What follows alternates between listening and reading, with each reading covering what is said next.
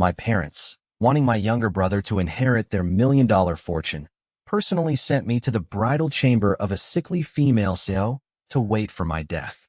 On our wedding night, my wife chained my wrists, her bloodshot eyes filled with obsession. She asked me, "Qin Jiang, if I break your legs, will you still dare to run away?" But when I looked at her familiar face, my heart trembled violently, because I had already died once. That fear, creeping from my very bones, tightened my grip on my breath faster than chains. My name is Qin Jiang. In this night of my past life, my parents forced me to marry into the Yan family so that my younger brother could inherit the family fortune. Everyone said that Yan Luan was a madwoman who had killed 7 men, and even my own parents believed that I should die in my brother's place. But the one who truly pushed me into hell was never her. Bai Chuchu was my fiancée who had loved me for 3 years, but behind my back she colluded with Qin Yun. They tricked me into stealing the Yan family secrets, and then harvested my kidney after I lost my usefulness. My parents and 5 older sisters knew the truth, yet they still forced me to donate blood again and again, just to keep Qin Yun alive.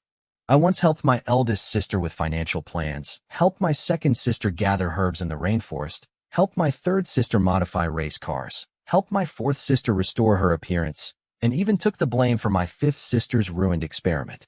All that 4 years of trying to please her only resulted in my whole family treating me like a blood bank, draining me until I was barely alive, and not even getting a kind word in return. On the 7th day before I died, Yan Luan, dressed in a blood-red dress, stormed into the ward and threw Bai Chuchu and the Qin family members at my bedside. She took back everything Qin Yun had taken from me, with interest, saying that no one was worthy to touch my things. Only then did I realize that although she was terrifyingly insane, she never intended to hurt me. But Bai Chuchu had already planted a bomb in the hospital room. I desperately tried to get Yan Luan to escape, but she fastened chains to our wrists, hugged me, and laughed, saying that I could never leave her in the next life. Before the explosion engulfed everything, I finally understood that her obsession wasn't imprisonment, but the fear of losing the only person she cared about. Having been given a second chance at life, I wanted to tell her immediately that I hated Bai Chuchu and would never again serve the Qin family. But the moment I uttered that name, Yan Luan's face instantly turned cold. Thinking I still harbored feelings for her ex, she tightened the chains again and left the room without looking back. I watched her retreating figure, suppressing her sorrow, and my chest felt like it was being ripped open. In my past life, I used her sincerity as a shackle, only seeing the truth when she died with me in the fire. In this life, I will reclaim the dignity and future that were stolen from me, and I will let Yan Luan know that I will never abandon her again.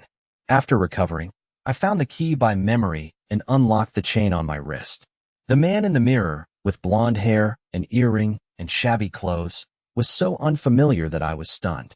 It turned out that Bai Chuchu had deliberately dressed me up like this all along, just to make Yan Luan hate me and trap me in her lies.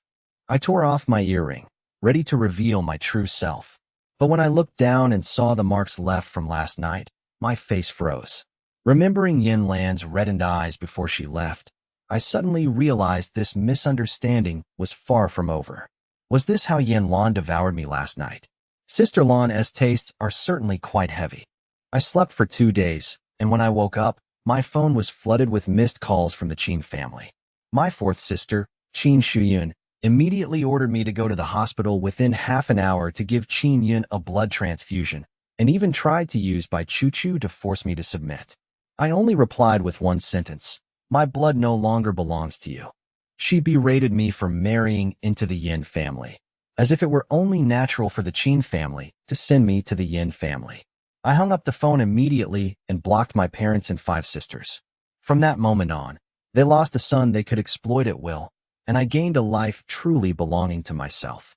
I was simmering pork bone soup when Yan Luan's younger brother, Yan Zhe, kicked open the courtyard gate. He immediately asked for that slovenly, good-for-nothing son-in-law, but seeing that I was clean-cut and calm, he mistook me for a servant and didn't recognize me as Qin Jiang, whom he claimed could be ordered around at will. Yan Zhe relayed Bai Chuchu's message, asking me to go to the hospital to give Qin Yun a blood transfusion and also demanding that I hand over my competition prize money to help him recover. He treats his younger brother like a treasure, but I'm treated like an animal. I smashed the newly sharpened machete at his feet, telling him, "Xinjiang is right in front of you." He backed away in fright, but quickly regained his arrogance, ordering me to go to the hospital with him or donate 2 bags of blood. He was convinced I was still a helpless son-in-law. But this time, I wasn't trying to escape Yan Luan. I just needed to borrow his private car to take the first step. I pretended to be afraid of the manor guards and dared not disobey them, then accepted the private card Yanze handed me and used a few sweet words to lower his guard. Once he relaxed, I used his access to leave Lianyue Manor to do something I had never dared to do in my previous life. An hour later, the manor's highest alert was suddenly sounded. The kitchen floor was covered in blood, and Yanze's clothes were still there. The servants assumed I had killed someone again. When Steward Su led his men into the kitchen, they found me covered in blood, nonchalantly chopping bones. They mistook me for the person lying on the ground and rushed over with a baseball bat. The crowd froze completely when the man cried out that he was Yanze.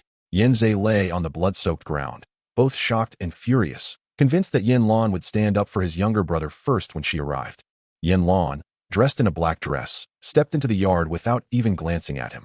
She swept her gaze across the mess in the kitchen, and her first question was, "Where have I been?" Yanze's face drained of color. He finally understood that in her heart, blood ties were no match for him. He rushed to complain, calling me selfish, cowardly, and unworthy of Yan Luan.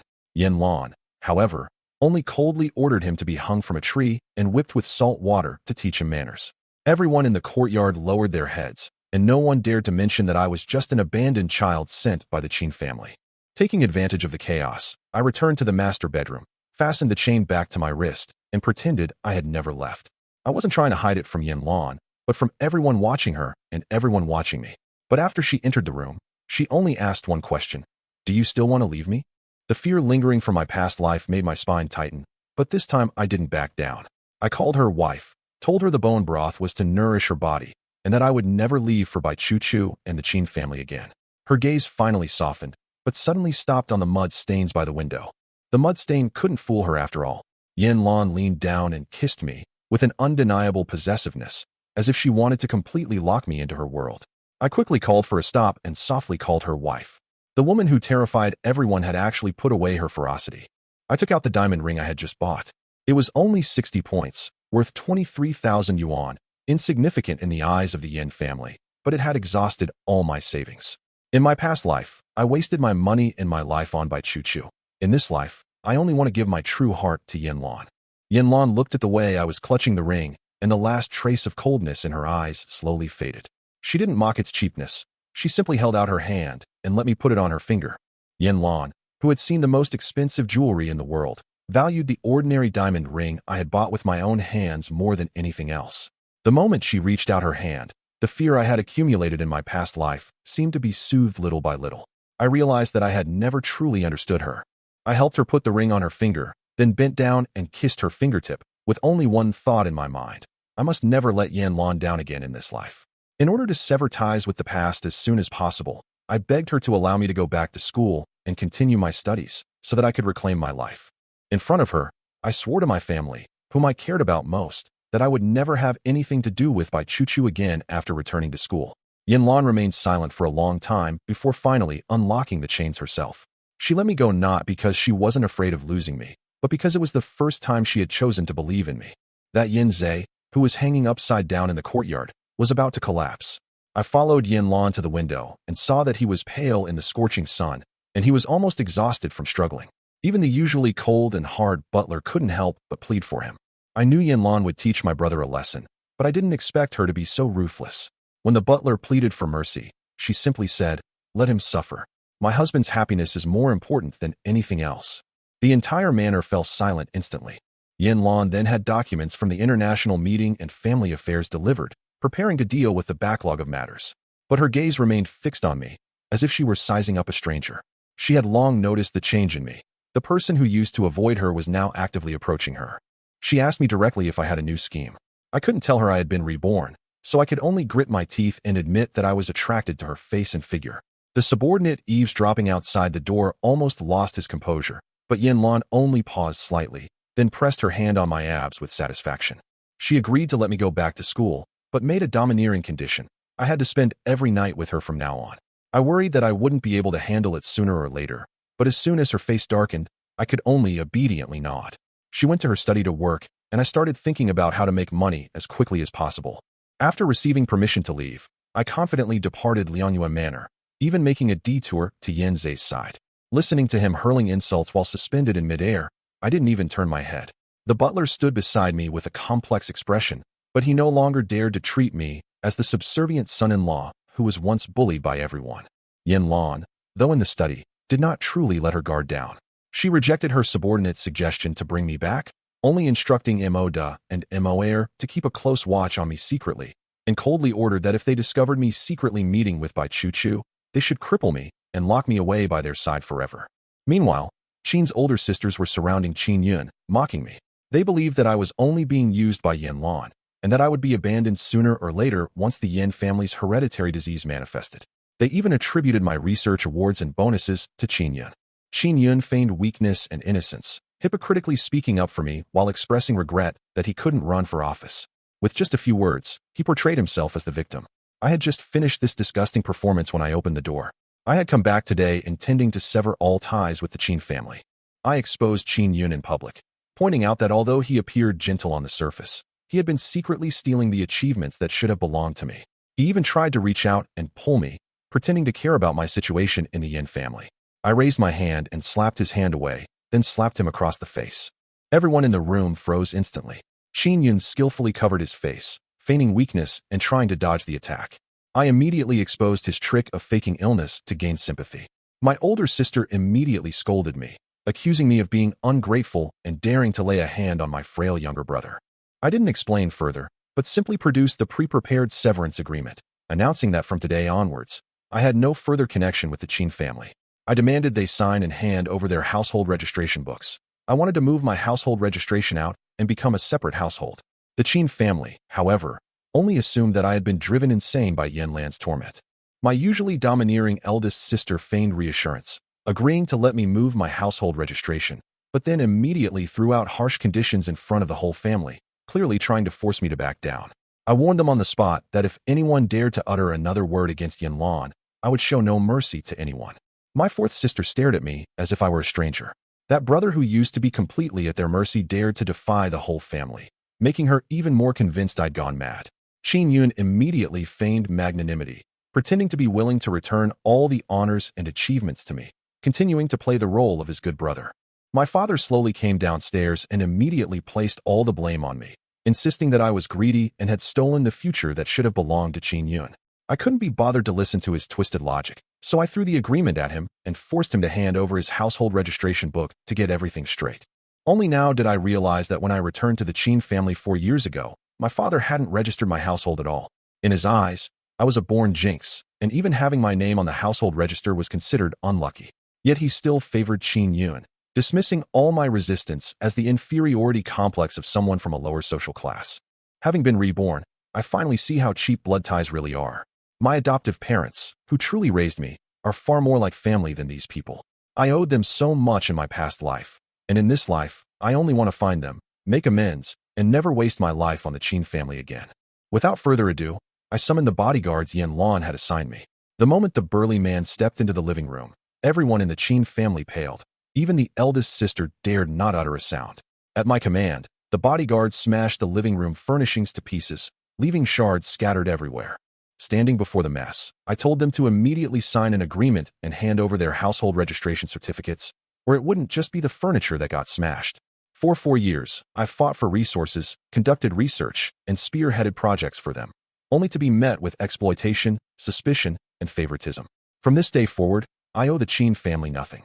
Qin Yun came over again to try and reconcile us, pretending to be willing to suffer as my son-in-law. I slapped him across the face, freezing his hypocritical expression. My fourth sister trembled with anger, listing all the benefits the Qin family had given me, but omitting a word about how they forced me to give up awards, donate money, and take the blame.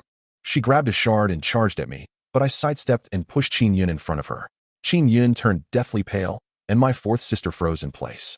Only at this moment did they truly see just how terrified their beloved little brother, whom they had cherished so dearly, was of death. My father, his face dark, threw the household registration book and agreement at me, cursing that I would be abandoned by Yan Luan sooner or later, and that I would come crying back to the Qin family begging to be taken in. I packed my things and left without looking back, leaving my father furious behind. Everyone believed that I couldn't survive without the Qin family.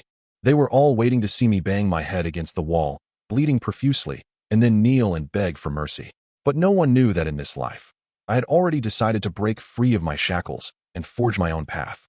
The Qin family didn't lose a useless person. They lost the last person they should have driven away. Meanwhile, Yan Luan stared intently at the diamond ring, completely oblivious to the multi-billion-dollar project. The executives were too intimidated to utter a sound, but she suddenly asked everyone if the ring was beautiful. Hearing the room full of praise, she immediately allocated 100 million to build a love park just for them. But the sweetness lasted only a moment. When she realized I hadn't returned, Yan Luan's gaze turned cold. She muttered to herself, "I'm so disobedient. Should I have my hands and feet cut off and be imprisoned by your side forever?" That morbid possessiveness made the person beside her afraid to even breathe too heavily. I settled my luggage and drove to Huajing University under the watchful eyes of the University of Melbourne and the University of Melbourne too. Just as I arrived at the school gate, Song Jie called, his voice urgent and angry. He berated me for being out of contact for several days, then told me that the school was preparing to expel me for allegedly destroying experimental materials. Song Jie earnestly urged me to stop taking the blame for my fifth sister, Qin Xinyan. My grades, my position as student council president, and my future couldn't be ruined for the sake of the Qin family. He was my brother when I was at my poorest. We endured hardship together and got into Huajing University together. In my past life, when Song Jie died, I didn't receive his last call for help. He and Jiang Kersen were poor but happy, but Bai Chu, jealous of Jiang Kersen's beauty and achievements, encouraged the rich second-generation Wu Yu to harass her, ultimately ruining their lives. Wu Yu toyed with Jiang Kersen and then abandoned her, even releasing her private photos. Driven to despair, Jiang Kersen committed suicide in front of Song Jie. Song Jie poured all his resources into the lawsuit, but even speaking out was difficult. In the end, he could only use his own death to protest the injustice. In my past life, I was imprisoned in Liangwe Manor by Yan Luan. After learning of Song Jie's death, I completely broke down and vented my anger on Yan Luan, even slapping her. I thought she would torture me, but to my surprise, she only bowed her head and apologized, letting me destroy the manor and never locked me up again. Now I understand that her imprisonment was never meant to destroy me. She simply didn't know how to love and was afraid of losing me. In this life, I will never run away from Yan Luan again, and I will never let Song Jie and Jiang Kersen repeat the tragedy of their past lives, becoming victims in Bai Chu's hands. I told Song Jie that I would never take the blame for Qin Xinyun again regarding this experimental subject matter. She should bear the consequences of her mistakes. Song Jie was stunned for a long time, then asked me if I had finally come to my senses, and if the old me would rather drive myself to the brink than let fifth sister get away with it. I didn't want to get entangled in the Qin family's mess anymore, so I turned to him and asked about ways to make money in high-prize competitions. Right now, I was penniless and needed to build up my financial resources first. Even the huge profits from short videos couldn't sustain the future. What's truly worth betting on is scientific research, patents, and artificial intelligence. But before that, I need to keep my student status and have the disciplinary action revoked. Song Jie was furious when he mentioned that I had used all of the 20,000 yuan research grant to curry favor with Bai Chu, and he scolded me for not being worth it. He advised me to give up, saying that Bai Chu was never short of men and had long been having an ambiguous relationship with a rich second generation. Hearing Bai Chu's name, the chill in my eyes could no longer be suppressed. In my previous life, before I died, I had already seen through her true colors. She was jealous of Jiang Kersen, personally plotted to ruin Song Jie's life, and treated me as an ATM and a tool to be used to drain blood at any time. She wore the veneer of pure innocence, but was more ruthless than anyone else behind the scenes. I suppressed my anger, asking only where Song Jie and Bai Chu were. Mo da and Mo air sensed the murderous intent in my tone, their expressions changing simultaneously, knowing that this time there was no way things would end peacefully. Song Jie hurriedly advised me not to act impulsively, saying that Bai Chu was cunning and had powerful backers, and that turning against her now would only lead to losses. Everyone assumed that I would still endure the humiliation for her and continue to be her ever-present lapdog. But this time, I only told him that I was already married. Bai Chu and I have nothing to do with each other anymore. I remember everything she owed me, everything she trampled on me for, everything she used me for. Now, all I feel for her is disgust. Song Jie on the other end of the phone was stunned. He knew better than anyone that I used to treat Bai Chu like my life. After a brief silence, he first expressed his relief that I had come to my senses, then pressed me to reveal who I had married, fearing that the Qin family might use me as a bargaining chip to force me into a marriage alliance. I told him that this marriage was of my own free will, and that my wife's looks and status far surpassed Bai Chuchu's. She was also the richest woman in Beijing. Song Jie was convinced I'd gone mad from Bai Chuchu's hurt, berated me for talking nonsense, and even threatened to take me to the hospital for a checkup. I couldn't be bothered to explain, so I just told him to keep a close eye on Jiang Kersen and make sure she never got near Bai Chuchu again. Just then, Bai Chuchu happened to catch Song Jie on the phone. She approached with a smile, not even bothering with pleasantries, and directly asked Song Jie to tell me to transfer the money to her immediately. She had her eye on a new luxury handbag, speaking as matter-of-factly as if ordering an obedient dog, unaware that I was no longer the Qin Jiang of the past. Every luxury item she owns is the result of my hard-earned money from staying up all night for competitions and working part-time jobs. But on campus, nobody knows the truth. Everyone just treats me as a joke. Students passing by kept mocking Song Jie and me for being poor and pathetic, saying that people like us didn't even deserve to be near the school beauty. In the past, for the sake of that secret relationship, I silently swallowed all the humiliation. Bai Chuchu enjoyed my devotion but never acknowledged our relationship, letting everyone trample on me like a lapdog. Song Jie finally couldn't take it anymore and publicly tore off her mask of greed and selfishness. He told everyone that he was married and that Bai Chuchu should stop trying to control him. But instead of being believed, he was met with undisguised laughter from the entire room. No one believed I could marry the richest man in Beijing, and no one believed the truth Song Jie told them. Bai Chuchu pretended to be aggrieved, secretly threatening Song Jie, and was certain I would eventually come back to beg her. Just as everyone was laughing their hearts out, the roar of a supercar suddenly echoed outside the school gate. A Bugatti, a one-of-a-kind car worth hundreds of millions, slowly drove into the campus. The entire school was alarmed, with everyone speculating that the heir of some top-tier wealthy family had arrived. Bai Chuchu immediately tidied her hair and deliberately placed her most expensive bag in a prominent position. She was convinced that this mysterious tycoon was after her, so she adopted a pure and aloof demeanor, waiting for him to make the first move. But the supercar stopped right in front of her and Song Jie. The black car windows slowly rolled down, revealing my face. I didn't even look at Bai Chuchu, but only spoke calmly to Song Jie, who was standing there dumbfounded. "Son, get in the car, don't just stand there." Song Jie froze completely. He never imagined that the person driving a top-of-the-line supercar was actually him, the one who had always been ridiculed by the whole school for being poor and trampled underfoot by Bai Chuchu. All his common sense was overturned. Without asking any questions, he opened the car door and got into the passenger seat.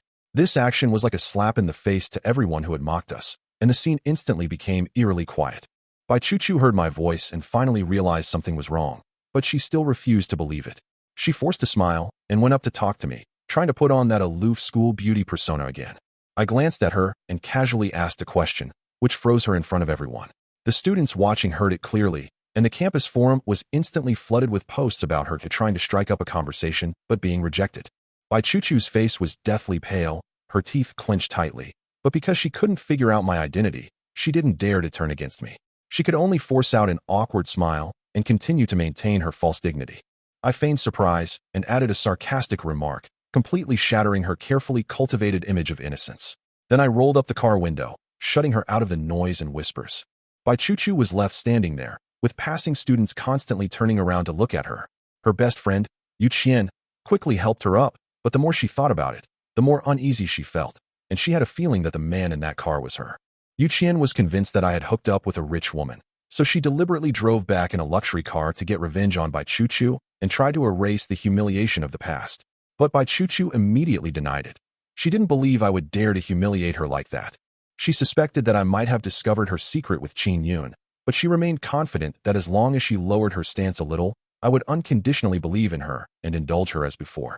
Yu Qian continued to flatter her, saying that the mysterious car owner might just be trying to get her attention with childish tricks. Bai Chuchu quickly felt relieved and even thought that a top-tier tycoon was a better match for her than she was. She feigned modesty, intending to give the car owner a chance to get closer to her, and even asked Yu Qian to find Song Jie and try to get his contact information, completely unaware of how ridiculous she was. Song Jie in the car was completely dumbfounded. He suspected that I had sold myself for money, yet he was also happy for my current changes, and he thought that I had been forced to bow down in exchange for wealth. Helpless, I told him that I was just in a normal relationship, and everything I owned was voluntary. It wasn't as dirty as he thought. Then I parked the car in a quiet, secluded spot. I was just about to tell Song Jie about my rebirth and everything that had happened these past few days when the car door was suddenly yanked open from the outside. A large hand grabbed Song Jie and dragged him out like a chick. As soon as Song Jie landed, he saw a woman with an astonishing aura bend down and get into the car.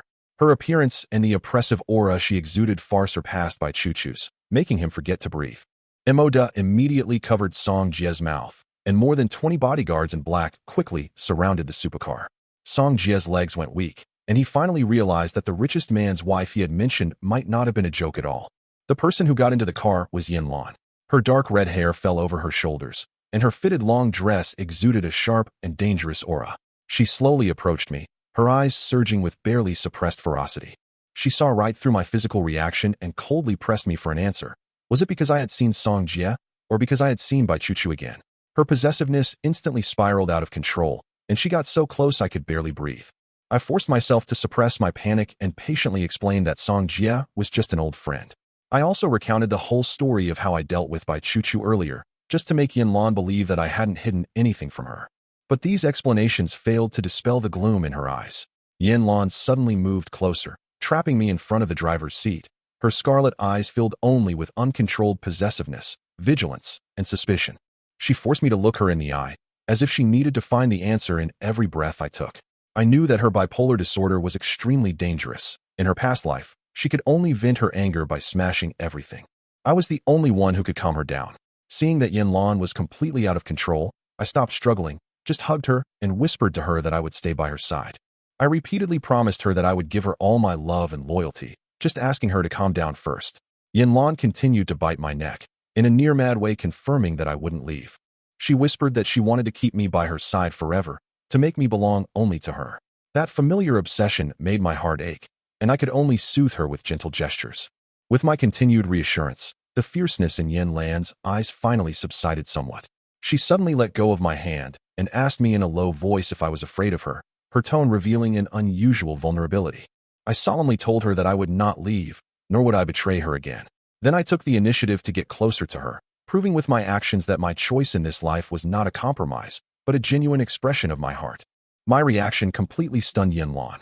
She was used to my resistance and thought I was just pretending to comply because I was afraid she would hurt Bai Chuchu, but she still craved this long-lost initiative.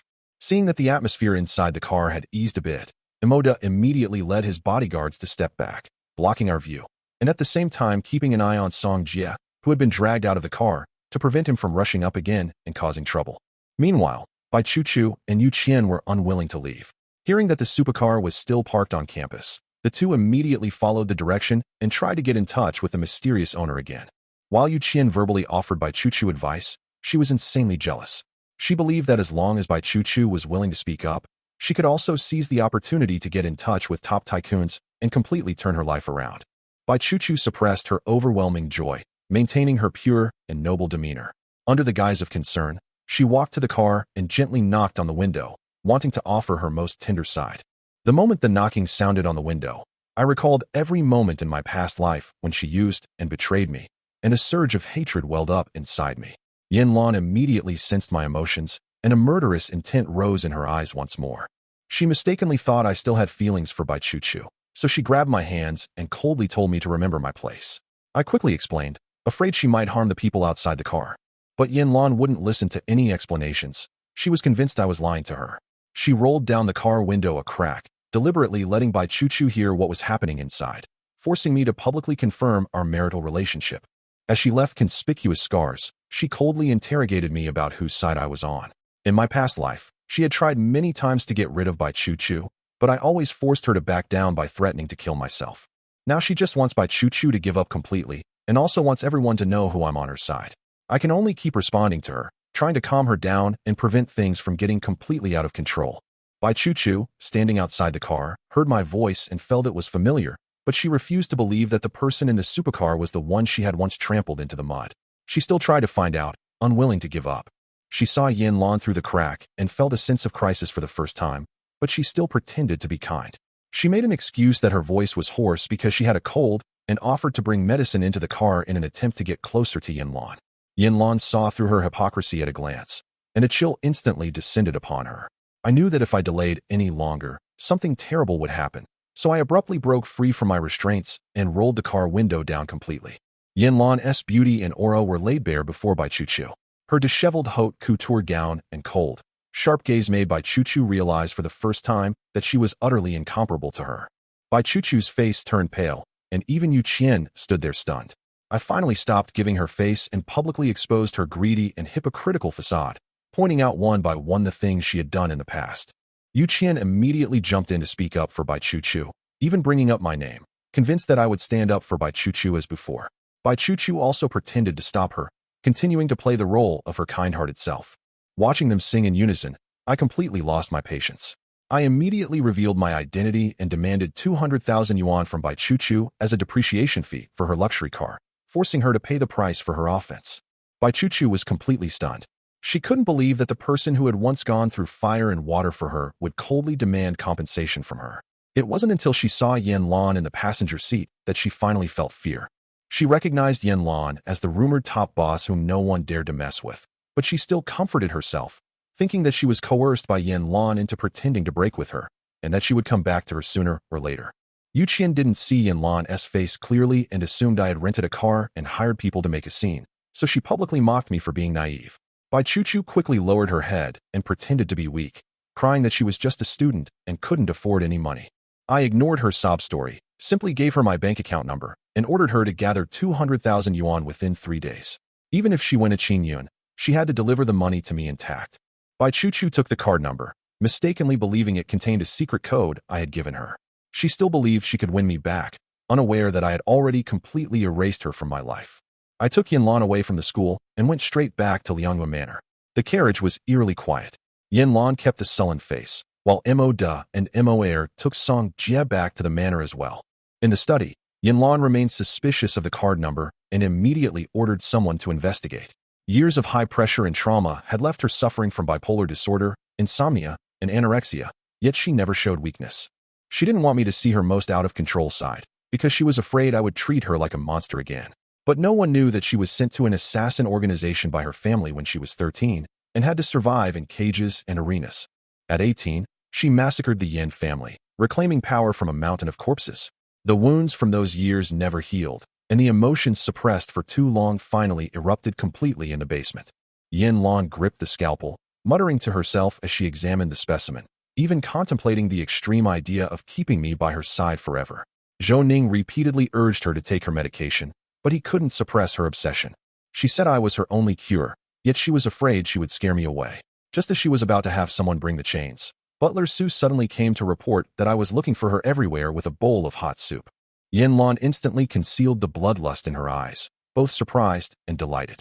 Butler Su, however, dared not be careless. After all, he had previously used her allergies to harm her, and he had to first verify that the soup was not poisonous. After confirming that there was nothing wrong with the soup, did Yan Luan accept it. She had her year-end bonus deducted because the housekeeper had tasted the soup without permission, and then she let me blow on the spoon to cool it down before feeding her the hot soup spoonful by spoonful. Looking at her pale and haggard face, I suddenly felt a pang of sadness. The misunderstandings and barriers accumulated in past lives slowly loosened in this bowl of hot soup, and I was finally willing to truly get close to her. In front of everyone, I promised to personally treat Yan Luan's illness and eradicate the root of her long-standing ailment. Once she was truly well, we would have children together and live out our lives peacefully. These words were like a ray of light, instantly shattering all the wariness in Yan Luan's eyes. Her ears turned red, and she stared at me blankly, as if she couldn't believe I would willingly entrust my future to her. Everyone around was stunned. The female CEO, who was rumored to be cold-blooded and ruthless, and feared by countless people, was now quietly leaning against me, like a child who had finally received candy. I took the opportunity to introduce Song Jie to her. Yan Luan was in a great mood and reached out to give him a top-of-the-line villa and a luxury car as a gift for their first meeting. Song Jie was completely stunned. He forcibly suppressed the urge to get rich overnight and gritted his teeth to refuse. He said that he considered me his brother and didn't want money to taint that relationship. Yan Luan simply said, "I'm willing to acknowledge her in front of my friends. That's more important than anything else. The villa and the car are just casual gifts to her, not worth mentioning at all." I held her hand tightly and admitted that I wasn't strong enough yet, but I would build my career as soon as possible and eventually stand shoulder to shoulder with her, giving her a true sense of security. Yan Luan didn't press for answers, nor did she express any doubt. No matter how far into the future I spoke of, she was willing to believe me, even willing to gamble everything with me, simply because that person was me. Before leaving, I reminded Song Jie to keep a low profile for now and not to spread today's events. There are too many wealthy students at Huajing University. Suddenly revealing his wealth would only bring him trouble and attract attention. Bai Chuchu hid in a corner and immediately called Qin Yun for help. She tearfully accused me of deliberately extorting money and was afraid of Yan Luan's retaliation, portraying herself as the victim in every word. Qin Yun lay in the hospital room, the slap mark on his face still fresh, but he refused to pay to settle the matter for her. He quickly called his fourth sister, Qin Shuyun, who doted on him the most, and pretended to be in a difficult position. Upon hearing my name, Qin Shuyun's anger flared immediately. She was convinced that even after leaving the Qin family, I remained restless, causing trouble everywhere and targeting Qin Yun. I was simply an inescapable jinx. Qin Yun hesitated before lending 600,000 yuan, saying that Bai Chuchu had only scratched Yan Luan's car, yet he was demanding exorbitant compensation. He also mentioned that he had been undergoing medical treatment for many years and had no savings whatsoever. Qin Shuyun, a former film queen, is now a director and screenwriter, and she's not short of money. But the more she listened, the more she felt that this was me using this as an excuse to get back at Qin Yun, and that I absolutely couldn't let her have my way. She patted Qin Yun's head to comfort him, first transferring 1 million yuan to him for medical treatment and living expenses, and then promising that she would handle the compensation matter and personally go to Huajing University the next day to settle accounts with me. In her eyes, each child in the Qin family receives 300,000 yuan a month for living expenses, so it's normal that Qin Yun is weak and has no savings. I must be desperate for money to deliberately nitpick about this. As night fell, I arranged for someone to quietly escort Song Jie away. Liangyuan Manor fell silent again, with only the sound of the wind passing through the long corridors, as if dragging the entire manor into deep shadows. Yan Luan stood alone in front of the French windows in the study, repeatedly stroking the diamond ring I had given her. Her back was still straight, but it couldn't hide a loneliness that seemed ready to be swallowed by darkness at any moment. Zhou Ning anxiously told her that the medication had become ineffective, and her insomnia and loss of appetite were worsening. The medical team advised her to go abroad for 3 months of recuperation, otherwise her body might not be able to hold on for much longer. The curse that no woman in the Yan family would live past 25 was like a knife hanging over her head. Yan Luan dared not let me know, fearing that I would leave her immediately if I learned the truth. She asked Zhou Ning to retrieve the chains, intending to lock herself in the basement and use self-imprisonment to suppress her out-of-control emotions. Zhou Ning pleaded with her, saying that it was pointless to sacrifice her life to keep her alive. Yan Luan, however, was only afraid that I would be taken away by another woman. She would rather keep me locked by her side than accept losing me. Just when the atmosphere reached its peak, I pushed open the door and entered, carrying a bowl of snow lotus bird's nest. Throughout the entire manor, I was the only one who could enter her study without being announced. Looking at her thin and weary figure, I finally understood the truth behind her illness and shortened lifespan in her previous life. A pang of sadness welled up in my heart after my rebirth. This time, I didn't want her to suffer alone anymore. I decided to accompany her to find out the cause of her illness and pull her out of the darkness that had trapped her for so many years. Yan Luan turned around hastily, her eyes filled with helplessness. She was afraid that I would see her at her most vulnerable, and even more afraid that if she lost control, she would push me far away again and never dare to come back. I pulled her to my side and told her to focus on getting better first. I had never been gentle with her in the past, only letting her suffer alone in pain and obsession. Now I wanted to make it up to her little by little. I personally fed her the bird's nest soup, then pressed acupoints on the top of her head to soothe her tense nerves. Butler Su and Zhou Ning, already wearing protective gear, stood guard nearby, not daring to approach. They thought Yan Luan might have a seizure at any moment, but to their surprise, she sat quietly, letting me massage her. The two were utterly shocked and could only quietly leave the study, continuing to stand guard outside the door. I took out the calming essential oil, warmed it by rubbing it in my hands, and gently pressed it onto her shoulders and neck. This was originally something I had prepared for my eldest sister, Qin Mayun, but now it was finally being used on someone who truly needed it. These techniques come from the medical skills passed down by Qin's disabled second uncle. In my past life, I used my skills to please everyone, but in this life, I only want to use them to protect Yan Luan and free her from the torment of illness. Zhou Ning and Butler Su both felt it was futile. Even top doctors were helpless against Yan Luan's insomnia. But just then, an untimely figure barged into the study, intending to cause me trouble. The man had assumed Yan Luan had lost control in the basement and could teach me a lesson. But when he rushed in, He found Yan Luan sleeping peacefully, the only sound in the room being her even breathing. Zhou Ning and Butler Su were both stunned that a set of massage and essential oils could alleviate such a world-class, stubborn insomnia.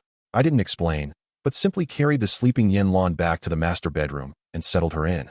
A desk had long been prepared for me in the master bedroom, with my name engraved on the corner. Looking at that carefully chosen favoritism, my heart tightened, and I secretly vowed to become strong as soon as possible. I must build my own business empire, so that I can stand shoulder to shoulder with the Yan family sooner or later, and Yan Luan will no longer have to bear all the storms alone. And the first bargaining chip to counterbalance the Qin family is right in front of me.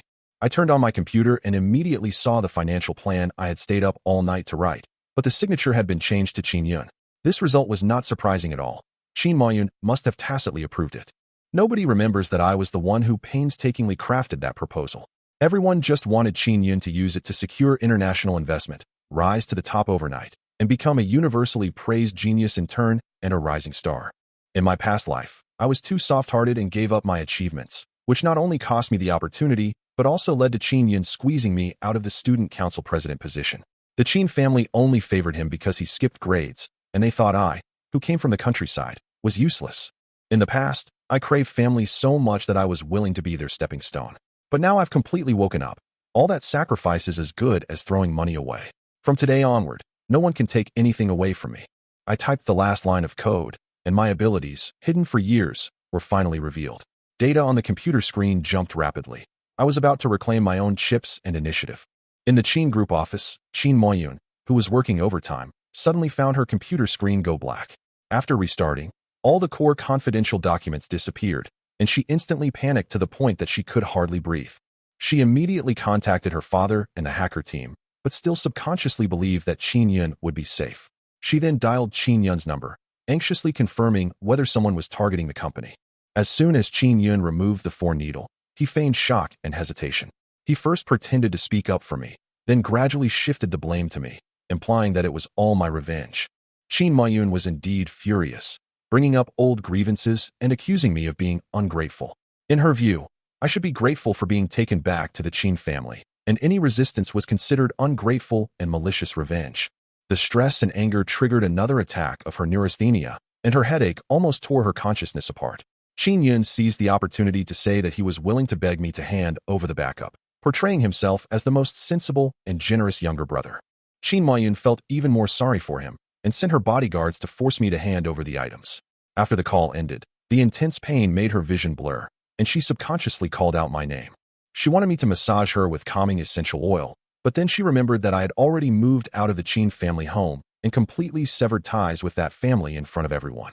The assistant searched the entire office, but found only empty essential oil bottles. Qin Mayun suddenly felt a strange irritation, as if something that had always been there was completely disappearing from her grasp. But she remained haughty and refused to admit it, thinking only that Qin Mayun was throwing a tantrum and trying to win favor. The next day, without the calming essential oil, Qin Mayun couldn't hold on any longer and was rushed to the hospital for an drip. The once sophisticated and powerful female So was deathly pale, her spirit nearly broken by the excruciating pain. Even so, she still refused to admit that the massages and essential oils came from me. She stubbornly believed that Qin Yun was lucky and knowledgeable in traditional Chinese medicine, which was why he had been able to suppress her long-standing ailment. In Qin Mayun's eyes, my techniques, which I learned from the countryside, were cheap and laughable. Even the essential oils that she personally poured out were not worthy of her life. From beginning to end, it was all just my wishful thinking. On the other side, when Zhang Mengyao, Qin Yun's mother, came home and saw the injury on his face, she didn't even ask what happened. She immediately blamed all her anger on me, concluding that I had bullied him again.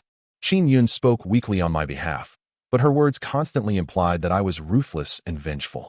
My mother grew even more disgusted with me, convinced that I was of humble origin, wicked, and a jinx to the Qin family. My fifth sister, Qin Xinyun, rushed to the ward and said that I had moved out of the Qin family and severed all ties.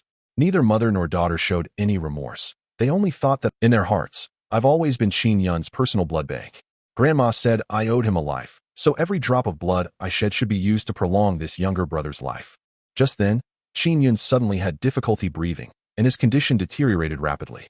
My mother immediately ordered my fifth sister to go to Huajing University, saying that even if she had to tie me up, she had to bring me back to the hospital for a blood transfusion to save him. The rare P-type blood is possessed only by Qin Yun and me in the entire country. They naturally assumed that since I was healthy and the older brother, I should unconditionally sacrifice myself to fill all the gaps in his life. Qin Moyun's assistant quickly relayed the news of Qin Moyun's emergency treatment to the hospital. His mother, however, stayed by the operating room, even asking Qin Moyun to come and take care of her younger brother after she recovered, setting a good example. The cold command coming through the earpiece made Qin Moyun experience being ignored for the first time. She suddenly remembered that when she was seriously injured and hospitalized years ago, none of her family members came to visit her either. That time, I fell and broke several bones while helping my mother put on glow-in-the-dark stars, but my family said I was faking illness to win their favor. Qin Moyun knew the banana peel might have come from her fourth sister, but she chose to remain silent and cover up the truth. Now, lying in a hospital bed with no one to care for me, she vaguely understands how desperate I was back then. Yet she remains arrogant, plotting to grant me another chance to go home when I returned to the company for a massage. She even assumed I was just throwing a tantrum and would beg her again 2 days later. But the empty essential oil bottle and the recurring headaches made her feel uneasy for the first time. I held Yan Luan and slept soundly through the night. When I woke up in the morning, she was clearly awake, but she was frozen in my arms, afraid to move, as if she was afraid that even the slightest movement would startle me away. This woman, who controls the business world of Beijing and inspires fear in countless people, was as humble as a child beside me. I didn't sleep a wink all night, wanting only to cherish the rare moment when she slept peacefully. Yan Luan was unusually clingy after falling asleep, snuggling into my arms and refusing to let go. Thinking of how I broke Bai Chuchu's heart in my past life, I felt both guilty and relieved. I was just about to tease her a bit, and also remind Zhou Ning and Butler Su outside the door that they had been waiting for a long time. Butler Su had been waiting from dawn until noon, complaining with a bitter face that he felt like he had been banished to the cold palace. Zhou Ning, however, saw through her. He said that Yan Luan was wary of everyone, but she would truly relax when she was around me. Just as I was about to get up, she reverted to her dangerous and domineering demeanor. With just a simple, "I'm hungry," she stopped me in my tracks as I was about to leave. I was no longer afraid of her and tried to cheer her up, but in the end, she forcefully took over the entire situation. 2 hours later, I stumbled out of the bathroom, my legs feeling weak. Yan Luan, however, stood before her vanity, radiant and full of life, looking far more vibrant and beautiful than ever before. At 2 o'clock in the afternoon, the master bedroom door finally opened. Yan Luan walked in front, looking radiant, while I followed behind, my face pale. The stark contrast left all the servants stunned. Butler Su immediately stepped forward to tease me about my poor health, and I could only tap him to cover my embarrassment. Zhou Ning came to my rescue in time, taking me to the dining room and having the kitchen prepare a nourishing meal. Everyone understood that my state of mind was crucial to Yan Lan's ability to remain calm. Since I moved into Liangyue Manor, this lifeless house has finally been filled with warmth and laughter. To the maid's surprise, Yan Luan actually went into the kitchen herself. She had never cooked for anyone before, yet she awkwardly cooked a bowl of oyster porridge and carefully pushed it in front of me. I stared at the bowl of nourishing porridge, instinctively thinking she was about to torment me again, and my expression froze. Yan Luan noticed my hesitation. The light in her eyes quickly dimmed, and the atmosphere in the manor suddenly turned cold. I immediately explained that it wasn't out of disdain, but rather because I cherished her feelings so much. I tilted my head back and finished the whole bowl of porridge, then ladled out another bowl, blew on it to cool it down, and handed it to her, making a point of eating with her. Yan Luan lowered her guard and ate the most she had in a long time. I finally realized that she wasn't inherently cold-blooded. She was just too starved for love and too afraid of being abandoned. Just as I was figuring out how to care for both her and myself, Song Jie sent me a message. The school was preparing to publicly expel me. Li Hao's revenge had finally come knocking on my door ahead of schedule. In my past life, I was branded with shame because of this punishment, and I must never repeat the same mistake. I didn't hide it from Yan Luan. I told her the truth directly and asked her to personally escort me back to Huajing University. Yan Luan outwardly agreed, but the thought of trapping me in the manor flashed through her mind. However, my honesty and dependence quickly shattered her dark thoughts, making her unable to bear to stop me any longer. I ruffled her long hair and, for the first time without hesitation, told her that I loved her. Yan Luan froze, still unable to believe that someone as monstrous as her could be truly chosen. I stopped her from overthinking and leaned down to kiss her. The people in the living room immediately dispersed, leaving only her clutching my clothes, hiding all her unease and possessiveness in her response. After a brief moment of tenderness, Yan Luan personally drove me to school. Before I got out of the car, she still held onto my hand and wouldn't let go, as if she had to make sure I really would come back before she would let me go. I dragged my still somewhat weak body into Huajing University, and Yan Luan had just answered the phone with Butler Su when she heard the news. The third young master of the Yan family was threatening to jump off a building in the hospital. On the phone, Butler Su pleaded with Yan Luan to go to the hospital and persuade the third young master of the Yan family, who was about to jump off the building, to stop. Yan Luan didn't even flinch, saying that he could make a scene if he wanted, and if something really happened, they could clean up the mess. She had no interest in dealing with anyone's emotions. She immediately reprimanded Steward Su for meddling in other people's business and banished him to the back mountain to take care of the fiercest White Lion general. Steward Su was filled with helplessness and heartache, but he only dared to lower his head and accept the order, not daring to say another word for the third young master. Only after Yan Luan's car had completely driven away did I straighten my body, which had been feigning weakness, and let out a long breath. I had always restrained myself in front of her, not to show weakness, but simply because I couldn't overexert myself at this moment. No one knew that while I seemed to be suppressed by her, I was actually gathering strength all along. My rebirth was never about winning by doing nothing, but about giving me the opportunity to reclaim the dignity, future, and resources that had been taken from me, one by one. As soon as I stepped into the school gate, I was recognized by passing students. The video of the supercar stopping in front of Bai Chuchu yesterday had already gone viral on Tieba, a Chinese online forum, and I instantly became the most conspicuous person in the entire Huajing University. In their eyes, my renting a car yesterday to show off and walking to school today only confirmed my vanity lie. Coupled with the public announcement of my expulsion, everyone treated me like a joke.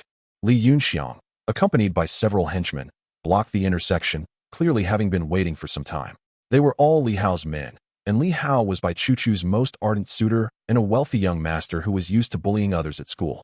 Li Hao had long hated me for getting close to Bai Chuchu, and now he was convinced that I had ruined his chance to get a master's degree. He seized the opportunity of my disciplinary action, clearly intending to unleash all his resentment on me at once. The students around me pointed and whispered. Some were surprised that I actually looked good after cutting my exaggerated hairstyle, but many others still insisted that I came from a poor family and that I had fallen to this state because I tried to marry the school beauty. I didn't even bother to glance at them and walked straight ahead. In my past life at Lianghua Manor, I was forced to train in countless martial arts techniques, and these students who only knew how to bully others were no match for me. Seeing that I ignored his provocation, Li Yunxiang immediately reached out to block my way. Just then, Bai Chuchu walked out from behind the crowd, arm in arm with Li Hao. Li Hao stared at my face, his eyes filled with barely suppressed jealousy. He threw the expulsion notice at my feet, forced me to kneel and kowtow in public, and even demanded that I run naked to apologize. He blamed my failure to get into graduate school entirely on me, wanting only to completely ruin my reputation and future, making it impossible for me to ever recover. My fifth sister, Qin Xinyun, suddenly rushed into the crowd and reached out to pull me to the hospital to give Qin Yin a blood transfusion. In my past life, I was tricked by her sweet words and ended up taking the blame for everyone and losing my place in school. In this life, I sidestepped her hand without retreating even half a step. Qin Xinyun lost face in public, her face immediately darkening, but she still maintained the demeanor of an elder sister, ordering me to leave with her immediately. When she reached out again, I anticipated her move and gently tripped her, causing her to fall onto the expulsion document. I knew it was just a photocopy. Without the principal's signature, it was invalid. In my past life, I fell into a coma after having my blood drawn, which caused me to miss my chance to turn the tables. This time, I picked at my ear and coldly told Qin Xinyun not to try to force me to bow down with her so-called family ties. I owe no one in the Qin family anything anymore. The students were all stunned. No one expected that I, who had always kept quiet, would dare to contradict the fifth young lady of the Qin family in public. Even less did anyone expect that my next sentence would reveal the truth about the destruction of Li Hao's graduate school application experiment. I pointed out that the person who actually damaged the experimental equipment was not me, but Qin Xinyun. Her expression changed drastically as she finally remembered that she had indeed damaged the equipment that day, but Qin Xinyun had managed to brush it off with a few words. Qin Xinyun looked at Li Hao and Bai Chuchu, a hint of suspicion appearing in her eyes for the first time. Bai Chuchu immediately supported her, and with a few words, she portrayed me as a down-on-my-luck madwoman suffering from excessive pressure and mental instability. She spoke gently and considerately, and most of the onlookers immediately believed her. But Qin Xinyun's expression grew increasingly grim, because the more Bai Chuchu tried to cover for her, the more it seemed like she was trying to hide something shameful. The commotion alerted Su Rongguang, the director of the school committee. He pushed through the crowd and publicly accused me of damaging experimental materials and fraudulently claiming a research gold medal. He announced that I would be expelled for serious misconduct and that I would be publicly punished. Everyone was waiting for me to confess, but I instead reported Li Hao for stealing confidential school documents and for bullying students and acting recklessly on behalf of his father, who was a school leader, and even for using his power to tamper with the results of school reviews. The crowd erupted instantly. Li Hao's expression changed, and he immediately denied it, afraid I would say more. Director Su stated on the spot that even if his father was a school leader, he would not tolerate it if the evidence was conclusive. But Director Su turned around and still criticized me severely, saying that I was originally the top student and the student council president. But I had committed so many fundamental problems, which really disappointed the school and made all the teachers who had high hopes for me feel heartbroken. When he suggested summoning my parents, I calmly told him that I had long since severed ties with the Qin family and that no one could make decisions for me now. This statement shocked everyone and made Qin Xinyun's face turn extremely pale. Qin Xinyun, constrained by public opinion, temporarily gave up on forcibly taking me for a blood transfusion and softened her tone, trying to explain on my behalf. However, I immediately brought up every single old grievance I had made for her over the years, including taking the blame, being punished, and being scolded. I told her that I had long been fed up with sacrificing for Qin Yun and taking the blame for everyone. Qin Xinyun was speechless, and for the first time, genuine guilt and embarrassment surfaced in her eyes, but that guilt came far too late. Just then, her mother's voice message came through her phone. Zhang Mingyao called her a disgrace to the Qin family, saying that she was only fit to give blood transfusions to Qin Yun to prolong his life, and that she didn't deserve anyone's sympathy, let alone step into the Qin family's door again.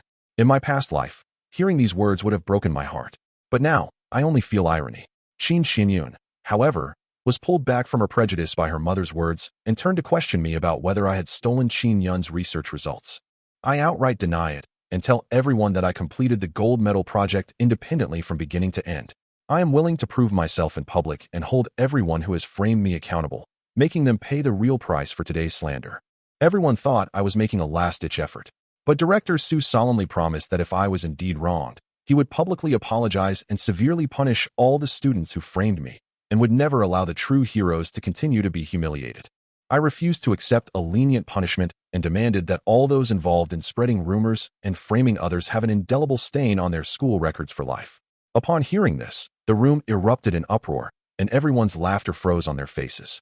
Yu Qian was the first to jump out and mock me, saying that I had no evidence at all. Bai Chuchu also pretended to advise me not to make a big deal out of it, but in reality, she had already held on to the so-called evidence, waiting to completely crush me and make sure I never had a chance to turn things around. Soon, the school committee leaders led everyone into the conference room. The school determined that I had stolen Qin Yun's work and fraudulently claimed the gold medal, which was a serious violation of school discipline. The atmosphere was extremely tense, and everyone's eyes held a judgmental tone. Faced with the department head's stern rebuke, I only felt ridiculous. No one was willing to listen to my explanation. They had already prejudged me as greedy, immoral, and a disgrace unworthy of remaining at the school. The drawings Bai Chuchu submitted were exactly the same as the award-winning work, and the department head immediately demanded that I return the 20,000 yuan prize money. All the charges were easily pinned on my head, like a pre-written trial. I calmly explained that the prize money had already been spent. I had used my own money to buy a ring for my wife, Yan Luan, and now I had no extra money to give back to the school. This honor and prize money should rightfully belong to me. This statement drew a chorus of laughter. Everyone thought I was using stolen prize money to show off, attracting Bai Chuchu with rented sports cars, and shamelessly fabricating the lie of having a top-tier wife. But they didn't know that what I spent was my own hard work and effort. Li Hao immediately seized the opportunity to humiliate me, saying that I had no bottom line for vanity and even dared to steal academic honors. Li Yunxiang and others joined in the commotion, even pressuring me to take out a nude loan to repay the debt, threatening to make me pay for my actions. They have no bottom line when it comes to currying favor with Li Hao and Bai Chuchu. These people even labeled me as a gambling addict, unaware that the so-called rumors were all fabricated by the Qin family to protect Qin Yun, and they never gave me a chance to explain. Qin Xinyun finally spoke again, accusing me of being physically healthy yet lacking ambition, of not cherishing my well-off family, and instead deliberately feigning poverty to gain sympathy and compete with Qin Yun for my family's attention. She kept saying it was for my own good, but she never truly understood my situation. Butler Su pleaded with Yan Luan to go to the hospital and persuade the third young master of the Yan family, who was threatening to jump off a building, to stop. Yan Luan, however, remained unmoved, saying that he could make a scene if he wanted, and that someone would clean up the mess if something really happened. She immediately reprimanded Steward Sue for meddling in other people's business and banished him to the back mountain to look after General White Lion. Steward Sue was helpless and could only lower his head and accept the order, not daring to say a word. Only after Yan Luan had completely left did I straighten up my body, which I had been feigning weakness. My restraint just now wasn't a sign of weakness, but rather a way of ensuring I didn't overexert myself and had to conserve my strength for a comeback. Upon entering Huajing University, the video of me driving a supercar and the public announcement of my expulsion made me the focus of the entire campus.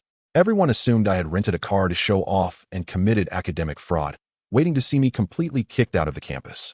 Li Yunxiang, along with Li Hao's henchmen, blocked my way. Li Hao was not only Bai Chuchu's most ardent suitor, but he also blamed me for failing to get into graduate school and for the experimental accident, wishing he could destroy me. He threw the dismissal notice at my feet, forced me to kneel and kowtow, and even demanded that I run naked to apologize. The onlookers joined in the jeering. No one believed that I, who had once endured so much, would dare to fight back. My fifth sister, Qin Xinyun, suddenly rushed over and reached out to take me to the hospital for a blood transfusion for Qinyun. In my past life, I was deceived by her sweet words and ended up taking the blame for all the crimes, even having my school registration destroyed. In this life, I directly avoided her hand and coldly told her to stop using family ties to pressure me. I then pointed out that the person who actually damaged Li Hao's graduate school equipment was not me, but Qin Xinyun herself. Qin Xinyun's expression changed instantly. She finally remembered that she had made a mistake before, but Qinyun had managed to cover it up with a few words.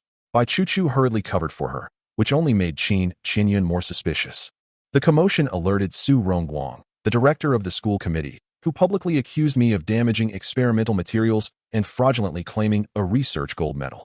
He was prepared to expel me for serious misconduct, and everyone was waiting to see me confess.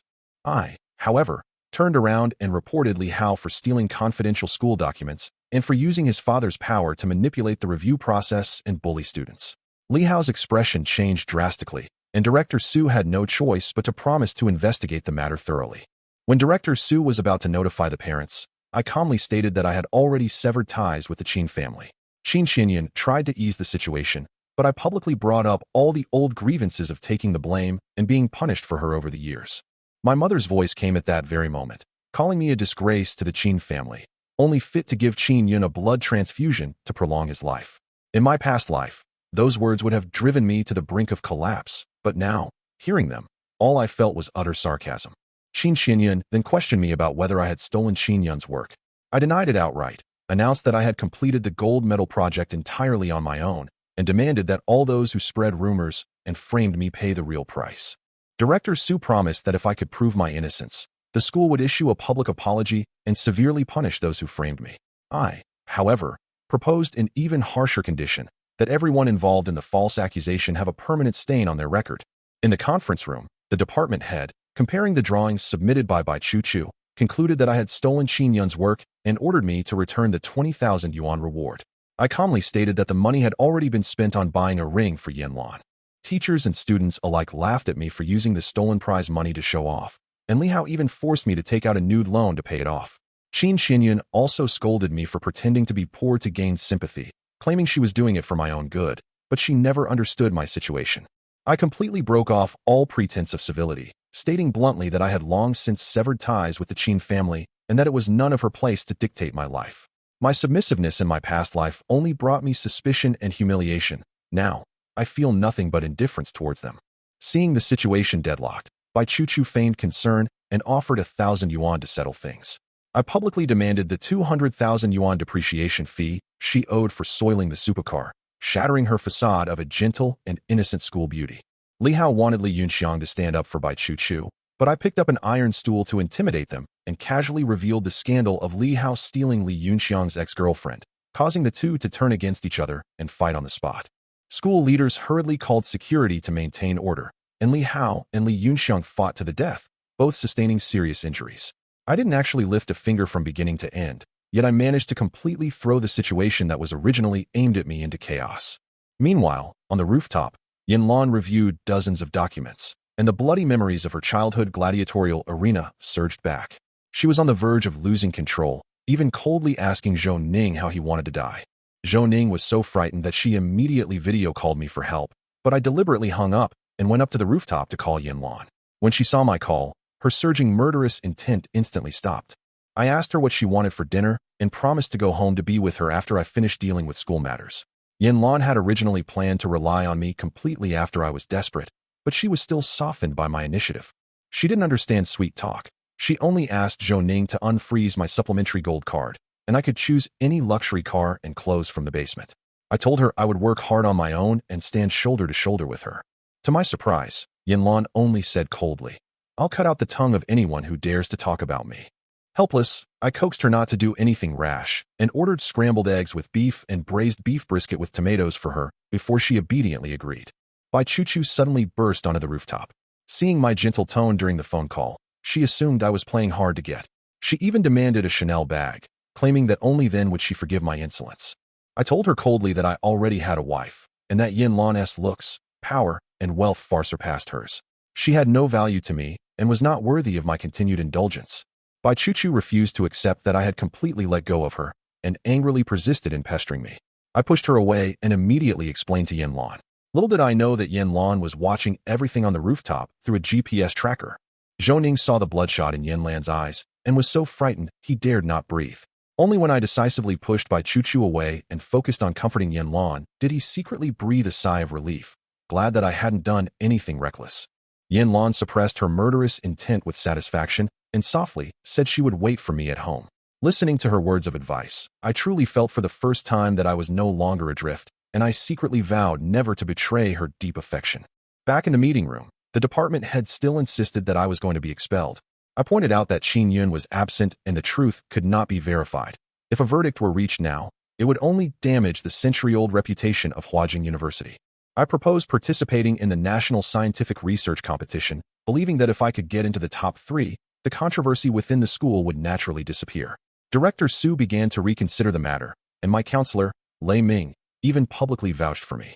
Lei Ming promised that if I didn't get into the top 3 in the national competition, he would resign voluntarily, and Director Su also promised to give me a research project worth tens of millions of yuan if I succeeded.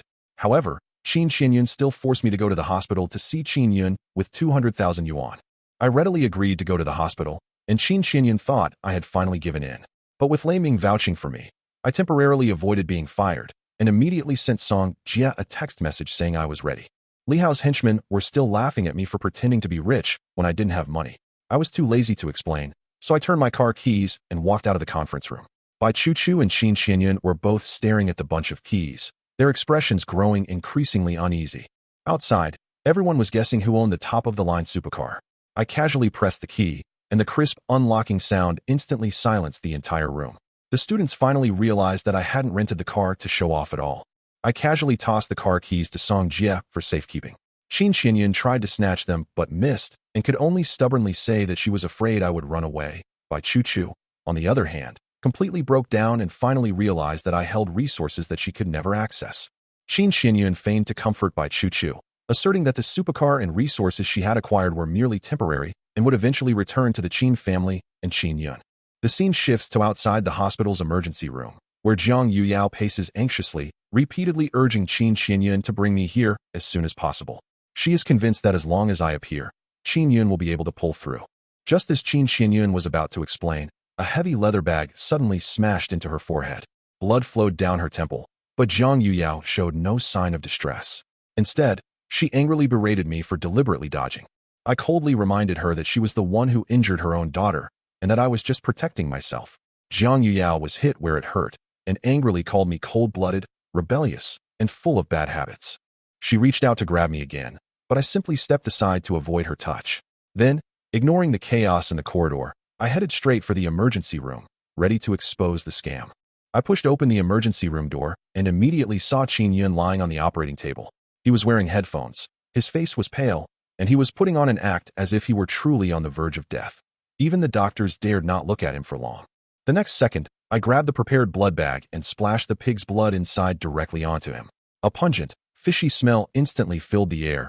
Qin Yun screamed in agony, and the entire emergency room descended into chaos. I stared at his contorted face and told him coldly, "Haven't you always wanted me to give you blood to keep you alive? Since you like blood so much, I'll let you see it to your heart's content today. The doctors and nurses were all frozen in place. No one had expected the emergency room to turn out like this. Qin Xinyun, with a bandage on her forehead, rushed in, immediately shielding Jiang Yuyao and angrily accusing me of intentionally hurting someone. She insisted that the pig's blood would infect Qin Yun, but the attending physician looked embarrassed. He knew better than anyone that Qin Yun didn't have a serious illness that required frequent surgeries. It was just that no one dared to expose the truth. I walked up to Qin Yun and ripped open his hospital gown. When his smooth, clean abdomen was exposed to everyone, the lie about long-term surgery and relying on blood transfusions to stay alive completely collapsed. There were no scars, no wounds, and no signs of illness. Qin Yun had been feigning illness for years, just to use me as a walking blood bank and steal all the Qin family's resources and favoritism.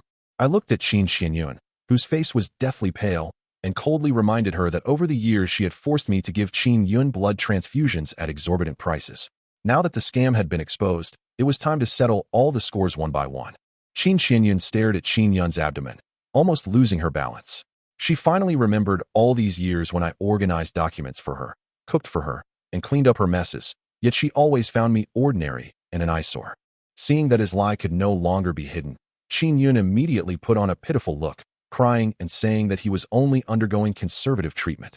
But Jiang Yuyao still sided with him, convinced that I was maliciously retaliating against my brother. This time, Qin Xinyun finally saw Qin Yun's face clearly. Her pent-up anger exploded completely. In front of everyone, she pushed him to the ground and slapped him hard across the face. Jiang Yuyao immediately shielded Qin Yun, instead accusing Qin Xinyun of being bewitched by me. She would rather believe my wickedness than accept that her most beloved son had deceived the whole family for so many years. Qin Xinyun finally understood what it meant to be in the Qin family. Being misunderstood, scolded, and forced to sacrifice, yet still having to be completely open and honest with everyone. She now realized how suffocating that kind of life was. She took out her bank card to apologize to me, wanting to make amends with money. I casually asked for the pin, and she instinctively gave me a date, which turned out to be Qin Yun's birthday, not mine. I coldly exposed how ridiculous this so-called compensation was. The Qin family seemed to treat everyone equally, but in reality, they never truly remembered a single thing I did.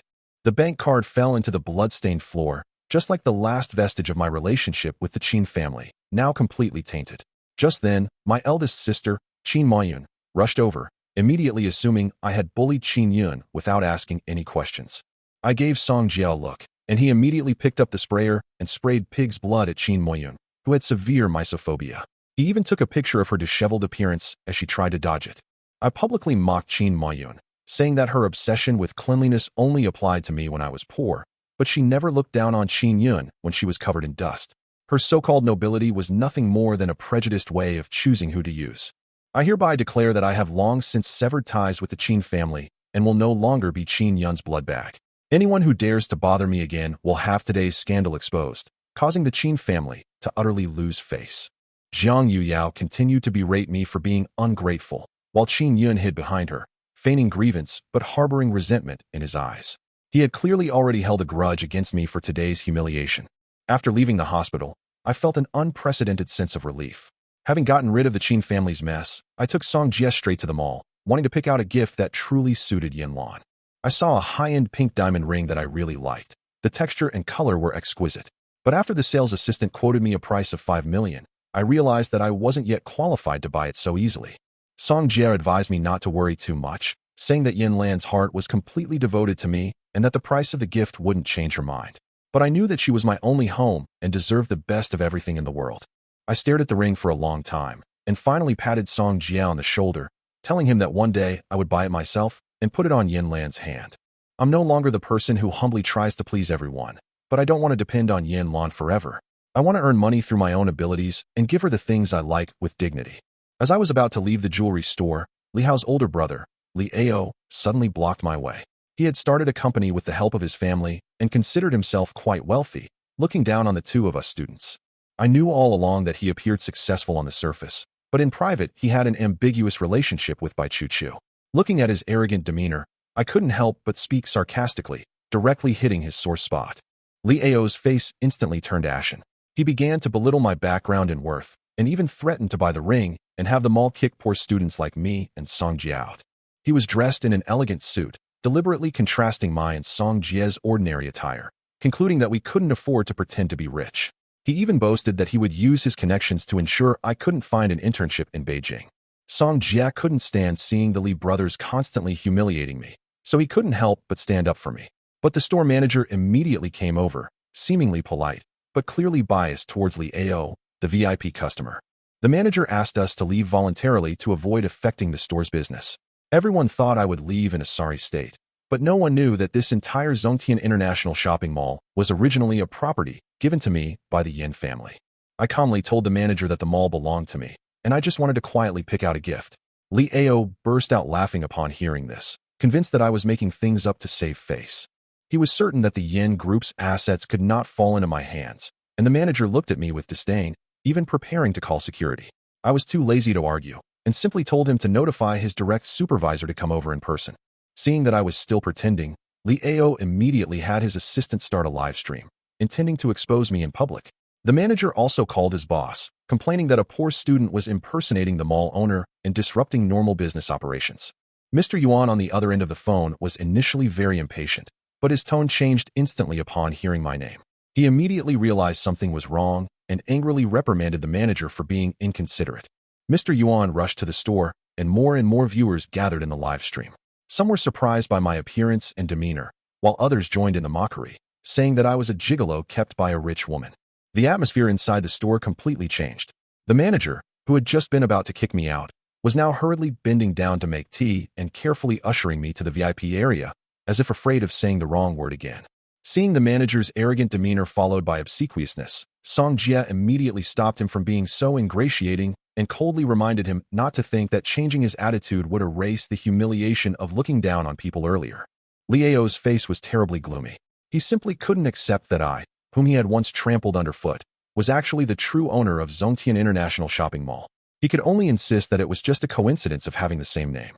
He brought out his spending records and connections, forcing the manager to kick me out, and even threatened to smash up the store. But before he could finish speaking, Yuan Guoyang, the general manager of the mall, hurriedly pushed open the door and entered. Ignoring the VIPs filling the store, Yuan Guoyang walked straight up to me, bowed respectfully, and addressed me as President Qin. Those who had just been mocking me froze instantly, and the live stream chat exploded. Upon learning that Li Ao had publicly provoked his employer, Yuan Guoyang immediately announced the acquisition of all of Li Ao's companies and ordered him to kneel down and apologize. The once arrogant and wealthy young man instantly became the laughingstock of the entire room. Li Ao was unwilling to bow his head in front of the camera. Jealousy and humiliation completely overwhelmed his reason. He snatched the scissors from the counter and suddenly lunged at my face, trying to destroy it. Before anyone could react, a blood-red, intricately carved scythe came hurtling through the air, severing his wrist that was holding the scissors. The camera abruptly shifted away, avoiding the most gruesome scene. The bodyguards in black quickly sealed off the jewelry store and cleared out all the customers. At the entrance, a figure in a cheongsam and black stockings walked slowly in, her coldness and murderous intent instantly making everyone in the room afraid to breathe. The person who came was Yan Luan. Ignoring all the shocked gazes, she looked only at me, her voice cold yet carrying a unique gentleness. "Ah Jiang, come here, come to my side, don't be afraid." The live stream went wild instantly, everyone speculating whether this cheongsam-clad female CEO was my mysterious backer. No one expected that the rumored most ruthless eldest daughter of the Yin family would personally appear. Li Ao, clutching his wound, collapsed to the ground. Hearing Yan Luan casually mention burying him, he was so frightened that he dared not even continue wailing. She didn't even bother to look at him, only saying that he was unworthy of dirtying her hands. The bodyguards quickly cleaned up the mess, leaving only Yan Luan and me in the jewelry store. She moved closer to me, her arms wrapped around my neck, her eyes clearly revealing barely suppressed jealousy and possessiveness. She held my hand and softly asked if I liked her outfit today. Only then did I realize that this decisive and ruthless eldest daughter of the Yin family was jealous of another woman. I smiled and called her baby, trying to comfort her. Yan Luan, however, forced me to prove just how beautiful she was with my actions. Her assertive yet awkward demeanor left me with no choice but to indulge her. The blurry livestream clip quickly spread across the internet. The cheongsam, black stockings, and that assertive defense of Yan Luan made her a trending topic, and I also became the most controversial campus figure at Huajing University. After browsing the posts, Bai Chuchu completely lost control. Yan Luan's looks, aura, and figure shattered all her pride. She smashed items on the table and vowed through gritted teeth to make me her devoted follower again. After the shop quieted down, I gently told Yan Luan to restrain herself and save our tenderness for the evening. Who would have thought that the woman who had just acted so coldly wanted nothing more than to quietly nestle in my arms? I picked her up in my arms and realized how light she was, which broke my heart. So I suggested taking her to the supermarket to buy groceries, so she could experience the most ordinary and peaceful home life of an average person. Yan Luan's eyes lit up instantly, but she was also afraid of messing things up. In the past, I hated being alone with her, and even used by Choo Choo to provoke her, which drove her to lose control and go crazy time and time again. Now I don't want to run away anymore, and I'm willing to take on all her anxieties. As Zhou Ning carried Yan Luan out of the jewelry store, Zhou Ning and the bodyguards all lowered their heads, pretending they hadn't seen anything. Yan Luan emptied the entire mall with a single sentence. Even the supermarket was arranged within 5 minutes. I pushed the shopping cart, settled her inside, and left all the heavy items to Zhou Ning. She was curious about even the most ordinary vegetables and seasonings, constantly asking about their uses. I patiently explained, and she finally understood that what she wanted was never expensive items, but rather someone willing to share her life with her. As I passed by the medical area, I noticed blood seeping through her gloves. She used dark clothing to cover her wounds, and also to conceal the self-harm marks that no one had seen or dared to ask about. I frowned and made her take off her gloves, and the bodyguards were all too frightened to utter a sound. Yan Luan, however, immediately became aggrieved, explaining softly that she was fine and carefully watching my reaction. I told her that covering the wound would cause it to get infected and that it would break my heart. Yan Luan finally gave in, but then went too far and demanded a kiss, grabbing me and refusing to let go in front of everyone. Before I could dodge, she had already grabbed my collar and kissed me. She whispered in my ear that more than any food, what she really wanted to eat was me. I was both angry and helpless, so I could only lift her onto the medical stool and forcibly remove her gloves to treat the wound. The angle of the wound was too familiar. I knew at a glance that she had deliberately injured herself again. As I applied medicine and bandaged her wounds, my anger grew stronger. No amount of treatment could undo the damage she caused by repeatedly harming herself. This habit had to be completely eradicated. Back at Lianghua Manor, I led her into the kitchen without saying a word. Zhou Ning was terrified, knowing that if the young lady thought I was angry, the consequences would be dire. While simmering the soup, I recalled how I had diligently practiced medicinal cuisine for 3 years, all for the sake of gaining a single word of approval from my second sister, Qin Miyun, only to realize in the end that her gentleness was always reserved for Qin Yun. All that flattery and sacrifice now seems laughable. I had let go of my obsession with the Qin family and was preparing to focus on cooking when my phone was bombarded with messages from a string of unknown numbers. I hung up 4 times and blocked the number, but finally got through on the 5th try. My second sister, Qin Muyun, answered with suppressed anger, clearly calling to confront me on behalf of Qin Yun. As soon as she gave her identity, I hung up and blocked her again. Qin Muyun in the lab stood there stunned, her calls rejected after several attempts. She couldn't believe I would treat her like that. Unwilling to give up, she made one last call. As soon as she introduced herself, I interrupted her coldly. I don't care who you are, don't mess with me, or you'll regret making this call. I turned and left the emergency room, leaving behind the disheveled Qin family and the bewildered medical staff. Behind me, Jiang Yuyao's hysterical curses echoed, but I didn't even turn my head. She believes that I dared to disobey my elders and humiliate my family after climbing up to the Yin family. But she never admits that all of this today is a counterattack forced upon me by the Qin family's years of coercion and favoritism. Qin Yun maintained his composed and tolerant demeanor, making me appear like a crazy, unreasonable person. But no one knew that the pervasive stench of rotting blood was a ruse he had set up beforehand. Qin Mayun, who has severe mysophobia, turned pale from the stench. She originally wanted to leave as soon as possible, but then she discovered that Qin Mayun had no surgical scars at all, and for the first time, she had doubts. She probed for details about his illness and treatment, and Qin Yun visibly panicked. Jiang Yuyao immediately came to his rescue, recounting his sacrifices over the years, which effectively suppressed Qin Mayun's suspicions. Qin Mayun quickly turned his attention to me again, preparing to personally resolve the so-called trouble. Qin Yun pretended to be considerate of his family, saying he was willing to personally resolve the conflict, but secretly, he wanted to continue to control me. He then brought up the hacking of the Qin family's database, implying that it was all my revenge. Qin Mayun already had a prejudice against me, and after hearing this, her dislike for me deepened even further. Meanwhile, I returned to Lianghua Manor, blocked all harassing calls, and then turned off my phone. The Qin family's threats, accusations, and feigned affection would no longer affect me.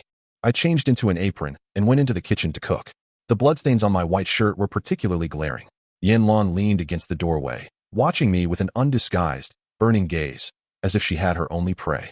She complimented my figure directly and even deliberately reached out to touch me. I was a little flustered by her flirting and could only tell her to stop. Unexpectedly, she immediately restrained herself and pretended to be obedient and docile. I reached out and ruffled her hair, gesturing for her to sit down and wait for dinner. As dusk fell, for dishes and a soup filled the table, the entire manor filled with warmth and aroma. I told Yan Luan to eat more hot food in the future and that I could cook whatever she wanted. Suddenly, she hugged my waist, buried her face in my chest, and whispered to me how long this tenderness could last. I told her that I would stay with her in this life and would never abandon her again. Zhou Ning stood beside me without saying a word, clearly not believing that I could truly let go of those old grudges.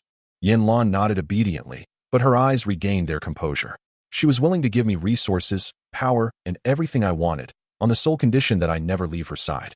I saw the nervousness hidden beneath her strong exterior, and suddenly leaned down to kiss her, smiling as I asked if I could be her master. The servants in the restaurant immediately lowered their heads, and no one dared to utter a sound. Yan Luan leaned back lazily in her chair, telling me with a smile that she never liked losing the initiative. I immediately stopped probing and conceded defeat, earning her a good puppy in return. I had no choice but to change the subject and let her try my cooking. Thinking back to the past when I painstakingly cooked for the Qin family, only to be constantly belittled by Jiang Yuyao, the bitterness in my heart slowly faded away. Yan Luan ate the food she liked. Her eyes lit up like a child's, and she praised my cooking skills without reservation. It was at that moment that I realized that cooking is never lowly. It just depends on who you're cooking for. Zhou Ning reluctantly served up his burnt dish, which Yan Luan scorned mercilessly, yet showered my cooking with praise. I took the opportunity to invite him to sit down, hoping to ease the tension between us. Zhou Ning initially wanted to refuse, but Yan Luan's gaze immediately made him sit down. After taking a bite, he finally accepted it and told me that Butler Su was only there to look after the manor's guards, so there was no need to worry. Just as I was relieved, Yan Luan looked at me with a meaningful gaze, reminding me not to always think about others, but to prioritize caring about the people closest to me. The atmosphere in the manor suddenly became subtle. When I woke up the next day, the clothes scattered all over the floor told me that Yan Luan had kept me up too late again last night. I sighed helplessly, but I was already used to her clumsy way of confirming my presence. The bathroom door opened, and Yan Luan emerged wearing a red bathrobe. The morning light fell on her shoulders and back, making her so beautiful that it was impossible to look away. Remembering the ordeal of last night, I immediately forced myself to look away.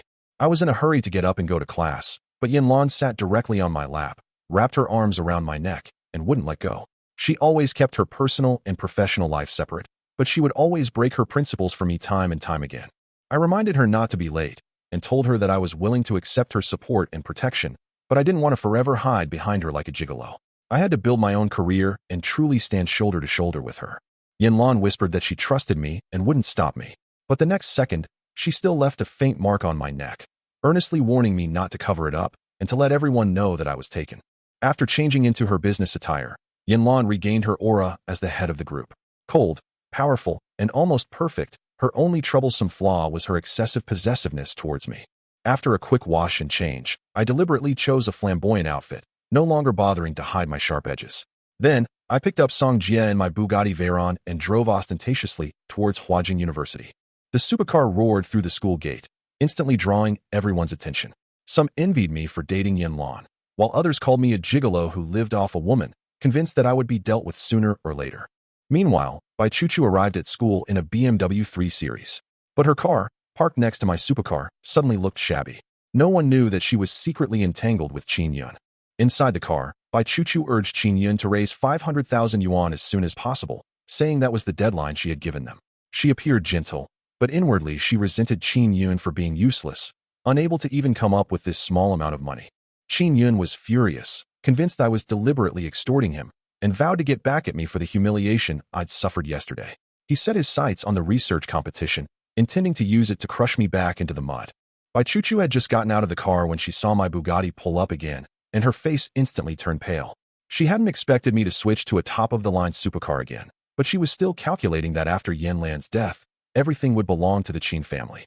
Song Jie got out of the car first and exposed their shady dealings in front of everyone, saying that Qin Yun was critically ill yesterday and was saved by my blood transfusion, and that Bai Chuchu used to rely on my help, but now she has joined forces to betray me. Bai Chuchu's eyes immediately welled up with tears. She pretended to be wronged and cried, accusing Song Jie of spreading rumors.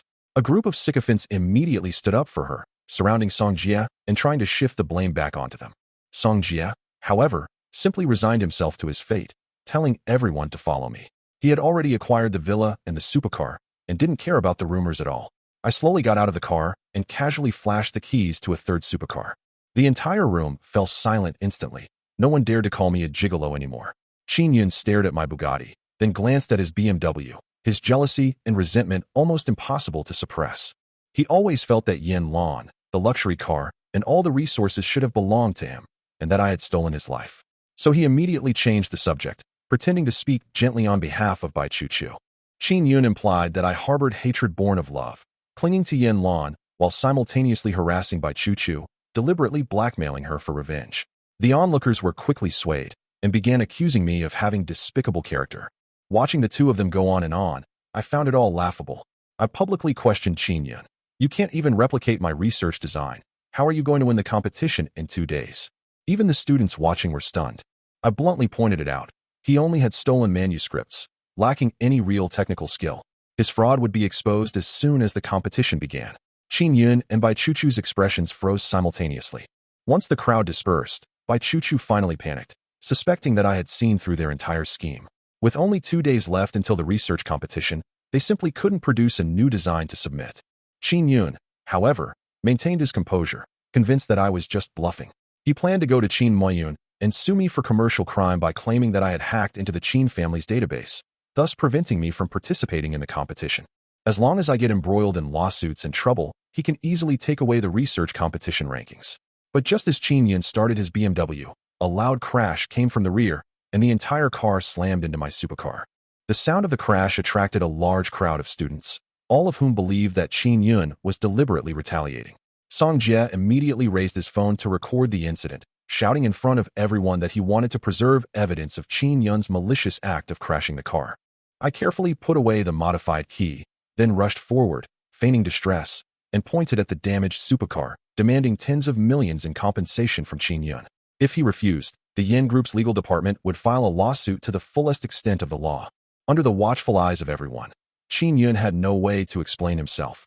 He had clearly only had an accident, but Song Jie and I had teamed up to pin the blame on him for malicious revenge, leaving him no choice but to swallow this enormous injustice. Chapter 41. Professor Yin, the female PhD? Qin Yun was taken away by the traffic police with a completely bewildered look on his face. After sending the video from the dashcam that Qin Jiang had installed earlier to the traffic police, he waved to Qin Yun, who was being taken away, in a very open and generous manner. Qin Yun, tell your mother to prepare enough money. Bai Chuchu's face was extremely ugly. At this moment, she looked at Qin Jiang and suddenly felt that he was possessed by a demon. The Qin Jiang of the past would never have been so ruthless in his dealings with people. Fortunately, Qin Jiang still likes her. He must be very bothered by the fact that she came out of Qin Yun's car earlier, which is why he messed with Qin Yun. She has always been a pragmatic woman. Besides, she was originally just bait to make Qin Jiang obedient, so Qin Yun definitely wouldn't blame her. So, Bai Chuchu reached out and straightened her snow-white skirt, then stepped forward with a standard gentle smile on her face. Ah Jiang, I heard that a medical doctor from the Chinese Academy of Sciences came to our school today to give a lecture on anatomy experiments. Although I studied clinical medicine, I'm terrified of blood. Can you come with me? I almost forgot. You specially chose to take our clinical medicine anatomy course just to accompany me to class. It seems you really have to come with me. Okay, don't be angry about me and Qin Yun anymore. The reason I'm close to him is because you care about him. He's your younger brother, and he's sick. As your girlfriend, of course I care about him a little more. Don't be angry anymore, okay? From now on, I'll eat all the breakfast you buy for me. Bai Chuchu said to herself, and then reached out to take Qin Jiang's strong arm. She used to hate having any contact with him in public. Even in crowded places, Qin Jiang couldn't get within 5 meters of her. In private, he was only allowed to show concern for her from a meter away. She euphemistically said that relationships need a sense of distance. Distance makes the heart grow fonder. But later, Qin Jiang only felt a fuck look on his face when you were in close contact with other men. It didn't say that a sense of distance was needed. Bai Chuchu, you're so good at sticking things on, I'm really afraid you'll stick to the pot when you're cremated. If you're bored, go lick a toilet, don't keep talking nonsense here. Qin Jiang said coldly that he didn't hit women, But that didn't mean he couldn't make Bai Chuchu wish she were dead and regret it. However, we can't kill her too easily. That wouldn't be fun. Qin Jiang is a sophomore, while Bai Chuchu and Qin Yun are both juniors. Qin Jiang used to specifically choose many subjects that he could take with Bai Chuchu. This includes the upcoming anatomy course. Song Jie and Qin Jiang are true brothers. Occasionally, Song Jie would enroll in some elective courses with Qin Jiang to broaden his horizons. So the two of them arrived at the lab at almost the same time. In the classroom, everyone was whispering among themselves. Have you heard? The person visiting our school this time is a female PhD student from the Chinese Academy of Sciences, and I heard she's only 20 years old. My God, she's younger than me and already has a PhD? And our field is anatomy. Female PhDs in anatomy are rarer than dinosaurs. Not only that, this morning when I passed by the administration building, I saw the principal and the board of directors surrounding him all the way. The principal's fawning smile, I've never seen anything so exaggerated. What's that female doctoral supervisor's last name? From the principal's lip movements, it seemed like he was calling her Professor Yan. Qin Jiang stepped into the laboratory, taking in all the rumors. Upon hearing the homophone Yan, the image of the woman in her professional attire from this morning involuntarily came to mind. Could it be that Miss Yan Luan has come looking for us? Just as I was thinking this, a commotion came from outside the door, and amidst the crowd, a cool and aloof figure came into view. It turns out to be author's arrival. Mian, my darlings, come and check in. Please urge me to update more, and I'd love to receive some free gifts. Chapter 42. The Iceberg Professor begins her class. The woman wore a white lab coat, so clean it was almost blinding. Her skin, bathed in sunlight, seemed to be surrounded by a snowy white hue, its delicate and smooth texture giving it a sickly pale appearance. She had a cool and aloof look, wore a pair of high-end rimless glasses, her high-bridged nose showed sharp lines, and her thin, pale lips were pursed with a hint of coldness. Beneath the lab coat was the business suit she wore this morning, her long legs, encased in black stockings, barely concealed, creating a stark contrast with her cold demeanor. She's an icy beauty professor who drives people crazy the moment she appears. Yan Luan has changed her style today. The cold and sharp aura of a person in a superior position was fully displayed in her. It was as if she could pull out a teaching pointer and command the world at any moment. Qin Jiang was stunned, and Song Jie's jaw dropped to the ground. Bai Chuchu felt a chill run down her spine. In the entire class, apart from the three who knew Yan Luan's identity, everyone else looked excited and amazed. My God, is this even human? She's so beautiful. The rimless glasses that exude an air of high intelligence make the professor look sharp yet reserved. How can she be clearly a woman, yet have such a refined yet domineering CEO vibe? Sister, kill me. I'm willing to let you play with me as you please, let you trample on me however you want. This is what a real modeled face looks like. It's so perfect. The head-to-body ratio is even more of a golden ratio. Are you sure this is a real person? My eyes have been blind for so many years. I can finally rest in peace today. Help. I thought Bai Chuchu, the school beauty, was the most beautiful and purest woman I had ever seen. I never expected that there are always people more beautiful than me. Professor Yan, with his icy and mature style, has completely overturned my worldview. I'm definitely going to fail this course. Professor Yan will be teaching me next semester. The sounds of gasps rising and falling made Qin Jiang secretly pleased. Wow, isn't it beautiful? She has a good figure. Beautiful, right? Rich, powerful, and educated, right? All those toads are trying to eat swan meat. This icy beauty professor is his wife, after all. They also. Cough, cough. Qin Jiang quickly pulled himself back to reality. He had just entered the room and was now stuck in the middle of the road, so he had no choice but to take Song Jie to find a place first. However, he didn't notice that Bai Chuchu was following behind him. Bai Chuchu looked at Aunt Yan Luan, her expression filled with a hint of sorrow. Before Yan Luan appeared, she was the most beautiful campus belle at Huajing University. Now, the school beauty seems to have become a joke. She glanced at the seats next to Qin Jiang and Song Jie, then strode over to Qin Jiang with her books in her arms and sat down next to him.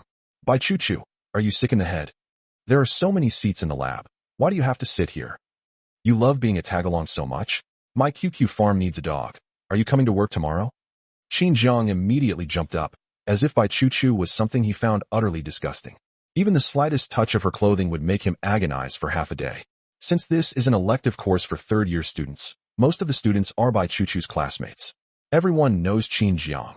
Isn't he Bai Chuchu's devoted admirer? How come he's completely changed now that he's been taken care of by a rich woman and has money? Qin Jiang made such a commotion that all the students in the lab came to look.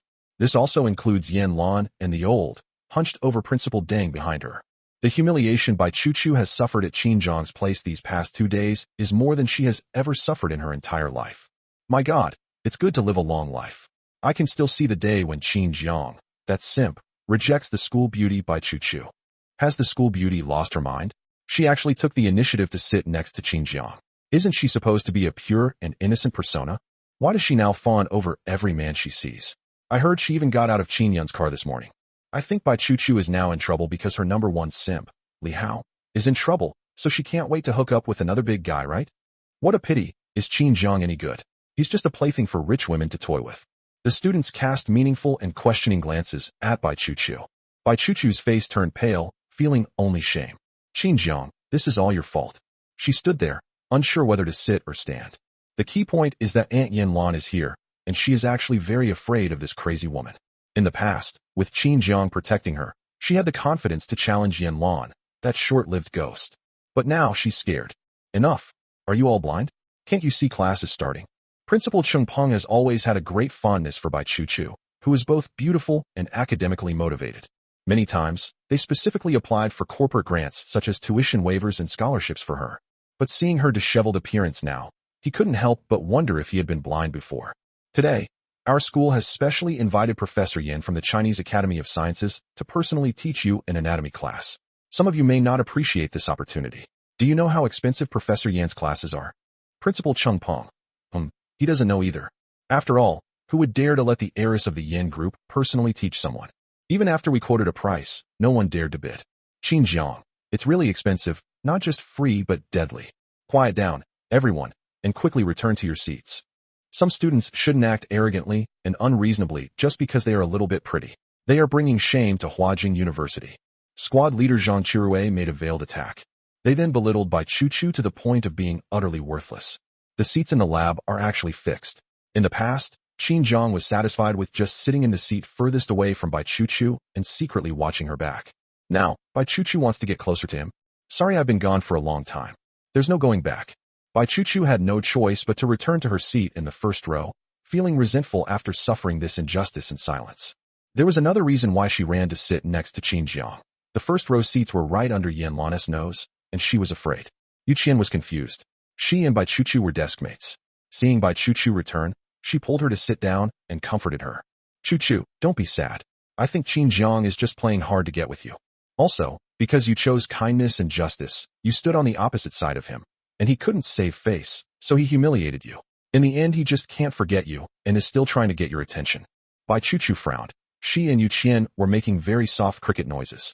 After hearing her words of comfort, she couldn't help but look up with a wronged expression, tears welling up in her eyes. Qian, are you telling the truth?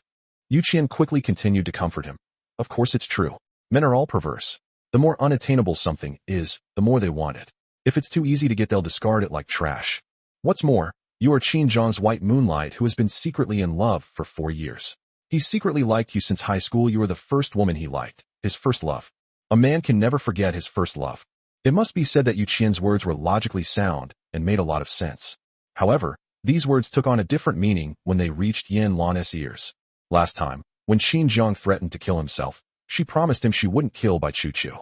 But now, she finds it very difficult to suppress that restless urge to kill. Fortunately, she has always been restrained. The hand that seemed intent on killing cracked open. Yan Luan walked up to the podium, took out a brush, and wrote 2 words on the whiteboard. Yan Luan. My name. PhD from the Chinese Academy of Sciences, specializing in the transplantation and repair of human organs. I'll be teaching today's class, so all of you should behave. Yan Luan's gaze swept over Qin Zhang, who was sitting upright. Only Qin Zhang secretly understood the hint of doting in her words, be good. Qin Zhang's ears couldn't help but burn. Last night, Yan Luan also whispered in his ear, Zhang, be good. Cooperate with me. Qin Zhang felt a tingling sensation on the top of his head. He saw Yan Luan staring at him domineeringly, holding a pointer in her hand. The scene is gradually going astray. He quickly looked away and began chanting the Great Compassion mantra. Sitting to the side, Song Jie blinked his clear college student eyes. No, Miss Rin Yan is telling everyone to behave. Qin Zhang, what are you getting excited about? On the podium, Yan Luan's thin lips parted slightly, her gaze still indifferent, but her voice carried a hint of sinister evil that Qin Zhang was very familiar with and terrified of. Otherwise, I wouldn't mind using your creations as experimental subjects. Yan Luan extended her index finger and pushed up her frameless glasses on the bridge of her nose. The lenses were thin and reflective, giving her a cool and aloof, mature look. In an instant, all the male students in the class became restless. Help! Our Professor Yan is too amazing. She got her PhD from the Chinese Academy of Sciences at the age of 20 and was even personally brought by the president to give us a lecture. This kind of divine treatment is the kind of prestige that an Ice Queen professor should have. Yan Luan? This name sounds familiar. How many families in Beijing have the surname Yan? They must have raised such an outstanding beauty. Surely no one has heard of them. You know what? I'm actually quite familiar with the name Yan Luan. Holy crap! Holy crap! Holy crap! That sounds familiar. Isn't Yan Luan the eldest daughter of the Yan family, a powerful conglomerate? She's also the de facto female CEO of the Yan Group, wielding real power. Everyone, what? Isn't that young lady a cunning and vicious monster? She's such a vicious woman, yet she's so beautiful. Rather, what incredible good deeds did they do in their past lives? It's also fitting that Miss Yan personally teaches them. I like to teach in a relaxed and pleasant classroom atmosphere. I prefer to interact with students. You're meant to be professionals in the clinic. What's the point of just dissecting rabbits, frogs, and mice? TSK, I brought a corpse today, a cadaver. All right, everyone, are you ready? Let's begin class. Exclamation point. The whole class. Lon is really going crazy. They're going straight to using cadavers? And besides, this is just an elective course. Xinjiang, are you sure it's not a mortal corpse? Soon, no one dared to utter a sound. As soon as Yan Luan gave the order, men in black carried a fully wrapped, silent teacher onto the dissection table in the laboratory. Bai Chuchu's face turned deathly pale. Although she studied medicine, she had never dissected a real corpse. At that moment, a fairly fresh-looking, silent teacher was placed right in front of her. She was so frightened that she didn't dare to breathe. Moreover, when her gaze fell upon the body of the silent teacher, who was missing an arm, I was so scared I almost jumped out of my skin. This so-called silent teacher. Could it be Liao? Oh dear, Bai doesn't look too well. What? This silent teacher is your relative. Yan Lan's gaze was indifferent, but the corners of her mouth were wildly upturned. The morbid and insane feeling made her feel extremely happy. She did indeed promise Xinjiang not to kill Bai Chuchu. But scaring her to the point of wetting herself, that doesn't count as breaking a contract, right? Chapter 43. The Yan Family Financial Group is heaven. Yan Luan looked at Bai Chuchu with a wicked grin. She really enjoyed torturing her guinea pig with psychological pressure. For example, the one right in front of us. Professor Yan, this anatomy class didn't mention this part. Although the students at Huajing University are all top students, they take elective courses. Yan Luan personally came to Huajing University to teach students is a great honor that Principal Cheng Peng could not have hoped for. However, Yan Luan said he prefers to keep a low profile, so he did not invite the teachers to attend his class. However, as the principal, in order to express his concern for cultivating the professionalism of the students and his respect for Miss Yan, he naturally had to accompany her throughout the entire process. However, the art style was fine at first. Why did you unleash such a powerful move right at the start of class? As the principal, he subconsciously tried to stop teachers from teaching beyond the line. But he forgot Yan Luan was not one of the teachers and professors under his management. This Miss Yan is an absolutely uncontrollable presence, no matter where she is.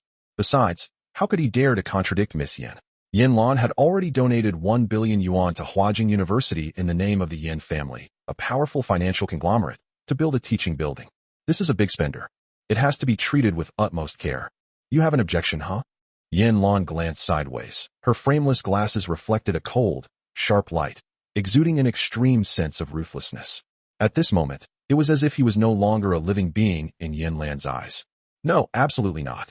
Principal, I've already behaved myself. Please let me go. As top students of Huajing University, they should have the spirit of exploration and practice. It is their honor that Professor Yan can personally teach them. I suddenly remembered that I still have some academic affairs to finish. You're busy, please continue. Ahem, students, from now on, you will all follow Professor Yan's instructions. Principal Cheng Peng slipped away first.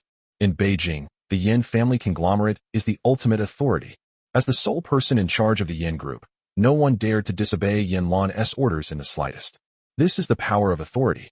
The students in the class were all bewildered in the wind. Yan Luan gestured to the bodyguard in black to unwrap the cloth covering the corpse, revealing the body's pale skin inch by inch. Bai Chuchu felt a chill run down her spine after seeing the limb missing a hand, and dared not look any further. Bai, it's more convenient for you to sit in the first row, so you can dismantle it. Yan Luan raised an eyebrow, casually pushed up her glasses, and held the pointer in her hand. Her white lab coat made her look aloof and refined. Little did they know, the aloof beauty was merely a facade. Inside, she was a most wicked, bloodthirsty, and sinister demon. Student Bai, you don't dare? Then you should help her. I see you two have a good relationship, so doing something for her shouldn't be too much of a burden for you, right? Yan Luan leaned down, her questioning tone inadvertently revealing a sharp edge and imposing presence. The young lady is domineering and ruthless. Who would dare disobey her orders? She'd be the next one lying on the ground. Yu Qian was so scared, she almost peed herself. She quickly stood up, her whole body trembling like a leaf. Professor Yin Chu and I are both girls, and we are a bit timid. How about letting the boys go first? Among the people I know, I think Qin Jiang is the bravest. He has always been willing to do anything for Chu. It's just that they had a fight recently, which is why he broke the rules and disrupted the class before class. Letting him come is a good opportunity for him to make amends for his mistakes. Yu Qian deliberately said that she wanted Qin Jiang to remember her and to remember how special she was to him. This is the kind of noble young man who soars to great heights. Trying to lick it will definitely not get you anywhere. But if you go against him, maybe he'll become interested? Yan Luan raised her eyes, seemingly casually glancing at Qin Jiang, who was in a well-behaved state. Oh, really? Chapter 40 For the Punishment of the Yandere Ant. Qin Jiang was furious.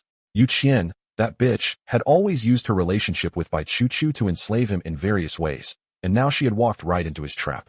On his way to deal with Bai Chu, he wouldn't let Yu Qian off the hook either. But right now, the crisis he faces is the most terrifying. Yan Lan's tone was still somewhat gentle, but Qin Jiang could already sense an impending storm. Huh, Yu Qian, you're just making up stories with your mouth. I have no relationship with Bai Chu. If there is any relationship, it's that of a creditor and a debtor. Qin Jiang spoke without any mercy, showing no consideration for Bai Chu in public. Bai Chu's eyes widened. In just a few days, the number of times Qin Jiang publicly humiliated and belittled her had been increasing. It's clear that Qin Jiang used to treat her with utmost care, but he was just a plaything in her hands. Is it really true that men want to destroy a woman they can't have? So he is actually sentimental. Yan Luan now, in order to protect herself. Bai Chu sorted out her thoughts and looked at Qin Jiang with gentle eyes. Ah Jiang, you really misunderstood me and Qin Yun. Professor Yan, you don't need to make things difficult for others. I studied clinical medicine and I should be able to work with physical anatomy. Although I'm a little scared, I won't implicate those who care about me. Bai Chu is as pure as ever. The simple white dress makes her look even more innocent and delicate, evoking pity. For a moment, it seemed that Qin Jiang was making a mountain out of a molehill and targeting Bai Chu. Qin Jiang's face darkened. Damn, that's really despicable. She skillfully deflected his anger with a seemingly gentle gesture. She appeared to be explaining things to him, but in reality, the mere mention of Ah Jiang was enough to ignite the fury of his possessive wife. Qin Jiang felt a chill run down his spine and looked at Yan Luan with an extremely innocent gaze. That green tea bitch truly lives up to her name. She's got a sophisticated way of manipulating people. Yan Luan smiled faintly, casually lowering her eyes. Just one glance down at Bai Chu was enough to make Bai Chu feel a sense of submission. Qin Jiang immediately sensed something was wrong, almost thinking that she would overturn the experimental table and kill Bai Chu at any moment. But with so many eyes watching, if I really did that, it would probably be on the news tomorrow. No, he almost forgot that Yan Luan was an absolute power in Beijing. If she wanted to, Bai Chu would never survive. However, the scene he had imagined did not occur. Since Bai has said so, then I don't need to introduce this row of scalpels. You can be the first to demonstrate for everyone. Start by cutting open his abdomen.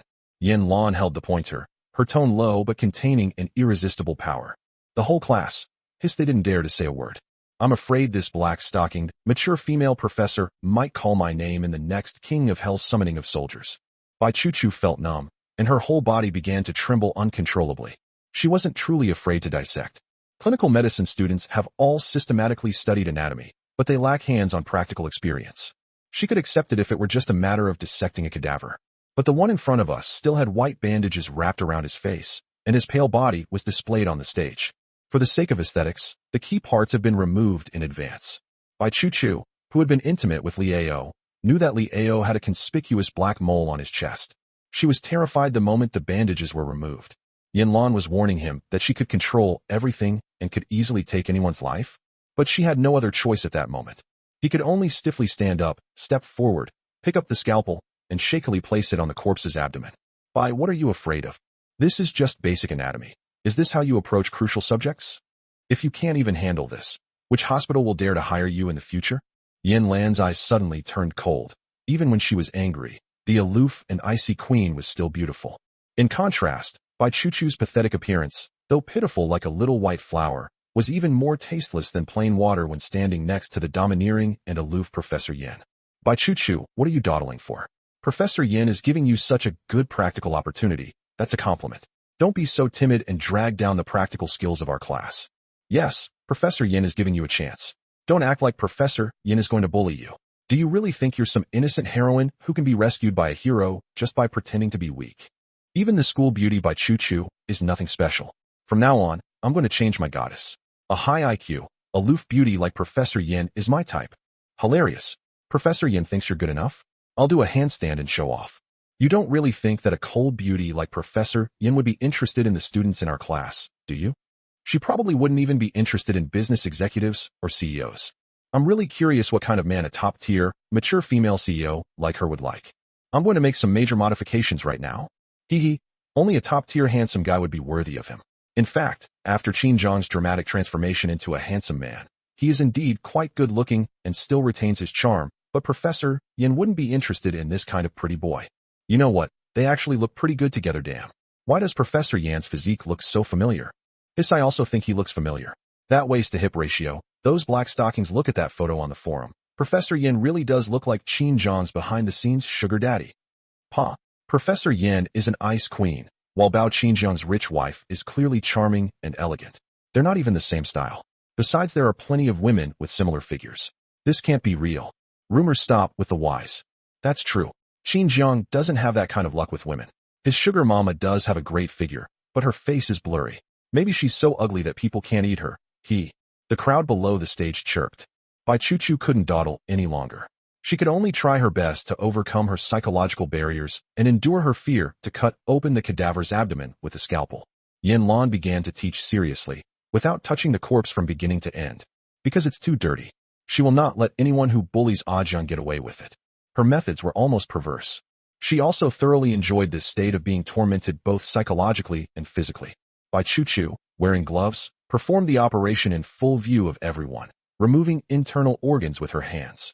The scene made her vomit several times. She felt a chill run down her spine, and her mental state was deteriorating. Seeing that mole, I couldn't help but think of the scene where Li Ao was entangled with her. What devastated her even more was the moment she cut open the silent teacher's abdomen with a scalpel. She could almost still feel the lingering warmth from his body. Could Li Ao have been dissected alive by her? This idea lingered in Bai Chuchu's mind. Bai, what are you afraid of? Could it be that he actually knows the person lying here? Oh, I forgot to tell you. My niece, this man was still breathing his last breath, so I specially brought him here for you to finish him off. How is it? Is your aunt treating you well? Yan Luan leaned closer to Bai Chuchu, her cold fingertips carrying a chilling pressure, casually stroking her hair as if you were affectionately smoothing it for her. In reality, she had secretly inserted a thin silver needle into one of Bai Chuchu's acupoints.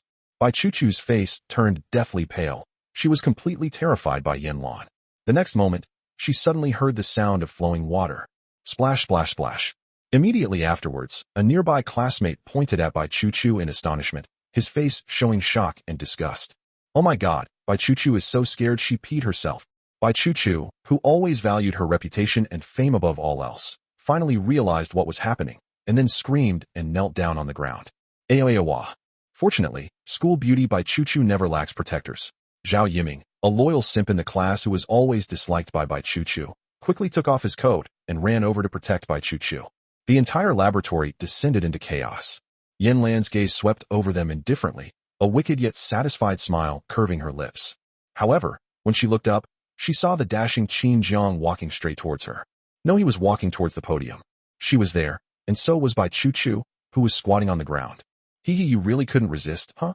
Yan Luan felt a pang of sadness in her heart. Ajiang, you finally couldn't keep up the act anymore. Deep down, you still care about Bai Chuchu. You couldn't sit still after seeing yourself bullying her, could you? However, her gaze remained indifferent. If Qin Zhang dares to question her, she will completely destroy Bai Chuchu. But the next moment, she felt a weight on her shoulder. Enveloped in the pleasant, cool minty scent emanating from Qin Zhang, the warm and intoxicating aroma instantly melted away the sharp edges of her body. I didn't lie. Taking advantage of everyone's attention being focused on Bai Chuchu's embarrassment, Qin Zhang seized the opportunity to grab Yan Luan's waist in full view of everyone in the laboratory, forcing her against the whiteboard behind her and pinning her against the wall. Sure, it's not important. Yan Yan's vengeful nature is also beautiful. I want to kiss you. Yan Luan stared wide-eyed in shock. Something's not right. Has Qin Zhang gone mad? At this point, shouldn't he at least start caring about his unrequited love? However, after hearing Qin Zhang's request, Yan Lan's hand fell to the ground. Her slender, pale fingertips climbed up Qin Zhang's face, cupped his face, and kissed him fiercely. It's as if only in this way can one draw enough sense of security. Song Jie was stunned. Dude, this guy's still in the lab. How dare you lay a hand on Professor Yan? Of course, this is where the role of brothers comes in. He rushed into the crowd, screaming to attract everyone's attention. My God, Bai Chu, you're studying clinical medicine, and you're scared to death by anatomy. This is terrible. Bai Chu was already provoked, and now she heard Song Jie still openly mocking her. She even fainted. For a moment, everyone was even more at a loss. They also overlooked the fact that behind the bustling crowd, a small, thin figure wrapped in Qin Zhang's coat was aggressively and frantically demanding Qin Zhang's presence. Chapter 45, Kissing Miss Yan. Inside a Rolls-Royce, Yan Luan like a well-behaved child. Yan Luan in their previous life, he had become adept at figuring out the triggers for her illnesses. That was close. I was in the lab just now. If he hadn't managed to keep Miss Yan calm by kissing her for even a second, she probably would have overturned the entire teaching building in the next moment. But now, facing Yan Lan's indifferent gaze, he still felt somewhat uncomfortable. Baby, what's wrong? Why are you looking at me like that? Why didn't you tell me you were coming to the school to see me? Then we can come to school together. Yan Lan's gaze was indifferent. Her lips, which had just been rosy and tempting from Qin Zhang's kisses, now exuded an extreme chill. That corpse isn't that old bastard who bullied you. I was terrified. That bastard had already been buried. I have no interest in digging up graves. Yan Luan explained somewhat stiffly that her special trip to Huajing University to test Qin Zhang was actually a sign of extreme distrust towards him. And I can't live without his clingy nature. She loved him so much. Not being able to see him for even a moment feels like ants crawling all over my body. She had already implanted tracking chips into the skin of both Qin Zhang and Bai Chu. She would receive an alarm immediately if the two people got within 10 meters of each other. She had originally planned to hold a morning meeting, but she changed her mind at the last minute and brought a deliberately disguised corpse to scare people. Don't you like being together? She then personally delivered a devastating blow to them. Fortunately, Qin Zhang was very pragmatic. All right, wife, why are you calling that old bastard Liao like that too? It's not good for a beautiful woman to swear. Qin Zhang stopped Yan Luan from her wild thoughts and stopped sitting obediently. He took the initiative to approach Yan Luan, and his large hand smoothly wrapped around Yan Lan's slender waist. A woman with such a great figure has an exceptionally high waist-to-hip ratio. Qin Zhang felt he was receiving a great deal of benefits. If he doesn't act soon, he'll seem like he has no sense of romance. I broke up with Bai Chu a long time ago. Now I just find her disgusting. I'm not jealous anymore, okay? Honey. Qin Zhang moved closer to the woman, and Yan Lan's strong and domineering aura softened because she was next to him. After comprehensive evaluation. In fact, Qin Zhang's performance was quite satisfactory. However, a woman's dissatisfaction always needs to be soothed. It's still early, how about we? Qin Zhang lowered his eyes, his long eyelashes casting shadows beneath them, his deep features captivatingly beautiful. Yan Luan was completely mesmerized. She loved Qin Zhang so much that she wished she could give him her whole heart. But I'm also afraid I might scare him. Yan Luan blinked her eyes, her slender fingertips reaching out to explore the discordant areas. Qin Zhang quickly grabbed her hand. No, I can't afford it. I can't afford it. He was truly faking it. How about I go to the company with you? It just so happens that I haven't been to the Yin group yet. Of course, there were many places Qin Zhang hadn't been to, and Yan Luan repeatedly tried to take him to choose from the real estate projects, shopping malls, and cruise ships under her management in order to please him. But Qin Zhang sternly refused them all. He loathed her more and more, so he felt even more disgusted to touch anything of hers, including her property. Yan Luan, who had always been victorious in the business world, had felt defeated. And now, Qin Zhang has actually offered to go to the Yin group? So you don't mind her anymore? Are you willing to spend her money and enjoy their joint marital property together with her? Qin Zhang, however, had his own plans. He knew he couldn't make money solely by participating in university competitions. That would be too slow. He first needs to create his own company. As a business giant in Beijing, the Yin group must have something to offer. It just so happens that my wife needs my company and comfort, so going to see them would be a good idea. Good. Yan Luan squinted her eyes and agreed, her eyes full of satisfaction. Zhou Ning, sitting in the front row, was nearly going crazy. My God, President Luan, you're really blinded by lust. Qin Zhang, he's definitely up to no good. Behind the Rolls-Royce, inside a champagne-colored Bentley, Yan Zhe sat in the back row with his legs crossed, his face extremely ugly. You mean you saw my sister actually come to Huajing University to teach Xinjiang? Oh, my sister really keeps a close eye on this precious child. Follow them. I want to see Xinjiang is worthy of competing with me for my sister's favor. Yin family driver. Young Master Yin, I can tell who Miss Yin dotes on more. Are you really going to rush to your death? Chapter 46. Being a gigolo is addictive. The more you eat, the better it gets. The Qin family. What? My son crashed into someone's 50 million supercar, and it will cost 30 million to get the person back. Go ahead and rob him. My son is so well behaved and kind. He would never cause such a big problem. The moment Qin's mother, Jiang Yuyao, received the call, she felt a chill run down her spine. Qin Yun was her most beloved son, gentle, humble, and the most sensible. Almost immediately after receiving the call, she couldn't help but guess that Xinjiang must be behind it all, attacking her own younger brother. After all, it was he who disregarded family ties and retaliated against his family yesterday. What happened? When Qin's father came out, his face was extremely grim. 30 million was not a small amount, but for the Qin family, which was considered a top family in Beijing, coming up with 30 million was a piece of cake. After all, the Yin family wanted Qin Yun to marry into their family. The dowry given to the man was 300 million. Qin's father invested 100 million yuan into his own company, gave 50 million yuan to Qin's mother, Jiang Yuyao, to use as she pleased to buy things, and each of his daughters received 10 million yuan of the remaining 50 million yuan. As for the remaining 100 million, he deposited it into Qin Yun's account. After all, this was Qin Yun's dowry. Although, it was Qin Jiang who truly married into the Yin family. But Qin Jiang had already joined the Yin family, and was no longer considered a member of the Qin family. Leaving him money would be a waste, since he would just bring it back to the Yin family anyway. Qin's father felt that this was too unfair, so he secretly kept the money from Qin Jiang. And only he and his wife, Jiang Yuyao, knew about this. They even kept it a secret from their 5 daughters and Qin Yun. Honey, Ayun crashed into a supercar. They want 30 million to settle this privately, otherwise they'll handle it publicly. Jiang is supposed to be the gentle and humble young master representing the Qin family in the industry.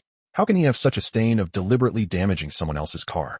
Ayun has never argued with anyone, so why would she suddenly cause such a thing, especially on the campus of Huajing University? It's probably that bad boy Qin Jiang who's up to his old tricks again, bullying his own younger brother. Jiang Yuyao spoke sharply. The dignified and elegant woman was now filled with anger. Qin's father nodded, his brow furrowed. A jinx, just how badly does he want to ruin our perfectly good family before he's satisfied? 30 million it is. Our Ayun is in poor health and cannot suffer any hardship at the hands of those fierce and ruthless people. Ayun is my successor, and I cannot afford to let anything go wrong with her. Qin's parents drove to the repair shop. Of the 100 million Qin's father had left for Qin Yun, he set aside 30 million to pay the penalty. The people who legitimately kidnapped Qin Yun were also quite decent. They took the money and then threw Qin Yun out. But Qin Yun's clothes were tattered, and his face was bruised and swollen, clearly indicating that he had been put in a sack and beaten up. Qin's father's expression changed instantly, and he wanted to step forward to argue. But upon seeing the Yin Group logo badge on the man's clothes, his anger instantly subsided, and he immediately guessed that it was Qin Jiang who did it again. This jinx is truly not to be allowed to live. Qin Yun was taken back to the car by her parents, who immediately checked on their beloved son's injuries. Mom and Dad, please don't blame brother Qin Jiang, it's my fault, it was my carelessness. Qin Yun lay weakly in her mother's arms. As soon as she opened her eyes, she eagerly defended Qin Jiang and spoke well of him. Upon hearing this, Qin's parents instantly flew into a rage. Enough. Qin Jiang has really become arrogant and complacent just because he has a powerful backer in the Yin family. He has forgotten which family he belongs to and dares to use the power of outsiders to deal with his own family. Don't worry, Ayun. Mom will definitely not let Qin Jiang off the hook. Mom will avenge you from this disgusting experience. Jiang Yuyao frowned, her disappointment and disgust towards Qin Jiang reaching its peak. Unfortunately, even she, Qin Jiang's biological mother, now finds it difficult to see him. Mom, but now brother Qin Jiang is Miss Yan's husband, the Yin family, a powerful financial family, we can't compete with them. It's already good enough if my brother doesn't take his anger out on our family. Let's not make brother Qin Jiang angry. Qin Yun spoke dejectedly, as if he was terrified of Qin Jiang after being beaten up. Don't worry, Ayun. Qin's mother gently touched Qin Yun's face to comfort him. The injuries on his face broke her heart. Qin Yun, were the injuries on your face really caused by those people? Looking at the angle and marks of these wounds, they seem like you bumped into something and scratched yourself. Qin Xianyun sat in the back seat of the car. Just before Qin's parents were about to leave home, She happened to come down from the second floor and followed them. During this period, she was extremely depressed. She was reflecting on her past and recalling how good Qin Jiang had been to her. In fact, Qin Jiang, her younger brother, was incredibly kind to her, but she betrayed him time and time again. This time, it almost caused Qin Jiang to be expelled. She never even cared about Qin Jiang's birthday. All she knew was to constantly demand his contributions. How could I, this ungrateful wretch, be worthy of being his sister? But Qin Jiang treated her very well. How could someone like him harm Qin Yun for no reason? As Qin Xinyun listened to her family's accusations against Qin Jiang, her face turned ashen, and her heart clenched in anguish. Her questioning was almost instantly refuted by Jiang Yuyao, who ruthlessly slapped Qin Xinyun across the face. Smack! The sound of the slap stunned Qin Xinyun. Mom actually hit herself for Qin Yun? Yet this moment felt so familiar that it almost overlapped with the image of Qin Jiang being beaten by his mother every time she took her anger out on him.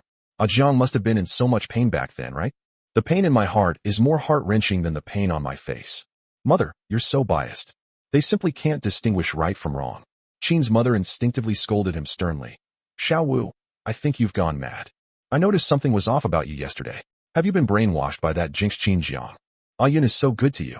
I'm afraid you won't graduate because you're so lazy and incompetent. Every time you finish your coursework, Yun stays up all night to help you complete it. Yun is so good to you, yet you don't unconditionally trust your brother and even help outsiders question him. Do you even deserve to be a sister? Qin Xinyun also lost her temper, covering her face and saying, I'm just stating the facts. Qin Yun is a liar by nature. The way you were all so easily fooled by him, and then you were counting the money for him, was disgusting. As parents, you can't treat them equally. You're so biased towards Qin Yun. Why didn't you just have one child? Oh, that's right, you had so many daughters before you finally had a son. Of course you should cherish him. But what about Jiang? Jiang is also your own son. Just because he's healthy, does that mean he deserves to suffer and be verbally abused and beaten by you at will? Smack! Another harsh slap rang out. The fierce force forced Qin Xinyun to shut her mouth. Qin's father stared at his hands in disbelief. His palms trembled slightly. His face was pale, and he could not hide his guilt. Little five, you're not allowed to disobey your parents like this. In the Qin family, children are treated equally, and Dad has never favored boys over girls. Qin's mother was extremely excited. They said Qin Jiang wasn't a jinx, but Xiao Wu saw Qin Jiang yesterday and became like this, disobeying his parents in everything and coldly watching his younger brother. You'll kneel in the ancestral hall for 3 days and 3 nights tonight, without eating or drinking. I'll teach you a lesson. Qin Xinyun sneered, her expression revealing more disappointment in her parents. So, it turns out that Jiang used to suffer so much in the Qin family. But nobody cared at all. Qin Xinyun felt as if her heart was being torn apart. She wanted to find Qin Jiang and tell him that her 5th sister had sensed his past pain, and that she wanted to apologize for her past indifference. But is it too late? Jiang, will you forgive yourself? Fine, I'll kneel then. Qin Xinyun was also a tough nut to crack, and she went against Jiang Yuyao. Qin's mother was so angry that her face turned pale. Mom, 5th sister didn't mean it. Jiang Yuyao was even angrier. She did it on purpose. I spoiled her, and that bastard Qin Jiang influenced her character. Only by making her kneel in the ancestral hall and repent before the ancestors can she truly reflect on her mistakes. Qin Xinyun smiled. The smile, however, was tinged with bitterness. Our ancestors. If our ancestors could see the Qin family in such a mess, they'd be turning in their graves. She felt wronged and couldn't help but dial Qin Jiang's number again. This time, it was the same busy signal after being blocked. Is Qin Jiang already hating her? She recalled how Qin Jiang had secretly taken her place and made her kneel in the ancestral hall as punishment when she made a mistake. Qin Xinyun could no longer hold back her tears, and they streamed down her face. I'm sorry, I'm so sorry.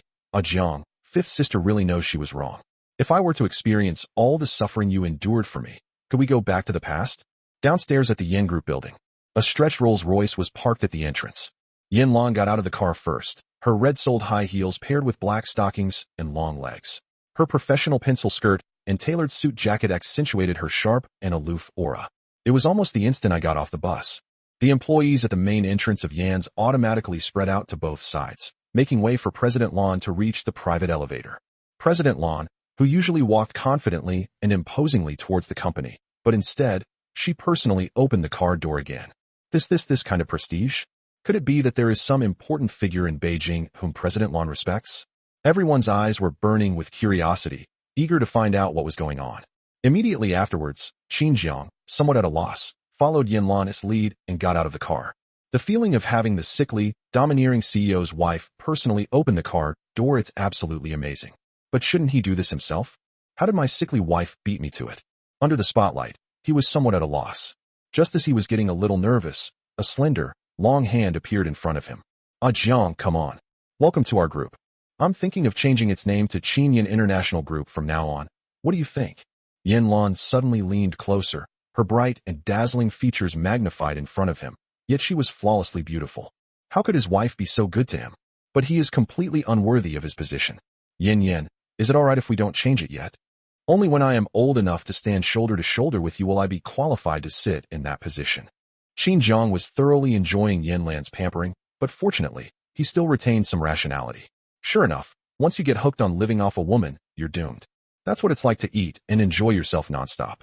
To be my man, you don't need any qualifications or standards from the outside world. Ah, Jiang, as long as I love you. Everything I have is yours, including my life. I've already started changing the company name, and we'll have results soon. Whether you want them or not, it won't affect my determination to transfer them to your name. It's unfair of me to make you marry into the Yan family and be with me.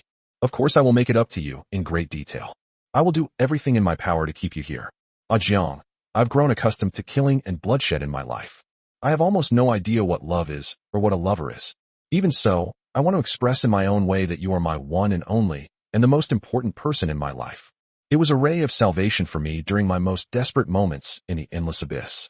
You deserve all of me. Even if I were to give you everything I have for a little bit of your sincerity, I'm still afraid I can't afford it. I can't have it. Yan Luan's heart, and a hint of melancholy unconsciously appeared in her eyes. But the next moment, she felt a warm touch in her palm. It is the Qinjiang River. He got out of the car and intertwined his fingers with hers. Yan, whether you believe it or not, I love you too.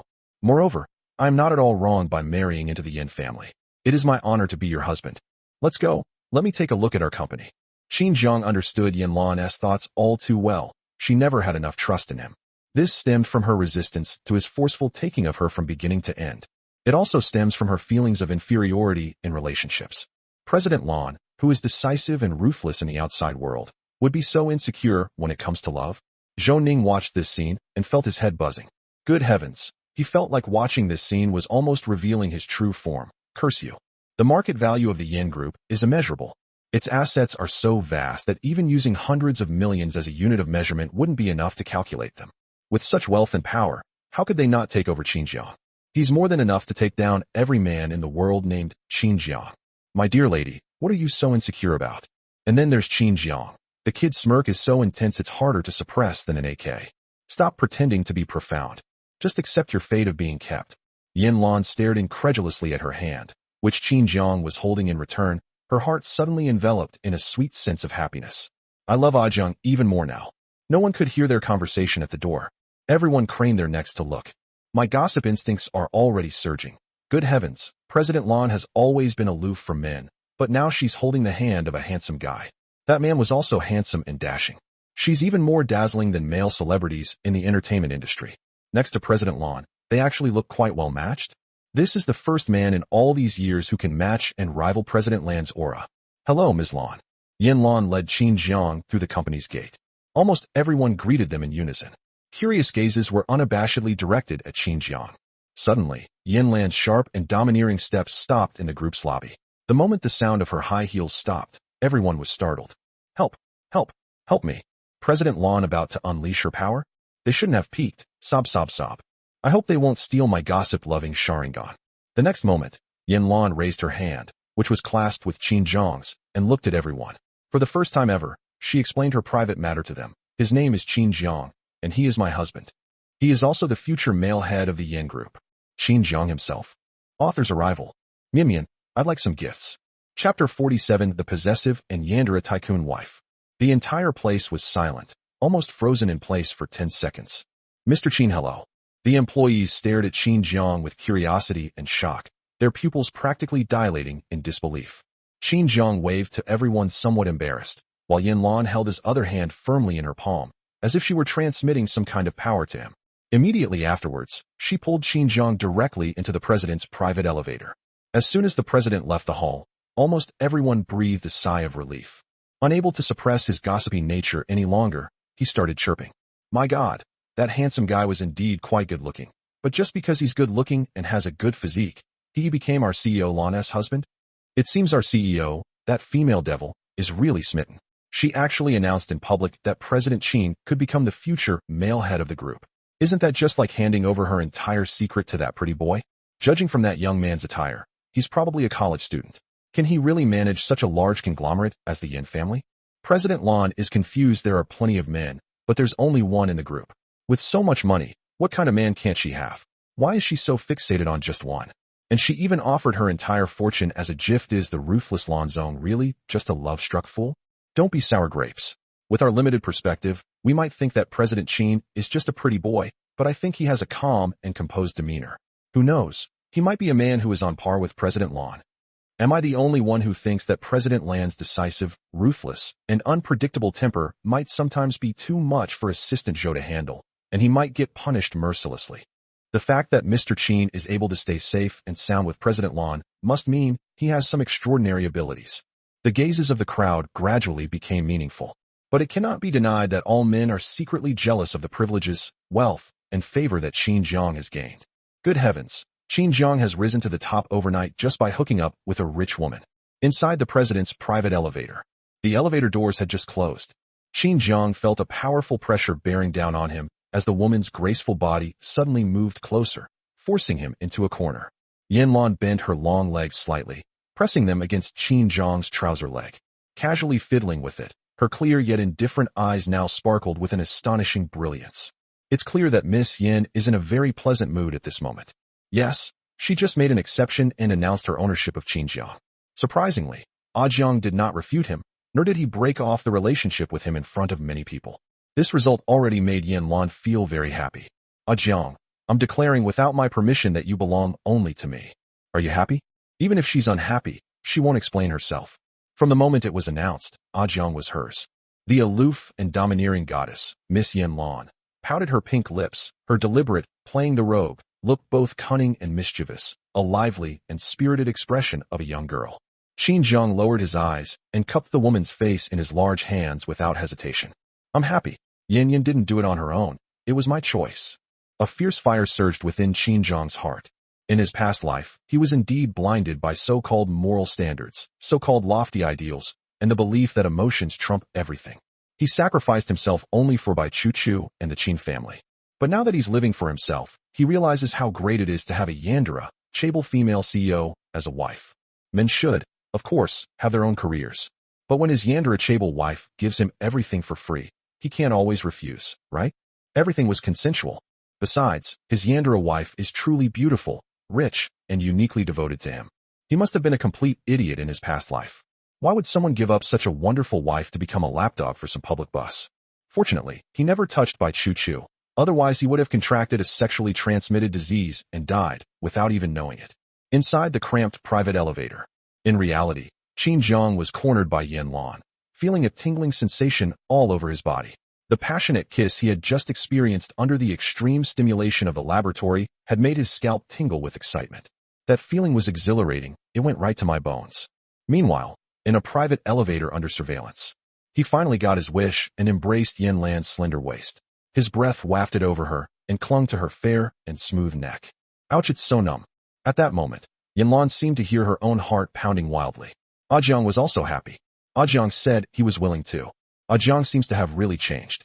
He is the same man who always makes her heart flutter, but he is also the man she longs to melt and merge with, possessing everything she has. Love unfolds at this moment, regardless of the occasion or location. Yan Luan could no longer resist. She hooked her arms around Qin Jiang's neck, pulled him down with domineering and possessive force, and passionately offered him her lips. Qin Jiang also held her waist, leaned down, and gently kissed his sickly wife's neck, his breathing becoming heavier and heavier. Bite. The elevator door displays the 66th floor. We arrived at Yan Luan's office. The president's office overlooks almost the entire central area. The elevator doors opened to reveal the president's office, where everyone was bustling about. Yan Luan then slowly released her grip on Qin Jiang, reluctantly moving her lips away. Jiang, this is my office area. I will have Zhou Ning enter your fingerprints into Yan's internal encryption system later. I know you don't like to get involved in the group's affairs, and those will be handled by professional managers. but the assets that are rightfully yours will rightfully appear in your name. From now on, I'll work for you too. Yan Luan suddenly leaned closer to Qin Jiang. She really loved him and wanted to give him everything she had unconditionally. He used to misbehave and always wanted to run away. Even so, the assets that Yan Luan inherited under his name were countless. She didn't care whether Qin Jiang wanted it or not. She only cared about whether she possessed it and whether she wanted to give it to Jiang. In fact, her possessiveness towards him had become abnormal. While studying at Peking University, he couldn't help but make Peking University his own, so that every piece of land he stood on, every inch of air he breathed, and every bit of temperature he felt belonged to him. Yan Luan is a complete yandere. Qin Jiang. My wife is such a yandere. She spoils him way too much. However, he knew even more clearly that his refusal was futile, and he could only lie down and enjoy it. Of course, the more his wife gave him, the more ambitious he became in his career. Yin, this is too much. Qin Jiang spoke from the bottom of his heart, and naturally, Miss Yin would not like to hear a refusal. But this is a push and pull. But it gave Yan Luan a kind of foot fetish, wanting to spoil her husband to the point of being unable to take care of himself. Jiang's words sounded like she was being coquettish. She likes it very much. We should give even more. Not much. Compared to my feelings for you, this is nothing. Come on, I'll take you to my office. Yan Luan held Qin Jiang's hand, their fingers still intertwined sweetly. The busy CEO office fell silent the moment Yan Luan and Qin Jiang appeared. Everyone, just go about your business. President Luan is just showing her new son-in-law around the company. Don't act like you've never seen the world before. Zhou Ning stepped out of the regular elevator and instructed the president's office to continue their work. He followed Yan Luan and Qin Jiang toward the office. You stay at the door. I'll spend some time alone with Jiang. Zhou Ning. Ms. Luan, I'm too embarrassed to expose you. Looking at Qin Jiang with such predatory eyes, are you sure you're not going to have a one-on-one romance with him? My dear lady, this is the office. I advise you not to play anything too thrilling. Chapter 48. What are you afraid of? I'm not going to eat you. Yin Zhe urged the Yin family driver to follow Yan Luan's car all the way to the Yin Group building. He stared in disbelief as his sister actually admitted Qin Jiang's identity and brought him into the company. Is this to the point of being given away for free? But Qin Jiang is just a pretty boy. What right did he have to acquire the Yin family's assets? Moreover, he is the only person in the world who truly cares about his sister, and Qin Jiang is neither worthy nor should he be allowed to have any chance of joining the group. He will harm his sister and the entire Yin Group. Yan Zhe witnessed all of this and couldn't help but pick up his phone to record the scene of Qin Jiang and Yan Luan together. He then sent the recording to a man he hadn't contacted in a long time, but who was someone both he and Yan Luan were wary of. Yan Han. He is Yan Luan's older brother and the only man in the Yin Group whom Yan Luan still fears. Of course, Yan Han is now disabled. Yan Luan, that crazy woman who almost killed her father and mother and only lost a leg, shows that he must have something terrifying about him. What's even more frightening is that there's an even more terrifying force behind him. Even the irrational Yan Luan managed to regain some of her senses and spare his life. Yan Zhe didn't expect to get a reply so quickly after sending the message. The man's deep, husky voice was like a demon's whisper. A's, don't try to monitor or control Yan Luan's choices. The outcome will be unpredictable. Yan Luan, you have your own principles in everything you do. It's only with this man that she's lost her senses. I advise you not to touch a man she's already made her own. You didn't witness her going mad, but if you were to harm him if you had 9 lives, you could see for yourself. A man's tone can be either nonchalant or slightly teasing. He seemed to have the air of a superior who didn't care about anything, but rumors said he was the defeated party and should be begging for Yan Luan's charity. Yan Han never cared about the rumors. He was sitting in a wheelchair, his gaze fixed on the image projected onto the screen of Yan Luan and Qin Jiang walking hand in hand into the Yin Group. Yan Han narrowed his eyes slightly. He could understand spoken language. Have already memorized the conversation between Qin Jiang and Yan Luan. TSK, has our usually cold-hearted and fickle Luan learned to love? Are they even planning to sacrifice the entire Yin Group? He's just a decent-looking young man, yet he's driven Luan crazy? Interesting, really interesting. Although the man was verbally advising Yan Zhe not to do something reckless, he had already sent a text message to Yan Luan. Alan hasn't been back to the old house in a long time. Grandpa is seriously ill and misses you very much. Please arrange some time to come back and bring your new pet back to the old house to show everyone. These words are extremely sarcastic and contemptuous. A man cherished by Yan Luan was mocked and treated like a pet by Yan Han. In the complex and powerful Yin family, no one truly respects Qin Jiang. Of course, Yan Luan doesn't need anyone in the old house to approve of the person she loves. After being abandoned at the age of 13 by her kind and loving biological father, who had always doted on her, she was thrown into that inhuman organization. She had long known that the blood ties and family bonds of the Yan family were nothing but a joke from beginning to end. She no longer needs anyone to interfere in her life and choices. Meanwhile, inside the Yan family's old residence, Grandpa Yan sat in a sandalwood chair, looking at the photos his grandson had sent to his phone. His gaze fell lightly on Yan Luan's stunningly beautiful face. The old man was getting on in years and had some presbyopia. He slowly reached out and put on his glasses to examine her carefully. After a long while, he sighed and said, "Alas, if Yan Yu were still alive, she would probably have grown into a beautiful young woman just like Xiao Lan, wouldn't she?" It's been several months again. Why hasn't Xiao Lan come to the old house to see this old man? Who is this person next to Xiao Lan? He is quite handsome and a good match for Xiao Lan. If it's settled, bring him home so Grandpa can take a look. As the former head of the Yan family who had retired from the front line decades ago, Old Master Yan has always lived a secluded life. Citing poor health, he declined too many visits from people involved in internal conflicts within the Yan family. "My health is getting worse and worse than before." He looked more like a kind and gentle old man. In reality, only those who truly understand his character can comprehend why Old Master Yan is still safe and sound in the Yan family mansion. He is probably the most intelligent and shrewd person in this chaotic Yan family conglomerate. "Master, the young lady has already married according to your arrangements. Although the previous 7 sons-in-law all died young, this 8th new son-in-law seems to suit Miss Alan's taste very well. His name is Qinjiang. He is of average status, but he is young and healthy. I'm sure you'll be able to hold your great-grandchild soon. Miss Alan is more fortunate than Miss Au. She will surely be able to add another member to the Yan family bloodline." The old butler stood by, his eyes cloudy and his expression somber. This old Yan family mansion is nothing more than a huge and magnificent cage. Yan Luan personally locked this ferocious beast inside. It was all for the purpose of tormenting him. But how could a wild beast be content to remain in a cage forever? The Yan family has a curse. No woman can live past 25. Considering the timing, it wouldn't be a bad idea to let Alan go see her sister ahead of time. Alan has a fiery temper. Maybe she'll be more obedient if she has a child.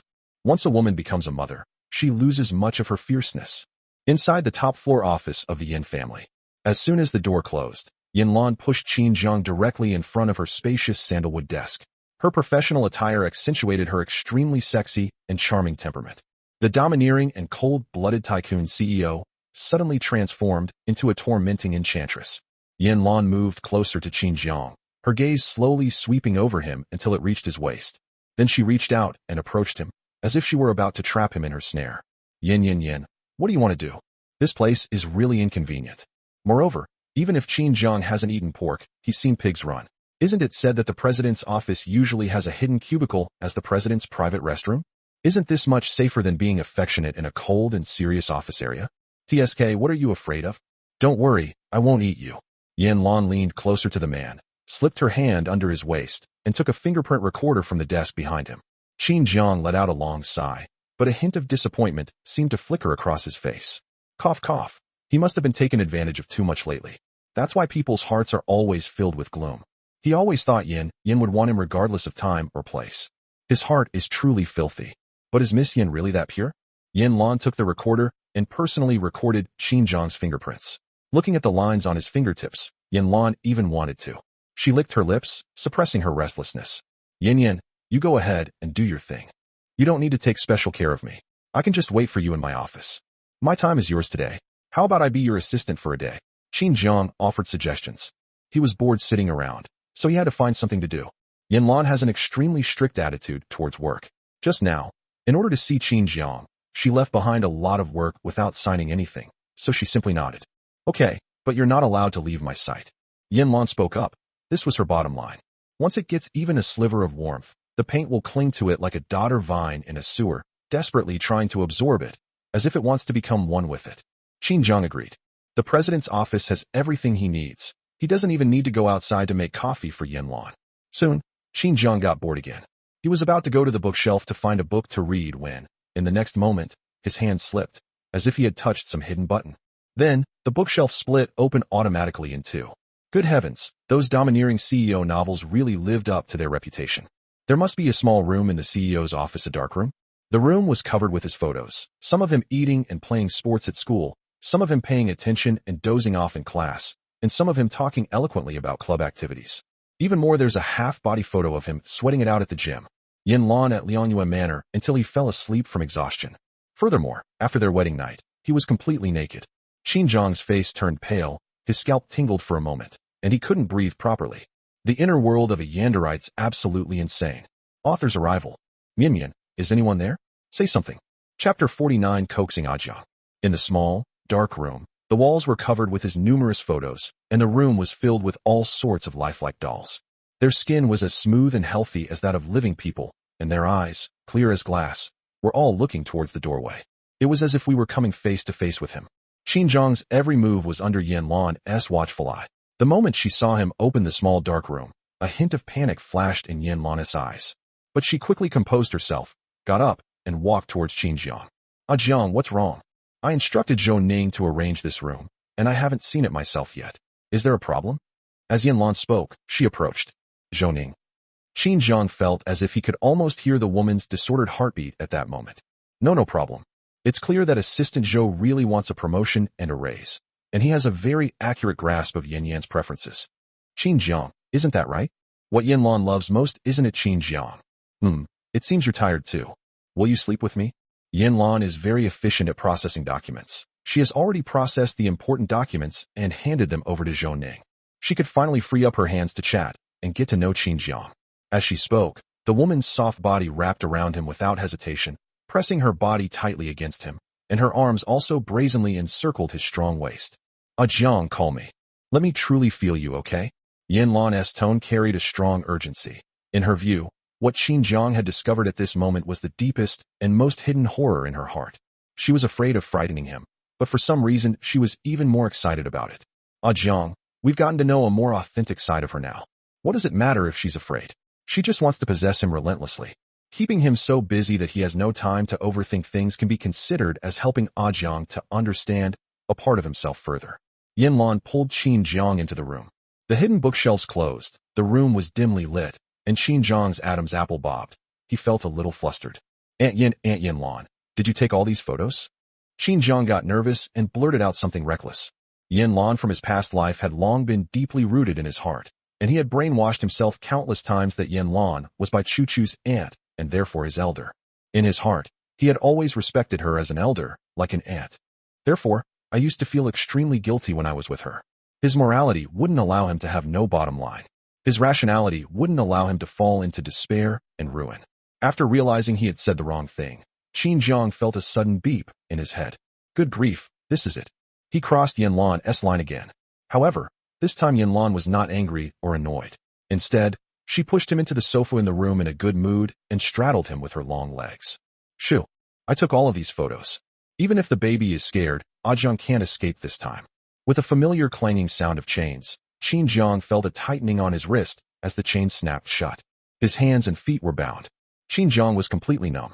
Good heavens, he spent so many days coaxing his sickly wife, and it all came back to square one. Xinjiang was photographed again. However, in this photo, his complexion is noticeably paler, and there are more mottled scars on his neck and chest muscles. He could no longer hold on and fell into a deep sleep. When I opened my eyes again, the sun was already high in the sky. He actually slept in Miss Yan's office for one night. Xinjiang, supporting his weak body, got up, opened the electric curtains, and let the bright sunlight completely fill this little dark room. It was as if this would clean up all the unknown things that Yan Luan had inflicted on him last night, right from the root. Miss Yan is really too crazy. But it was also a wonderful new experience for him. Xinjiang sat up wearily. The seat next to him was already cold, indicating that Miss Yan had been gone for quite some time. Xinjiang glanced sideways, his gaze landing on a familiar black card on the bedside table. Xinjiang leaned closer and took it. To everyone's surprise, when they unfolded them, there wasn't just one, but 10. There was also a small note on the side. Judging from the unrestrained and domineering strokes, this was written by Yan Luan herself. Jiang, I lost control last night. I'm sorry for hurting you. I know you cut up the black card I gave you last time. These 10 are newly issued. You can cut as many as you want this time. Each one is already activated, and as my husband, you have the right to use them. Of course, I have restricted the right of the black card holder to purchase private aircraft, but you can spend the rest of your money without worry. As long as you don't leave, whatever compensation you want I'll give you. Your loving Yan Luan. Xinjiang couldn't help but chuckle as he looked at the woman's clumsy attempt at drawing a cute little expression at the end of the signature. Who could imagine a cold, domineering, and morbidly sweet heiress secretly acting cute towards her husband? The contrast is just too adorable. Qin Jiang certainly wouldn't blame Yan Luan for losing control. After all, as a man, well, to be honest, it wasn't just his wife who had a good time last night. He was clearly more. As Qin Jiang thought about it, his ears burned again. Hiss. The taste of being a yandrachable heiress is something only those who have been targeted know. Qin Jiang held 10 black cards in his hand. Yan Luan to be so generous as to send him 10 copies after he cut one out himself. However, he had no reason to refuse the 10 black cards. After all, Yan Luan had forcefully incorporated him into the Yin group, so his future path was destined to be anything but peaceful and mediocre. Thinking of this, he put the black card into his pocket. Then he got up, took a shower, and opened the walk-in closet. It turned out that his own wardrobe had been prepared there long ago, with every outfit inside perfectly matched and tailored to his body shape for a slim fit. It must be said that Yan Luan's aesthetic sense and taste are truly remarkable. In the past, he would wear outdated and tacky clothes in an attempt to make her hate him, but in reality, he dressed like a typical young man, wearing tight clothes and pants that were not comfortable at all. Chelsea boots and driving shoes are too tight. Now he doesn't need to pretend, so he can just be as handsome as possible. He fiddled around in the room for half an hour, and today he wore a casual suit that looked quite nice. It suits his temperament perfectly, making him effortlessly handsome.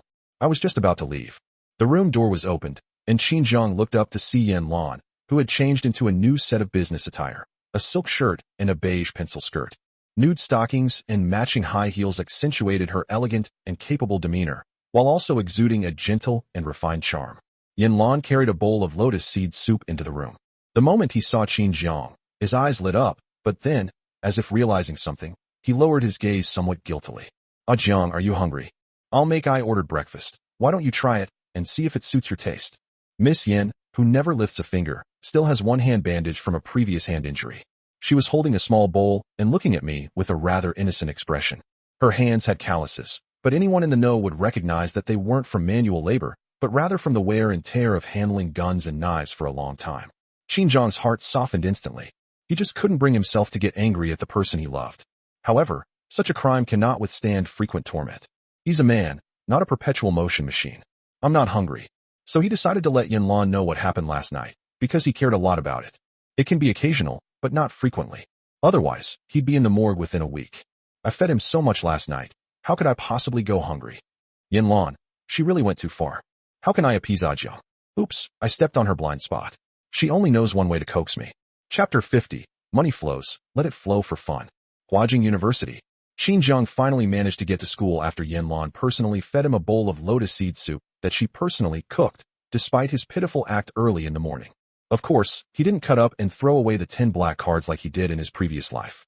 This thing isn't just money, it's a gateway to power. "Brother Jiang, what's wrong? Are you sick? Why do you look so pale? You seem to be getting weaker every day.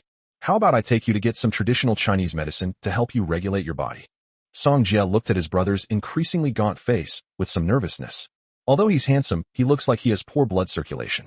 It's very likely that they've been too indulgent. It has to be said that Brother John's wealth was not easily earned. Could an ordinary man withstand it? "Shut up. You're the one who's faking it. You have no idea how happy I am." Qin Jiang ordered Song Jie to shut up. He had no classes this morning.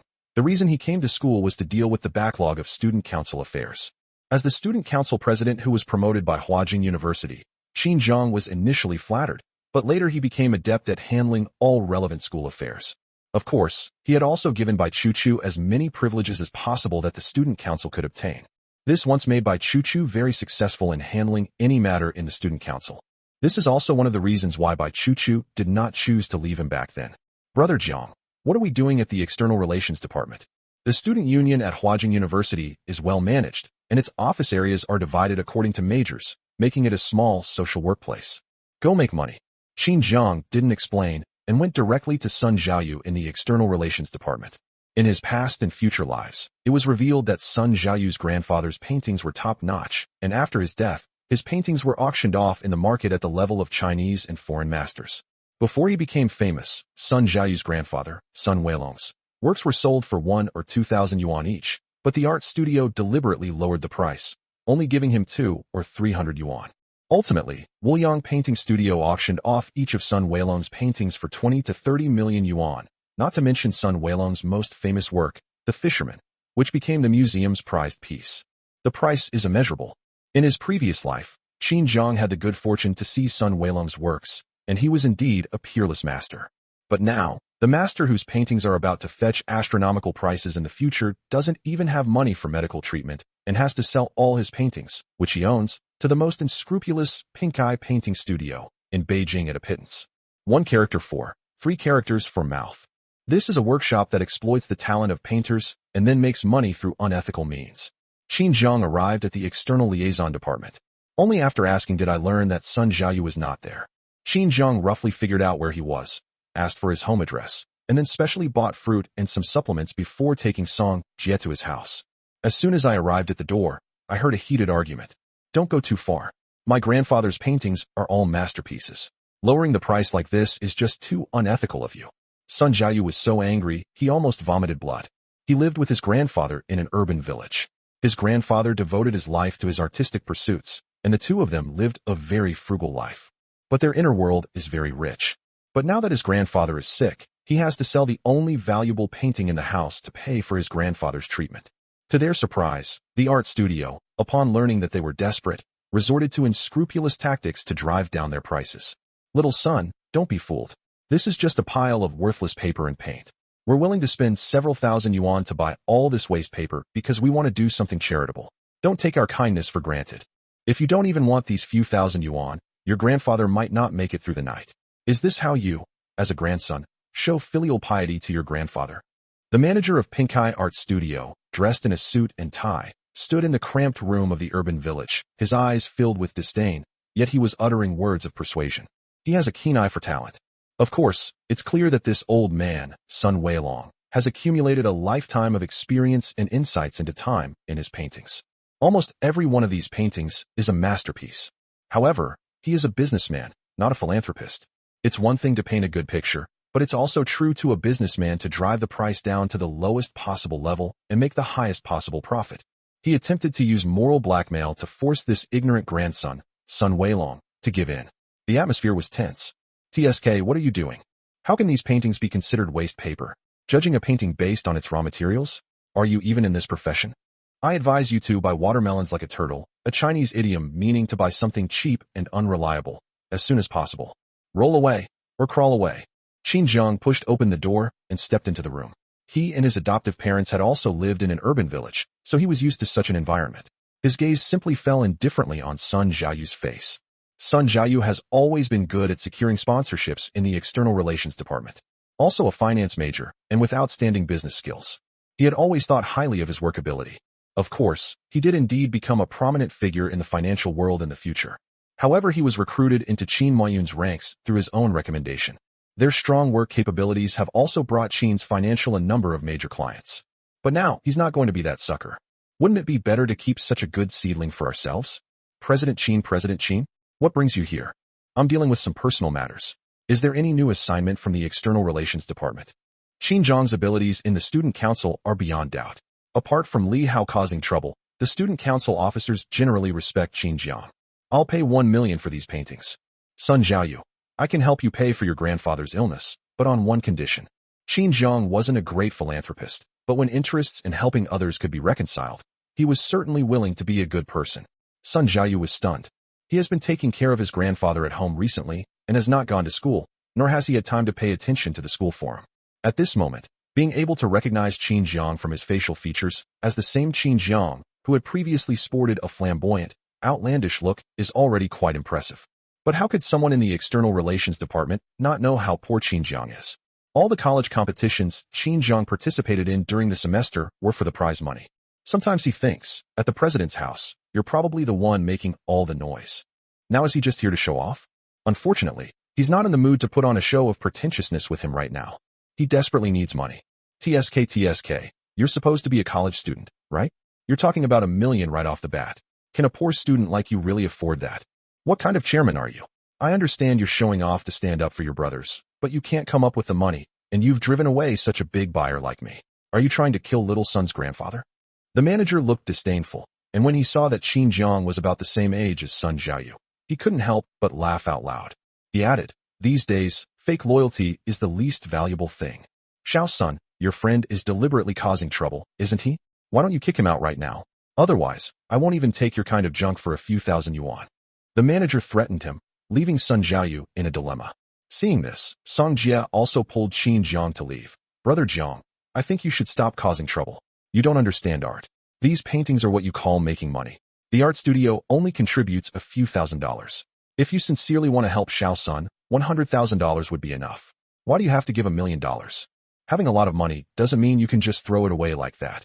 Sun Jiaoyu's face turned pale. Seeing them singing in unison as if they were really rich, he found it outrageous. But he wasn't in the mood to argue with them. President, please go out first. Stop joking around. I really need the money.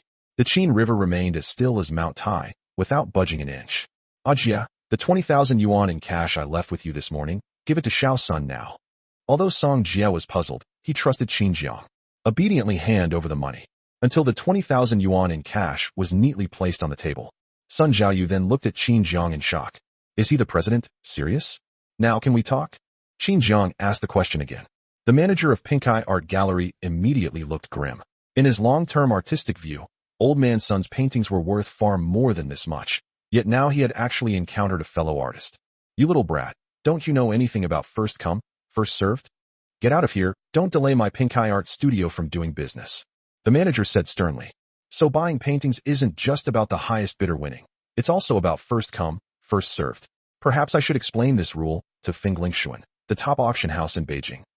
Fenglingshuan Auction House is considered a high-end auction channel for Pink Eye Painting Studio, and the bidders there are all wealthy and powerful. How could he dare to offend anyone with such words? However, how could such an ordinary college student know about Fenglingshuan? What is his background?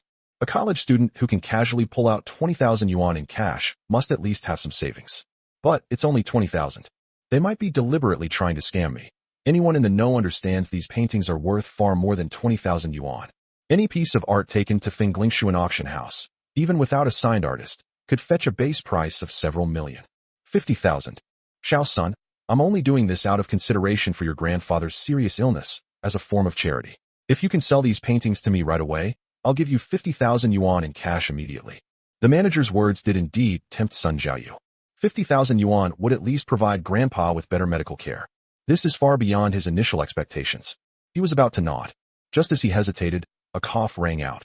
Manager, we won't sell to you. Young man, you probably can't earn 20,000 yuan easily, can you? You're willing to give Xiao Sun 20,000 yuan in cash so that my painting won't be sold cheaply. Grandpa thanks you. I'm willing to sell you this painting.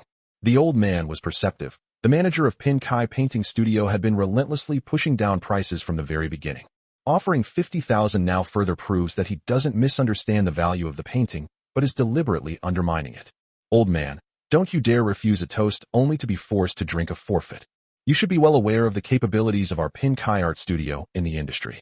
If your painting is sold to an unknown private buyer, it is likely that the painting will never be recognized by the art world. The manager was furious.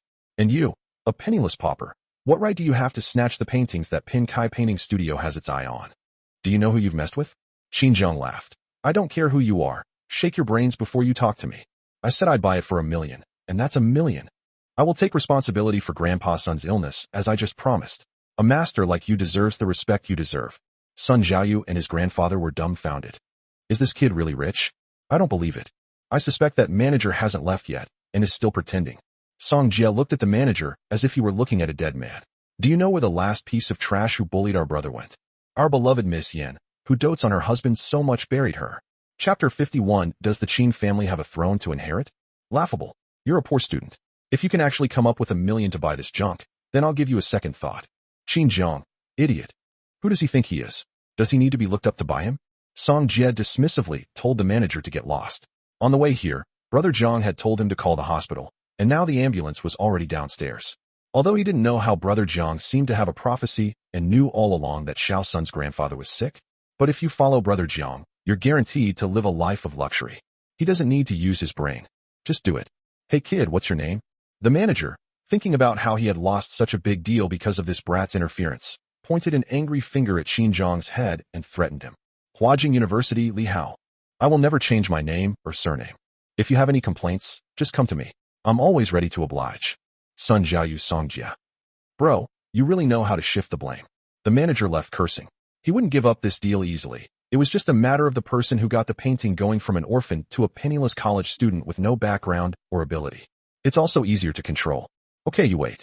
Inside the hospital, Grandpa's son was sent to the intensive care unit. Apart from the 2 paintings that he kept that had special significance, Sun Weilong sold the rest of his paintings to Qin Jiang with peace of mind. Qin Jiang contacted Mo Da and Mo Air to send people to bring these paintings back to Lianghua Manor for safekeeping. They all need to be framed and packaged by professional art appraisers according to style, school, and timeline. Inside the hospital corridor. President, I agree to your terms. Sun Jiayu initially thought Qin Jiang was lying, but it turned out that everything was true. Grandpa received the best medical care as soon as he arrived at the hospital. Furthermore, after Qin Jiang asked for his bank card number in the car, he directly transferred 1 million yuan to him. Adding the 20,000 yuan in cash from earlier, Qin Jiang gave him 1.02 million yuan. Is he worth that price? The extra 20,000 is my way of showing my sincerity. I am formally inviting you to be one of the first partners of my new company, JY Technology. Qin Jiang is currently a sophomore, and his department has already assigned him an internship. But because of the Qin family's bad luck, he couldn't find a job at all in the same industry in Beijing. I couldn't get the internship stamp either. He knew this was the Qin family's way of putting him in a difficult position, but who said that an internship could only involve working and getting a stamp. You can be your own boss and stamp your own internship certificate just the same. I will never work in my life. Is it not as good to be a kept man or to be your own boss? President, you started a company. Okay, I'm willing to start a business with you. In fact, in his previous life, Sun Jiayu had chosen to follow Qin Jiang. Qin Jiang only recommended him to work under Qin Moyun because he saw that he was too capable and hoped that he could help his elder sister's Qin family financial business.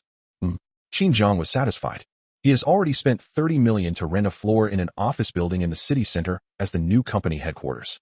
After doing all this, Qin Jiang prepared to leave. Just as he reached the end of the corridor, a familiar figure suddenly emerged, almost bumping into him. Qin Jiang quickly took a step back to avoid it, and a familiar aura made him feel uneasy. Qin Moyun's headache was a little better. She had been busy with work all night and came to the hospital for a follow-up examination. She was somewhat surprised when she saw Qin Jiang. The woman wore a long, British-style coat, simple yet elegant, paired with a linen silk shirt and a high-waisted pencil skirt that accentuated her waistline, adding an elegant yet sharp touch to her overall look. Qin Moyun paused, a sense of realization washing over her that Qin Jiang was indeed worried about her health and had followed her to the hospital. She saw Qin Jiang turn to leave. Perhaps Qin Jiang was afraid of being caught in the awkward situation of showing concern for him? She called out to Qin Jiang first. Qin Jiang, did you come here specifically to deliver massage oil to me? I've had a headache for days, and you only just brought it. Are you trying to kill me with pain? Qin Jiang paused, a string of question marks flashing across his mind. Is Qin Moyun out of his mind? Qin Moyun, you're like a mudfish that's gotten a little seawater on it, and you actually think you're seafood? There must be someone who pees in the house if there's no mirror. If you really don't have any, I'll have Song Jie make some for you right here. Song Jie. Qin Jiang's crude words made Qin Moyun, who always prided herself on being noble and aloof, turn cold. She immediately adopted the demeanor of an elder sister and lectured her. Qin Jiang, you are truly vulgar and uncouth, not even remotely as knowledgeable and courteous as a Yun. You've spent 4 years in the Qin family and haven't been exposed to the ways of high society. Are you destined to spend your whole life as a disgusting rat in the gutter? You're so disgusting, you don't deserve to be my brother, Qin Moyun's brother. Qin Moyun said with disgust. If it weren't for my recent headaches and my shamelessness in asking Qin Jiang for help, I wouldn't be suffering so much mental torment. Qin Jiang is now deliberately trying to provoke him. As the eldest sister, she felt even more embarrassed to mention the soothing essential oil. What a coincidence, I really wouldn't stoop to being your brother. A good dog doesn't block the way, but a bad dog does too. Qin Moyun was furious. Her headache was already severe, and she couldn't help but cover her forehead, her face turning blue. The more this was the case, the less she could let Qin Jiang go. Stop right there. I know you've always been unhappy that I favor a Yun, but it's true that you're inferior to a Yun in every way. As the eldest sister, I don't necessarily have to criticize you. So as long as you leave the soothing essential oil behind and personally admit your mistakes, I will take you back to the Qin family. Kneel down to your parents, and I'll personally plead for you. That way, you only need to kneel in the ancestral hall for 2 days before you can go home. Qin Jiang, this is all the help I can give you. You must really need an internship opportunity right now. As long as you agree, you'll still be the young master of the Qin family, and no one will dare not give you a job. Qin Moyun thought he had increased his leverage. His expression naturally became arrogant, as if this was the best solution Qin Jiang could get by desperately admitting his mistakes. That's hilarious. Does your Qin family have a throne to inherit? Do I have to kneel and beg you to go back? The Qing dynasty is long gone, and the dreamer has no way out. Besides, didn't you always think that the calming essential oil I gave you was useless, and that Qin Yun was the one who made you feel better and relieved your headaches? If you have a headache, then ask your good younger brother Qin Yun to continue relieving it for you. What's it to me? After Qin Jiang finished speaking, he turned and swaggered away without looking back. Seeing that he was about to leave, Qin Mayun rushed up to grab his arm and said sternly, Qin Jiang, did I give you permission to leave? I'm your older sister, you have to listen to me. Leaving aside the calming essential oil issue, did you hack into and delete the company's confidential documents? Hand over the backups right now, or don't blame me for taking you to court. These days, Qin Mayun has not only suffered from a relapse of his headaches, but he has also been frantically searching for hackers to repair Qin's financial's internal systems. But nothing came of it. Considering Qin Jiang's previous provocations towards his family, this must be Qin Jiang's revenge. Sue me if you want. Do you have any evidence? Or did you just blindly believe Qin Yun's slander again? I remember you told Qin Yun the password to the Qin family's financial database right away. As for me, you've never trusted me. So where would I get the password? Qin Jiang left without a word, uttering a profound statement. He has been wronged by the Qin family many times. He's become numb. Of course, he no longer felt sad or disappointed. He was just speechless. Do the Qin family really think he's still the pushover he used to be? Qin Jiang and Song Jia left the hospital together. We drove to the downtown building. The newly established company is located right across from the Yin Group. Qin Jiang specifically added 5 million yuan to the rent, leasing the top floor of the office building. Although the office he prepared was not as tall as Yan Luan's, it was the closest to the president's office of the Yin Group in this space. Brother Jiang, we studied finance. Why don't you start a finance company? Why did you start a tech company instead? I know you have some small scientific inventions, but that's not the same as starting a research company directly. Brother Jiang, tell the truth. Do you really understand technology? Qin Jiang raised an eyebrow. I know a little bit about it. He still needs to learn, but he has already paved a way forward. Having been reborn from the future, he is bound to grasp the major trends of the times. Song Jia felt guilty. Why does it feel like Brother Jiang is going to throw away President Lan's huge investment? However, Ren Lan always spends money on Brother Jiang, just for fun. I wish I could lock Jiang up and have sex with him every day. She wouldn't care how big or profitable the schemes Jiang Ge made with her money were, would she? In the future, AI technology will become a major trend in global technological development. Currently, it is an economic trend of influencer marketing, and we also need to develop self-media. However, I will organize a research team in advance to prioritize the development of AI technology. In the future, we will stay at the forefront of the industry. Chapter 52 Brother, you smell so good. AI technology? I've never heard of it. Song Jia was suspicious. He wondered which of Jiang Ji's meridians had been opened up, because even he felt that Qin Jiang had been reborn. But it's okay, Brother Jiang, whatever you're planning to do, I'll do it with you. I believe in you. You will definitely succeed. Song Jia said firmly. This is 1 million. You'll have a hard time maintaining the villa and luxury car that Yin Yin gave you, won't you? As a man, I'm sure you'd feel bad selling something my wife gave you. But the property management fees in that villa area are tens of thousands a month, which is definitely too much for a student like you. You can take this money and use it for now. You don't need to pay it back. Qin Jiang felt guilty towards Song Jia from the bottom of his heart, and now he was making meticulous arrangements to make amends. As for his girlfriend Jiang Kersen, she's probably already cheated on him by now. He had to get Song Jia to accept reality before the tragedy happened.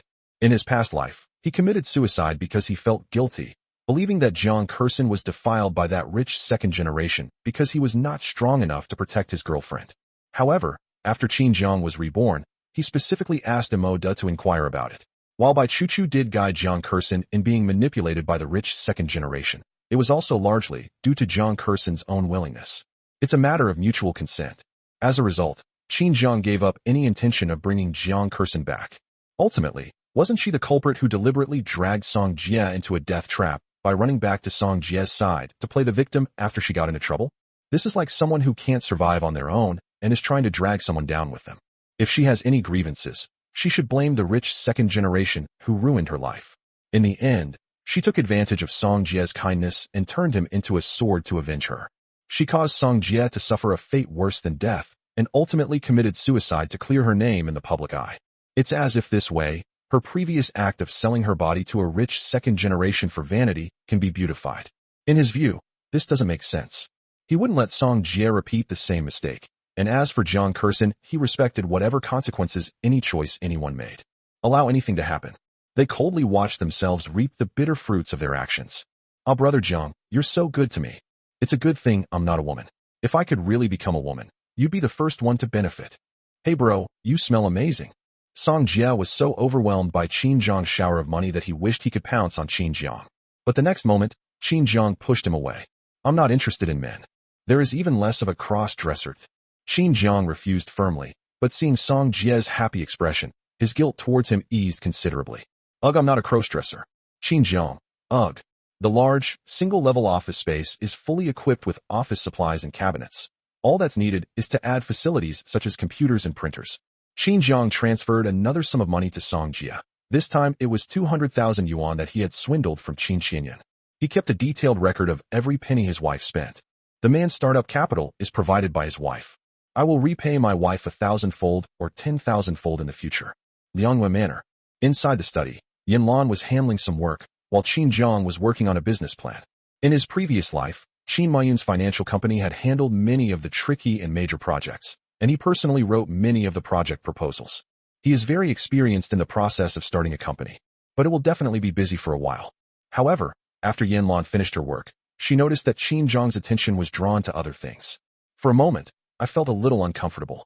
Qin Jiang was focused on working on a project proposal, but he also kept an eye on his sickly wife to see if she was hungry or thirsty.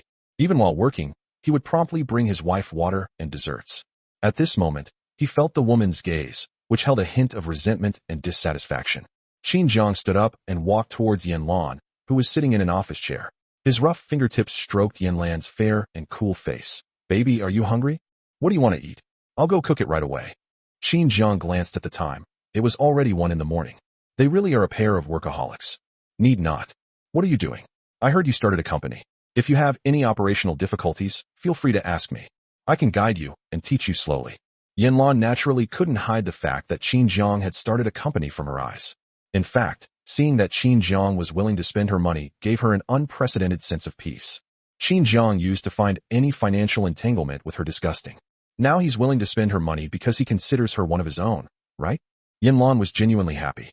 As she spoke, she couldn't help but wrap her arms around Qin Jiang's firm waist and press her face against his abs. Yan Yan is helping me so much.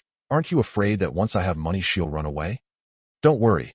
Jiang's little tricks are no match for me. Yeah. Qin Jiang knew perfectly well that what Yan Luan said was true. His company, at its current size, was indeed just a small-scale operation. But what about the future? He is sure to become an industry giant. Hey Jiang, why don't you give it a try tonight? Can you escape from my grasp, Qin Jiang. Kidney deficiency always occurs after overwork. Chapter 53. True couples are those who are completely honest with each other. Ahem, let's talk business seriously, baby. Qin Jiang tried to be a pro at the time, but found that he couldn't pull it off at all. His physical condition couldn't keep up. Yes, I'm serious. Yan Luan smiled charmingly, her eyes and brows exuding a captivating and seductive allure. She was already holding Qin Jiang's waist, and now she slipped her hand inside his clothes.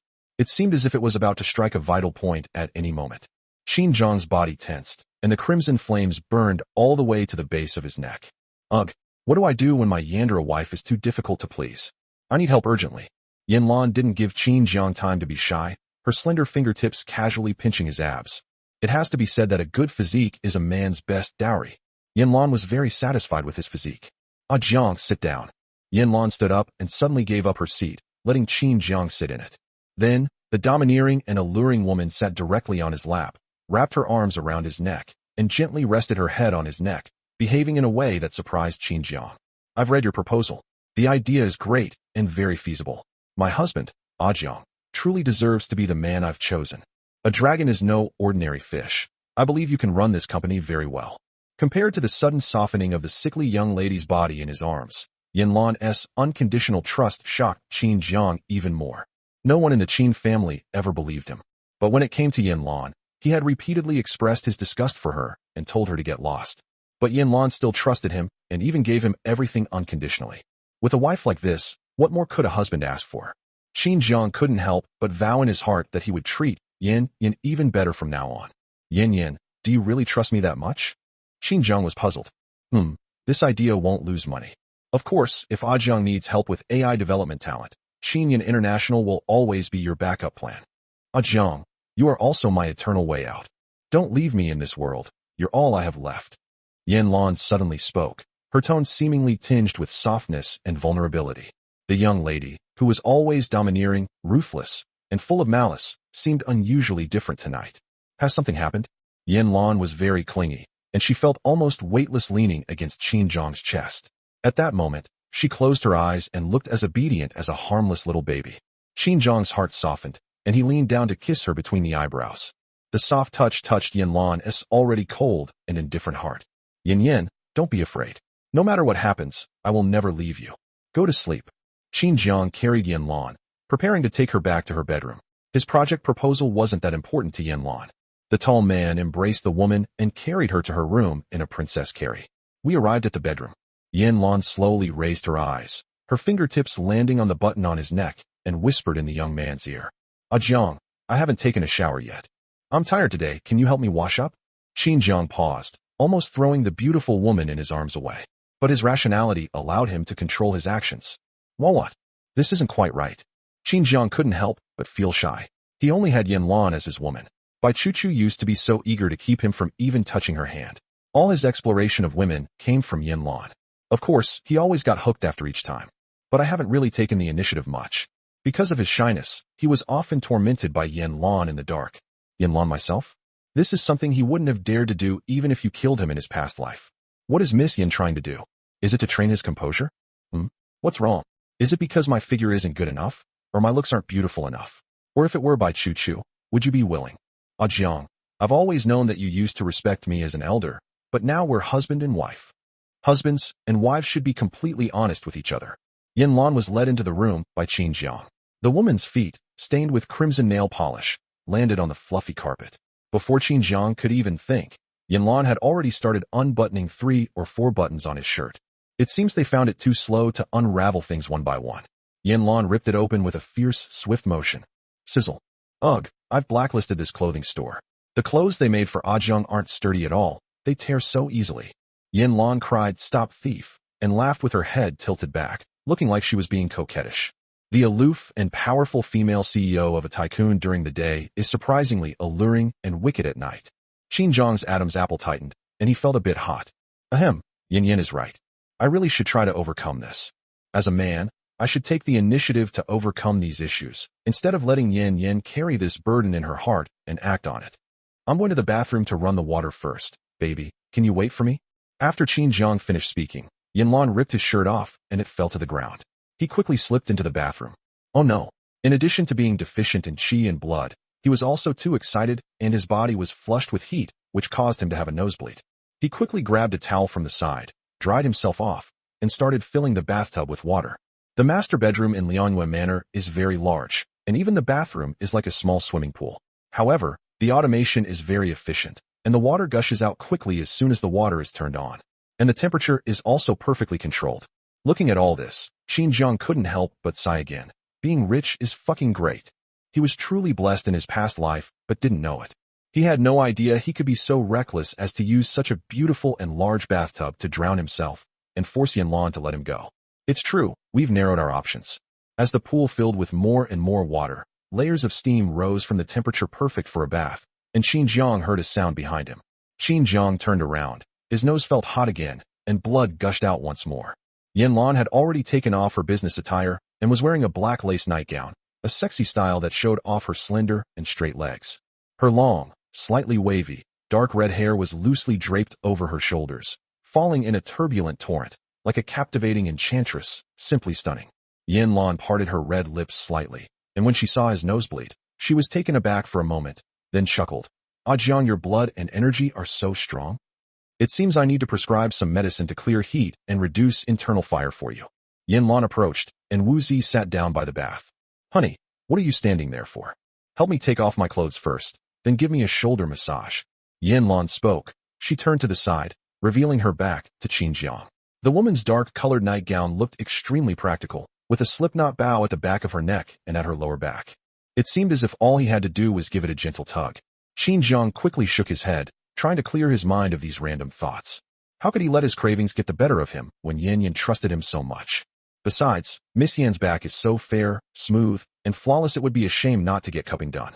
Thinking this, Qin Zhang approached, and, gritting his teeth, simultaneously ripped the slip-knot bow. Yan Luan gasped softly.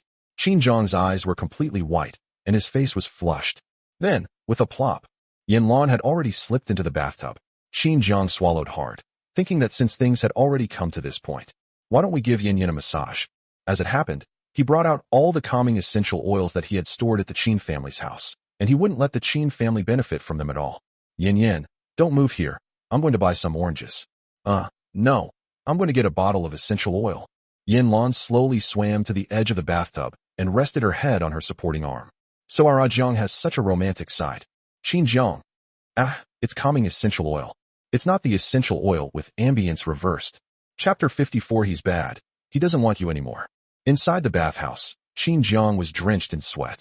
The effect of using calming essential oil on a sickly wife in a steamy bath is. The god was not at peace. He was almost crushed to death. Fortunately, Qin Zhang's rationality suddenly prevailed in the end, and he slammed on the brakes, pulling his erratic hand back onto the right track. All night long, even in his dreams, he saw Yan Luan lying on the massage table, looking back at him with those eyes. He seemed hesitant to speak, yet his gaze was full of tender affection. It's a sin, a real sin. Fortunately, Yan Luan has been quite tired from work lately, but she can always sleep very soundly next to him. She smelled Qin Zhang's scent and the fragrance of calming essential oils, and slowly closed her eyes in the misty bathroom. Seeing that she was asleep, Qin Zhang felt more relaxed than ever before, and he finally breathed a sigh of relief. He got up and washed Yan Luan again, then took out a new bath towel to wrap Yan Luan's body, and gently carried the sleeping woman back to the bedroom bed. After doing all this, Qin Zhang did not climb into bed to sleep. This time, he actually walked to both sides of the bed and pulled out the chains that Yan Luan used to bind his hands and feet, being careful not to make any noise and wake Yan Luan. Immediately afterwards, he calmly locked the door. He locked Yan Luan's limbs to the bed, making sure nothing was left behind, and then took all the keys he knew and put them in his own pocket. After doing all this, he tiptoed out of the bedroom. He thought he was absolutely certain of success. Unbeknownst to them, the moment the bedroom door closed, the woman, who should have been fast asleep, suddenly opened her eyes on the bed. In his eyes, there was an extreme mix of complex and indifferent emotions. Qin Zhang, how dare you lock me up? What are you planning to do this time? Yan Luan gave a wry smile, glancing self-deprecatingly at a red-dressed rag doll in the room. You unlock my chains.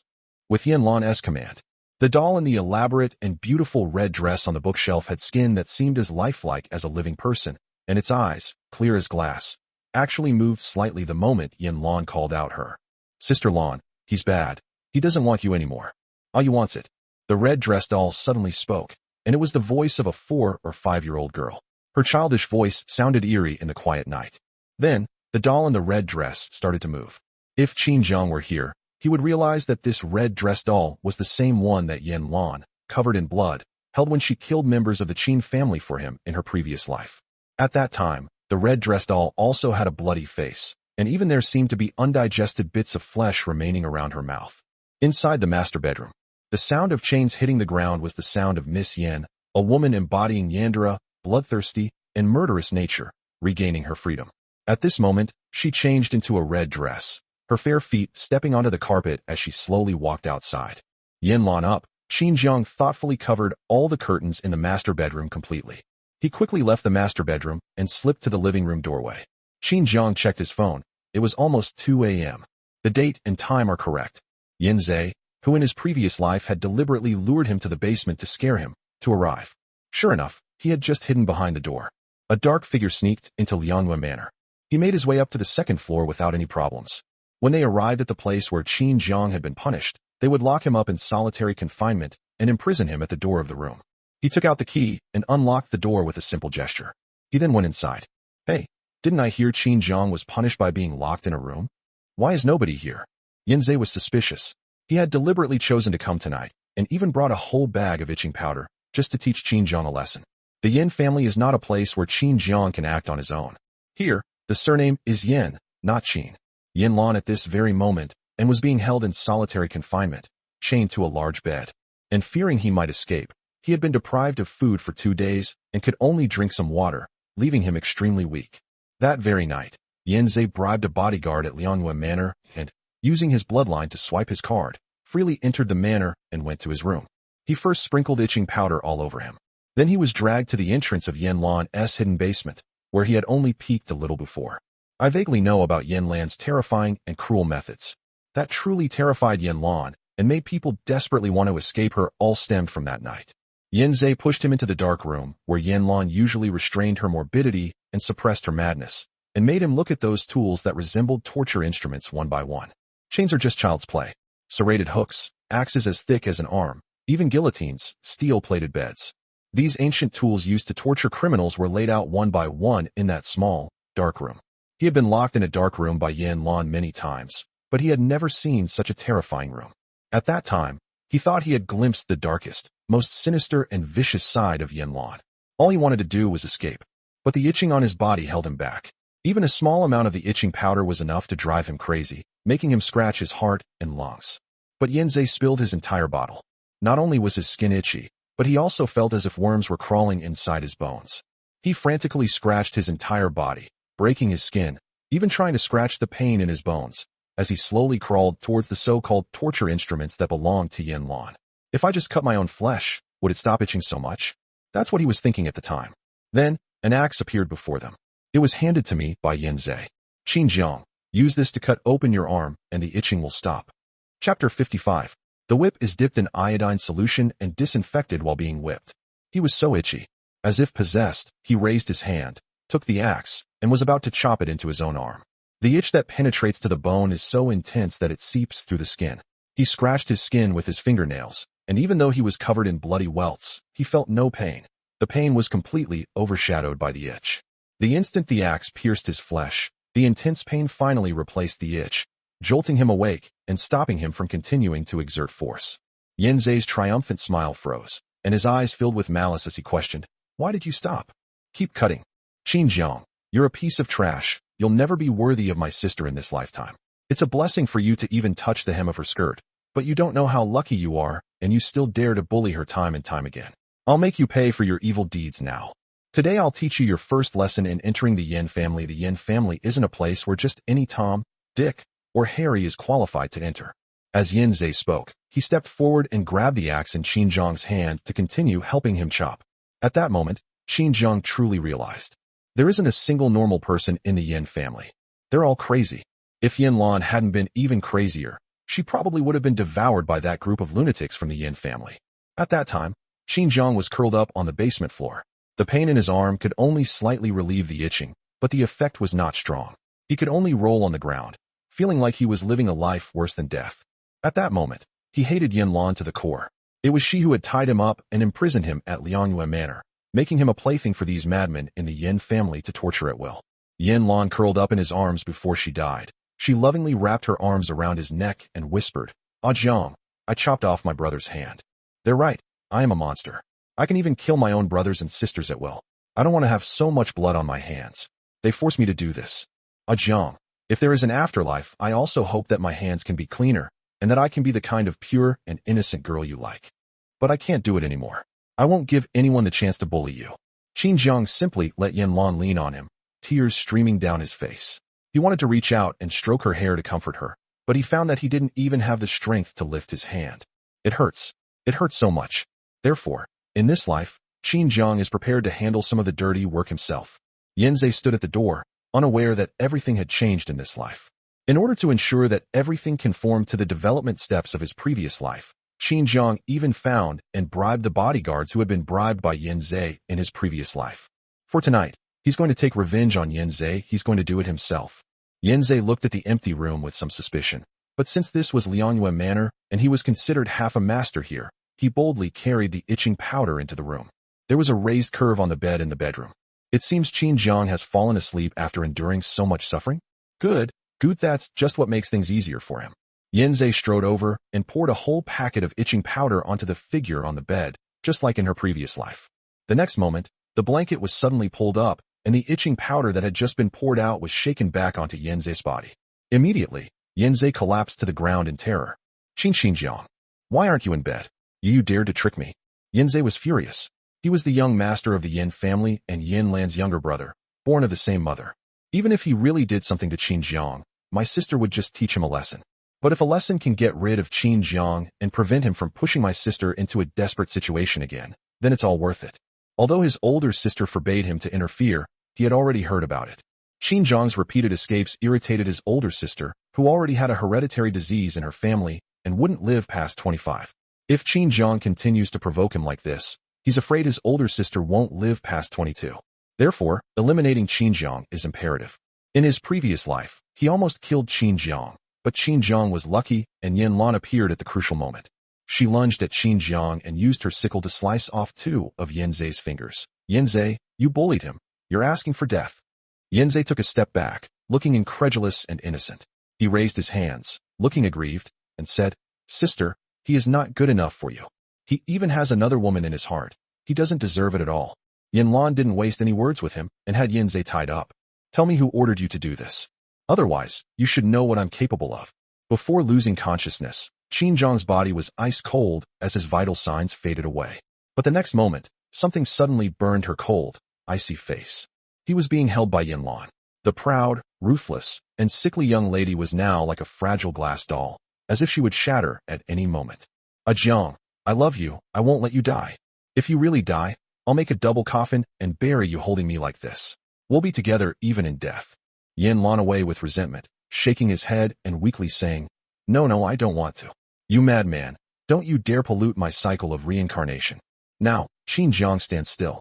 Yanzai, who, just like his past self, was writhing on the ground like a maggot, suffering from intense itching all over his body. He only has himself to blame. But how can this much retaliation be enough? So Qin Zhang stepped forward and took out a black leather whip from the bedside table. That wasn't something he prepared on purpose, he took it from Yan Luan's darkroom. Qin Zhang glanced down at Yanzai and watched him start scratching himself. The pampered young master Yan's fair skin was soon covered with bloody scratches. But that's not enough. Qin Zhang slowly took out another pair of gloves from the cabinet and put them on. Then he bent down and used a leather whip to tie Yanzai's hands. He then took off his own socks, put on a new pair, and stuffed the whip into Yanzai's mouth to gag him. In order to avoid making too much noise that night and waking up Yan. Help me. Qin Zhang has gone mad. Yanzai was tied up with a whip and dragged out by Qin Zhang. The friction of being dragged on the ground made his body itch more and more. He tried to scratch, but his hands were already tied. This is the epitome of unbearable pain. Is Qin Zhang using the same methods against him? Yanzai panicked when she saw Qin Zhang actually leading her towards her sister's forbidden basement area. Why did Qin Zhang know so clearly all the steps he wanted to take to torture him? Clearly, he hadn't even told the bodyguards he'd personally bribed about his plan. Inside the basement, Qin Zhang threw Yanzai into the darkroom he knew so well. This is the place where he was forced by Yanzai to cut off his own arm with an axe in his previous life. Yanzai's chin with his gloved hand, and disgustedly ripped off his socks. Young Master Yan, you're really a bastard stewing soup. You're full of bad ideas. What? You're complaining now that you've personally experienced what it's like to be tortured. As Qin Zhang spoke, he casually walked to the operating table next to him and skillfully took out a bottle of iodine. Yanzai was stunned by what he saw. Qin Zhang, what exactly do you want? I just came to play a joke on you late at night. I was just playing a prank, and I didn't mean to hurt you. Besides, I'm currently under the influence of itching powder, and I've already been punished. I won't bother you anymore. Please, I beg you please let me go. Yanzai was truly panicked. He felt terrible and wanted to roll on the ground, but his innate pride and self-respect made him hold back from doing something so shameful. But when he looked up, he saw Qin Zhang already soaking the whip in iodine. Wow, what kind of operation is this? Qin Zhang not only wanted to beat himself up, but also wanted to use poison? Yanzai became increasingly panicked as he thought about it. The intense itching all over his body forced him to rub himself on the ground like a maggot. Dignity gone. But compared to fate, he's still compromised. Who ordered you to do this to me? Qin Zhang parted his lips slightly, his handsome face now shrouded in shadow, resembling a bloodthirsty executioner. This familiar sense of oppression. She looks just like my older sister. How could Qin Zhang be as crazy as his older sister? No one instructed me. I just wanted to play a prank. Qin Zhang, please let me go. Yanzai wanted to cry, but had no tears. TSK, how dare you call Qin Zhang that? Crack. Yanzai mercilessly, tearing his skin and flesh. Qin Zhang watched coldly, showing no emotion. He was actually quite humane. He even dipped the whip in iodine and disinfected it while whipping him. Of course, he would never admit that the bloodstains from the whip were stained with highly disinfecting iodine. That taste is incredibly sour and refreshing. Shout it again. Qin Zhang raised an eyebrow and lectured. Qin. Another lash came down mercilessly. He is no longer the Qin Zhang of his previous life, who could be slaughtered at will. In this life, he will personally become the ruler. Help. Yanzai cried loudly. Qin Jiang lashed out. Finally, the stubborn young master, Yin, reluctantly lowered his head. Sister brother-in-law, please stop hitting me. Sob, sob, sob. Chapter 56, Yin wants to play too. Yanzhe was completely convinced when Yanzhe called him brother-in-law. Qin Jiang raised an eyebrow, somewhat satisfied with Yanzhe's pragmatic performance. However, this cannot erase the suffering from the previous life. Tisk, you're smart to know your place. Now, I want you to answer me seriously. Who sent you here? And who gave you this so-called itching powder? Qin Jiang coldly raised his lips, his expression gloomy and terrifying. At this moment, he felt his mental state gradually approaching that of his sickly wife. It turns out that people don't suddenly go crazy. Instead, he was driven mad by countless acts of harm. In his previous life, Qin Jiang was already in a daze when Yan Luan questioned Yanzhe. He later developed post-traumatic stress disorder as a result and was unwilling to recall the incident. But later, he realized something was wrong. First of all, the itching powder itself is problematic. In order to please his second sister, Qin Muyun, he took the initiative to learn traditional Chinese medicine, and he was quite knowledgeable about distinguishing these medicines. Ordinary itching powder simply cannot provide that almost unbearably itchy sensation. Even if you take a whole bottle, you'll only feel itchy. It won't penetrate deep into your bones, making you feel like there are bugs crawling inside your joints. That bottle of itching powder might have really been tampered with. This was the conclusion Qin Jiang reached long after the incident, when he forced himself to overcome obstacles and reflect on it. Later, he also went to ask Yan Luan in person. Yan Luan, who had always been almost completely obedient to him, avoided answering his questions for the first time. That was shortly before he was about to steal the Yin family seal and secrets. This was also a time when Yan Luan's health was getting weaker and weaker, and she would often disappear for a period of time. At that time, he also vaguely sensed that Yan Luan might have some health problems, as her skin was always in an extremely sickly pale state. But at that moment, he wished she were dead. Naturally, they wouldn't care whether Yan Luan was truly ill. But now, he's going to uncover the truth himself. If you don't want to tell me, I can tell you directly that there's something wrong with this bottle of itching powder. Ordinary itching powder can't cause this much itching. You should have felt it by now. It's clearly been poisoned. If you don't believe me, I can take you to the hospital for an examination, but before that I need to know who the mastermind is. Qin Jiang spoke directly. Who wants him to suffer a fate worse than death? Or are all the madmen in the Yin family monsters who take pleasure in torturing others? Not that's impossible. Chu Chu only said that the itching powder could teach you a lesson. I never intended to kill you. Yanzhe felt guilty. Even if he didn't intend to kill Qin Jiang, he still wanted to cripple him. Unfortunately, he is now the one being bullied and manipulated. But he believed that Qin Jiang would never dare to do anything to him. If he really dares to hurt himself, his sister will never forgive him. Qin Jiang laughed. By Chu Chu. It was by Chu Chu. He had underestimated her. However, his eyes darkened slightly afterward. So Yan Luan didn't tell him the truth in his previous life because she knew her days were numbered. Let him continue to cherish his pure feelings for Bai Chu Chu, not wanting him to suffer more heartache in this world. Yan Luan really that kind-hearted? Wasn't she so eager to drag herself down with her even in death? Qin Jiang was somewhat confused. The love of a sickly, possessive wife is selfish, terrifying, and extremely possessive. How could she possibly allow herself to continue to hold on to hope for Bai Chu Chu? Qin Jiang couldn't understand it. Yeah. You really didn't want to kill me? Kill me, huh? Yanzhe, who was curled up on the ground, with an axe in his hand. Same place, same posture. This time, however, the roles of executioner and victim have been completely reversed. He approached Yanzhe, who was screaming from the itch, and held the axe up in front of him. His condescending posture was exactly the same as Yanzhe's in his previous life. This time, let you experience the powerlessness of being an ant. At this point, Yanzhe could no longer hold on. He felt an itch that went deep into his bones. He inexplicably grabbed the handle of the axe. Then, a loud bang was heard. Yanzhe also slashed down. Blood splattered, staining Qin Jiang's face, but a strange smile was reflected on his face. He will not let any of those who return the favor go unpunished. Yanzhe is just the first. The basement door was suddenly kicked open, and Qin Jiang and Yanzhe both looked over. Yan Luan, holding a red dress doll, appeared before them with her bare feet. Ah Jiang, what game are you playing? Yan wants to play too. Yanzhe? Mimian, you guys are really tight-lipped. So many people are urging for more updates, but hardly anyone says anything sigma, degree. Chapter 57. The man the young lady has her eye on is truly impressive. Yan Luan stood at the door, tilting her head as she looked at the almost bloody scene before her. Her snow-white skin had an eerie quality in the night. Her red dress was as red as blood, and her clear, glassy eyes held a touch of innocence. It seemed as if she really was just there to participate in the game. Qin Jiang remained silent. watching Yan Luan approach step by step. He subconsciously put down the axe in his hand and, as if possessed, opened his arms towards Yan Luan. Yan Yan can do whatever she wants. Her husband will be with her. Qin Jiang opened his arms wide, intending to try his luck by using himself as bait to seduce his sickly and delicate wife. After all, his gaze hadn't yet left the spot where Yan Luan appeared, seemingly holding a red dress doll, but actually carrying a chain in her other hand. That's what he used to tie her up. It was also the tool Yan Luan used to imprison him. He was gambling that Yan Luan had come to kidnap him, or that she would side with her younger brother Yan Zhe, who appeared to be the bullied weaker party. Of course, the latter possibility is indeed more endangered. But Yan Zhe didn't think so. At this moment, he finally regained some of his senses because the axe had cut his arm, and he almost crawled towards Yan Luan. He crawled while wailing, "Sister, sister, save me. Qin Jiang wants to kill me."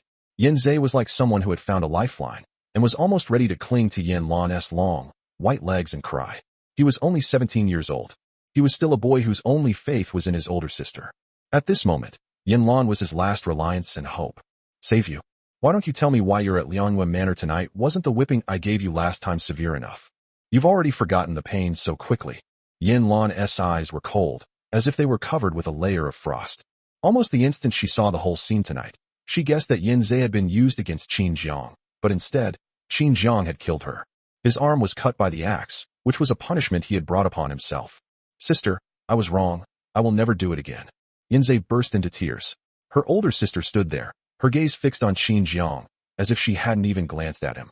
This made him jealous. It broke him down. Clearly, he was the only family member still standing by Yan Luan's side in this world. But is this how she treats herself? He is not even a fraction as good as Qin Jiang. Yan Luan didn't look at Yan Zhe on the ground anymore. Perhaps it was because she had killed too many people on the night of her coming-of-age ceremony that she showed no mercy to her own family. Later, she was not close to her younger brother, whom she was not particularly affectionate with, but she always indulged him. It seems that they are also trying to preserve their last bit of conscience and humanity. But Yan Zhe repeatedly crossed her bottom line. Is this forcing her to destroy even the last shred of her conscience? Yan Luan trembled with rage, her suspicions about a Zhang's escape dispelled, and the chains in her hands fell to the ground. Yan Zhe right on the head. "Yan Zhe."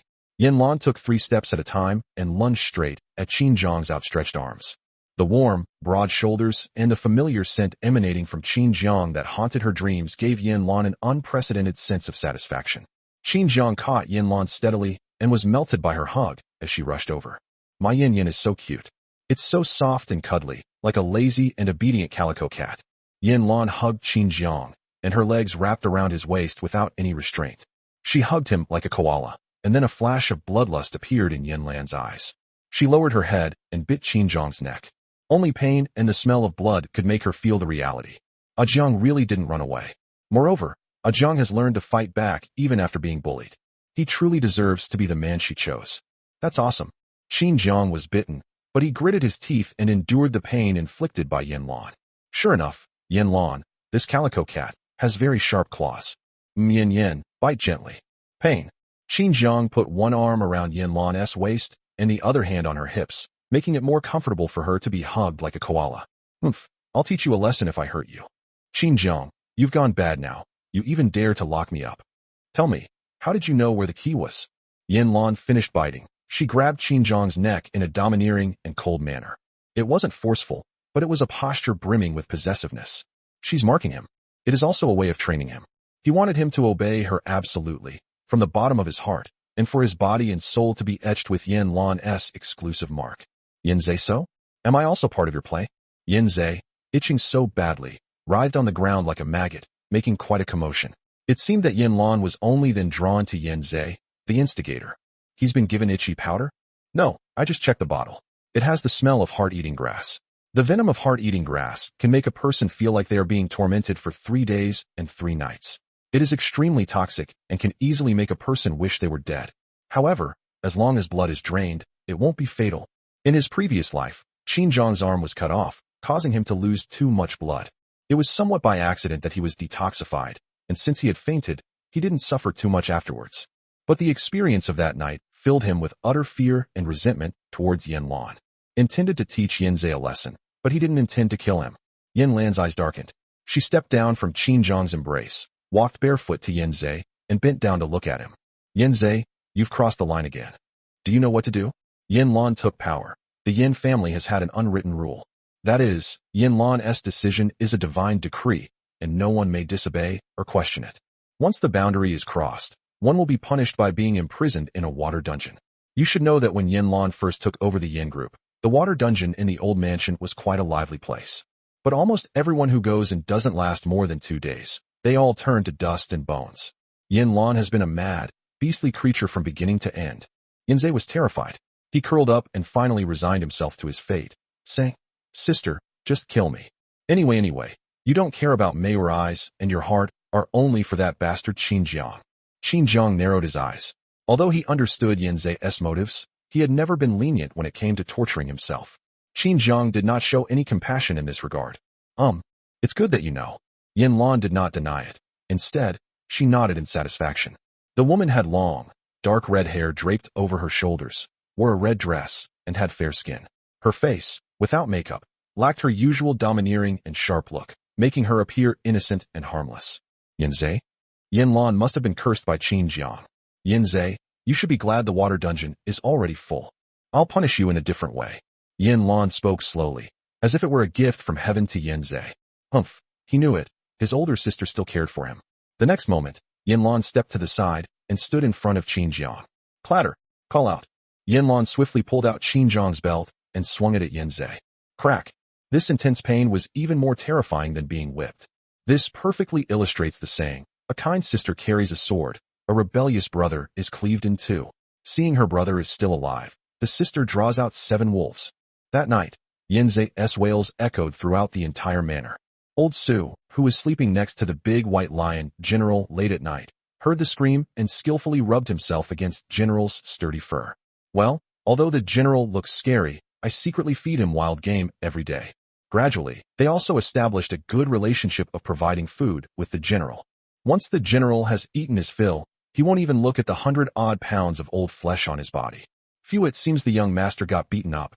Yeah, if we hit him, we can't hit Lao Su anymore. Steward Su, upholding the spirit of better to die than to die myself, continued to hide in the White Lion's lair. One night of exercise. Yan Luan and Xinjiang were both exhausted, so they embraced each other and slept until noon. Yanze was carried out of the manor early in the morning. After all, old Su was most familiar with dealing with the hospital's intensive care unit, so it was only natural that Butler Su was reinstated to his original position. He carried Yanze away. He could hardly bear to look at her injuries. "Little Ningzi, things have changed at Liangwen Manor. From now on, it seems Xinjiang will rule the world." Old Su sighed. Zhou Ning rolled his eyes. "Things have changed a long time ago. Even eating shit is too slow to catch it while it's still hot. Butler Su, you're the one who eats poop Ming." Having taught Yanze a lesson, Xinjiang was fully recovered. This afternoon is the National Undergraduate Scientific Research and Invention Competition. After waking up, Xinjiang quickly got ready and went to school. Of course, before leaving, Yan Luan pulled him back, hugged his neck, and kissed him hard before letting him go. "Xinjiang, what's so troublesome about having a Yandra wife? It's probably because I often get irregular bruises on my body. That's Miss Yan's exclusive mark." Chapter 58 unmasks fourth sister, exposing the disfigured face of the film queen. Huajing University. The National Undergraduate Scientific Research Competition is currently setting up its venue. Coincidentally, the competition venue is located at Huajing University, which is why Huajing University attaches great importance to it, and especially selected scientific research talents on campus in advance. The competition area is teeming with talent. There were gifted young people from various schools. They were all the pride of heaven, and naturally, they also had a sense of arrogance. Qinyan stood in the crowd. After his parents took him home yesterday, he had his injuries treated, and some of the bruises should have subsided. But at this moment, his face looked like a colorful palette. Anyone with eyes could see that Qinyan had been brutally beaten. The person who dared to beat Qinyan was undoubtedly Xinjiang, who had just become very powerful after hooking up with a rich woman. The Qin family also attached great importance to this competition. After all, they were united in their hatred of Xinjiang for stealing Yun's research results. Since they couldn't punish him at home, they decided to expose him publicly on the field and ruin his reputation. They must no longer take Yun's hard-earned achievements and enjoy the sense of accomplishment of appropriating them. A petty thief from Xinjiang doesn't deserve to be called a thief. They're not qualified. Xinjiang was dressed in comfortable casual clothes today, wearing a baseball cap with the brim pulled low, and walked into the crowd. In his pocket, with one hand in his hand, was an inconspicuous USB flash drive. Just as he was about to walk into the crowd, a figure suddenly blocked his way. Qin Jiang raised an eyebrow, his gaze showing no surprise. She is Qin Shuyun, the fourth sister of the Qin family, and a former top actress who once dominated the entertainment industry. At this moment, Qin Shuyun was still wearing a thick black mask and deliberately wrapped herself in a thick coat, as if she was afraid that others would recognize her as the former movie queen who had been out of the spotlight for many years. Qin Jiang turned away in disgust, about to walk straight past her. Qin Jiang, you stop right there. Don't think you can solve the problem by running away. How could you be so heartless as to extort 600,000 yuan from Bai Chuchu for car damage? Are you still my brother? You were never this snobbish before. Now that you've climbed up the social ladder, your true colors are showing. Let me tell you, we can't possibly pay this money back, and since you feel your sports car is already damaged, then let's just give it to a Yun to drive. Mom and Dad said his car is totaled. As the older brother, you should let him drive the old car. Although it might be a bit of a hardship for a Yun, at least the car is still in good condition, and a Yun can reluctantly accept it. Qin Shuyun spoke up as a matter of course.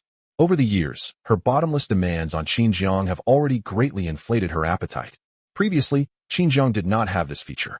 But now that Qin Jiang has secured a place for a Yun to marry into the Yan family, a top-tier wealthy family, he is enjoying the life of a billionaire that should rightfully belong to a Yun. It was simply a matter of having Qin Jiang give away a used supercar to a Yun at depreciation. He wouldn't be so petty. Can't you even meet this small request from your own family? Qin Jiang was so exasperated by Qin Shuyun's thought process that he laughed. Qin Shuyun, did the steel cable that strangled you and disfigured you back then also damage your brain? Are you alright? Are you speaking Chinese? It's all spelled out like that. I can't understand it. Qin Jiang laughed, his mocking gaze piercing Qin Shuyun's fragile heart. In the Qin family, her disfigurement has always been a taboo subject. It was also a hidden pain in her life as a woman. Now, Qin Jiang has deliberately mentioned his disfigured face more than once. He did it on purpose. He wanted to touch a nerve. Also, who told you that the depreciation fee I requested was 600,000? Qin Shuyun, you are really stupid. Let me give you a heads up. I only asked Bai Chuchu for 200,000, but Qin Yan told you it was 600,000.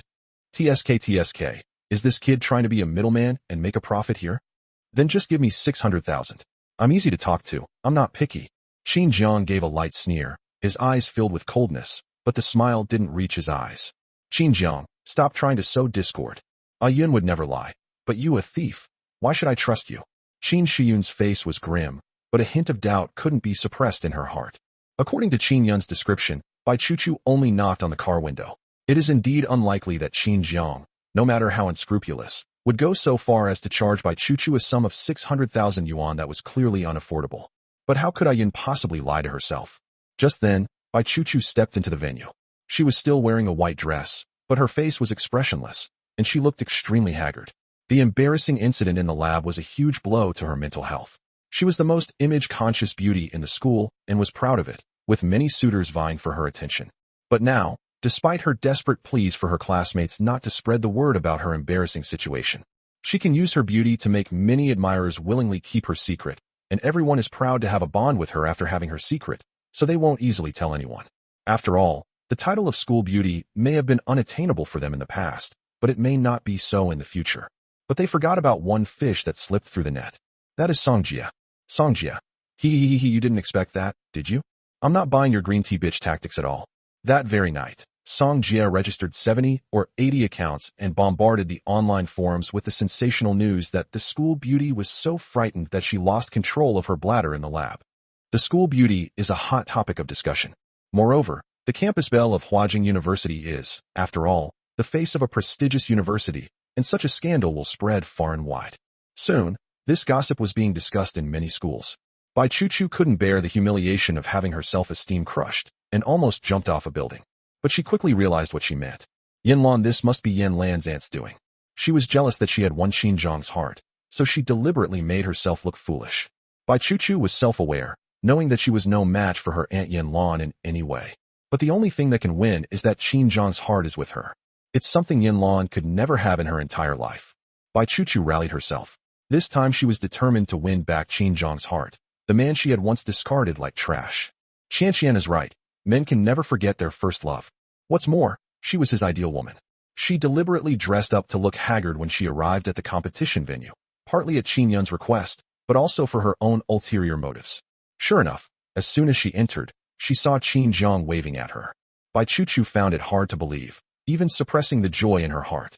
He maintained a cool and aloof expression as he looked over. Ha Qinjiang's sycophantic nature has returned.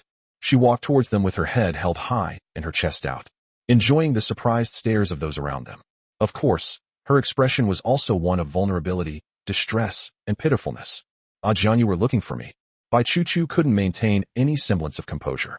Even after Qinjiang becomes handsome, he can still be her devoted admirer, which is enough to turn her reputation as the school beauty around. Are you ready to pay me the 200,000 yuan for my car? Qinjiang asked deliberately. Bai Chu naturally noticed Qin Shuyun standing to the side, though she wasn't sure if Qin Shuyun knew about her asking Qin Yun for 500,000 yuan. But out of the caution of a gold digger, she deliberately asked, "Isn't it 500,000? Yun said that because I took such good care of him for you before, he would help me solve it." Qin Shuyun's breath hitched, and she looked at Bai Chu in disbelief, as if she were seeing her for the first time. She had always thought Bai Chu was kind, gentle, and pure. But right now, Bai Chu feels extremely unfamiliar. Even her own brother, Yun, who is so devoted to her, seems to be more than he appears. "Oh, so you're asking Qin Yun for 500,000? You have quite an appetite." Qinjiang laughed, then looked at Qin Shuyun. "Director Qin, where did you get that ridiculously low price of 600,000? How come I, the person directly involved, don't know anything about this?"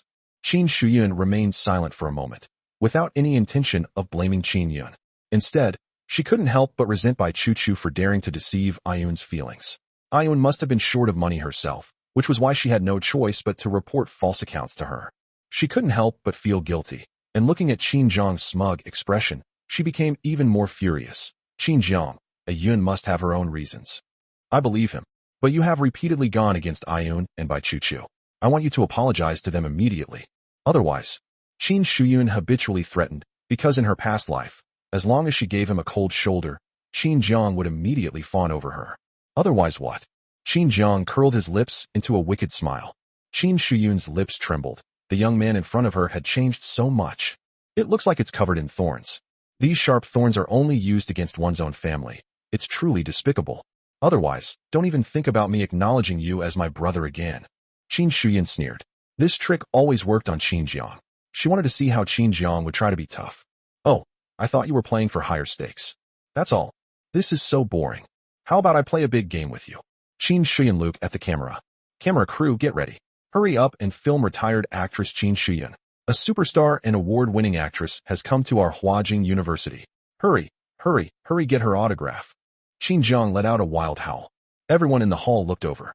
The camera crew, which Qinjiang had arranged to be on the side in his capacity as student council president, captured the moment immediately.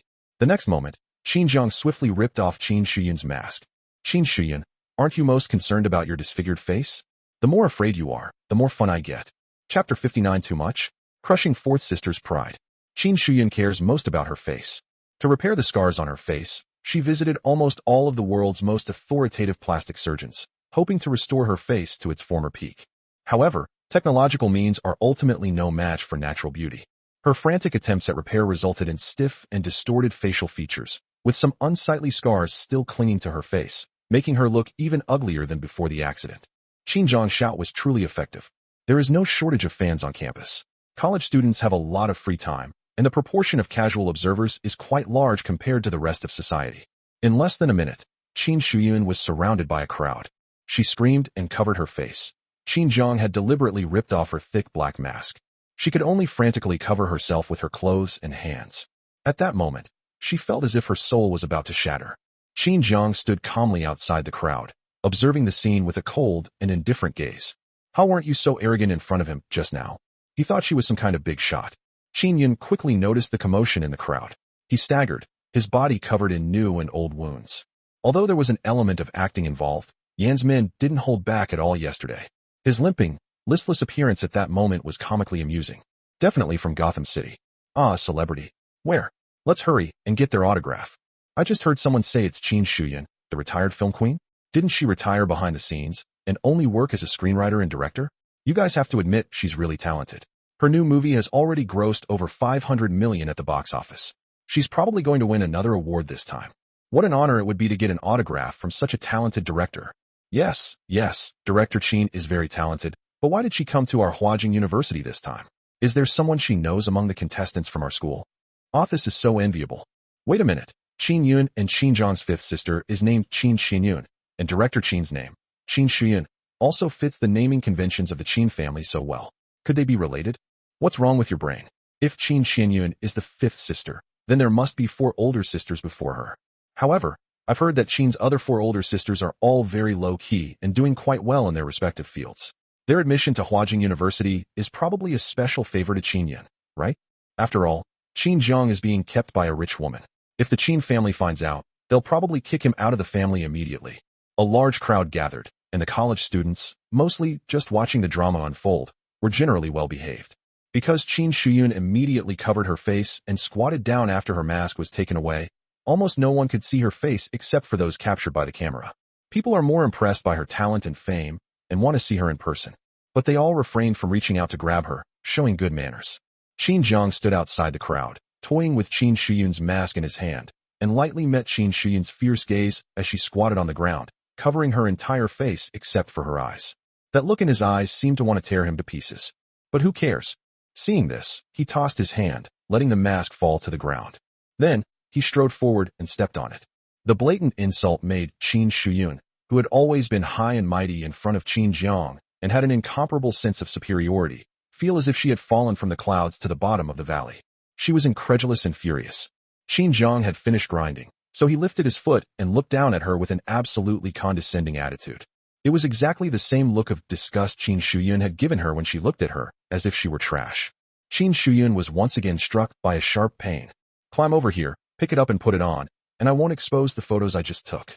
Otherwise, I think tomorrow's entertainment news will be incredibly exciting, Qin Zhang said calmly. But the calm and unhurried tone of his threatening words was becoming more and more like Yan Luan's, capable of intimidating people without any emotional fluctuations.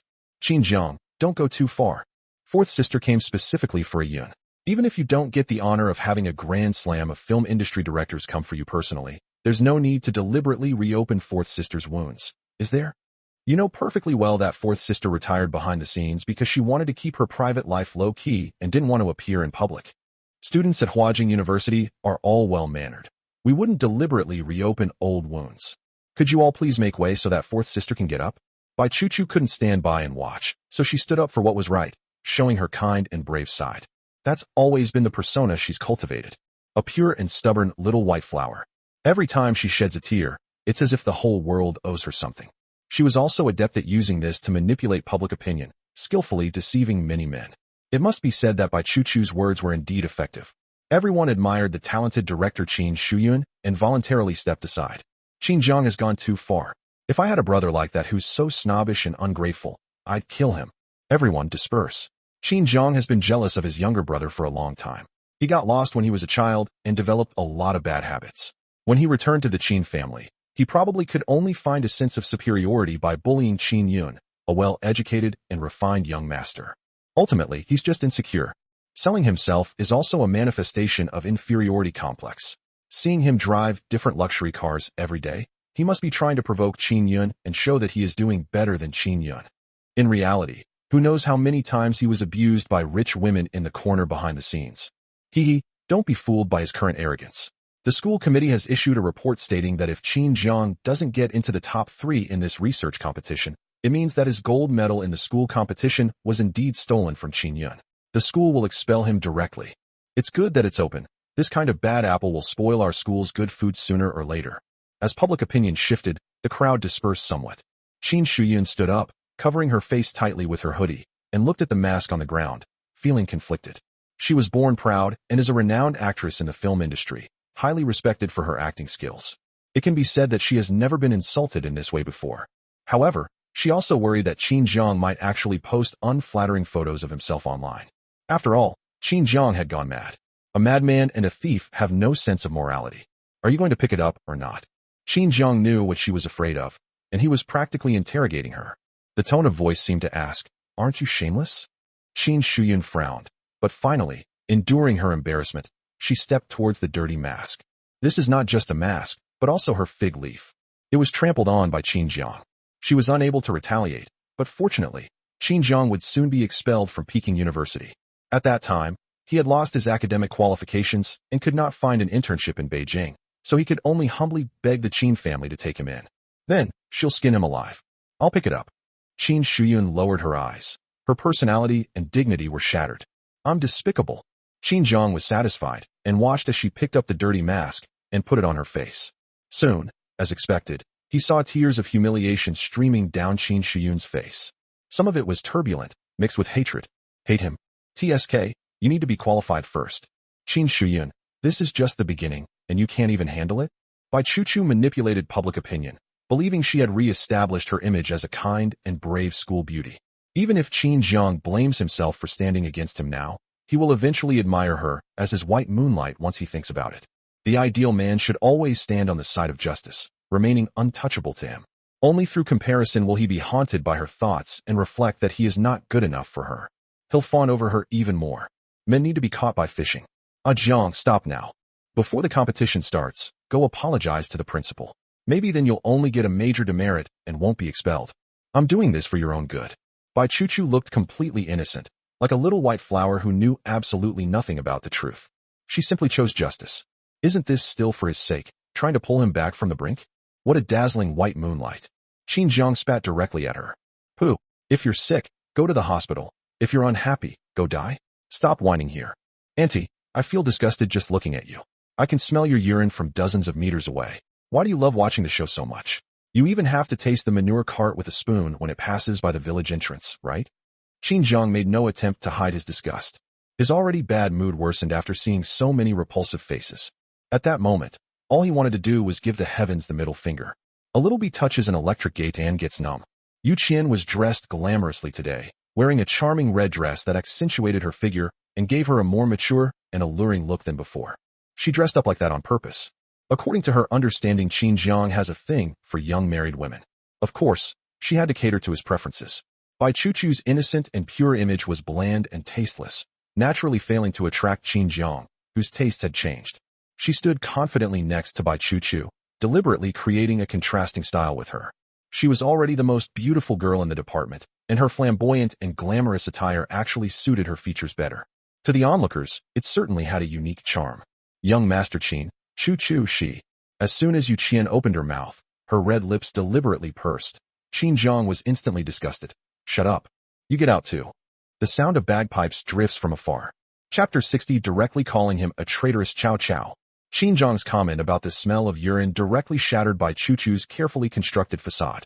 But now, she can't afford to offend Qin Jiang at all. Qin Jiang must have gone mad. He attacked her indiscriminately and even accidentally injured her, his beloved.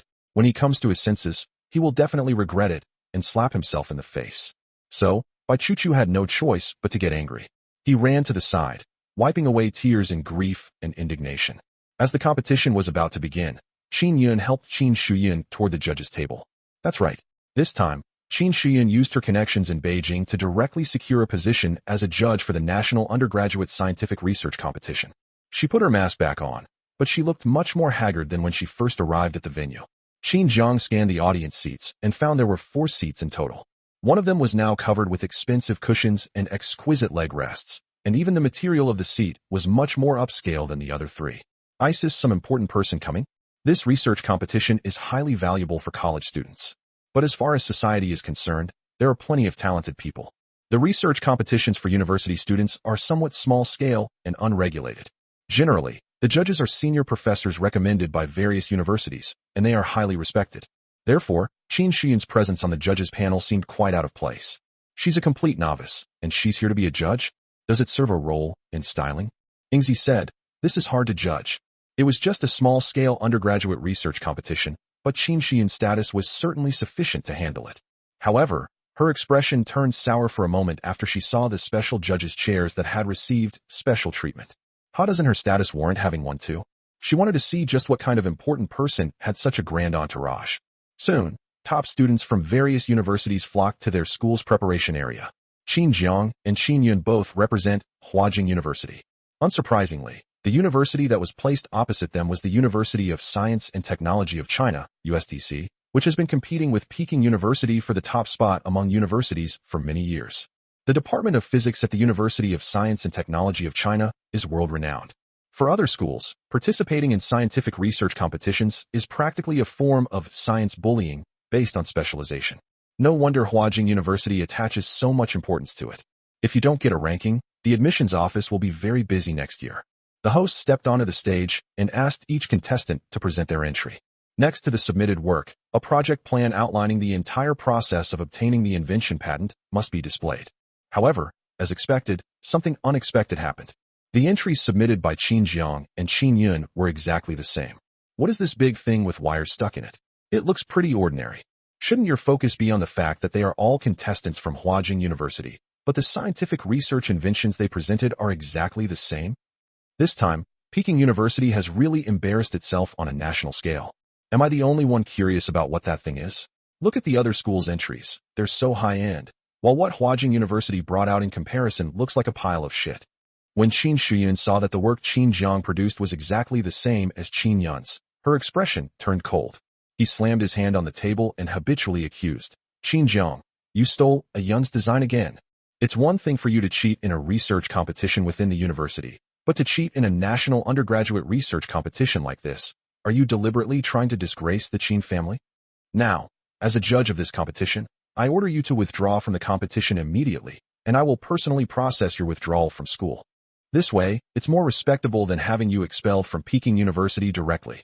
Also, apologize to Ayun immediately. Stealing at home is a family matter, but you still can't shake your petty thieving habit in school competitions. Mom is right, you really are a jinx to our family. You've brought shame to the Qin family in every way." Qin Shuyun was furious, and coupled with the anger she had just suffered at Qin Jiang's place, her anger level soared to its peak. Everyone looked at Qin Jiang with expressions of anticipation, as if they were watching a good show. Their gazes were either mocking or sarcastic. "Qin Jiang, if you don't have the ability, don't pretend to be something you're not." Not only did they die quickly, but they also died a gruesome death. Is this interesting? Upon seeing this, Qin Yun put on a face full of grievance and gentleness that Qin Jiang knew all too well. Fourth sister, brother Qin Jiang didn't mean it. He just wanted to win the 100,000 yuan prize money from the scientific research competition to pay off his debts. He is our family. We should stand with brother Qin Jiang and support him, instead of complaining that he is not ambitious. Anyway, everything that belongs to me also has a share for brother Qin Jiang. We are brothers, and I'm used to sharing anything with him. Qin Yun bit her lip, the shadows cast in her eyes revealing a hint of loneliness and grievance. In an instant, everyone realized what was going on. It turns out that when Qin Jiang was in Qin Jiang, he was already seizing and plundering everything that should have belonged to Qin Yun. How is this any different from bandits? Ultimately, the fact that Qin Jiang was able to return to a wealthy family like the Qin family after going missing is already a blessing he's accumulated over 8 lifetimes. He should have been grateful to Qin Yun, who originally had the right to inherit the Qin family's title as the only son of the Qin family, for graciously accepting his return. But he actually bullied the kind and weak Qin Yun? That's outrageous. Absolutely outrageous. Qin Jiang is now in a situation where everyone is kicking him while he's down. Everyone stood on the moral high ground, accusing him of being an ingrate and a bloodsucker of the Qin family. Qin Jiang laughed, but it was a cold laugh. Without further hesitation, he grabbed Qin Yun's hair, who was closest to him, and slammed him onto the table. He has his own set of countermeasures when dealing with a manipulative woman that is going crazy at any time. Don't give him a chance to whine. Since all you can do with your mouth is spew filth, you might as well keep it and scream in pain. Aoawa. Brother Qin Jiang, this isn't home. It's illegal for you to hit me outside. Qin Jiang became even angrier. Everyone. So Qin Jiang was abusing Qin Yun at the Qin family home? This family situation is truly shocking. Seeing that the situation was getting out of hand, some people were already preparing to call the police. However, the next moment, a figure in bright red stepped into the venue, wearing alluring and sexy red-soled high heels. The woman's features were striking and beautiful, like a poppy that had absorbed enough nutrients to bloom to its fullest extent, exuding ultimate allure with every step she took. Each step they took, though light, carried immense weight, exuding an undeniable, composed, and domineering aura. Everyone was forcibly kept in place. Oh my god, the last judge is actually Professor Yin. Professor Yin has changed her style while last time, the professional style was already mouth-watering. But this time, the married woman style, I can't help but think that Chow Chow has possessed her. Some people were completely bewildered, but were indeed stunned by Yan Luan's beauty. But who is she? She looks so young and fresh, you could easily believe she's a college freshman. This is a professor? How many geniuses would it take to do that? The principal, who hadn't even shown up when the competition officially started, was now following Yan Luan around like a puppy, his back practically bent at a 90-degree angle. When it comes to flattery, he is truly still going strong despite his age. President Luan, please come this way. You old man, how can you be so blind? Didn't you see that Miss Luan, the eldest daughter of the Yin group, is going to go in from here? Get up and make way. Qin Shuyun was always the center of attention wherever she went, surrounded by crowds. But now, a junior has stolen all the limelight. Her face paled, but she dared not refute. They had no choice but to obediently stand up and make way. Although Yan Luan was clearly 5 meters away from her, there was no need for her to give way. But Yan, the noble heiress of a wealthy family, only needed one look, and she would have no right to remain seated. This is the power of the Yin family conglomerate. Yan Luan casually walked 2 meters past her, then frowned slightly and parted her thin lips. Old Chung, I hate ugliness. I won't sit with ugly people. Move her seat to a kilometer away from me. Otherwise, Qin Shuyun was furious. 1,000 meters away? Isn't this just kicking her out of the judging panel? If Yan Luan insists on slapping you, you have to smile and offer your face to her. Principal Chung Peng, all right, that's it to send her away 1,000 miles away. She's silent and unseen. Chapter 61. Qin Yun breaks through defenses, sweeping away morality, becoming himself. Miss Yin, you may have some misunderstandings about me. I am Qin Zhang's 4th older sister. Our family has strict discipline, which is why I made him drop out of school on his own initiative. After all, with such a clumsy habit, who knows what he might steal in the future if he can steal things now. I'm doing this for Qin Zhang's own good, not because I'm targeting him. Besides, we're actually relatives, so I hope you'll be more understanding of me. Qin Shuyun had tried her best to restrain her former arrogance and maintain the most respectful attitude in front of Yan Luan. If we're really talking about seniority, she's actually Yan Luan's elder, and she should at least call her elder sister. The elder sister of Yan Luan, the eldest daughter of the Yin group, the most powerful and wealthy family in the capital. Her status in the industry would be unparalleled from then on. However, Qin Shuyun did not lose her mind after all. The woman before me looked noble, arrogant, and stunningly beautiful, her red dress making her beauty even more dazzling. The moment she appeared, it was as if everything around her instantly lost its luster. It turns out there really is such a person, born with a perfectly modeled body and face, blessed by God, completely taken advantage of by Yan Luan when he married into the Yin family in place of a Yun. So perhaps it's a blessing that a Yun gave him. With that, how could Qin Zhang possibly continue to steal a Yun's honor? Yan Luan's 10-centimeter rose-colored high heels entangled her beautiful legs, the skin and red silk intertwining, creating an indescribable charm.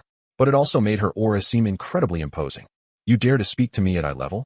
Yan Luan's lips. But only those who knew her well knew that a bloody storm was quietly brewing. Standing behind Yan Luan, Zhou Ning shrugged, thinking that he should bring a sweater to work tomorrow. Yan Luan's cold, arrogant gaze swept over him. He strode forward and directly pressed Qin Shuyun's head down with his hand. President Qin, have you gotten your brain all rotten while living in this little cesspool of Qin's financial? How dare you stand so upright in front of our CEO Luan without any respect? Don't you even know the most basic social etiquette? Juniors and less capable seniors must bow when they meet industry leaders and outstanding newcomers. Zhou Ning grabbed Qin Shuyun's hair and, taking advantage of the pressure he was applying to her, pulled hard. My hair? You're just a low-level assistant who's not even worthy of being mentioned. I'm the president of Qin's Financial. Who gives you the right to lecture me? Qin Shuyun couldn't help but scream. She was a high-profile female CEO, and she had never suffered such humiliation before. An assistant dared to mess with her hair. It felt like her scalp was being ripped off, and the pain was excruciating, as if her skull were being ripped open. Whether it's your turn or not isn't up to you. To act so disrespectfully in front of President Luan, do you think you have 9 lives? Even if she had 9 lives, the Yin family conglomerate could still skin her alive. Who put this person in here through connections? Logistics department, give me an explanation right now. I don't care where you picked up this ugly freak. Get rid of him immediately. If we frighten President Luan, let's see who can take the blame.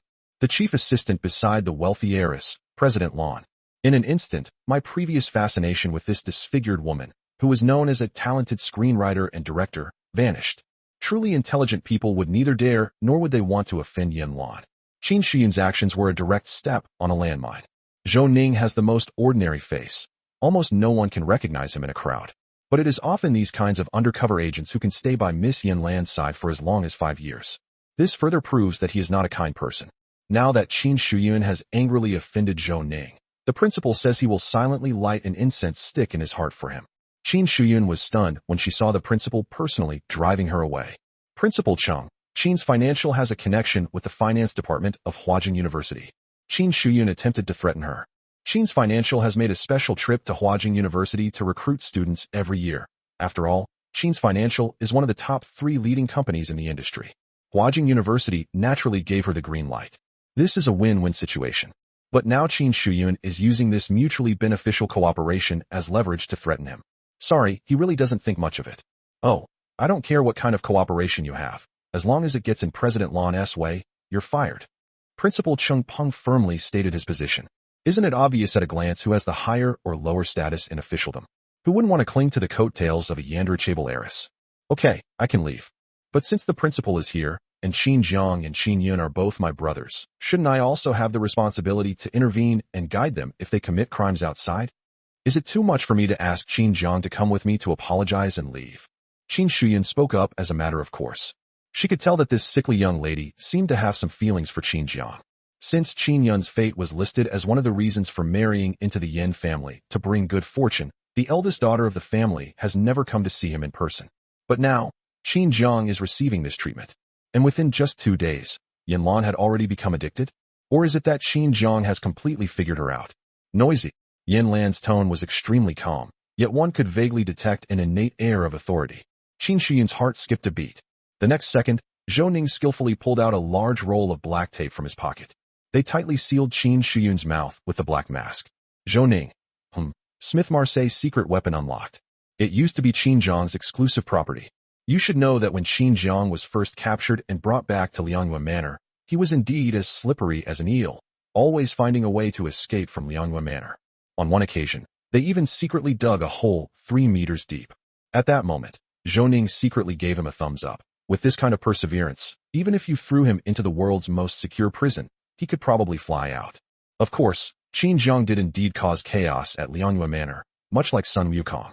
Unfortunately, no matter how much trouble he caused, he couldn't escape Miss Yan Luan's grasp. As Lan Zong's most capable assistant, Zhou Ning would always gag Qin Jiang whenever he tried to escape, by first taping his mouth shut. That bastard, he can make the dead seem alive. Qin Shuyun's face was completely covered by tape, making it almost impossible for her to suffocate. But she couldn't break free from Zhou Ning's professionally trained strength at all. Shoo, why are you shaking your head like a rattle? Did the tape seal you in? Stop right there. Don't you dare disturb our CEO Lan's eyes. As Zhou Ning posted, he secretly gloated. Well, none of my videos were watched for nothing. These days, there aren't many witty guys like him at his age anymore. Yan Luan sighed. When Steward Su was around, Zhou Ning could restrain himself a little. Now look what's happened. The art style has completely gone mad.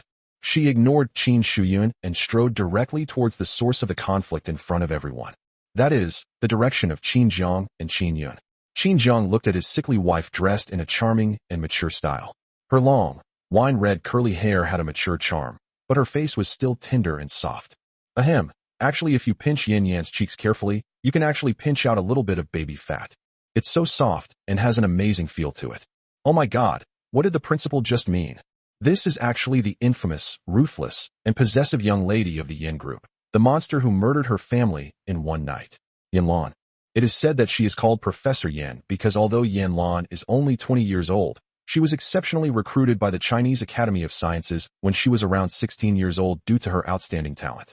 Is someone please tell me not to be so obsessed with mature women, aunties, and Yandra girlfriends?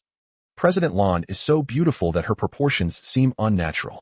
The last time I saw such an amazing figure was when I caught a fleeting glimpse of Qin Jiang with that ugly rich woman. For those who appreciate mature women, this is a feast for the eyes. Professor Yin is also quite charming. Qin Jiang's brick-throwing technique was characterized by speed, accuracy, and ruthlessness. What the hell? How dare you covet Professor Yin? You treacherous, disrespectful disciple. Song Jie lowered his eyes knowingly, trying hard not to laugh. Brother Jiang, everyone else is just talking nonsense. You're a real traitor. While Qin Jiang was smashing something, Yan Luan had already arrived behind him. Good job, Qin. What kind of reward do you want? Come to my office to pick it up later. Qin Jiang sensed a stimulating aura. It almost became the prelude to the legend of the hungry wolf. Directly a wool. Professor Yin, he's only been 18 for 2 years. No. Yan Luan deliberately lowered her voice, almost whispering the word Qin Tongxue in his ear, which made his heart flutter. This is really not right. No matter how great the impact was, Qin Jiang had to put on a serious face.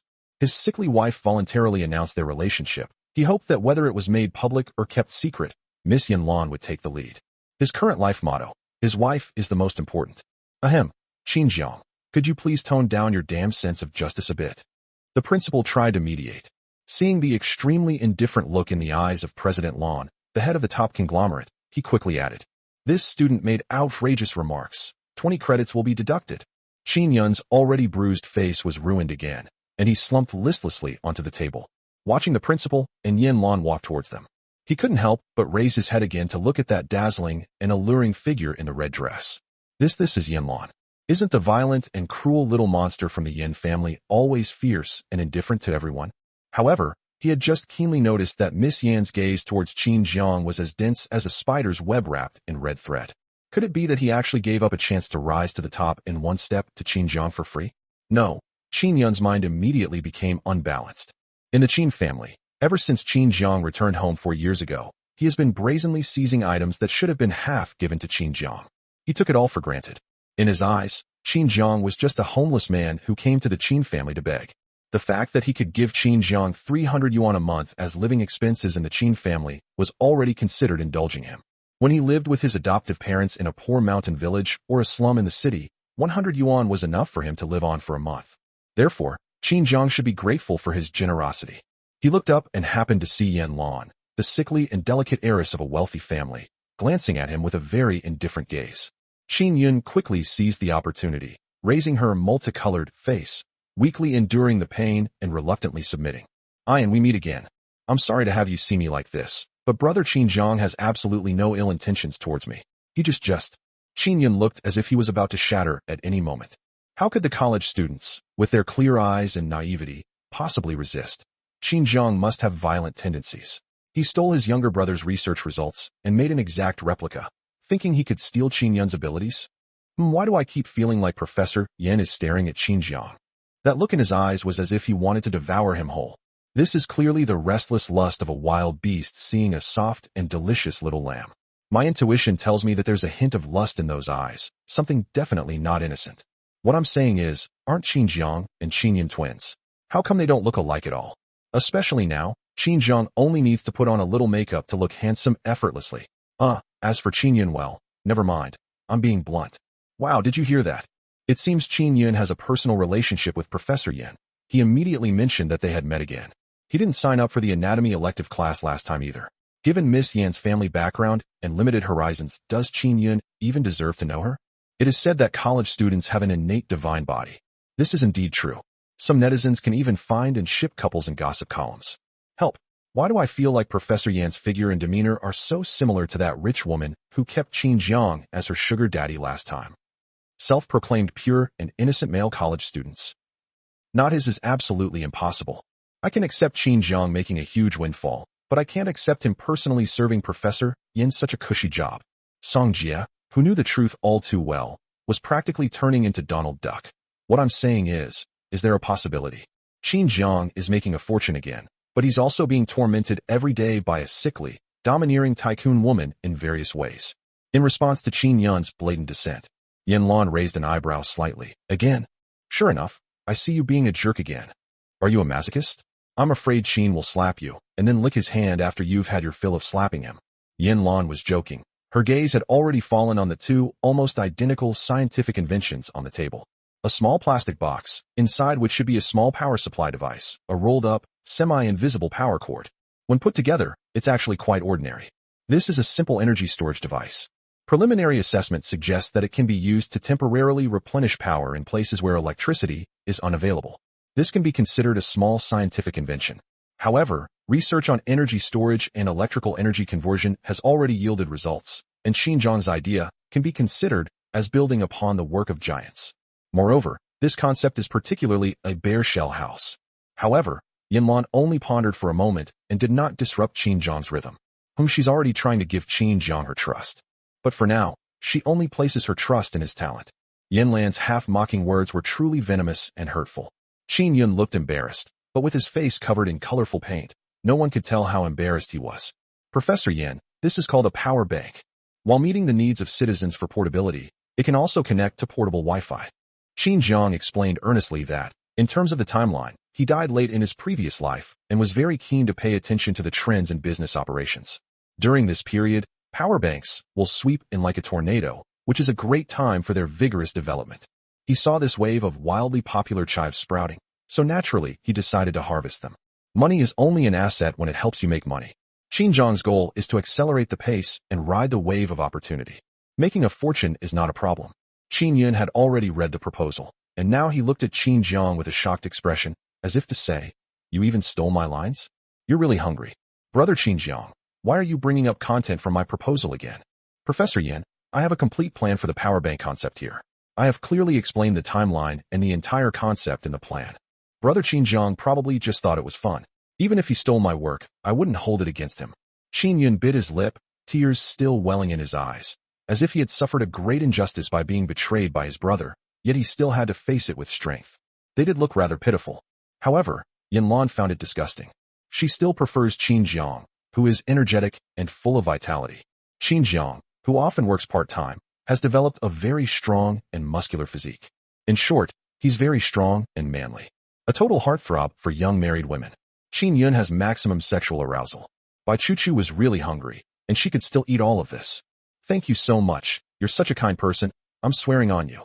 You say this is your plan, so it's yours. Then call it and see if it responds." Qin Yun. "Brother Qin Zhang, please don't deliberately make things difficult for me." The male slut looked aggrieved. Qin Zhang said with a cold expression, "Don't think that just because you call me brother, I'll let you lick my feet too. Of course, don't be discouraged. You're not out of options. You still have the option of dying." Qin Zhang raised a wildly eccentric laugh. "Sweep away morality. Be yourself again." Zhou and Song Jia. No, the doctor never said that the young lady's madness was transmitted through EXO. All the university students in the hall, God gold his mental state is so erratic. A little bit of love, heart emoji. Chapter 62. You almost killed Qin Zhang. Fourth sister panicked. Qin Yun looked embarrassed, his pale lips trembling. "Brother Qin Zhang, I am innocent, and I will remain innocent. Why bother pretending to be crazy to divert everyone's attention and cover up your mistakes? I've already forgiven you. Even if you did something wrong as your younger brother, I won't hold it against you." Qin Yun's words brought the competition back on track. Yan Luan said nothing and returned to the judge's seat that had been prepared for her. The other two professors on the judging panel were already annoyed that an outsider like Qin Shuyun was trying to make a name for herself in the research competition. Of course, they also naturally looked down on Yan Luan, this Professor Yan, who looked young and unreliable. This year's undergraduate research competition was held at Huajing University, and naturally, one of the university's professors was also on the judging panel. The other three positions were all for professors from other universities, but one of them was bought by Qin Shuyun. The other two were professors who were engrossed in their research and were not familiar with the name Yan Luan. Even if they weren't familiar with each other, the name, Yan Family Financial Group, would immediately come into play. They couldn't help but feel alarmed. Yan Luan sat back down and nodded slightly to the two professors beside her. She has always respected talent in the academic research community. The two professors. "This little girl looks quite likable. Rumors should not be taken at face value. Now, it's time for each participant from each university to present their product. Each person will have 3 minutes. Participants can explain the purpose of their invention to the audience. Of course, the final product must be practical and practical, becoming a good invention that can benefit and make things convenient for people. This competition has a theme. That is, to take the core commercial competitiveness of the product as the design theme. Simply put, the product you invent must be marketable, have a sales channel, and genuinely benefit the people. This convenience for the people can be euphemistically interpreted as meeting widespread public demand, but frankly, it reflects the ambition of businesses to reap market share and the feasibility of establishing nationwide or even global sales channels. College students are at an age when their minds are sharp and their creativity is flourishing. Even if current scientific research products may still have various shortcomings, if the idea is recognized, it is a great asset. Business leaders and market-savvy individuals would never refuse such a great opportunity for a scientific research competition. The CEO usually doesn't come to the event in person. Instead, he sends someone from the company's project department to participate in the exhibition. If there are highly feasible scientific inventions and ideas, buy the patent on the spot at a high price. The patents held by college students are far more cost-effective than external offers. Qin Zhang deliberately wanted to participate in this national college student research competition because he knew that one of the contestants who failed would become an unparalleled industry leader in the AI technology field in the future. Such talent is the most scarce human resource he currently possesses. Some participants then proceeded to explain their research products. The project team members of each company are also making budget estimates. When faced with a product that is highly feasible, they will discuss and agree on the highest price so that other companies can snatch it away. Soon, they arrived at Qin Yun's place. Qin Yun stepped onto the stage and began to introduce the concept of the power bank. Qin Jiang watched this scene coldly. In his previous life, he was expelled from Peking University before he even had a chance to participate in this national scientific research competition. In fact, he had already prepared a preliminary plan 3 months in advance and completed the general design of the product. Even if it's not refined enough, it's still a highly creative research and design with a wide consumer reach. At that time, Qin Yun personally approached him and said it was a pity that his excellent design was overlooked. He then volunteered to participate in the competition under the name Qin Yun on his behalf. He was subsequently trapped inside Lianghua Manor. He only received a transfer of 2,000 yuan from Qin Yun 3 days after the event. And he was told that the power bank design was so simple that it was completely overshadowed by the designs of science and technology experts. He gave these 2,000 yuan in his personal capacity to comfort Qin Jiang. I hope he won't be discouraged. Qin Jiang was quite moved at the time, feeling that the 2,000 yuan was indeed a considerable consolation money compared to the 300 yuan he could only receive from the housekeeper at the Qin family. Until one day, he finally escaped to Song Jie's house. I only realized then that his idea was so popular because of its ease of use and wide consumer reach that many companies wanted to obtain patent rights for it. Qin Yun had the companies bid high prices, and it was eventually sold for 2 million. At that time, I was actually half believing and half doubting what Song Jie said. He doesn't trust his own brother, even though he has shed so much blood for him, and yet his brother still deceives and harms him. Besides, Qin Yun has always been kind, hasn't he? After his rebirth, Qin Jiang reviewed each incident one by one. After understanding Qin Yun's true nature, Song Jie's words from many years ago finally struck a chord with him. That concludes my presentation. I believe my creative power bank design will become a valuable asset in helping citizens travel conveniently. Thank you, everyone.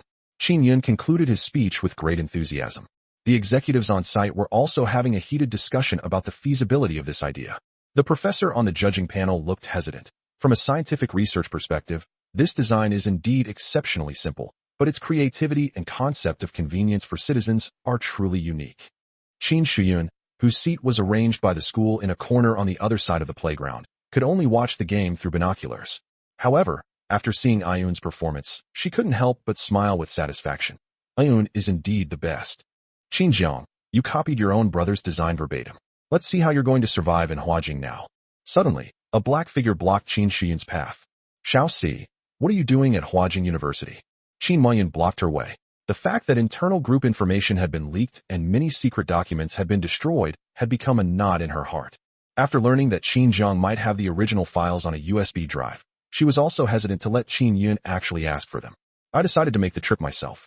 For some reason, after running into Qin Jiang at the hospital last time, I remembered that 3 years ago Qin Jiang fell down the stairs and suffered almost comminuted fractures all over his body.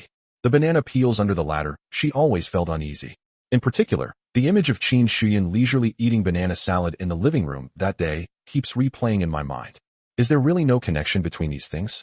The more she thought about it, the worse her headaches became. Now, as the eldest sister of the Qin family, she must personally unravel this mystery. Big sister, you've come at the right time. This Qin Jiang, relying on Miss Yan's favor, has become increasingly lawless, even daring to disregard me, his fourth sister. Qin Shuyun made a sarcastic complaint. She made no attempt to hide her dislike for Qin Jiang. Everyone in the Qin family knew that the person who got along the most with Qin Jiang was the fourth young lady, Qin Shuyun. When Qin Jiang was punished, Qin Shuyun was also the most enthusiastic.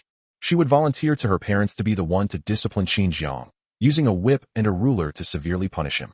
Of course, in the eyes of the Qin family, it was because the fourth young lady had an overflowing sense of justice and had strict and high requirements for her younger brother, Qin Jiang. It was only because Qin Jiang was disappointing and failed to live up to the fourth Mrs. expectations that she reprimanded and punished him with great disappointment. No one would think that an older sister would deliberately torment her younger brother for personal reasons in a way that is publicly related to her brother. Wait, Xiao Si, your older sister has something to ask you. Qin Maiyun holds the most prominent position among the younger generation of the Qin family. As the eldest sister, she has absolute authority and the right to discipline her younger siblings. Therefore, when Qin Maiyun asked seriously, Qin Shuyun also became serious.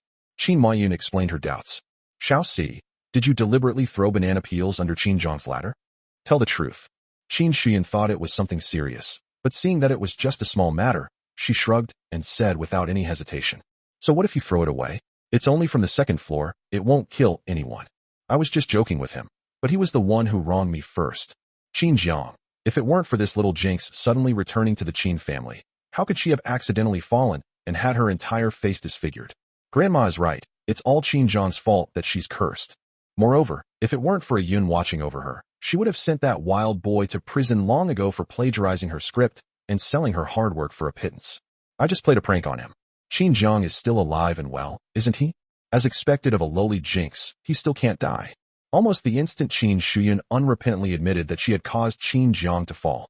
Unable to bear it any longer, Qin Mayun, the eldest sister, slapped Qin Shuyun across the face. Smack! A hard slap. They slapped the loosely fastened mask off Qin Shuyun's face, knocking it to the ground. Qin Shuyun, no matter how reckless Qin Jiang is, he's still our younger brother. You can discipline and instruct, but you must not have the intention to harm your loved ones. You just happened to have to join the crew halfway through that day, and you only knew that Ajong fell, but do you know? He spent 2 whole months in the hospital, his skin pierced by shards of glass, and almost all of his bones were broken. Is this something a sister should do to her brother? Qin Mayun's face was extremely ugly. She initially thought it was just an accident, but it turned out that her 4th sister had indeed been intentionally playing a trick on her. This is a completely different matter.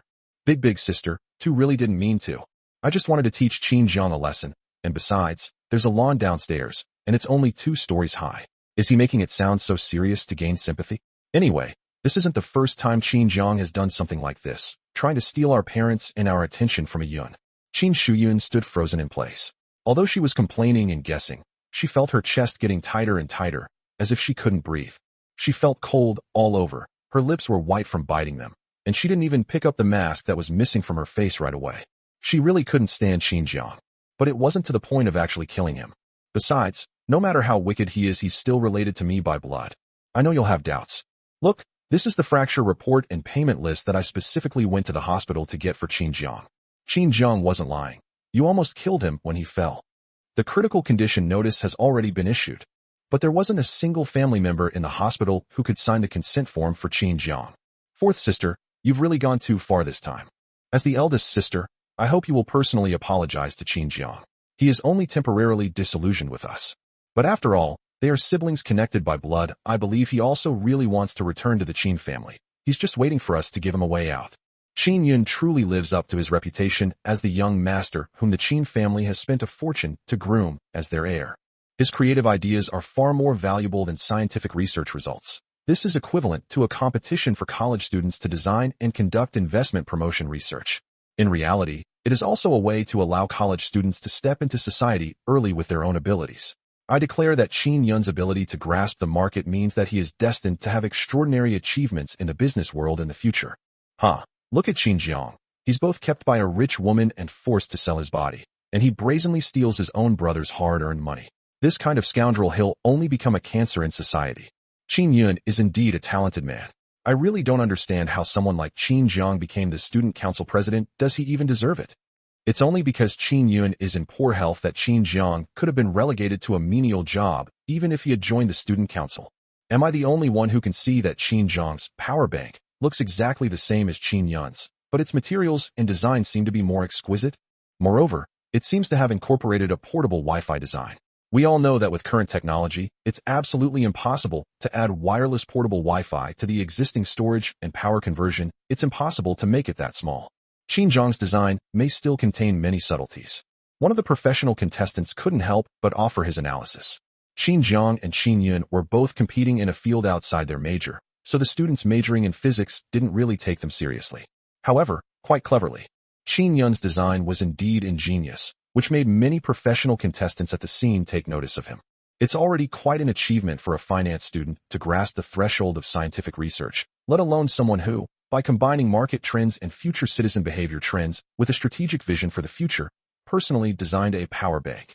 It's no exaggeration to say that he has exceptional talent. Soon, the part that everyone was eagerly anticipating arrived. That was to see Qin Jiang make a fool of himself. This young man just brazenly beat up his sick younger brother. He is truly despicable. I believe the judges will eventually find him guilty of plagiarism and kick him out in disgrace. Qin Jiang walked confidently onto the stage. He pulled out a power bank from his hand, raised an eyebrow with a roguish air, and gave off a provocative vibe that was sure to get punched. I'm sorry to disappoint you. After I finish speaking, you'll all be lining up to apologize to me. However, I don't care at all. That attitude was so arrogant, it was practically begging to be punched. Qin Yun still looked haggard and worried, but in reality, he had already imagined countless scenes of Qin Zhang's disgrace and various falls into the abyss of life. Qin Zhang, you're so arrogant. Let's see how long you can keep up this arrogance. The industry is watching closely now, even if Miss Yin tries to protect him. But his despicable behavior, his character, and his act of stealing his own achievements will remain an indelible stain on his reputation for the rest of his life. Chapter 63 is getting increasingly brutal. Then, Qin Zhang began to speak eloquently. If he remembered correctly, the era of power banks would begin in 6 months, and Huayong Technology, which bought the patent from Qin Yun for 2 million yuan, made a fortune as a result. They've directly entered the Fortune Global 500. It is said that Qin Yun later regretted more than once that he hadn't made a big profit. However, with the increasing popularity of power banks, more and more problems have emerged. For example, its portability has never been strong enough. For example, with the later popularization of fast charging, most people realize that power banks take too long to charge. For example, it has a single function. These have been continuously improved upon in later generations. But in the present moment, its emergence already represents a shift in ideology, and naturally other issues are temporarily set aside. And this one from Qin Zhang. He picked it up and showed it to everyone, and Song Jia quickly went up on stage and placed a weighing scale on the display stand. This power bank weighs 200 G and has a storage and conversion capacity of 20,000 mAh, perfectly meeting consumers' needs for portability. Of course, it's also a portable Wi-Fi device. The power bank itself can store enough electricity to keep the Wi-Fi running. However, portable Wi-Fi devices consume very little power, so the investment cost in this area will be relatively high. To ensure the power bank's functionality, it can also be used as a flashlight, and it will automatically turn on and switch to an SOS distress signal light when it detects danger. Qin Zhang demonstrated the functions to everyone step by step, and the effect was naturally astonishing. That year, there was no concept of power banks, and of course, no related improvement plans. More importantly, Qin Zhang has already shared the improvement plan and results with everyone. Merchants, driven by profit, will naturally choose high-quality products with greater development potential. However, no matter how well Qin Zhang improves, he can only be considered a reserve talent who can engage in iterative and updating research, but when it comes to breakthroughs and innovative concepts, Qin Yun still held the key to the situation. The energetic college students on campus naturally feel that respecting originality is the most important thing. While some businessmen are driven by profit and uphold their principles, many others will stop at nothing to make money. Even if you're very interested, you still need to criticize the superficial aspects. I have to admit, Qin Zhang is indeed quite capable, but he doesn't use his brains for good. Ultimately, stealing his younger brother's design results became the fatal flaw that led to his downfall. What a pity. It's really pathetic that Qin Yun has such a morally corrupt brother who likes to steal credit and put down his own trash. The design that I painstakingly came up with has become his stepping stone. The power bank proposed by Qin Yun weighs about 400 G and can only store 10,000 mAh. It also lacks other functions, making it a very basic model. Qin Zhang's show of bravado, judging by the gleaming eyes of those businessmen, has really benefited them. Qin Yun watched all of this unfold. He clenched his fists tightly, his expression slightly dazed, before a self-deprecating and dejected look appeared on his scarred face. Brother Qin Zhang, is this why you asked me for design inspiration in advance? We're brothers. I'd give you anything you asked for, but that's because I trust you. How could you? How could you? Fine, I'll concede defeat in this match. You're my own brother. I don't want to put you in a difficult position. Qin Yun hadn't expected that Qin Zhang had actually prepared a backup plan from the very beginning. This doesn't seem like Qin Zhang's mind at all. He has always been wholeheartedly devoted to Bai Chuchu. If Bai Chuchu wants it, he will definitely give her the final version of the entire design. When did he start keeping a backup plan? When did you become wary and suspicious of his relationship with Chuchu, etc.? Ayun, your older sister won't allow you to withdraw from the competition. Qin Zhang simply doesn't have the brains to make such an outstanding design improvement. Qin Zhang, tell me yourself, didn't you steal someone's design again, or have someone else modify it for you, and then use that to deliberately humiliate and target Ayun? Qin Mayun walked over in high heels, dressed in a professional suit, exuding composure and competence, and her whole demeanor was domineering and sharp. She always sticks to the facts. Fourth sister did indeed wrong Qin Zhang, and she also bears responsibility for failing to properly discipline her younger sister. But now, If we let Qin Jiang publicly humiliate Qin Yun in front of so many outsiders, we'll be in trouble. That was also her dereliction of duty as the eldest sister. Qin Jiang walked down from the exhibition area with a menacing demeanor, clearly still full of energy to fight. The crowd who had just seen Qin Yun get beaten up thought, Qin Jiang wouldn't hit a woman, would he? No way, no way, no way. Of course, his mental state was still somewhat precarious. Qin Moyun, I think you're like Wu Dalong, drinking medicine and then asking for a refillery, courting death. If you love educating people so much, why don't you take the teacher qualification exam? Instead, you're just sitting here making a fool of yourself by pushing the millstone naked. Are you going to keep your head as an inheritance instead of using it? I've repeated myself countless times, I didn't use it in my design. The brain is an everyday item, but you insist on treating it like a decoration. Qin Jiang walked towards the direction where Qin Moyun had appeared. As he passed by his spot, he casually picked up the blood-stained brick he had just used to hit someone and weighed it in his hand. The entire audience, wiping sweat. Things are different now that Qin Jiang has prospered. It's becoming increasingly criminal. For the first time, Qin Moyun couldn't help but feel a little annoyed. She'd really messed with Qin Jiang, who was in a frenzy. She'd really bitten off more than she could chew. However, as the eldest sister, she had to step forward. For a moment, she was also in a dilemma. Qin Shuyun was more obedient this time, a hint of hesitation flashing in her eyes as she looked at Qin Jiang, but seeing his current erratic behavior, she couldn't help but get angry again. Qin Jiang, what are you doing with that brick? Are you trying to hit me, our eldest sister? Qin Shuyun shut up in time. She had no doubt that Qin Jiang now had the guts to smash himself with a brick. But his older sister never deliberately bullied him in the Qin family. He should have shown more respect to his older sister.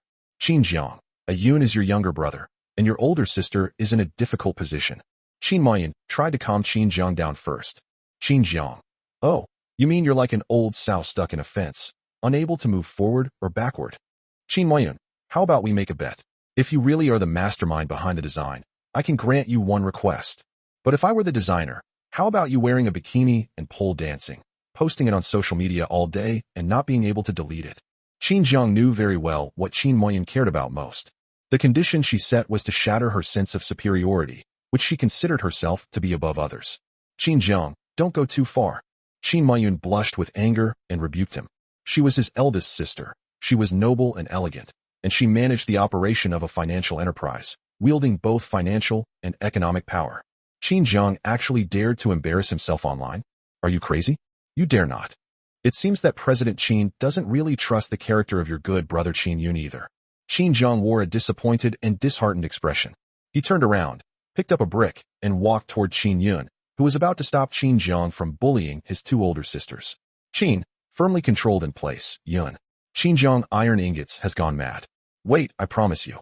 Qin Jiang, a Yun is a good younger brother I watched grow up. He has always been an excellent student, kind and honest. He would never lie. Before you came back to the Qin family, a Yun was still winning all kinds of design awards. But after you came back, something always happened to the family. Qin Jiang, stop pretending.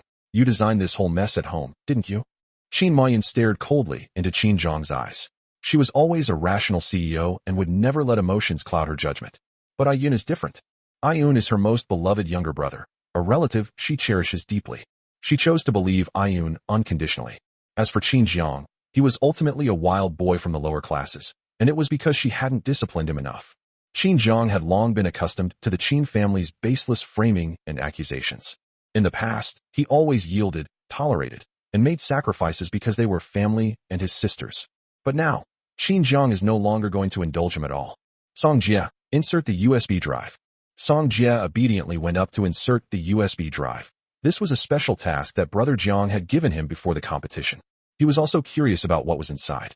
Until the contents of the USB drive were opened. Jiang Ji's mental state today. I'm in charge of my own life, and you can go to your grave if you want to interfere. Chapter 64 exposes Qin Yun and Bai Chuchu's hotel room encounter, causing the eldest sister to collapse. The large screen directly projected the initial time of the design scheme. That was 3 months ago, and it included detailed records of theoretical discussions with Professor Jiang He, the most brilliant physics professor at Peking University, as well as the initial design and operational procedures. Professor Jiang, he played a crucial role in this. He is a leading figure in the field of physics research, and although he is a professor at Peking University, the money he earns each year from the various professional designs he and his graduate and doctoral students work on is much higher than what he would earn as a professor at Peking University. Within universities, any professor with exceptional abilities owns their own company. Being a professor is merely a side job for these bosses. Qin Zhang. What ability does Qin Zhang have to cross disciplines and still catch Professor Zhang's eye? Besides, if Qin Zhang were really that capable, he would have made a fortune in patent fees with Professor Zhang long ago. How could he still be living a life of eating steamed buns and pickled vegetables at the university? After all, he was able to be promoted to the only student at Huajing University to become the student council president in his sophomore year, despite his outlandish and flamboyant style. It's important to understand that Huajing University is full of top students, and with such an excellent resume after graduation, the competition for the student council president is naturally extremely fierce. When Qin Zhang first took that position, almost no one was convinced of his worth. Therefore, many students know Qin Zhang. Seeing him sitting shabbily in the corner of the cafeteria, eating a steamed bun, many people would deliberately sneer. Oh, how come the president is living so frugally? Didn't the External Relations Department just secure a huge investment for the school? What's the president pretending for? This position at Peking University is so lucrative, I don't believe he really doesn't take advantage of it. It's probably just a deliberate attempt to create an image of poverty and to play the victim in front of the leaders. They're really going all out, eating such meager meals for 3 months straight. Of course, there were also second-year students who were Qin Zhang's classmates who stood up for him. After all, Qin Zhang was promoted to president in his sophomore year of college, which was an exceptional achievement. It also brought honor to their entire grade. So they clarified, don't get jealous, Qin Zhang has been eating like this ever since he came to school. He really wasn't faking it. However, this made everyone even more curious about Qin Zhang's family background. When everyone found out that Qin Zhang was actually Qin Yun, the young master of the Qin family, they were a bit taken aback. No, the Qin family is considered a wealthy family, right? Why are their 2 sons being treated so differently? However, everyone tacitly refrained from meddling in other people's business. This is the complete timeline of the entire design. Of course, the timeline released by Qin Yun is correct, but it is missing a lot of events and details. Take the design timeline recorded in his plan as an example. On May 3rd, 20XX, which is 2 months ago, the time of the simulated design process recorded in the plan, and here I have specific evidence of Qin Yun's alibi on that day. This is the CCTV footage and check-in certificate of Qin Yun entering the Fuhua Hotel in Beijing that afternoon, of course. What's particularly coincidental is that half an hour after Qin Yun entered the room, the school beauty by Chu also entered the same room in the same hotel. The above evidence was used in my application to clear my name at the police station and does not constitute an invasion of my privacy. Of course, there are more records like this where the times don't match. I have more than just this one here. If you want to see them one by one, I can play them for you to enjoy. Qin Zhang spoke each word with conviction, yet his expression remained remarkably calm and rational. Clearly he's the #1 simp for school beauty by Chu. While everyone was shocked, they were also surprised. No, how could Qin Zhang not have any emotional fluctuations? Or perhaps Qin Zhang's heart was broken by the school beauty, and he was already heartbroken. That's why he went all out and exposed the affair between the innocent school beauty by Chu and his younger brother. This I don't believe it. By Chu, the pure and beautiful campus belle of Huajing University, is still a virgin. She is so noble and kind that she wouldn't even crush an ant on the roadside. Her character is absolutely upright. How could she go to a hotel with someone? Qin Zhang, you're just a toad who can't reach swan meat, deliberately slandering Chu and Qin Yun's relationship, aren't you? Yeah, Chu is pure and beautiful, with excellent grades, and countless suitors at school. Qin Yun and her maybe are innocent, right? Damn, I can't make this up anymore. Am I the only one who noticed that Qin Zhang actually caught Professor Zhang's eye? I heard that Professor Zhang has an eccentric personality and is extremely strict and picky about the graduate and doctoral students he supervises. Qin Zhang is just a sophomore, yet he has taken a liking to him. No wonder Qin Zhang's design, even after improvements, had such advanced technical support to produce the first prototype. Just getting this product up and running will require a lot of manpower and financial resources, and Qin Zhang doesn't have that much money to do all that. Oh my god, could this be the reason he eats steamed buns and kimchi for every meal? This is fucking ridiculously complicated. Even I, a top scorer in the province, can't afford it. We don't like hearing that. Anyone who gets into Peking University is already a top student. Our dorm has 4 people, 2 of whom are top scorers in the National College Entrance Examination, and 2 of whom are admitted to universities without taking the entrance exam. That's how it is with university resources at the national and even global levels. Talent is never a scarce resource. You are the most outstanding one in your pond. But once they arrive here, everyone is the most outstanding person in their own pond, treated like royalty. Gradually, they got used to this learning atmosphere where everyone was a super genius. But Qin Jiang, he managed to become the king of kings, even in this arena, where the king of tumbling is the ultimate champion. This has led many students to genuinely exclaim how awesome it is. Getting back to the point, is it really impossible that our pure and innocent school beauty went to a hotel with Qin Yun to discuss studies? Huh, huh, huh, Another campus belle simp has been gently crushed? Discussing studies? The kind involving hundreds of millions? Or the kind involving Yamit?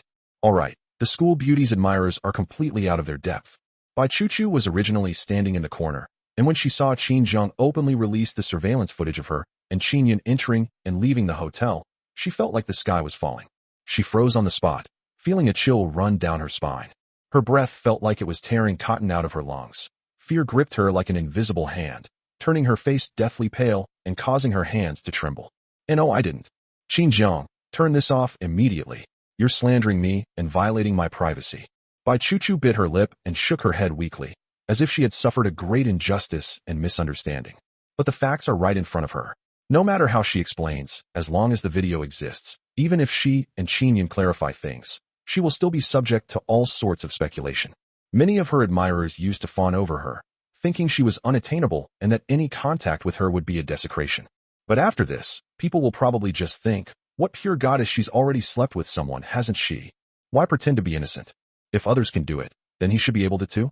Bai Chuchu looked pleadingly in the direction of Qin Yun and the Qin family sisters, hoping to get help. Unlike Qin Yun, her family had fallen on hard times, but she had long been accustomed to the life of a socialite, surrounded by admirers. To satisfy her vanity, she needed to attract all sorts of men to willingly do things for her. In this way, she maintains her pure and noble school beauty image. But now, it seems she has been brought back to her original form in an instant. Is Qin Jiang retaliating against her because he hated her out of love? Bai Chuchu burst into tears instantly. Her whole body seemed to suddenly go limp, and she almost couldn't stand up. Fortunately, Yu Qian was there and supported her arm. Chuchu, don't be afraid. If you're boyfriend and girlfriend, isn't it normal to book a hotel room? Besides, Qin Yun will be the sole heir of the Qin family. A powerful clan in the capital isn't now the perfect opportunity to seize him? Yu Qian calmed her down and whispered in her ear. But a mocking sneer also flashed in his eyes. TSK Qin Jiang, I underestimated you before. She's becoming increasingly interested in her best friend's ex-boyfriend. On the other hand, Qin Yun and his eldest and fourth sisters were on the same side. The two older sisters' faces turned cold instantly. They felt as if they had fallen into an ice cellar, and their first concern was not even about Qin Yun and Bai Chuchu entering and leaving the hotel. Instead, Yun actually lied to them? The timeline in that plan clearly doesn't match the time he was in. Doesn't this just prove that Qin Yun lied? Moreover, is he the thief who stole Qin Jiang's plan? They all misunderstood Qin Jiang, and even became the weapons Qin Yun used to hurt him. Qin Mayun almost fell over because of her twisted heel. No, this is impossible. You actually lied to us? What terrified Qin Mayun even more was the bet she had agreed to with Qin Jiang.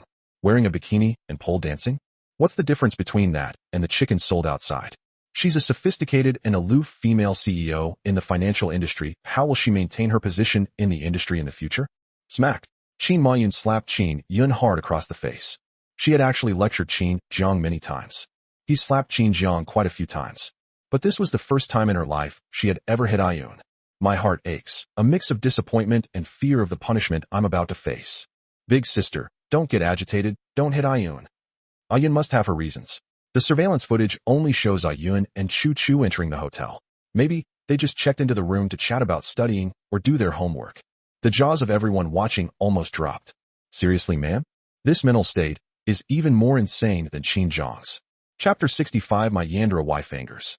Ayun, explain yourself, what exactly happened. Your older sister has always trusted you. But today you're pushing me into a corner. Qin Mayun was also feeling bad, as she had watched Qin Yun grow up since he was a child. Although Qin Jiang is also her younger brother, she is willing to treat him as such. But there's a difference between not seeing each other for over a decade and growing up together. Humans are emotional beings, and sometimes we can't control our biases. But she kept telling herself that she was the eldest sister and should treat her younger brothers and sisters equally. The slap Qin Mayun delivered almost made Qin Yun's ears ring, and blood suddenly flowed from the corner of his mouth. He quickly covered his lips, swallowing his grievances and bitterness. Big sister Bai Chuchu and I. Qin Yun was about to explain, but his heart was actually more complicated about how Qin Jiang had managed to change the contents of the files on the USB drive he had given to Bai Chuchu. He firmly believed that given Qin Zhang's unwavering devotion to Bai Chuchu, the design plan for the power bank on the USB drive he gave her must be the same one Qin Zhang had shown. He is always careful and cautious in his work, and he always checks the contents of the USB drive before giving a presentation. However, many people unconsciously skip over some less important content. Ultimately, the focus of this design scheme must be on the structure and feasibility of the design itself. But ironically, he was outsmarted by Qin Zhang in such a trivial matter. Now they're in a real bind. Qin Zhang suddenly wasn't stupid anymore.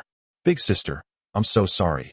Ayun and I have actually been together for a while now, but my parents have always urged me to focus on my studies and are very strict about my relationships. That's why Ayun and I chose not to go public. We're both still young and plan to focus on our studies and careers. We didn't do anything when we booked the hotel room. It was just because we wanted to take the postgraduate entrance exam together. You probably know a little about the current situation regarding postgraduate entrance exams at Huajing University's library. That's why we wanted to find a quiet place to hold our private classes. But this led Qin Zhang to misunderstand and think we were having illicit relationships. Actually, I'm a rather traditional girl, and I wanted to save my virginity for my wedding night. So please don't hit Ayun anymore. He's only been silent because he doesn't want me to be misunderstood. Bai Chuchu's words maintained an air of aloofness and purity. That might fool a child, but it's not a very good excuse. However, the group she is currently facing is college students, and they are not idiots. They do not believe such statements. That's why people say Bai Chuchu is a master at brainwashing. Soon, some of the sycophantic men began to waver. Everyone envied Qin Yun for being so lucky. Of course, the pure and innocent school beauty had to talk about pure love. But the fact that he was able to get the title of Bai Chuchu's boyfriend is enough to make other simps envious to tears. Upon seeing this, a hint of contemptuous mockery flashed across Qin Zhang's eyes. Bai Chuchu's tradition? This was the funniest joke he had heard all year. It doesn't matter what your relationship is, but one of you took my USB drive containing my design plans, and the other brazenly claimed it as your own, and then falsely accused me of being a thief. TSK, not bad teamwork. You can't achieve that level of chemistry without years of practice. Qin Zhang's words also drew laughter from many people. This fair-skinned girl is becoming less and less like a goddess. She lost control of her bladder and also had sex with a man in a hotel room. Which school's most beautiful girl has any embarrassing scandals? Soon after, posts began appearing on the Huajing University forum demanding the cancellation of Bai Chuchu's selection as Huajing University's most beautiful girl. The voting function is now enabled. The overconfident sycophants actually transformed into the main force denouncing Bai Chuchu. You know, back then they were all single-mindedly campaigning and voting for Bai Chuchu, sending her to the throne of school beauty. Of course, that's a story for another time. It's a foregone conclusion that Qin Yun's research design timeline doesn't match. His shameful act of lying and stealing credit from Qin Zhang was also completely exposed at this moment. In an instant, a deluge of condemnation swept in. Meanwhile, the video of Qin Moyun losing the bet was also spread by marketing accounts through Song Jie's operation, which involved using funds provided by Brother Jiang. Sometimes, you have to completely destroy a person. It's not that I want her to die, but that I want her to be riddled with holes. It tore her hope apart emotionally, and it robbed her of what she was so proud of materially. For those who consider themselves arrogant, the most devastating feeling is one of utter disgrace and falling into the mire. Qin Zhang will not forgive anyone who pushed him into hell in his past life. Yan Luan sat on the judge's panel, remaining motionless in her chair from the moment she sat down. Her bright red skirt spread out like a raging fire. Her long, dark red curls fell to her cheeks, and her snow-white skin contrasted sharply with her deep red lips. Beauty, a wild and unrestrained beauty that is so vibrant it's almost overwhelming. At that moment, she was like a stunningly beautiful succubus fallen to earth. Yan Luan sat there quietly, exuding an aura of dominance over all living beings, which inspired awe in those who looked down upon her. She remained an outsider, observing the farce unfold without making any move to intervene or help. Zhou Ning stood obediently behind Yan Luan, looking suspicious. Yan Luan had seen Qin Zhang and Bai Chuchu together before. She would have gone crazy. Today is eerily calm. Zhou Ning, tell me, when did a Jiang play this chess game? Such meticulous planning could not have been prepared just now, yet he did it all secretly right under my nose. But I was completely unaware. Zhou Ning, does my Lianghua manor only house a bunch of useless trash? Yan Luan suddenly looked up at Zhou Ning, her eyes instantly turning sharp as a blade. The surrounding air seemed to freeze instantly, and a chilling glint flashed from her eyes. Not only Zhou Ning, but everyone within a 20-meter radius of Yan Luan dared not breathe. Zhou Ning hiss? Son-in-law, help me. That's it, this attack was aimed at me. Zhou Ning was panicking inside, but he maintained a poker face, though only he knew how stiff his poker face was at that moment. Zhou Ning almost immediately knelt down. "Young miss, it was my dereliction of duty. I will personally go down into the water dungeon tonight to be punished." Seeing his frightened expression, Yan Luan instantly felt that the whole thing was pointless. She casually observed Zhou Ning's fear, propping herself up with one hand. Look, Zhou Ning has been with her for so many years, yet he's still afraid of her. How could Zhang have changed in less than a week? How many things has he been hiding from me in private? Be punished. The water dungeon is full. It's not your turn to go personally. Yan Lan's tone remained nonchalant, her words light and airy, yet carrying a faint sense of world weariness and indifference. How about we change the punishment? Go and have a bracelet custom made for me. I want a design that's completely studded with pink diamonds. If Zhang doesn't like it, then you may punish him as usual. Yan Luan leaned back lazily, feeling a slight itch in her hands. She really wanted to grab Zhang by the neck and force him down onto the chair. I kissed him fiercely, until I could hardly breathe. He was forced to obediently breathe heavily in her ear. His mind went blank as he listened to her instructing him what to call him, and he obediently did so. Chapter 66 Pure Image Collapses. Bai Chuchu is no longer clean. President Qin, our bet stands, and I'm sure your employees are really looking forward to your performance. Qin Zhang's actions can be described as both killing someone and destroying their spirit. The fact that a CEO would dance such a refreshing and vulgar dance was the most devastating thing for her, as it caused the collapse of the authority she had built up in front of her employees. It was extremely embarrassing. Qin Mayun was unwilling. She looked at Qin Jiang, trying to persuade him to agree by appealing to her feelings as an older sister. Jiang, your older sister knows that there have been many misunderstandings between us siblings in the past, including the matter of your fourth sister causing your fracture. I only just found out, so I brought her here to apologize to you in person. We understand that you have grievances against us, but we are family after all. If I embarrass myself, wouldn't I also embarrass the entire Qin family and all of you as family members? All right, Jiang, stop being stubborn. I'll apologize to you in public, okay? Qin Mayun felt embarrassed, but it was true that she had publicly agreed to the allegations, slandered Qin Jiang, and blindly trusted Qin Yun. If she does nothing, it will actually affect Qin's financial group. So she came up with this compromise. Qin Jiang looked at Qin Mayun, recalling the time when he fell down the ladder at the Qin family home, suffering multiple fractures and lying in the hospital, unable to afford medical bills and on the verge of death. At that time, none of Qin's relatives came to visit him, not to mention that someone would pay his fees. He only had 300 yuan a month for living expenses, so he studied hard to participate in college student competitions and also did manual labor part-time to earn money. He accepts any job that can earn money. However, because he had to support his beloved Bai Chuchu, he had very little savings left. Just when he thought he was going to die in the hospital suddenly agreed to perform surgery on him for free and transferred him to the highest level ward for treatment. At that time, he had neither the right nor the strength to refuse. He was also curious about who would help him, but he couldn't figure it out no matter how hard he tried. That time, Qin Jiang stayed in the hospital for 2 whole months. Consciousness kept fluctuating. Even in the dead of night, he could always feel a strong sense of suffocation, as if he were being tightly coiled by a giant python, its soft yet icy touch pressed against his body. Every inch of his body was touched by that awkward sensation, making his consciousness scream, even though his eyelids were so heavy he couldn't open them. That year, he had just returned to the Qin family and had just turned 18. I have never experienced such a tingling, numbing sensation, like ants gnawing at my heart. He tried desperately to open his eyes, straining so hard that his knuckles trembled uncontrollably. But the python still had no intention of letting him go. Something lifted his hospital gown, and an extremely cold and soft touch landed on his chest, pectoral muscles, abdomen. His wound was still healing, and the snake seemed to have a spirit, even knowing to avoid touching his wound. But the feeling of being completely restrained and forced to lie there while being done to was just too awful. Qin Jiang was numb. It felt like this nightmare had only just begun. After 2 months of this in a daze, Qin Jiang had not fully recovered, but once he was able to walk, he fled the hospital as if he were escaping. He was convinced that the hospital room he was staying in was haunted. Maybe it's even a seductive ghost that sucks away people's yang energy.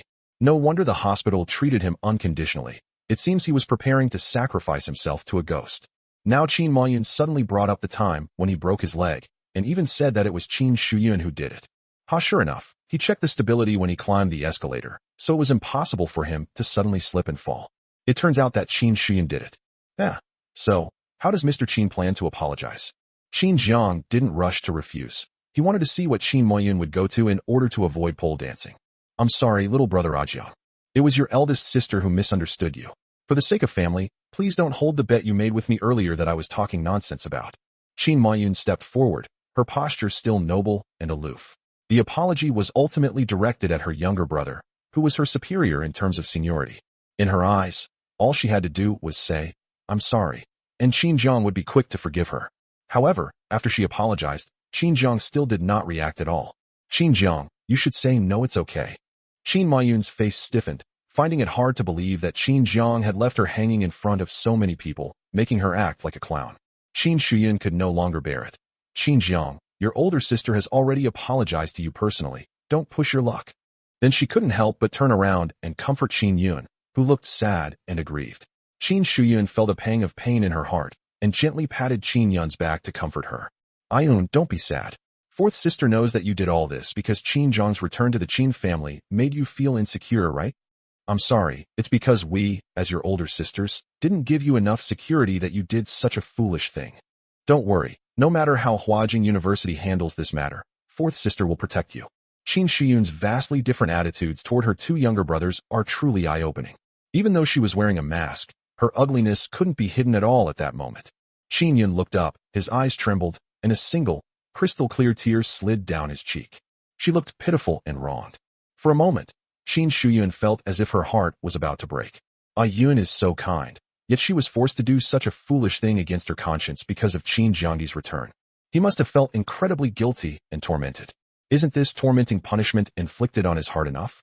Qin Jiang made so many mistakes, but Yun only made one. She certainly knew who she should protect and who she should criticize. "Tisk, Qin Shuyun, you only have one face. Can't you use it more sparingly?" "Who said I have to accept Qin Mayun's apology? Can't I just listen to what he says? If you can't stand it, gouge out its eyes. If you can't stand it, sew its mouth shut. There are always more problems than solutions, and idiots always have more faults. Qin Yun, don't hide behind a woman and keep quiet. If you want to cry, cry louder. I can even lend you a megaphone so you can wail as much as you want. So, did your father or your mother die?" Qin Jiang launched into a tirade, leaving both Qin Shuyun and Qin Yun speechless. Hearing Qin Jiang curse his parents, Qin Shuyun was so angry that her veins bulged. "Qin Jiang, our parents are also your parents. How can you curse your own parents to die? Do you even understand what filial piety is?" Yun is now crying with regret, and the eldest sister has apologized. "Do you expect us to kowtow to you?" "Qin Jiang, let me remind you, in life taking a step back will open up a whole new world. Don't push people too far." Qin Shuyun's words were a combination of moral blackmail and coercion. In China, children should respect their parents, and Qin Jiang's words were clearly outrageous. People who disregard even family ties and blood relations are heartless and cold-blooded. What's the difference between them and animals? Qin Jiang grinned. "Taking a step back opens up a whole new world? Then go ahead and back down." "I'm not backing down." "Oh dear, I'm so afraid of pushing you too far." "Then go jump over the wall right now." Qin Shuyun was so angry that her heart choked again. A cornered dog will jump over a wall. Qin Jiang is calling her a dog. "Principal, it's clear now who stole whose plan. Am I still the rat dropping you're talking about?" Qin Jiang looked at Principal Cheng Peng and made a light-hearted joke. However, this also forced the principal to take immediate action to punish Qin Yun. "Ahem, of course Qin Jiang isn't a rat dropping. I was so angry at the time that I blurted out something I shouldn't have, Qin Jiang. I apologize to you." Qin Jiang glanced at them coldly. Principal Cheng Peng, good lad, this is forcing him to offend the entire Qin family.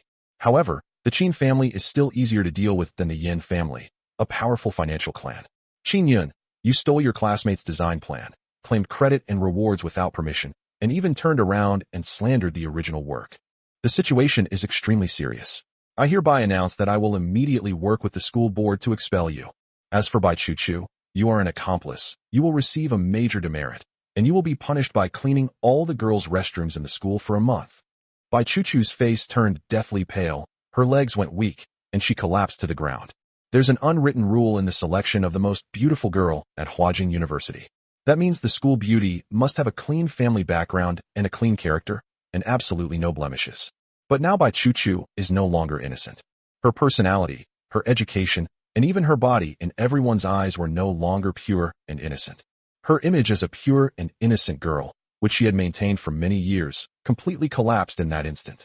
Chapter 67. Qin Yun suffers massive bleeding. Eldest and fourth sisters are on the verge of collapse.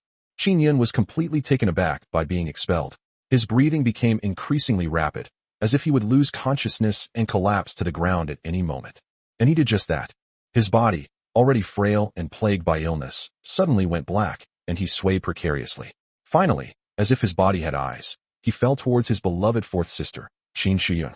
Qin Shuyun was also stunned. She instinctively reached for it, but her mind went blank for a moment. The image of Qin Yun confidently assuring her that he had personally designed the research competition plan flashed through her mind. Although she chose to accept Qin Yun's unavoidable mischief, the moral compass that loomed over her heart made her momentarily disoriented. It was just a moment's hesitation that prevented her from catching Qin Yun as he fell toward her. Qin Yun fell heavily to the ground. The back of his head slammed heavily against the ground, causing him to wince in pain, and it seemed that blood was flowing out of the back of his head. Qin Yun tried to open his eyes, but everything went blurry, and he completely lost consciousness. In an instant, Qin Moyun and Qin Shuyun were completely panicked. Over the years of favoritism, they had long since become accustomed to prioritizing Qin Yun's illness above all else. Now there was absolutely no criticism of his theft. Qin Moyun was the first to rush forward and immediately knelt down on the ground, disregarding his image. She carefully tried to help Qin Yun up, but then remembered something and dared not move him even an inch. The worry in her eyes was almost palpable. Ayun, what's wrong? Quickly, fourth sister, call an ambulance right away. Ayun's illness can't be delayed even for a moment. Xinjiang, come with us to the hospital. Ayun is bleeding, he desperately needs a blood transfusion. Qin Mayun spoke these words with great fluency, as if Xinjiang's contributions were a matter of course. Xinjiang watched this scene with his eyes remaining as cold as ever. Qin Yun had feigned illness so many times that he was too lazy to play along, but if this time it was for real, then he would really have to celebrate with drums and gongs. Even this manipulative woman has her off days? That was a great flip. A wonderful flip. I was blown away. Oh, what does it have to do with me? You look so much like the Virgin Mary. If you need a blood transfusion, go to Notre Dame Cathedral in Paris. You want me to send you another set of professional blood transfusion pig blood watering? Xinjiang raised an eyebrow without any hesitation. Oh, I didn't delete the video from last time. If everyone is curious, I don't mind announcing it. Xinjiang sneered, his words dripping with threat. In his past life, he was morally and emotionally blackmailed. He has no morals in this life, and no one can hold him hostage in the slightest. Xinjiang, you're still a Yun's own brother. Qin Shuyun spoke, her voice tinged with a hint of unease, still feeling somewhat guilty in front of Xinjiang. The older sister revealed to her that she had caused him to fall down the escalator and almost die. She knew she should apologize. But when she saw Xinjiang and saw his attitude as if the whole world owed him something and he was going to take the world by storm, she couldn't bring herself to speak. Clearly, Xinjiang used to be so timid and submissive that he wouldn't need her to apologize in person. Xinjiang would automatically explain to her from the bottom of his heart that he did it unintentionally. He doesn't hold grudges at all. No, I have completely severed ties with the Qin family. If you have any questions, or if anyone here doesn't understand, just look at the severance agreement. Unfortunately, I also put this agreement on my USB drive. Let me project it for everyone to see. Xinjiang publicly announced the severance agreement with the Qin family on the big screen, and even circled the specific date of the agreement in red. Just recently. This was also the period when Xinjiang was caught in the eye of the storm, and was almost expelled from Huajing University because of Qin Yun's actions. At that time, Xinjiang was clearly a person who had been slandered and had his honor stolen, yet he had no relatives who trusted him, and was even directly kicked out of the Qin family home. Now, what right does the Qin family have to demand that Xinjiang continue to provide financial support to the instigator who stole his designs and honors? The students at Huajing University are still quite discerning about right and wrong. They immediately objected and denounced the Qin family for their shamelessness, saying that Qin Moyun and Qin Shuyun had never suffered such public humiliation. When the ambulance arrived, they sheepishly took Qin Yun and left. Bai Chuchu was left alone and had already taken advantage of the chaos to run away crying. Xinjiang stopped playing the victim. Now that the matter was resolved, it was time for him to lay the groundwork for his career. A boss who saw the future market potential of power banks in his past life came with sincerity and offered him 2 million. Sure enough, it was the same number as in my previous life. Xinjiang understood, but gasps of surprise rose and fell around him. It's undeniable that Xinjiang's design and level of perfection are indeed very high, and the feasibility of future market expansion is also very promising. But he's just a college student, how could he sell patents for 2 million yuan? Do you know what that means? This means Xinjiang is going to be rich. Driving a top-of-the-line supercar is nothing. Owning a private jet will be just around the corner. The top 3 winners of this science and technology competition will each receive a prize of 200,000 yuan, The first place winner will receive 100,000 yuan, and the second and third place winners will each receive 100,000 yuan. Qin Jiang sold far more patents than he received in prize money with just one move. When did this kid suddenly become so clever? Could it be that a rich woman boosted his luck? Upon seeing this, Song Jie's mouth watered. Our brother Jiang has finally made something of himself. 2 million? That's a considerable amount of startup capital for a college student. Most importantly, this money wasn't earned by selling his body. It was a legitimate reward for his hard work and research. Everyone thought Qin Jiang should be content. However, when Qin Jiang met the gaze of the CEO of Huayang Technology, he said calmly and confidently, "I want 5 million, and I will only give you a 5-year patent usage right. For the subsequent renewal process, I will agree to a 4:6 revenue split with your company through professional equity investment. If you're willing, we can sign the contract now. If you are unwilling, I will not force you." Every word Qin Jiang uttered was delivered with clear and logical reasoning, while keeping a close eye on the CEO of Huayang Technology. Business is business. Many college students' scientific design patents are seized by some companies and sold at low prices, and in the end they can't even get a name on the patent. The product became a hit, but the creator disappeared without a trace. Yan Luan, without having to stand on tiptoe to get to her. His wife is too powerful, so he can't just be a mediocre pretty boy. He didn't want others to mention the man beside Miss Yan again, so he looked at him with a mocking gaze, as if he were a plaything. Instead, it was a position that openly and legitimately complemented that of Miss Yan Luan. The contestants exclaimed, "Has Qin Jiang gone mad? He doesn't deserve it at all. Don't even mention that 5 million is only for a 5-year usage right, and you also want 40% of the profits from the patent equity investment after 5 years. Why doesn't he just rob it? Qin, it's undeniable that you have the ability, but remember you're only a sophomore right now. My willingness to pay 2 million for the patent rights is a sign of my appreciation and recognition of you, not to allow you to arrogantly boast about your superiority. Besides, there are countless cases where patents are used as equity with a 2:8 split. What makes you think you deserve 40% of my profits?" The CEO of Huayang Technology is named Su Cheng. He is shrewd and has an exceptional business sense. Asking this now is purely to test whether Qin Jiang is a good match. Qin Jiang remained upright, his eyes calm and unwavering. "Mr. Su has misunderstood. I don't want 40%, I want 60%. I'm 6, you're 4. The audience gasped. "Wow, I think you're pretty good. You old bastard. Thank you for the birthday wishes, my darlings. Love you all. Sending love." Chapter 68 Madwoman Lawn. Only Qin Jiang walked against the crowd towards her. Mr. Su never expected that such a greenhorn sophomore would be able to hold his lifeline and demand a high price. He really thought highly of the future of this invention. However, without the support of capitalists, such scientific research achievements would be completely worthless if the technology were simply held by Qin Jiang. Originally, he could have agreed to Qin Jiang's offer of 5 million if he had gritted his teeth. After all, Qin Jiang has already revealed that this technology has technical support from Jiang He, a highly respected physics professor at Peking University. He certainly wouldn't take Qin Jiang, an ordinary sophomore, seriously, but Qin Jiang was a student favored by Professor Jiang, so his value was extraordinary. Mr. Su frowned, momentarily caught in a dilemma. "Qin Jiang, your conditions are too demanding. I think no other company here has shown the same sincerity as me. In that case, I won't take advantage of you being a student and offer a random price. I'll buy the final right to use your patent for 5 million. How about that? Qin Jiang, you should be content. No one here will offer a higher price than me." Su Cheng, the CEO of Huayang Technology, currently owns a fairly large company, but the opportunity that propelled him to the reputation of a future tech giant was indeed the widespread marketization of power banks. This product is not currently available on the market. Looking at the present from the perspective of the future, Qin Jiang sees the future market as a vast blue ocean. The conditions he offered did not involve any attempt to exploit Huayang Technology.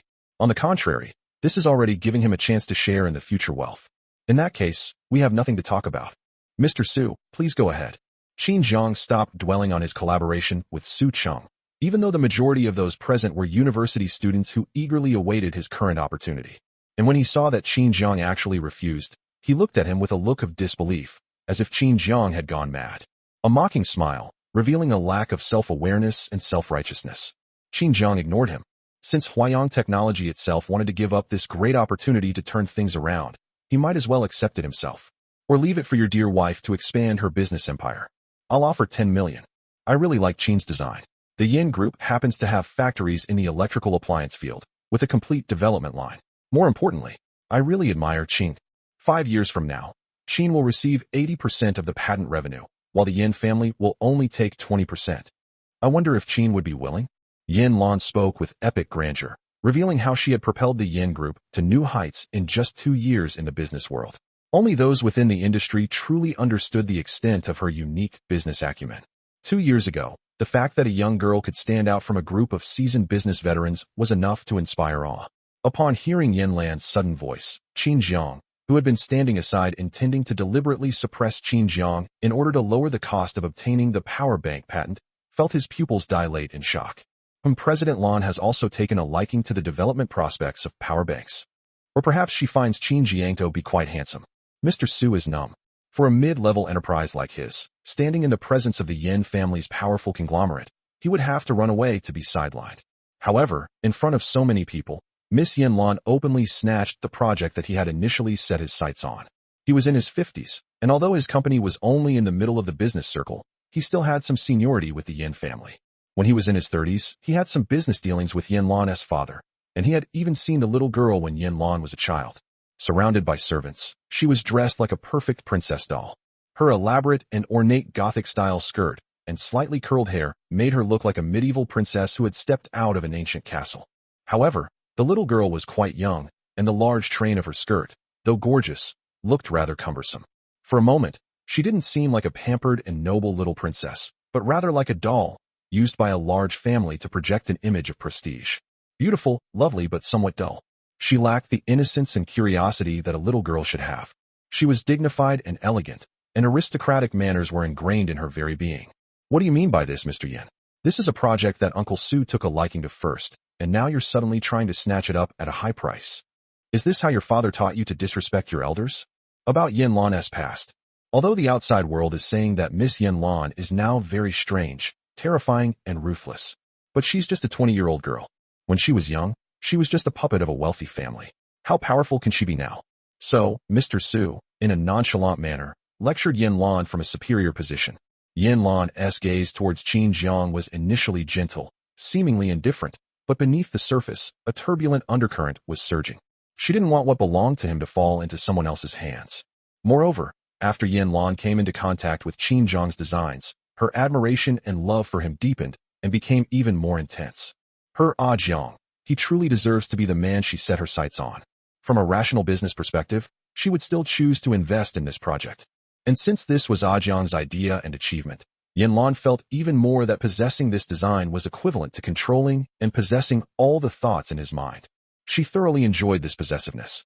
And now, someone actually defied her and brought up that old man who disgusted her so much. Zhou Ning's scalp tightened, and he realized something was wrong. Is Su Cheng tired of living and yearning for life in a coffin? Why is he in such a hurry to die? How dare they call her President Lan, little President Yan? The Yan family conglomerate is now run by its eldest daughter, but Su Cheng's address of young Master Yan clearly shows that he doesn't take Yan Lan seriously. Miss Yan has been in power for the past 2 years. Very few people dare to act so recklessly in front of her anymore. Robbing?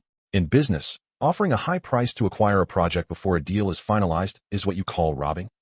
I advise Mr. Su to find a coffin and lie down in peace as soon as possible since he's getting old, so that when he's old, his savings for his coffin will be ruined by your foul mouth. Yan Luan's answer showed absolutely no respect for President Su. It was a public slap in the face to Su Cheng. However, the Yan family conglomerate is precisely the kind of company that can effortlessly crush Huayang Technology, a mid-level enterprise, into the dust. Yan Luan spoke. Everyone held their breath. Su Cheng gritted his teeth. He had been incredibly successful in his youth and had a long-standing friendship with the Yan family. Yan Luan is just a little girl, nothing more than a puppet young lady cultivated and manipulated by the Yan family conglomerate. Why should someone as a senior figure in the industry lose face like this? Yan Luan, who do you really think you are? You're nothing but a little monster raised by the Yan family conglomerate. You tried to kill your brother and father, turning the entire Yan family into chaos. Do you really think you deserve the wealth and power of the Yan family conglomerate? If it weren't for your Yan family bloodline and the support of the family's centuries-old accumulated wealth, you would have already. Su Cheng, having lost face, arrogantly began to berate Yan Luan, relying on his old friendship with the head of the Yan family from many years ago. He just couldn't stand that a mere girl dared to be so arrogant towards him, her uncle from a prestigious family. That's absolutely rude. No wonder, he was abandoned by his own mother at a young age to become the future heir of various prominent families, regardless of his own life. Who knows if she's still unclean even after all these years. They've probably already been humiliated by those future global celebrities. Yan Luan must have been only 12 years old that year, right? At that time, many people in the socialite circle lamented that Madame Yin was ruthless enough to harm her own daughter. The young masters in the celebrity club are all pampered and spoiled young noblemen, future heirs of their families. Yan Luan, a little girl, was lucky to be treated like a maid. I'm afraid that because she's so beautiful, even if she's young, she won't be able to escape. Yan Lan's eyes turned cold. The moment Su Cheng mentioned her past, he was already destined to be dead. Sure enough, a blood-red scythe flew past in the next instant. Before anyone could react, they heard a series of synchronized footsteps all around them. Several hundred well-trained bodyguards in black strode in, quickly surrounding the entire competition venue. The blood-red scythe that flew past sliced off Su Cheng's ear. The swirling sickle, stained with blood, returned to Yan Luan's hand. The next moment, the woman in the bright red dress stood up, her red high heels treading on thick blood. Yan Luan tilted her head, her face expressionless, but an overwhelming pressure instantly descended. Monster. Mr. Su seems to miss his friendship with Yan Rongan. He's had a stroke and has been lying in bed for 2 years, barely alive. If Mr. Su wanted to spend time with him, he should have said so earlier. I am a very understanding person, and I am happy to fulfill your wish to go and keep him company. Oh dear, Mr. Su, why are you kneeling down? Oh, so you think your legs are too extra? No rush, I'll remove them for you. A crimson light flashed in Yan Lan's eyes, as if she had returned to the night she massacred the Yin family. All I could hear were countless pleas for mercy, but all she could hear was her biological mother's cold, questioning voice. Yan Luan, why did you come back alive? You should have died in the organization like your sister. It would have been so much better if you had died there. You wouldn't have to live in fear of the Yin family women's death curse at the age of 25-inch. Alan, Mom is doing this for your own good. Why don't you just kill yourself now? Alan, don't blame your father. You wouldn't have become this strong if he hadn't abandoned you, would you? Yan Luan's heart was completely dead. After that night, Yan Luan became an orphan. The killing was inevitable. Qin Zhang watched the situation spiral out of control and saw everyone terrified of Yan Lan's crazed state. But he only felt sorry for her.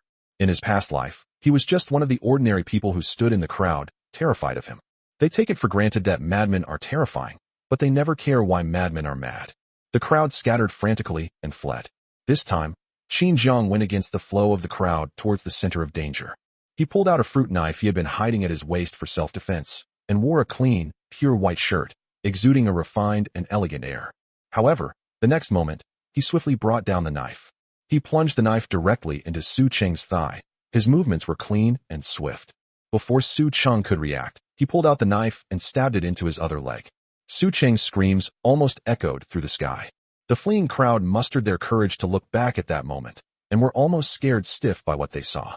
The entire audience, holy crap. No wonder Qin Zhang is destined to be a gold digger. They are completely defeated by this pledge of loyalty. Mian, Miss Yan Luan wasn't defiled. Chapter 69. Yan Yan is driving me crazy with sweetness.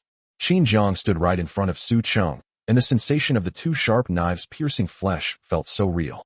Qin Zhang felt no fear whatsoever. On the contrary, he felt that this punishment was not enough. Su Cheng's eyes widened in disbelief. He never imagined that this sophomore would pierce his legs. He was clearly just an ordinary student.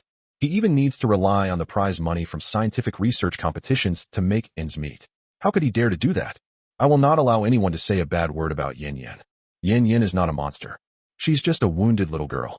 You people who haven't experienced her pain have no right to criticize her even once.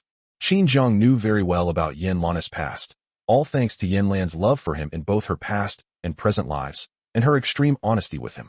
But she was also afraid that it would scare her away. So every time she mentions her dark past, it's on the night he painstakingly escaped and was brutally kidnapped and brought back to Lianghua Manor by her. She would lock him in a dark room and bind him completely with chains. Then, she took off her dirty dress. Yan Luan likes to wear Lolita dresses, but it's not that she likes to dress herself up like a doll. But perhaps she also longs to return to the time when she was a child, pampered and loved by her parents like a little princess. But was that kind of affection genuine? Yan Luan carried the blood-stained sickle and walked step by step towards Su Cheng and Qin Zhang. When she heard Qin Zhang's description of her, she couldn't help but pause for a second, and then a bright smile bloomed in her eyes. Zhang, he's awful. Yan Luan complained to him like a child. At this moment, the stunningly beautiful female demon seemed to have shed all her thorns and was using him as a support. She trusted Zhang, and only him. Okay, Then let's remove his tongue. Then he won't be able to say anything that Yan Yan will hate. Qin Jiang looked up, his gaze earnest and sincere. It's over. Spending too much time with the crazy young lady Yan Luan has made him feel like his mental state is gradually going astray. But he actually grew to like this feeling more and more. In this life, he only cares about Yan Yan and his own life or death. Yes, Jiang is so good to Yan Yan. He's bad, and he even called me a monster. Yan Luan lifted the hem of her blood-red skirt and approached Qin Jiang, her body seemingly drawn to him like a magnet, wanting only to be pressed against him, to completely merge with him. Qin Jiang took the opportunity to put his arm around Yan Luan's slender waist. The feeling of being coquettish by the sickly young lady was actually kind of enjoyable. The Yandera heiress always takes the lead. She leaned against him affectionately, as if handing over the reins to him. Besides, no matter how mature or crazy Yan Lan's mentality is, she is still just a 20-year-old girl. Her coquettish voice was surprisingly soft and sweet, perfectly complementing her stunning and mature appearance. This extreme contrast gave Qin Jiang a split feeling, as if he had two girlfriends. One is a soft, sweet Lolita girl. One is a domineering and sharp-tongued, yet possessive and delicate, female CEO. A celestial wife through dual cultivation of love and lust. Okay, then let's kill him. Cut it into pieces and bury it in small chunks. Qin Jiang was pounced into the arms of the sickly young lady, and his face flushed with pleasure. Yan Luan was very satisfied with Qin Jiang's performance, and then stretched out a finger and beckoned to him. Jiang, bend over. Qin Jiang had no doubts whatsoever and obediently bent down. Smack. I love you. A sweet kiss landed on Qin Jiang's cheek. This kiss was not the kind of passionate French kiss that goes deep and touches the soul. Even a gentle touch on the cheek. But Qin Jiang felt his very bones melt. Yan Yan is driving me crazy with sweetness. Su Cheng, who was bleeding to death. Chapter 70. My Yandera wife likes to mark him. You guys. Qin Jiang, are you crazy? I was the one who appreciated your talent first, and giving you a quote was a sign of respect. I'm your mentor, after all. You actually repay kindness with enmity. Aren't you afraid of suffering the same retribution as Yan Luan? A monster like her was born to never receive her parents' love. Yan Luan is heartless, cold-blooded, and ruthless. She's an absolute madwoman. Do you think that the money and power she gives you now because you've pleased her are a blessing? Believe me, this capricious madman will kill you sooner or later. You'll end up like me. Su Cheng was shocked that Qin Jiang would use him as a tool to curry favor with Yan Luan, and he felt extremely unbalanced. His thigh was pierced straight through by Qin Jiang's dagger. This young man was incredibly ruthless. He didn't look like a college student who hadn't yet entered the workforce, yet the way he obediently accepted Yan Lan's kiss made him seem as gentle as a little wolfhound. Is it because the contrast is too great, or is it because the acting is good enough? Oh, a monster. It seems Mr. Su still hasn't learned how to speak properly. Why not use this tongue to make a new dish for the general cold pork tongue salad? Qin Jiang spoke casually. His eyes had completely lost their gentleness. Yan Yan was the woman he wanted to protect, and he would not allow her to be insulted at will. This Su Cheng, in his previous life, received his talented nourishment by chance, which qualified him to become a tech tycoon. Now, he has personally taken back this golden touch. From now on, there will be no more Huayang technology in Beijing. Some are simply newly established sub-departments of JY technology. Okay, I'll do whatever Jiang says. Jiang is the head of our family. Yan Luan was gentle and elegant at this moment, and the restless killing intent in her eyes dissipated completely the instant Qin Jiang came for her. Since it's the general's food, take it away. Yan Lan's smile was like that of a coquettish calico cat, her eyes shining like stars. She felt that she could never get enough of being close to Qin Jiang at this moment. But as she grasped Qin Jiang's cold fingertips, a shadow of darkness flickered in the woman's eyes.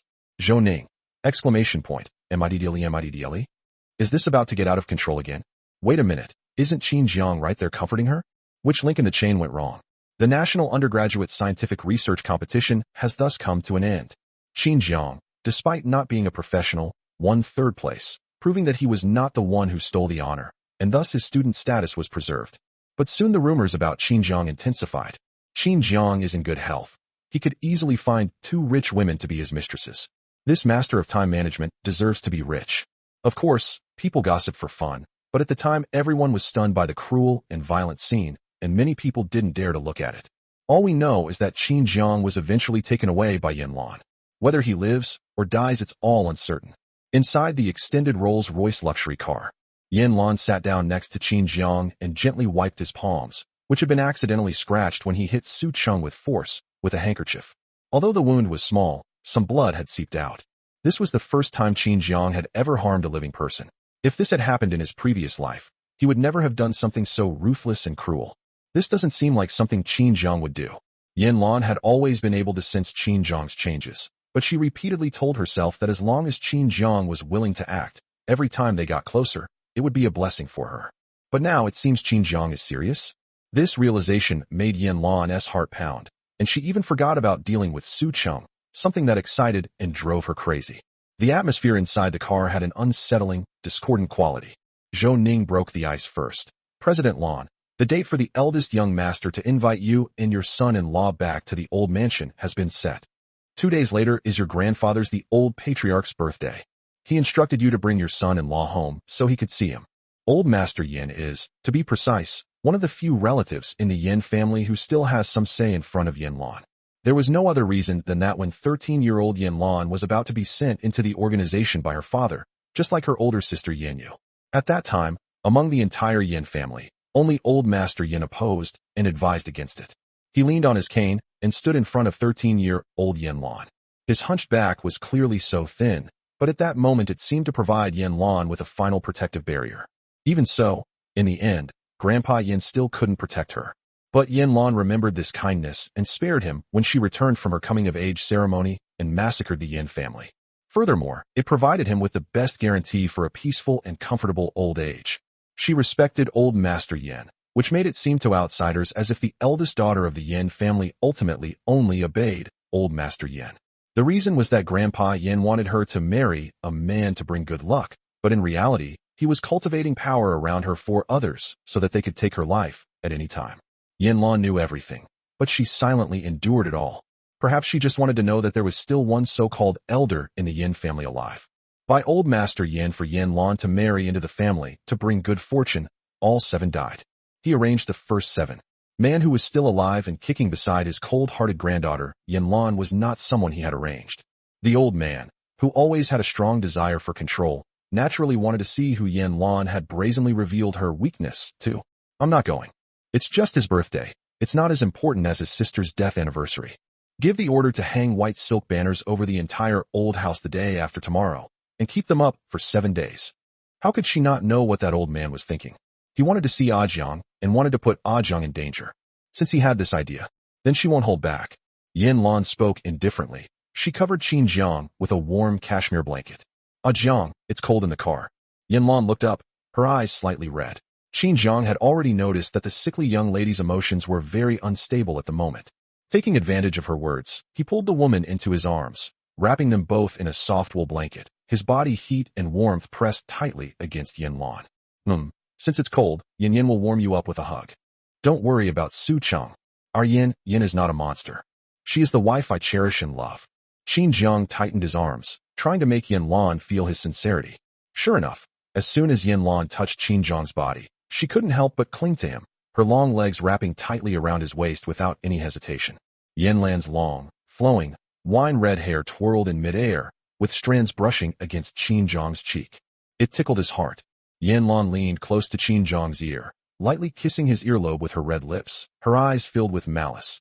Jiang, is it true? I feel like you seem to have fallen in love with me. However, Qin Jiang clearly avoided such a monster as she was. How can there be love? But she truly felt the love, respect, and heartache. That's not something a man who hates her would do to her. Yan Luan was stunned. She was ruthless and decisive in the business world, but when it came to love, she was as innocent as a young girl who had just come to understand things. But pure love also has its advantages. That is, the more passionate she is, the more passionate she will be. She wanted it to be as profound as it could be. Inscription. They neither shy away from nor avoid the issue, but instead obsessively and possessively pursue it. Silly girl, it's not seems. Qin Jiang leaned down, his hands under the cashmere blanket encircling Yan Luan's slender waist. He leaned close to the woman's neck and gently kissed it. An extremely ambiguous kiss. Tender and poignant, yet heart-wrenching. Moi? Yan, that's not an illusion. I really love you. What do I have to do for you to believe me? Yan Luan, who was lying on top of him, trembling. A little dampness on his shoulder unsettled him. Yan Luan cried.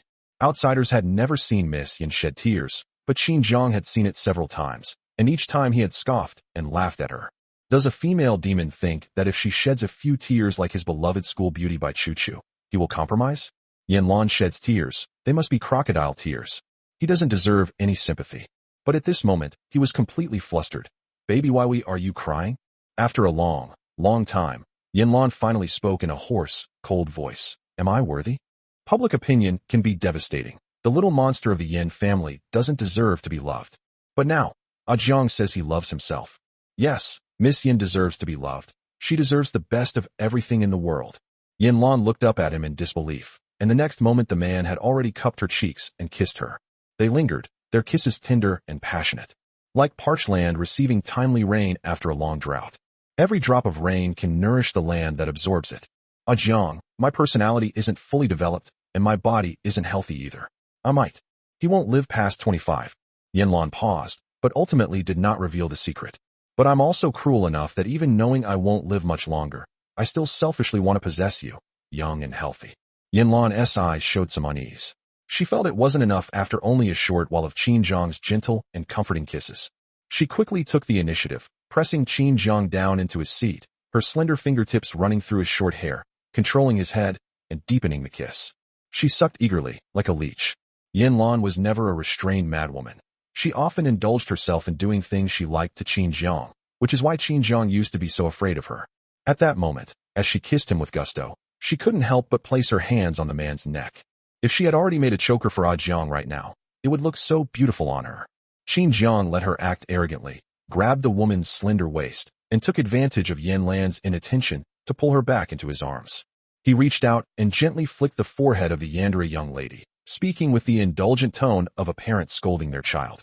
No matter how many secrets my Yan Yan has, we can face them together. Wife, we are husband and wife.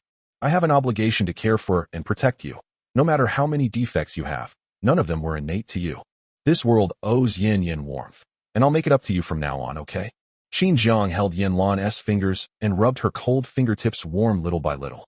The two embraced, as if they were two broken souls who had found a warm harbor to redeem each other. Yan Luan stared intently at Qin Zhang's movements, feeling her breath almost uncontrollably hot. Wah! How could Jiang be so kind? Such an obedient boy belongs to her. She really likes Jiang. He even said we were husband and wife. Yan Luan's frozen heart slowly melted in Qin Zhang's hands at this moment. But she was really ugly before, stained with blood, slaughter, and madness. Does she even deserve to be restored to her original state? She knew very well that she was no longer a normal person, that her madness would hurt Qin Zhang, and that she might even be unable to resist defiling him and dragging him down to hell with her. She was so wicked, yet Jiang was so wonderful. Yan Luan felt instantly ashamed, but she still nodded greedily. Okay. Jiang, I love you so much. What should I do? I only want your gentleness and all your beauty to belong to me. I can't accept you treating other women like this, or I'll go crazy. Yan Luan couldn't help but bite Qin Zhang's neck, wantonly branding her own mark on it. She really liked marking him. It's as if only in this way can he demonstrate that he belongs entirely to himself. Zhou Ning sat in the passenger seat with his eyes fixed straight ahead, and could almost imagine the two embracing as one. The interior partition was thoughtfully raised. TSK. It's better that the young lady can be temporarily controlled by Qin Zhang than to suddenly and inexplicably go crazy. Zhou Ning may appear cold-faced. Deep down, I felt extremely sorry for Yan Luan. She was only 20 years old this year, an age when most people would be full of youthful energy in college. Yan Luan, however, was already heartbroken and silently counting down her days to death. Why is Qin's Financial's encrypted pricing document in the hands of our rivals? This year's project is so big, they rely on these precise pricing documents to maximize profits. How could it have been leaked? Qin Maoyun paced anxiously in her office. After Qin Yun was taken to the hospital, she was supposed to stand outside the emergency room as usual, fulfilling her role as the eldest sister of the Qin family and taking care of Qin Yun. However, Qin's Financial suddenly ran into trouble. The competitors suddenly secured a major partnership that they had been negotiating for 3 months this year, and their offer was only 0.1 percentage points higher than Qin's Financial's. Such a precise strike clearly indicates that someone is targeting Qin's Financial, especially considering the recent theft and deletion of the encrypted file library. Qin Maoyun immediately identified Qin Zhang as a suspect. This must have been done by Qin Zhang. Qin Zhang is, after all, his younger brother. Does he really have to push him to the brink before he'll be satisfied? What does he really want? So Qin Maoyun changed almost 20 different numbers and bombarded Qin Zhang's cell phone repeatedly. After being blocked more than 20 times, Qin Zhang finally answered his call reluctantly. urging him on in a tone that sounded like a favor. Mr. Qin, are you ready for the pole dance? Qin Moyun. Qin Jiang. Is he trying to force himself to his death? Chapter 71. The eldest sister regrets her actions. Qin Jiang will never forgive her. Qin Jiang. It was you who hacked Qin's financials data, and it was you who sold the data to G Financial, stealing the financial project I had been negotiating with for 3 months, right? Qin Moyun directly questioned him, subconsciously ignoring Qin Jiang's cold and sarcastic remarks. President Qin, this is baseless slander. I could sue you for defamation. Qin Moyun, I advise you that there are no videos you should upload to your social media accounts within 3 hours. Qin's financial, I don't mind letting my wife destroy it with her own hands. Qin Jiang curled his lips casually, his eyes filled with a sinister chill. The cold and indifferent tone made Qin Moyun's heart sink deeper and deeper. Qin Jiang used to be incredibly respectful and obsequious towards her, but now he shows her far less and less the respect one would show an elder sister. She understood that he misunderstood her as showing favoritism by taking extra care of Yun because of her poor health, which was why he was now angry with her. No matter how much you get upset with yourself, you should do it with your family behind closed doors. Asking her to perform pole dancing on social media that directly involves insulting her elder sister. Qin Jiang, can you afford to make this sacrifice? Are you not afraid of becoming a sinner to your family? Qin Jiang, how dare you threaten me with the Yan family conglomerate? Qin Moyun could no longer tolerate it. That monstrous young lady was clearly doomed, yet Qin Jiang was actually using her as a backer? However, even though everyone knows that Yan Luan won't live much longer, as long as she lives, no one dares to touch the authority of the Yan family conglomerate in the slightest. Qin Moyun, put away that commanding tone of yours. You're really acting like a big shot, thinking you're the master. Judging from your logic, you're all straight-laced and brainless. Even if you get hit by a car, choke on your water, or fall and die while walking today, you'd better post the video first before you die. Otherwise, Qin's financial will go bankrupt. Qin Jiang casually threatened, but in terms of his current strength, he certainly wasn't qualified to spout nonsense in front of Qin Moyun, a female financial CEO. It was just that he happened to have a top-tier tycoon wife. With a wealthy and powerful wife backing me up, I can stand tall with my back straight. Qin Jiang spoke in a tough tone and pressed Qin Moyun relentlessly. Qin Moyun's face turned deathly pale, and the nerves in her head began to throb with pain again. She instinctively tried to find the scent that soothed her and relieved her pain, but it seemed as if that scent had been completely removed from her life. At that moment, Qin Moyun felt as if he had fallen into an ice cave. Jiangdo, we, siblings, really have to come to this point where we see each other as enemies? Please, I'm begging you, please leave me with the last bit of dignity. You know, Qin's financial is the culmination of 10 years of hard work. How could you bear to do this to me? This time, Qin Moyun's tone was noticeably less forceful, and she spoke to Qin Jiang with the same gentle tenderness she used to show when coaxing her younger brother, Yun. Unfortunately, Qin Jiang now has no need for such hypocrisy. I can bear it. In the last 3 hours, either your reputation is ruined, or the Qin family financial group, which you've built up over a decade of your career, is destroyed. Choose one of the two. This game is really fun. Qin Jiang smiled coldly, a contemptuous smile playing on his lips. Yes, just like the kidnapping case when he supposedly got lost in his childhood. The kidnappers demanded that the entire family choose one of two options. He was only 4 years old at that time. He still had some memories of his relatives, but during his later life as a homeless person, he was so hungry that he ate food from a garbage dump and developed a fever of 41 degrees Celsius, which almost damaged his brain. This caused him to forget his memories before the age of 4. After returning to the Qin family, he repeatedly tested medicines for his second sister, Qin Miyun, and by chance, his childhood memories became clearer and clearer. Only then did I remember the truth about how he got lost. In reality, it was because the Qin family developed too quickly in their early years that their competitors became jealous and hired someone to kidnap him and Qin Yun. The kidnappers seemed to enjoy watching humanity crumble. They kidnapped him and Qin Yun, 2 4-year-old boys, and took them to a sea cliff. He remembered that the sea breeze that day made his skin sting. He could see that Qin Yun's face was flushed. He had always been weaker than him since childhood, and now, with the strong wind blowing, he looked like he might faint at any moment. The vicious kidnapper tied him and Qin Yun to opposite sides of a not-so-secure tree branch on the edge of the cliff. Mr. Qin, Mrs. Qin, and the 5 young ladies of the Qin family, today I will only give you the chance to take one child away. Choose one of the two. 2 choices. It's a cruel decision. Both Qin's father and mother, Zhang Yuyao, were pale and at a loss. Qin's father looked directly into his own eyes. Jiang, you are the older brother. You should be stronger than your younger brother. Why don't you leave your hopes to your own brother? Qin's mother, Jiang Yuyao, had tears in her eyes. Jiang, your younger brother is in poor health and is at an age where he can't be separated from his mother. Please let your brother live. I'm begging you, please forgive my selfishness, okay? Qin Mayun was the oldest at the time. As the eldest sister, she was actually not yet an adult. She cried out her own name. Jiang, please give Ayun the chance to live. Ayun needs to see more of the world. Don't worry, if you survive the fall into the sea, your older sister will never give up looking for you. Qin Zhang's whole body stiffened. He was clearly only a 4-year-old child, but his blood seemed to freeze at that moment. He saw Grandma Qin approaching excitedly, leaning on her cane, but her parents stopped her in her tracks. Grandma angrily scolded him. My precious grandson, Ayun, can't be hurt. You all need to hurry and save Ayun. He's our family's lucky star. If we lose him, we'll never have a chance to join the upper echelons of Beijing society again. Qin Jiang, you're a jinx, tell me. Is it because you're the one who brings your younger brother into danger with you? You deserve to die. Right now, jump into the sea and bring your brother back, or I'll skin you alive. The entire Qin family made such a unanimous choice. Ultimately, he was thrown into the icy, bone-chilling sea like a rag doll. He fell off the cliff, his eyes wide open as he desperately looked at the precipice even in his final moments. No one peered over their shoulder. Everyone was focused on Qin Yun, who had just been rescued, and showed him great concern.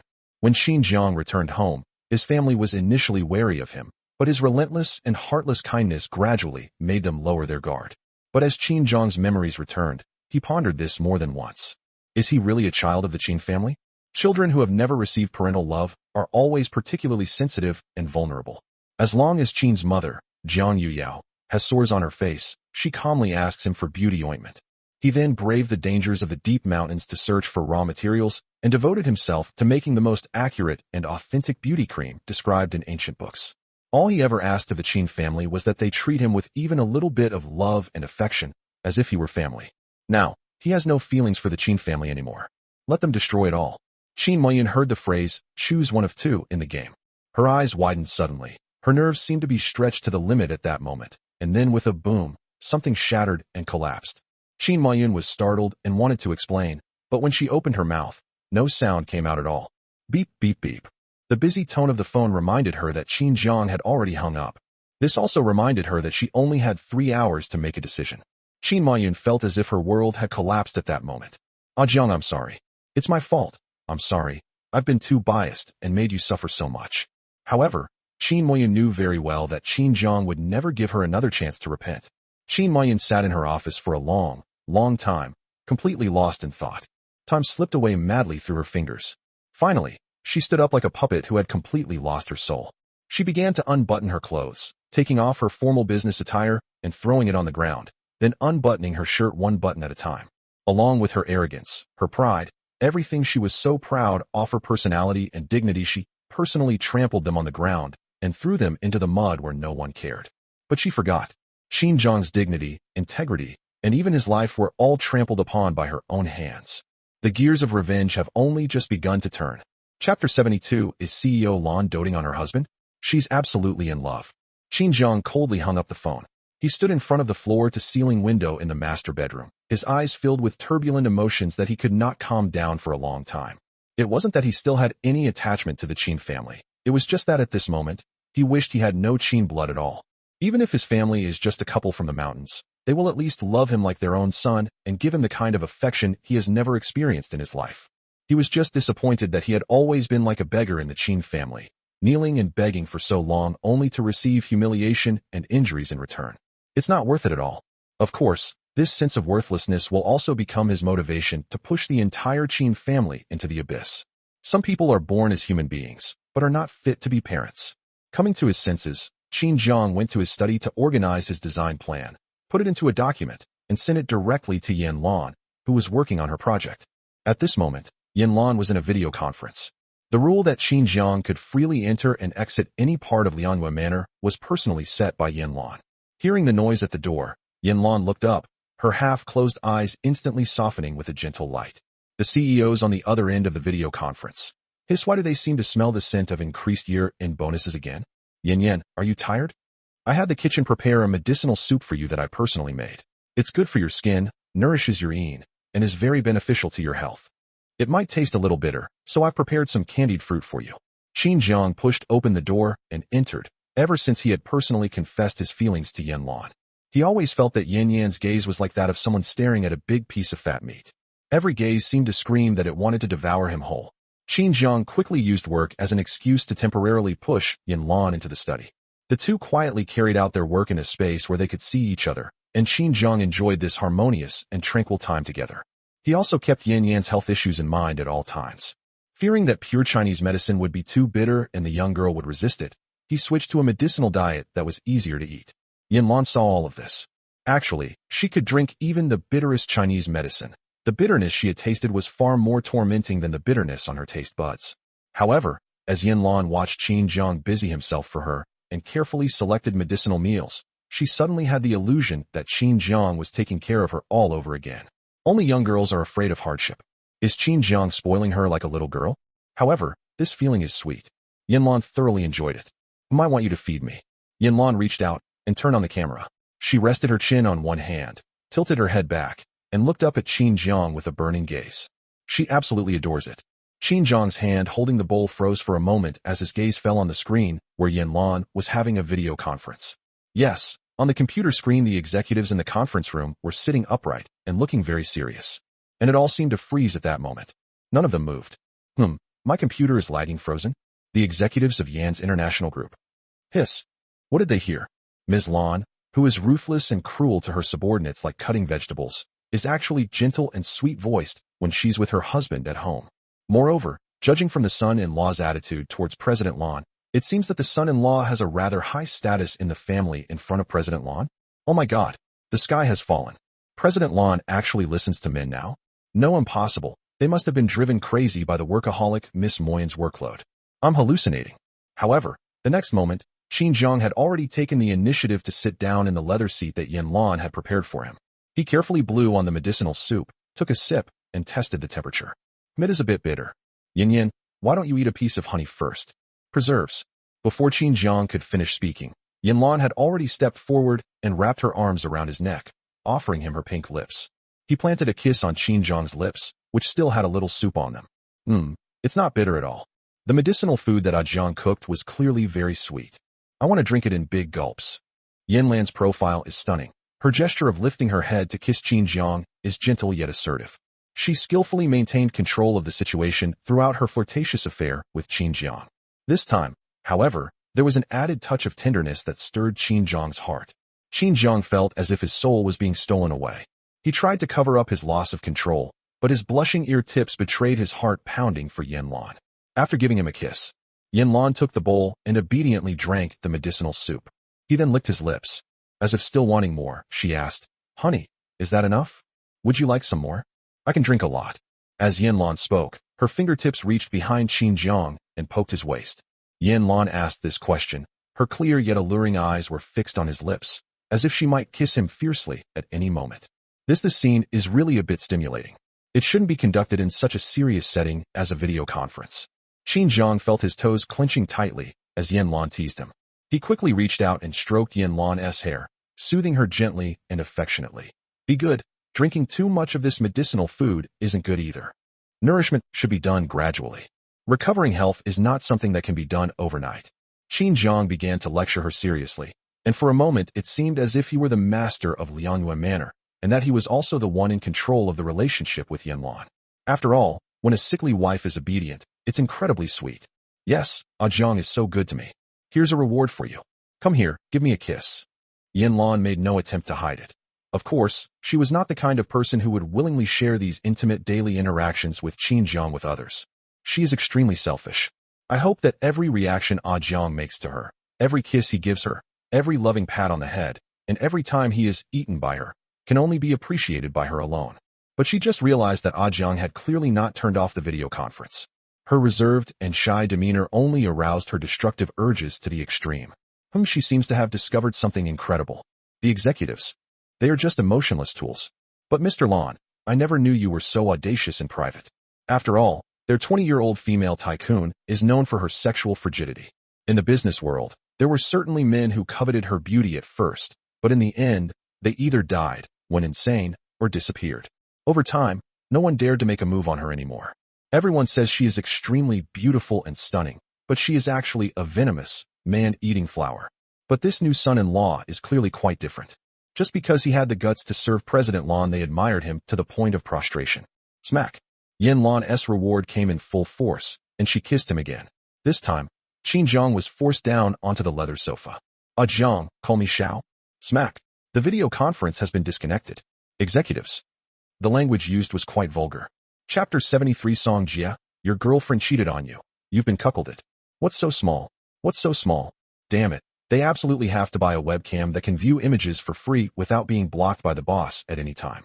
Inside the study, Qin Jiang's hand was held firmly by Yan Luan, their fingers intertwined, the distance between them hot and intense, mingling with his heartbeat. For a moment, Qin Jiang felt as if he was about to become a plaything in the palm of Miss Yan Luan's hand. The familiar, sweet scent of a woman lingered in his ear, and the next moment, Yan Luan whispered a taboo term in his ear. Qin Jiang. This. Is it really okay to call it that? It's so embarrassing. However, Qin Jiang dared not disobey Miss Yan Luan's orders. He obediently put his arm around Yan Luan's waist and let her sit on his lap. Auntie, it's not good that we've been found out like this. Qin Jiang's Adam's apple bobbed as he choked, and his eyes darkened. Miss Yan, you're playing with fire. However, he suddenly realized that, putting aside the fact that he seemed to be politely refusing but actually obediently called her by her name, was President Luan really not wrong? What's there to be excited about? What's she so excited about? Yan Luan would want to kill herself if he called her name before. It still looks pretty crazy now, but it's completely changed. It's not good to be discovered. It wouldn't be good if someone found out, honey. Yan Luan playfully wrapped her arms around Qin Jiang's neck, a feeling of happiness and contentment filling her chest. However, she still couldn't help feeling afraid. The proud and arrogant Miss Yan never seemed to have complete confidence in her feelings for Qin Jiang. She couldn't help but bite the man's neck with her wound, as if only by leaving a mark and tasting his flavor could she barely calm the anxiety of not being loved. A child who lacked love from a young age. He spent his whole life healing from his childhood. She spent her whole life searching for a love that could bring her peace of mind. Qin Jiang keenly sensed Yan Luan's unusual behavior. This time, he simply pressed his forehead against the woman's brow. Yan, have you tested me enough? Qin Jiang gazed intently into Yan Luan's eyes, his gaze sparkling with a smile. She showed no sign of being embarrassed by Yan Luan's wanton abuse, but instead asked with a bright smile in her eyes. It was as if he would always be her son. He was always there for her whenever she needed him. It felt so unreal, yet Yan Luan desperately needed such blatant displays of affection. If Yan still doesn't feel secure, that's okay. I'll tell you every morning when I wake up. I'll tell you the answer to why I absolutely have to stay at Liangyuan Manor. Yan, I like you. Qin Jiang's voice was low and husky, yet it contained sincerity and sweetness. In the instant he uttered his last sentence, he took the initiative to turn the tables. At this moment, Qin Jiang's and Yan Luan's positions were reversed. Qin Jiang then abruptly shut down Yan Luan's computer, cutting off both video and audio communication, leaving only the two of them alone in the study. Yan Luan felt as if her heart had fallen into a honey pot, spreading rumors and misleading the public. I want him.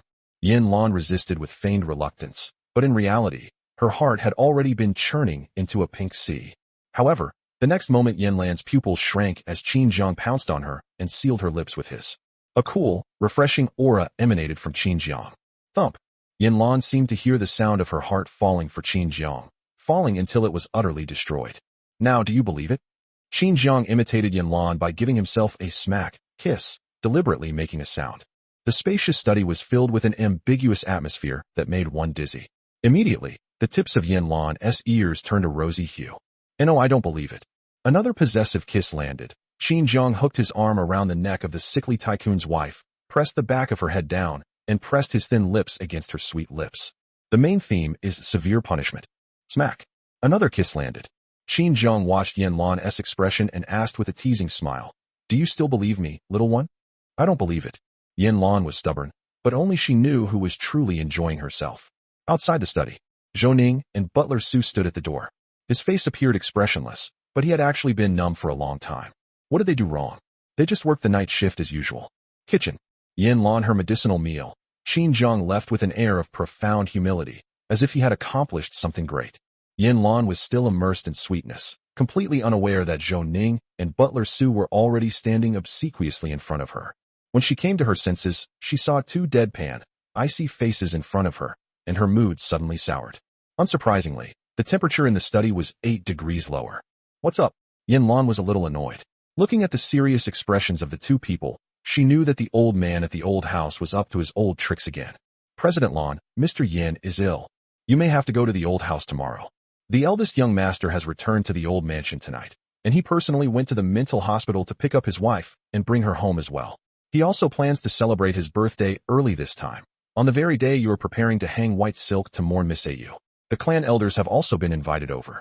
According to the inside information, this time that old geezer, old ding cough old thing. He plans to choose a new son-in-law for you, citing the reason that the new son-in-law will not be able to produce offspring for the Yan family.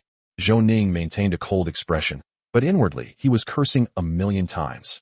Because he had followed Yan Luan for many years, he was even more aware of how disgusting the internal workings of the Yan family, a powerful financial clan.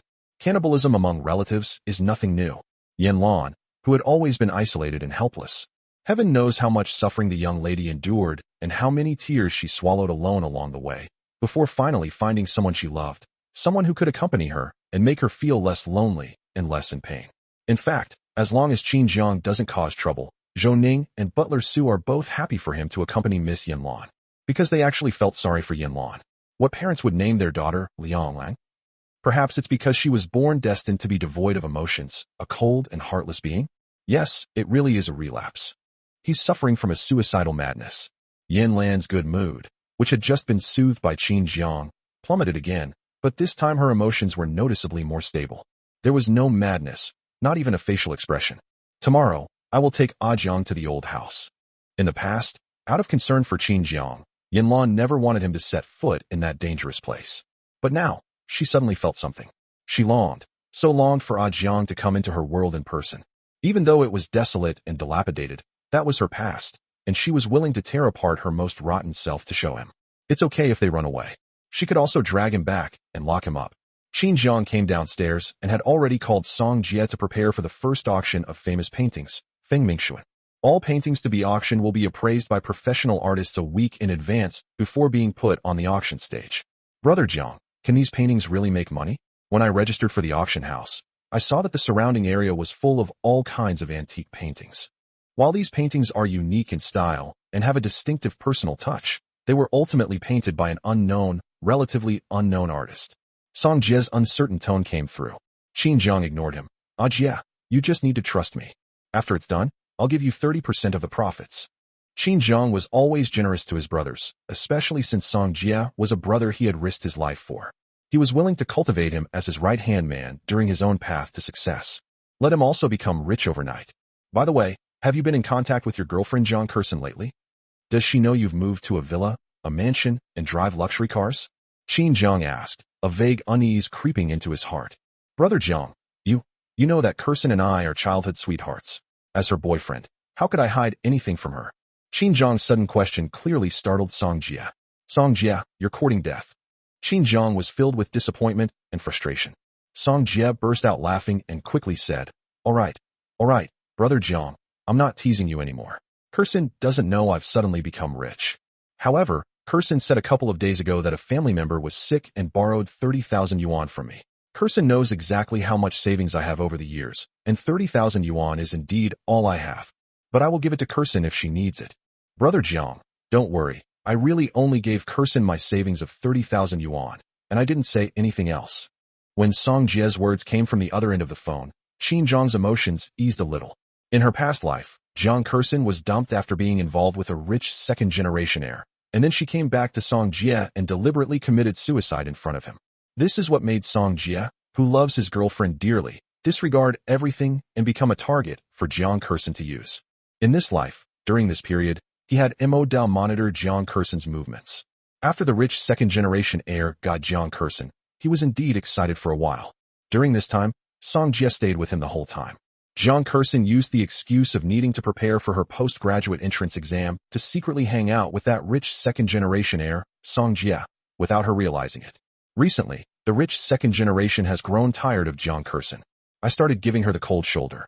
And it seems that he changed from initially showering her with designer bags, watches, and clothes, and taking her to various high-end venues, to no longer spending money lavishly on her. However, Jiang Curson's appetite has already been spoiled by the rich second generation. A yearning for luxury goods, a persistent pursuit of an affluent life. How could Jiang Curson's desires ever be satisfied? At this point, she began to lie to Song Jia, trying to steal all of his savings so she could buy herself a designer bag to satisfy her vanity. This experience made Qin Jiang think of Bai Chuchu. In his past life, didn't he also give his all just to give Bai Chuchu the designer bag she wanted? A simp will end up with nothing. He even lost his life. That's incredibly stupid. He will never repeat the same mistakes in his life, and he will never let Song Jia repeat them either. Song Jia, you only have 20,000 yuan a year to live on by being frugal, and she just wants to take all your savings of 30,000 yuan. Do you think she has considered you at all? You didn't even ask which of Jiang Kerson's relatives or family members is sick, what illness they have, and whether they need 30,000 yuan. Qin Jiang then posed a series of questions. Song Jia couldn't help but frown. He certainly wouldn't care about any of that. He'd been with Kerson for many years. Kerson is proud, aloof, rational, and beautiful. She wouldn't lose herself. She must be desperate to ask me for money. Moreover, as Jiang Kerson's boyfriend, he should take good care of her and become her support without reservation. Therefore, he didn't feel there was any need to ask about anything Jiang Gu had just mentioned. If Kerson is willing to talk, she will naturally tell herself. He simply loved his childhood sweetheart, Jiang Kerson, and there was nothing inherently wrong with that. Qin Jiang was well aware of this as well. But the mistake was Jiang Kerson had already changed, while Song Jia was still blindly trusting and giving. Brother Jiang, I trust Kerson. Everyone has secrets, and I also hid some things from her, lying to her that I had no money, which made me feel very guilty. Things are getting better now. I should share that with her as soon as possible and bring her back. Song Jia sensed the tense atmosphere on the other end of the phone and didn't dare to argue with Qin Jiang any longer, even though he didn't understand Jiang Ji's actions. However, he also unconditionally trusted Qin Jiang, just like trusting his girlfriend Jiang Kerson. Okay. I think you're just stubborn and won't give up until you hit a brick wall. Tomorrow, go to the coffee shop opposite the Chanel store at number 1 Blue Crystal Plaza and wait for me. There will be a surprise. Qin Jiang has already found out that Jiang Kerson has pre-ordered a new bag from Chanel with a total price of 120,000 yuan. She used to be so easily swayed by the rich second-generation Wu Yu, who would buy her countless bags in the blink of an eye. Now, she's developed a habit of spending money extravagantly. To show off to my girlfriends, she specially ordered a new Chanel bag. However, Wu Yu has recently reduced her spending. Jiang Kerson sold a few bags that weren't worth much, and she couldn't bear to sell the rest. But even scraping together the money wasn't enough, so she set her sights on her poor boyfriend. Yes, her boyfriend's savings from all the part-time jobs he's had since starting university are exactly the 30,000 yuan she still needs. Sure enough, Song Jia was extremely easy to please. As soon as she asked, he obediently handed over all his savings without even asking where she spent the money. Brother Jiang, do you know something? Song Jia wasn't stupid. He probably guessed what Qin Jiang wanted to express. But he didn't believe it. He and Jiang Kerson fell in love on their own. Both of them were top students from their small county. They have excellent grades and are a good match in appearance. They naturally came together and ended up at the top university in the big city. They are a match made in heaven. Jiang Kerson would never betray him. Song Jia couldn't help but lose control of his emotions. However, Qin Jiang didn't give him a chance to vent, leaving behind a single sentence before hanging up the phone. Go see for yourself. Qin Jiang hung up the phone and went straight upstairs. Upon entering the study, he could clearly sense that the atmosphere was off and somewhat oppressive. Moreover, Zhou Ning and Butler Su are being forced to stand here as punishment so late at night. Yan, what's wrong? Qin Jiang spoke, walked straight forward, and hugged the woman sitting in the leather seat. Ignoring her feelings, he kissed her on the lips. Suddenly, Yan Lan's previously bad mood vanished, replaced by a radiant glow. Zhou Ning, Butler Su? Kissing can actually trigger a face-changing skill.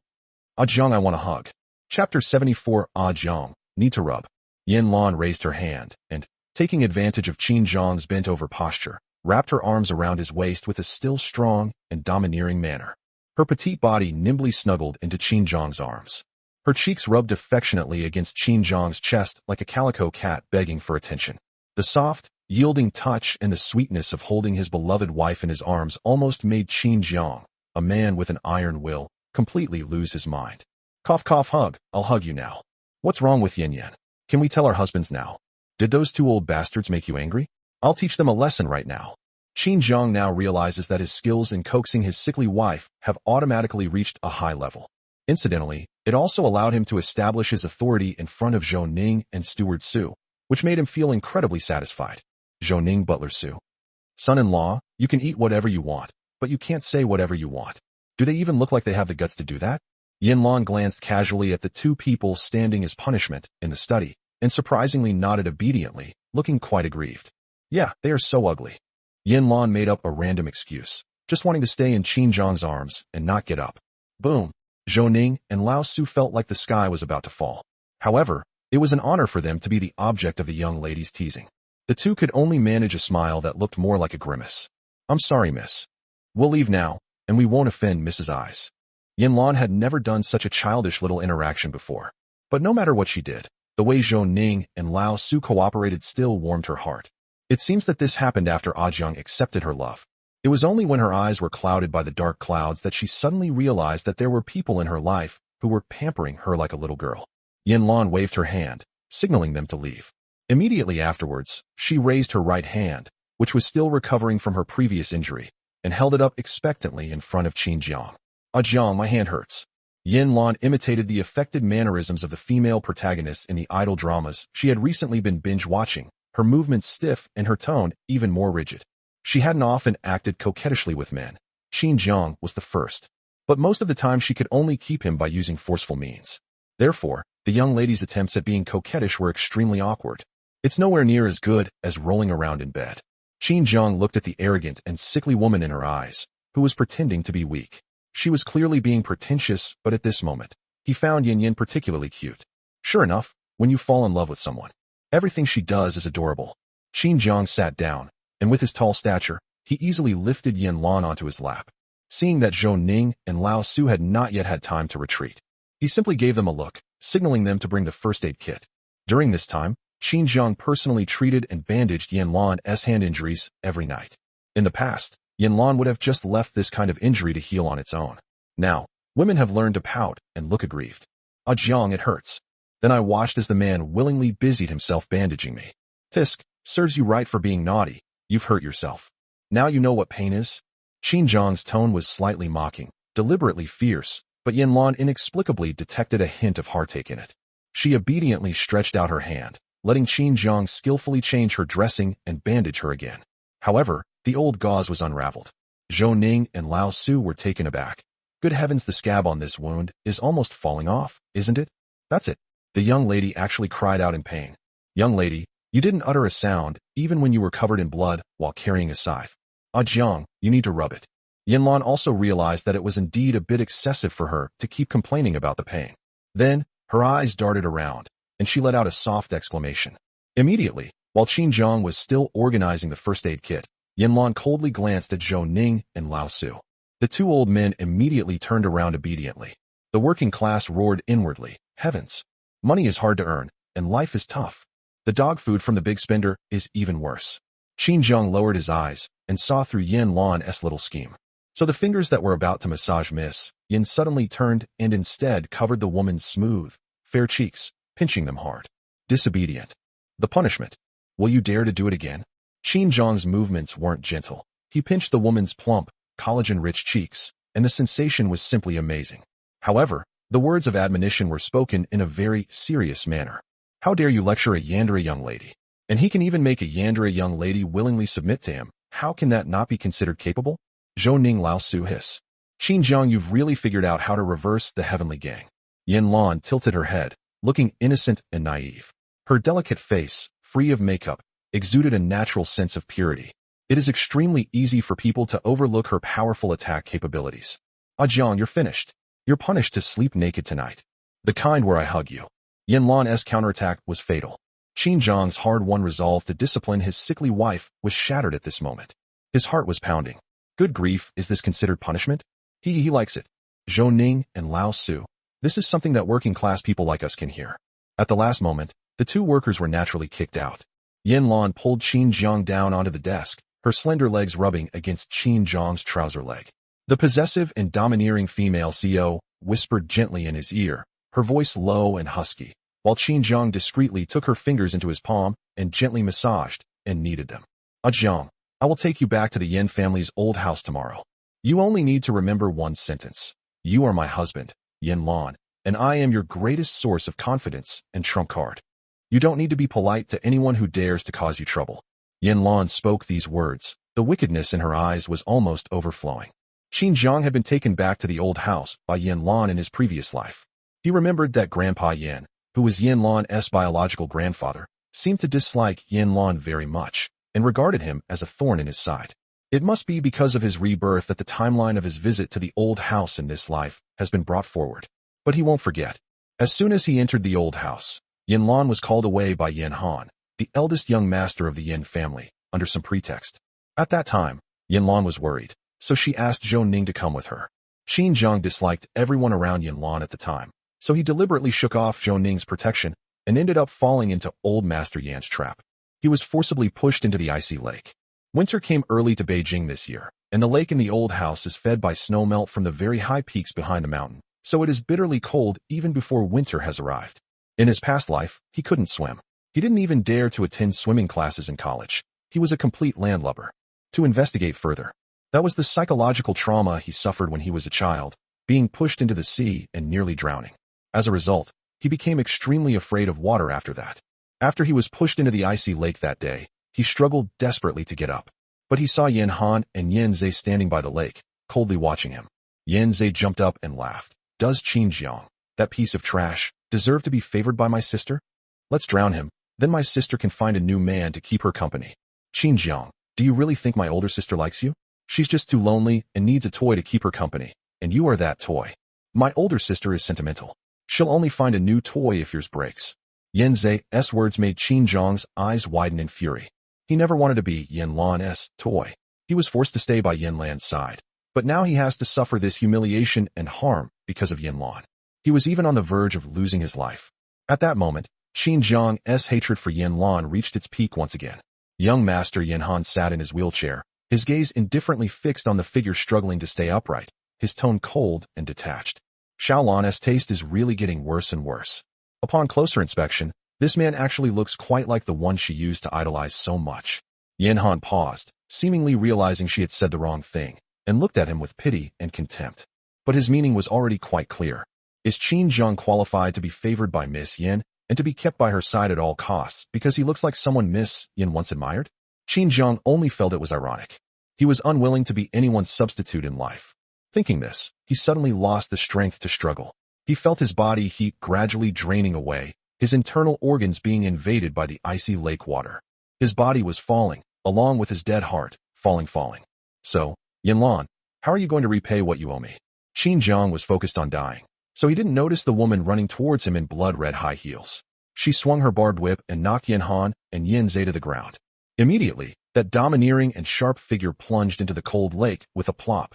The butler, Su, who was following behind her, almost screamed, tears streaming down her face.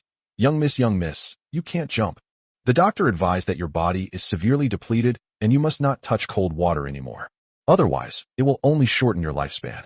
But Yan Luan wouldn't listen to any of that. All she knew was she couldn't let Jiang die. She loved Jiang, even if it meant dying together. She couldn't bear the pain of Jiang leaving her first. Nobody noticed. Watching Yan Luan jump into the cold lake without hesitation, a triumphant smile flashed across Yan Han's eyes as he fell to the ground in the pavilion. Tsk Yan Luan, your weakness has finally been exposed. Qin Jiang was in a coma for 7 days and 7 nights. Every night he felt his body going from hot to cold, as if he were being enveloped by a scorching fireball. Later, he learned it from Zhou Ning. That was Yan Luan, who had a high fever. She had been on the verge of death several times, but she still never let go of Qin Jiang's hand. Even after she fainted, the doctors couldn't pry her hands open, and they could only let the two of them receive treatment together. But the first thing Qin Jiang did upon waking up was, he slapped Yan Luan hard across the face. Smack! Why won't you let me die? You she-devil! You disgusting monster, what will it take for you to let me go? Qin Jiang vented his hatred with heart-wrenching intensity. Unbeknownst to them, Yan Luan was stunned for a moment before tears unexpectedly rolled down her cheeks. But the young lady was absolutely proud. Even her gesture of secretly wiping away her tears was upwards. Jiang, I'm sorry. But I will never let you leave, even if we die together. Qin Jiang was in despair. Yan Luan felt a deep sense of despair wash over her. Mian, is this the legendary small knife? Hee, don't worry, the past life story is full of twists and turns, and the present life story is full of sweetness. Chapter 75, Eldest Sister's Punishment Goes Viral, Self-Esteem Shattered. Yan Luan's words caught Qin Jiang off guard, reminding him of his past life. But now he has completely transformed. Having experienced his past life, he is acutely aware of Yan Luan's love for him. It is clear that Yin Han and Yin Zai's words at the Yin family's old house were deliberately meant to provoke him. But what they're actually trying to provoke isn't themselves. Yin Han's real target was Yan Luan. Poor Yan Luan in her previous life, she was surrounded by enemies and no one loved her. Even the Yin family had many relatives who wanted her dead. But in this life, he will never let Yan Yin repeat the same mistake. This time, he will protect Yan Yin. She needs to grow up quickly and stop letting herself become a weakness that anyone can use to trample on Yan Luan.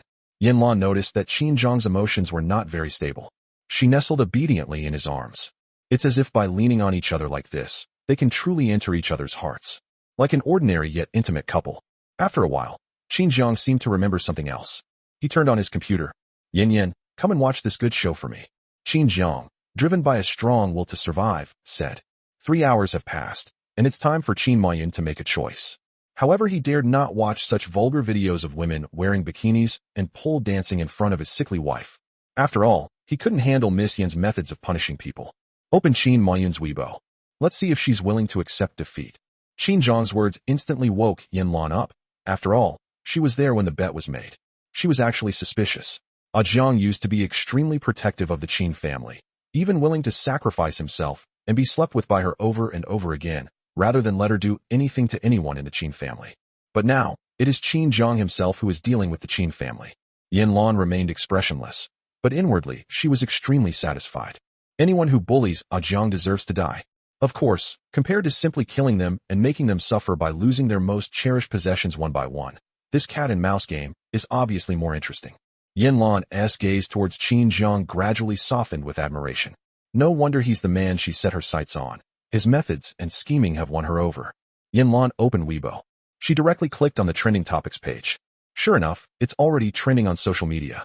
Clicking on the video reveals an extremely erotic scene. Qin Maiyun was dressed in business attire. The location should be her own office. She stands in front of a steel pipe, her eyes lowered, her face cold, and her fingertips trembling with extreme humiliation as she unbuttons her clothes. The suit jacket was thrown on the ground. The shirt buttons were undone one by one, and the white shirt was thrown on the ground. Next came the skirt, high heels, stockings. Immediately, Qin Maiyun began to dance, while climbing the steel pipe, her movements clumsy and stiff. However, she had such a great figure that every movement seemed to draw people's attention to the explosive part. The entire video lasted no more than a minute. The dancing segment only lasted about 20 seconds, but the losing segment had everything you'd expect. Qin Maiyun accepted his defeat willingly, or rather, he had no choice but to accept it. The top trending topic was undoubtedly Qin Maiyun's striptease. The female CEO of Qin's Financial, she should have been featured in the financial news trending topics. It was propelled to the top of the entertainment charts by the sheer number of clicks. Netizens are in an uproar. Qin Maiyun herself has gone into hiding, and no one in the Qin family, not even her subordinates, can find her. Goodness, Qin Maiyun, the president of Qin's Financial, really knows how to accept defeat. I admire his courage and willingness to take responsibility, and I've saved this with my sympathy. Qin's Financial really went viral because of its CEO's pole dancing. If their performance improves, they should definitely thank Qin Zhang, the research genius from Peking University. My goodness, it's a shame Mr. Qin is only a CEO. He's got the physique of a total adult film star. I heard that this female financial CEO, Qin Maiyun, is known in the industry for her strong sense of self-esteem and pride. Making her release such a vulgar video is worse than killing her, isn't it? The person who made this bet with her is incredibly cunning. They're absolutely ruthless. Qin Zhang glanced furtively at the computer screen, and a fleeting erotic image caused a sinister glint to flash in his eyes.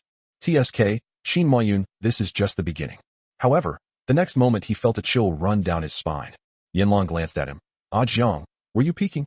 Chapter 76 Fifth sister betrayed the Qin family. Will Zhang take me in? Cough, cough, cough.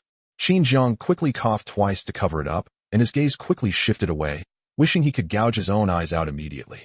In the past, her eyeballs would probably have been ripped out, washed, and then pushed back in by the Yandere young lady. Fortunately, Qin Zhang is now skilled at controlling his sickly, chaebol wife. Sorry, Yin Yin, my eyes were just uncomfortable and I just turned them around randomly. I didn't see anything clearly at all. But of course, I'm not interested in that kind of scene. They dare not be interested in it at all. Yan Luan carefully observed Qin Zhang's expression. Qin Zhang didn't seem to be lying. Of course, more importantly, President Luan's trust in Qin Zhang has increased significantly. Besides, what's so appealing about Qin Maiyun's figure?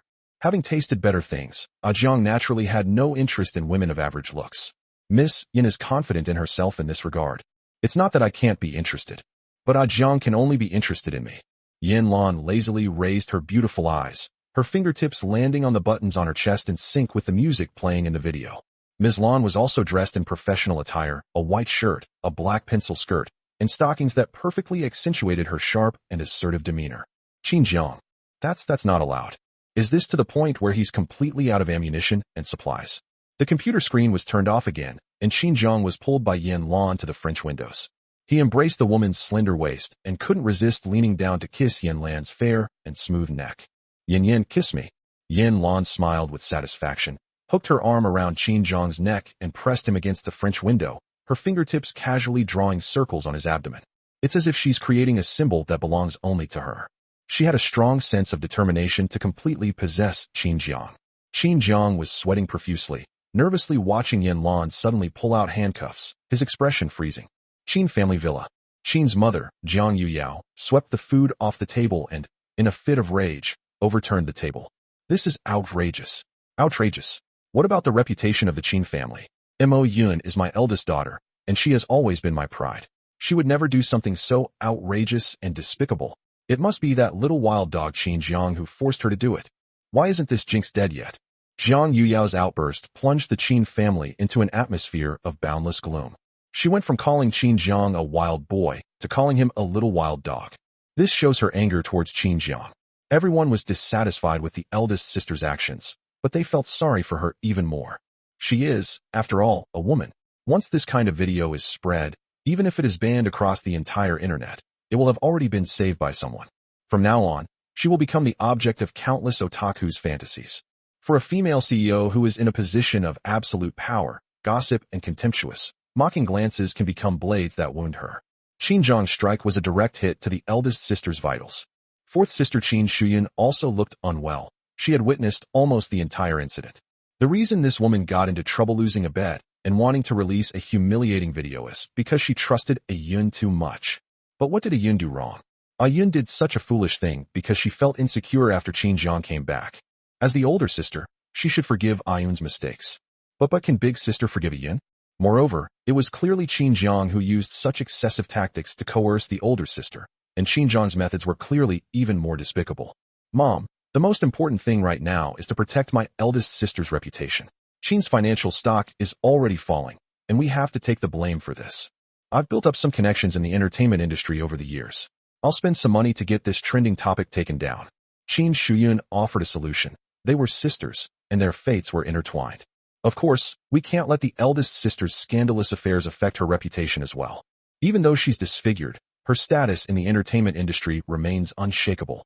She is a senior figure in the directing industry. They have produced several award-winning hit TV series and art films nominated for various gold awards. The industry respectfully refers to her as China's most outstanding female director of art films.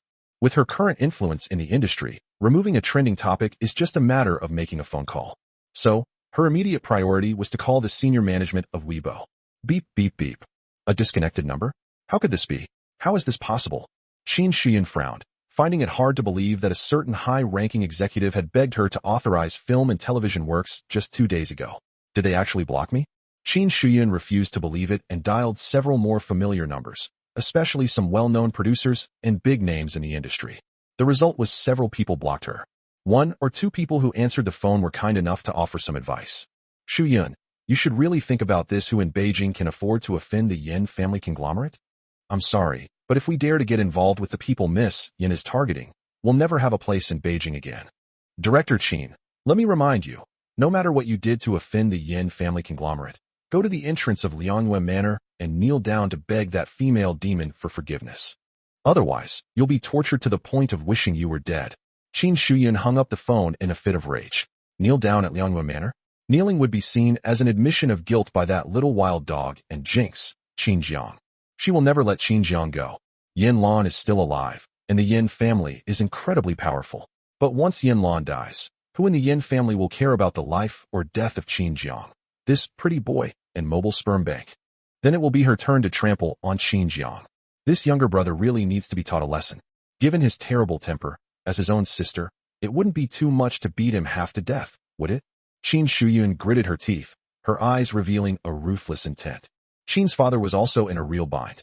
The Qin's technology and Qin's finance, which he manages, are closely intertwined. Qin Mayun's current incident has a significant impact on the group he manages.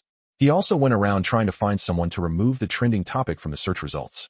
However, in this favorable environment, no one dares to offend the Yin family conglomerate. Miss Yin, just the title alone is enough to strike fear into the hearts of CEOs across various industries in Beijing. Qin Jiang is absolutely vicious. Knowing that his older sister values her reputation more than her life, he still deliberately made her release this kind of video. He is utterly despicable. Qin's father was furious, but there was nothing he could do. They can't exactly drag Qin Jiang out of Liangyuan Manor. That would cost them their lives too. The feeling of disliking him but being unable to do anything about him left Qin's father feeling extremely frustrated.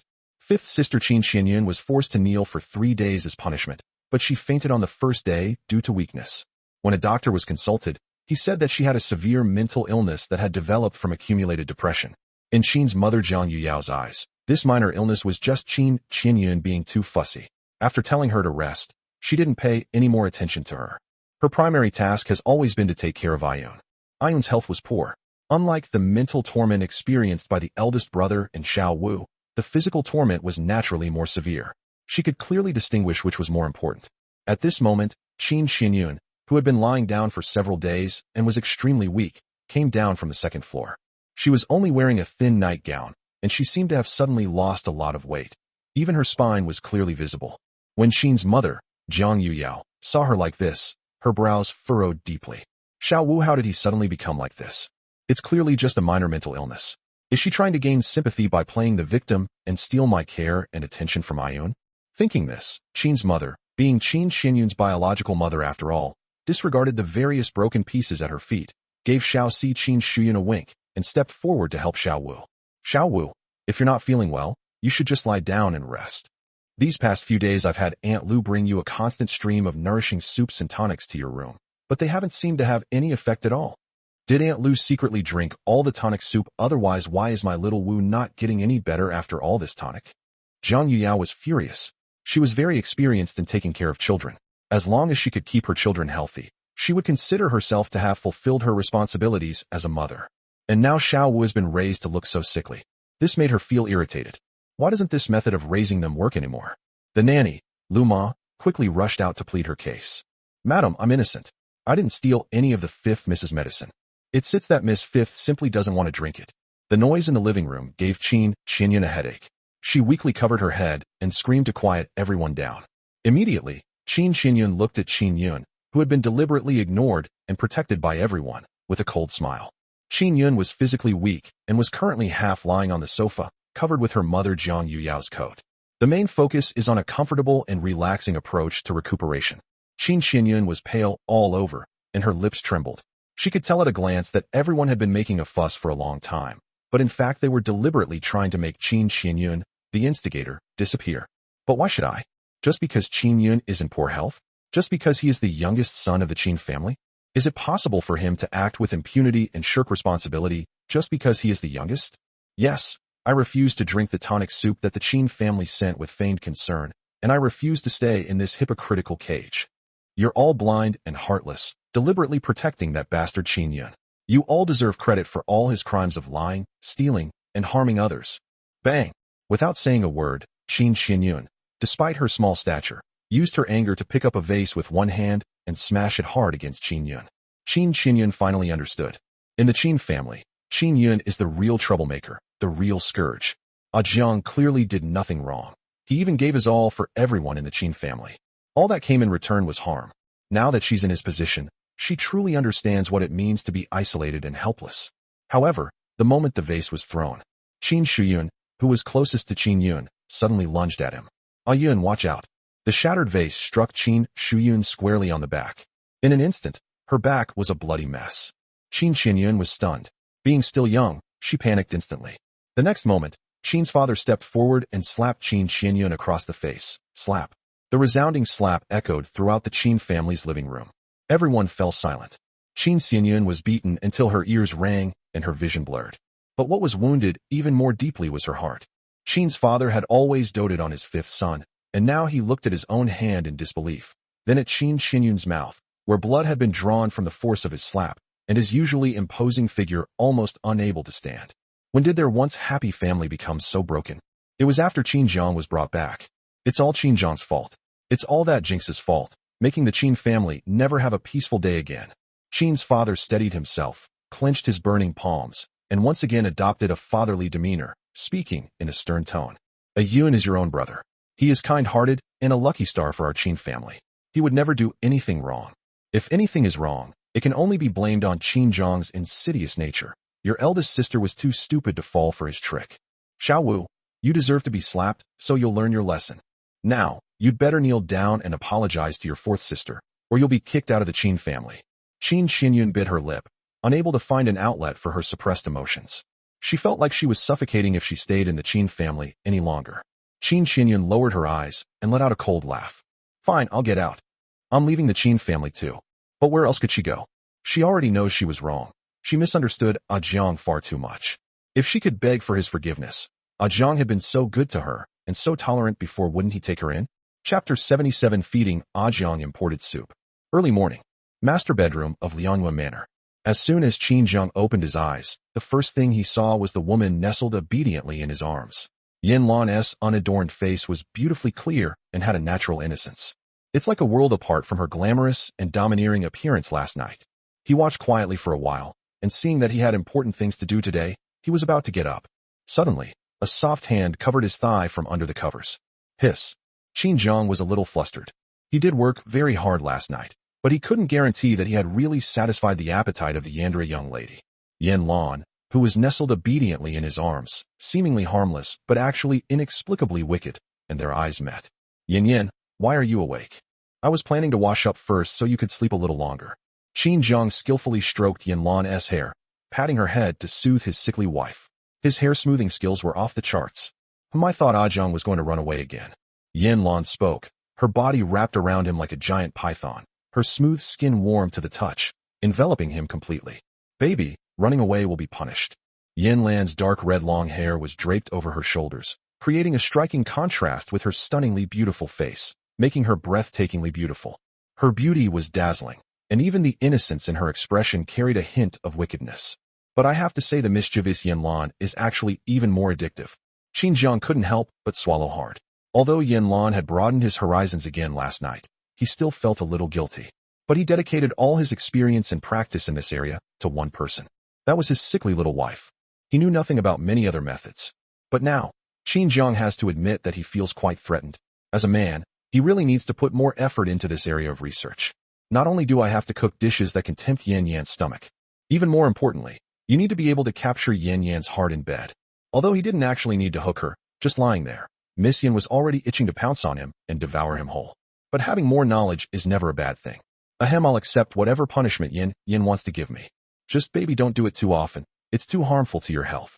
Qin Jiang sincerely advised him that he was indeed heavily in debt, but he had always been concerned about Yan Luan's poor health. Nourishing the body takes time and effort. Let's be more restrained now. Qin Jiang was still thinking when Yan Luan hooked her neck and pulled him back into the soft blankets. Before me stood a woman with fair, radiant skin, alluring red lips, and a body that seemed to glow from being moisturized. This thing is actually more effective than nourishing tonics. Qin Jiang was somewhat bewildered. Does Jiang still think it's bad for his health? Baby, you are my medicine. I only want you. I want you so badly. Yan Luan whispered in Qin Jiang's ear, her hot breath enveloping him, and her earlobe was kissed domineeringly by the woman. Then came another period of hard work. Qin Jiang was numb. Yan Luan woke up feeling refreshed and sat in front of the dressing table to put her long hair up, exuding a cool and noble aura. Qin Jiang curled up in the blanket, calling out to Yan Luan with a pitiful expression, Yan, my darling. I want to drink soup. He needs a lot of nourishment.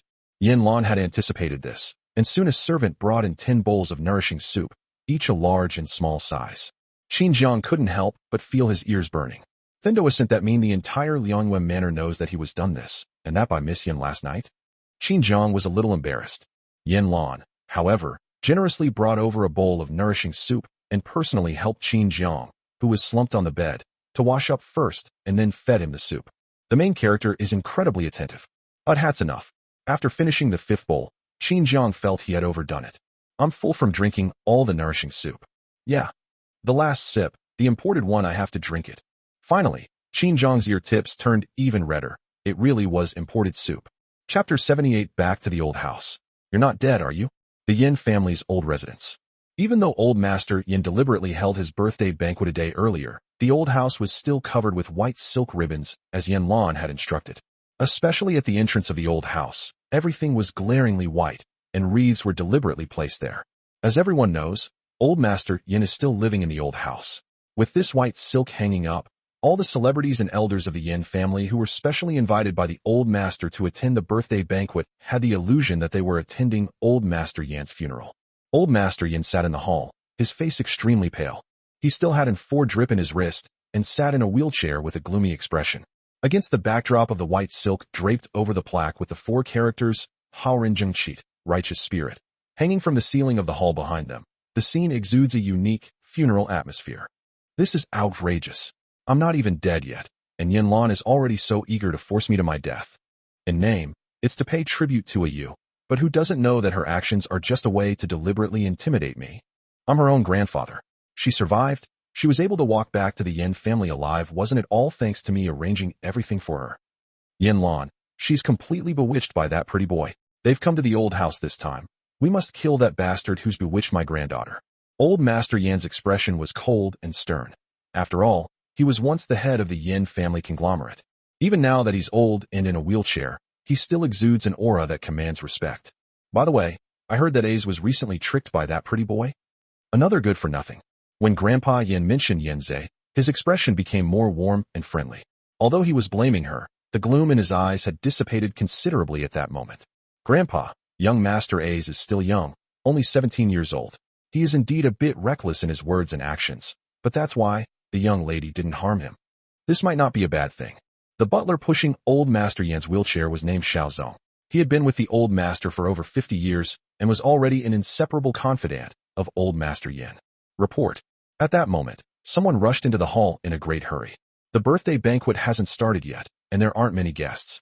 At that moment, the people who rushed into the hall were the very people that old Master Yin had sent to invite the eldest and youngest sons. What's wrong? Can't you see the old man needs to rest? Explain. Butler Xiao gestured for him to speak. It's terrible. The young master offended the new son-in-law at Lianyue Manor a few days ago and was taught a lesson by the eldest young lady. I heard that he bled all night and his arm was almost ruined. He was sent to the hospital and was only able to be reattached at the critical moment. I'm afraid I won't be able to lift heavy objects anymore. When I went to invite the young master, he was still lying in the intensive care unit. It seems he won't be able to attend the birthday banquet. The messenger's legs trembled. He had once again witnessed Miss Yan's cruelty and tyranny. I'm almost traumatized. Butler Zhao's breath hitched. He had just said that the young lady probably wouldn't lay a hand on young Master Ace.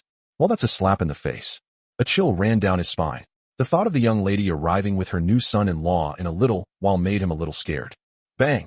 Old Master Yin reached out and overturned an antique vase, his expression sinister and malicious. Yan Luan, you're getting more and more cold-blooded and ruthless. She wouldn't even care about her own brother's life or death. For an outsider, what else could she possibly care about? Grandpa Yin was so angry that he suffered a stroke. The housekeeper was so frightened that he quickly put him on a ventilator and made him take a few deep breaths before he recovered. On the other side, Qin Jiang and Yan Luan had already packed up, and their understated black Rolls-Royce Phantom drove directly into the old house. The old house is in the typical Suzhou and Hangzhou style, with pavilions and terraces and ever-changing scenery, making it very elegant and unique. Of course, it is the old residence of the first Chable family. The stones paving the ground are made of white jade, and the carvings on the pavilions and towers are exquisitely beautiful, cast from sandalwood. Not only the buildings, but even the greenery planted along the roadside consists of rare and expensive plants. It can be described as incredibly extravagant. However, only those in the know can see the understated elegance emanating from the old mansion of this first Chable family. Qin Jiang specially changed into a suit today. Although he is only a sophomore in college, he is tall and has a great physique. With his height and good looks, wearing the custom-made suit that Yan Luan specially made for him elevated his overall demeanor several levels. Wearing a regular suit might give off the impression of someone working as a salesperson or waiter, but Qin Jiang's temperament is a perfect match for a suit. Wearing a formal suit for the first time, he exuded a refined and elegant air, like a noble young master. Yan Luan wore a black cheongsam today, with gold-embroidered peony patterns that were not at all gaudy, but rather exuded a transcendent, domineering, and elegant temperament. The cheongsam perfectly accentuates a woman's proud curves. The slit in her cheongsam revealed her alluring legs clad in stockings. Paired with red-soled high heels, it has a unique charm. She exudes a strong sense of being a married woman. This kind of temperament is probably due to the excessive care he has given her recently. Thinking this, Xinjiang couldn't help but feel a little proud. Jiang, I have never brought you to the old house. There are all sorts of monsters and demons here, and today it's even more chaotic. Just stay behind me, and I'll protect you. Yan Luan lowered her eyes and sincerely began to speak. In her view, Jiang's willingness to accompany her back to the old house was a sign of his recognition of her and an indication of his acceptance of her. Besides, other people's wives also introduce their husbands to their relatives. Only then can it be considered a relatively complete relationship. As for the Yan family, Yan Luan doesn't have many relatives left. She brought Xinjiang to meet her few elder relatives, not to gain Xinjiang's approval from her family. Instead, we notified them. The Yan family will have a new master from now on. New owner. She was willing to share her position, all the fame, wealth, power, and so on, with one person. Regardless of whether others are willing or not, Yan Luan's decision is an order, and it is the result. Thinking this, Yan Luan gave Zhou Ning a look. Miss Zhou Ning nodded secretly. The young lady's weapon. He had already ordered someone to bring it over. This birthday banquet was destined to be anything but peaceful. Zhou Ning got out of the car and opened the door for his two masters, bowing respectfully and saying, Miss, young master, we've arrived at the old residence. Xinjiang stepped out of the car amidst the bustling crowd of celebrities. With his broad shoulders, narrow hips, and long legs, his charisma surpassed that of many entertainment stars. Who is that person? He actually got out of Miss Yan's car? Could that be the legendary Miss Yan's new favorite? TSK, she is indeed quite pretty. No wonder I heard he even managed to tame that monster young lady. Goodness, he looks quite young, probably hasn't even graduated from university yet. So this is the kind of taste Miss Yan prefers. No wonder my 27-year-old captain cousin tried so hard to seduce Miss Yan last time. As a result, they were thrown directly into Taihu Lake. Oh, so your cousin isn't dead, is he? Hello. I'm quite sentimental. I'll burn extra paper money for him every year. Everyone remained silent. If you want to live, you'd better shut up. Chapter 79, The Yandere young lady's pampered husband daily life. After Xinjiang got out of the car, he very gentlemanly extended his hand to Yan Luan, and the woman's fingertips, adorned with bright red nail polish, landed in his palm. Immediately, a graceful and alluring figure forcefully captured everyone's attention. Yan Luan is here. Miss Yan has arrived. The most insane and tyrannical monster young lady of the Yan family has arrived. It would be a lie to say they weren't afraid, but everyone still had to put on a friendly smile and greet her. Hello, Miss Yan. Hello, Miss Luan. Miss Yan is getting more and more beautiful. Yan Luan had long since heard such praise to the point of being numb with it. She waved her hand casually, her expression extremely indifferent. Today is the anniversary of my sister's death. If you're dressed too festively, get out of here now and don't offend my sister's eyes. Yan Luan's words instantly turned the faces of many ladies and socialites who were deliberately dressed in festive and bright colors pale. Quickly send someone to bring some plain colored dresses from nearby. Black and white is best. However, everyone's expression changed drastically. They had only come to curry favor with the Yan family conglomerate, hoping that even a small share would be enough for them to live on for generations. My original intention was to attend Mr. Yan's birthday banquet, which is why I dressed up in a festive manner, hoping to catch his eye. After all, this old man was once the head of the Yan family conglomerate. But now, upon seeing President Luan, they had the unsettling feeling that they had been trying to flatter her buttocks instead. Yes, this is just the Yan family conglomerate. There is only one person in charge now, and that is Miss Yan Luan. Her words are the rules of the Yan family. Now, even if she said this birthday banquet was a funeral, they would have to accept it. Ignoring everyone else, Yan Luan reached out and took Xinjiang's hand, striding towards the old house. The scenery of the Yan family's old residence can be described as both magnificent and exquisite. Xinjiang couldn't help but marvel at the journey. Yan Luan also noticed the fondness in Xinjiang's eyes, and she paused in her steps. Jiang likes it here? Xinjiang couldn't help but feel a little embarrassed, as this was the place where Yan Luan was born and raised. This place seems to have immense wealth and power. His behavior just now must have been a bit too naive, right? However, Xinjiang didn't have time to think much about it. Yan Luan then grabbed his hand, pressed herself against him, and pushed his back against the pavilion pillar. Since you like it, Jiang, I will have someone build an identical house for you on the back mountain of Liangyue Manor. Honey, too many people have died here. I don't want to live in this kind of graveyard with you. This kind of place is quite suitable for that old man to enjoy his retirement. Yan Luan's words were chillingly cold. However, Qin Zhang's heart tightened. On one hand, he was touched by Yan Luan's doting on him, and on the other hand, he couldn't help but recall the stories Yan Luan had told him about her childhood. Yan Luan doesn't like this old house at all. It's clear that he found it novel and appealing, and was willing to build an exact replica for him. So this is how domineering Miss Yan's affections can be. I'm kind of in love with it. Qin Zhang shook his head. Since Yan didn't like this kind of place, then neither did he. There's no need to build an exact replica. Lianghua Manor is very good. As long as Yan is there, everything will be fine. Qin Zhang felt that after submitting to the sickly tycoon's wife, his sweet talk skills came out of nowhere. This must be what they call being blinded by love. But it must be said that he quite enjoys this state. Tisk, Zhang's words are getting sweeter and sweeter. Come on, let me kiss you and see if it's really that sweet. Yan Luan spoke, her long legs rubbed against his suit trousers, a casual, yet incredibly alluring gesture. Qin Zhang was a little flustered. But more than anything, I feel anticipation. What we're saying is, secretly getting intimate in this garden landscape, it's quite exciting. Zhou. Is there anyone going to care whether he lives or dies? Doesn't he deserve to be called a living, breathing human being?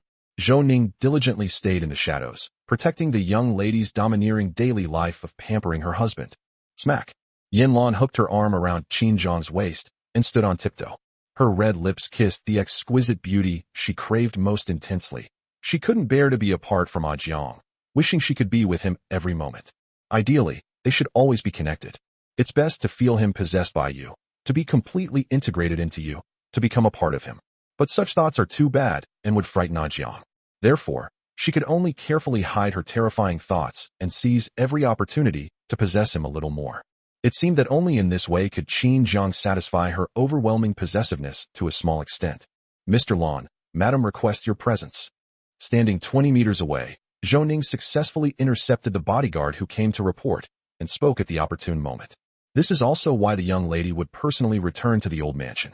Because Yan Han deliberately went to the mental hospital to bring her mother back to the old house. But Madam has one request. She wants you to go to the pavilion in the middle of the lake to see her in person. Yan Luan subconsciously waved her hand. I won't. She didn't really want to see that mentally ill woman. Of course, whether Madam Yan was truly mentally ill was something only the Yan family knew. Mr. Luan, Mrs. Yan has one more thing to say. She said she will tell you what really happened to your sister. Zhou wisely refrained from continuing the sentence. Having served by the young lady's side for 5 years, he had come to understand that the person the young lady cared about most, besides Qin Zhang, was the deceased young lady Yan Yu. No one knows how she died. Miss Qian seems to know. Moreover, it was after the massacre of the Yan family on the night of the eldest daughter's coming-of-age ceremony that he personally erected a plaque for the eldest daughter of the Yan family in the ancestral hall. It seems that only at that moment was the death of Miss Yan Yu truly acknowledged. Even many years ago, the news of Miss Yan Yu's death was no secret. However, the Yan family never erected a plaque for that young lady, and even searched for her body. That young lady seems to be another Yan Luan. Yan Luan, who failed to escape from that extremely evil organization. The tombstone erected by Yan Luanli is a tribute to Yan Yu, which seems to also be another version of herself. Mention her elder sister Yan Yu. Her brows furrowed noticeably. Qin Zhang also realized Yan Luan's emotions. Of course, he, a living person, didn't need to stand in Yan Luan's protective circle to save his life. He's really that fragile. What's the difference between him and Tang Sanzang? Yan, you go ahead. Don't worry, I'll wait for you here. Nothing will happen. Qin Zhang glanced at the distance not far away. If he walked a little further, he would reach the cold lake where he had been pushed and fallen in his previous life. Qin Zhang was not one to sit idly by and wait for his doom. He gave Yan Luan a reassuring look, and Yan Luan finally nodded, but still worried. She left Zhou with him. Zhou, protect your son-in-law. If he loses even a single hair, I'll shave your head off.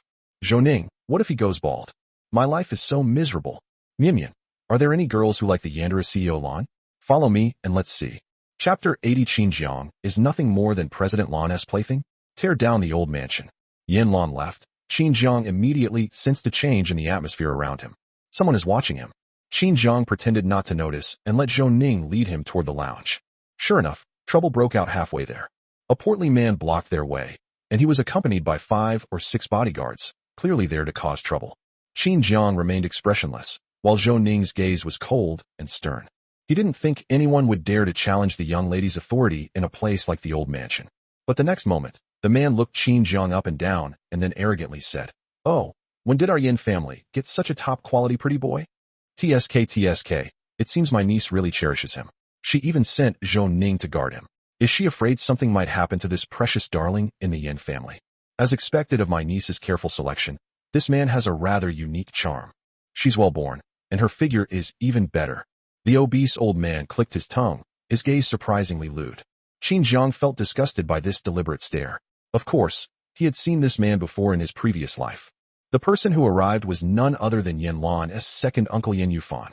As a member of the family's power, he has been involved since Yan Luan's father, his elder brother Yan Rongyan, suffered a stroke and became paralyzed.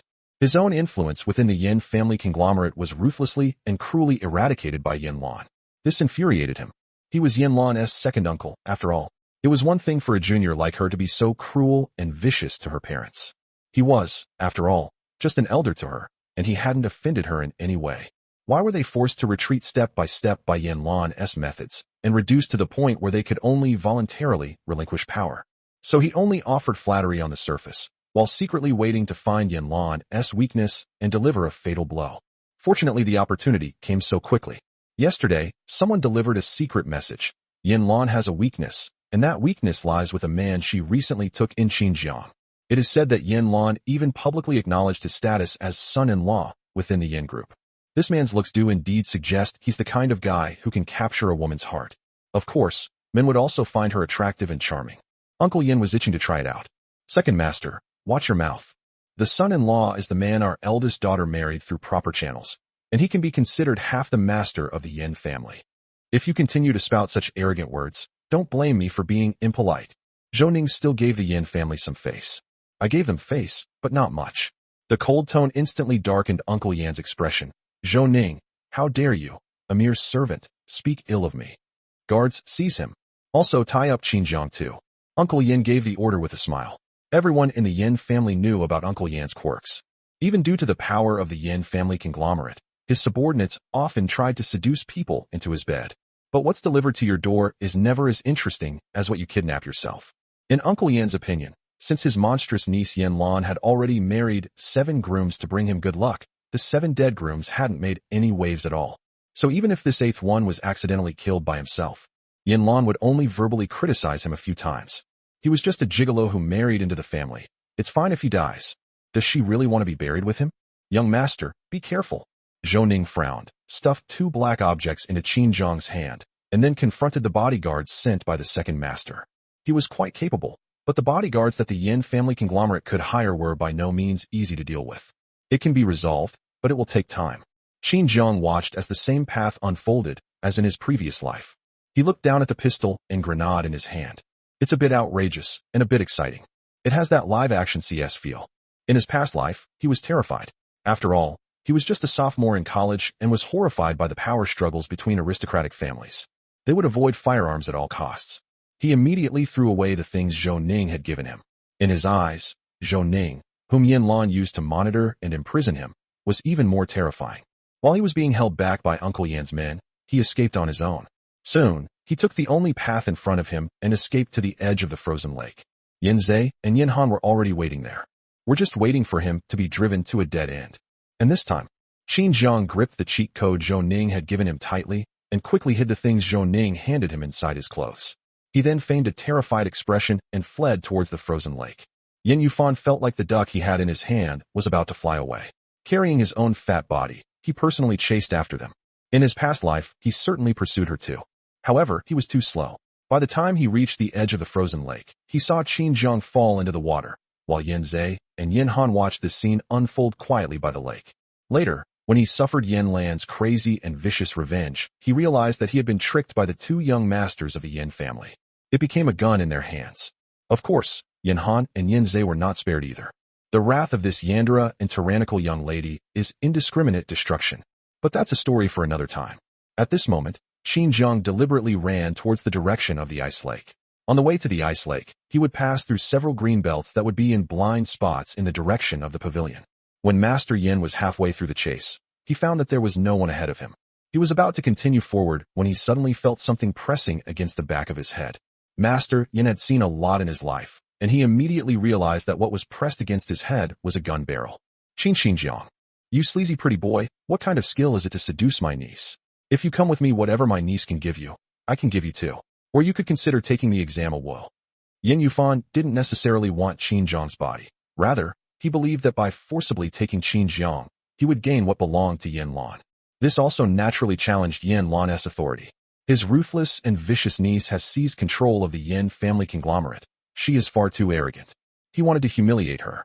But before he could even open his mouth, Qin Zhang neatly stuffed a piece of rag he had torn from his own body into his mouth.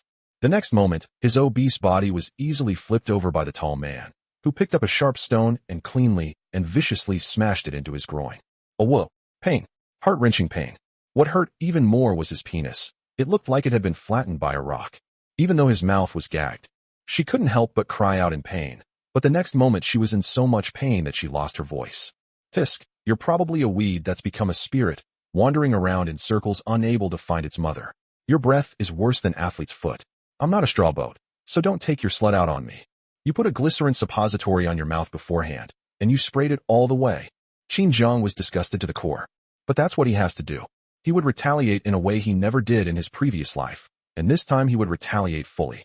Suddenly, Uncle Yin felt a chill in his groin.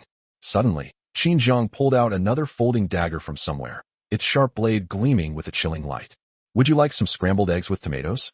Qin Zhang suddenly tilted his head and smiled, a very strange smile. Uncle Yin is already numb. No, help me. However, no one will hear his cries for help.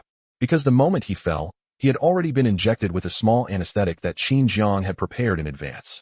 We're coming to the Yin family's old mansion, which feels like a battlefield from a past life.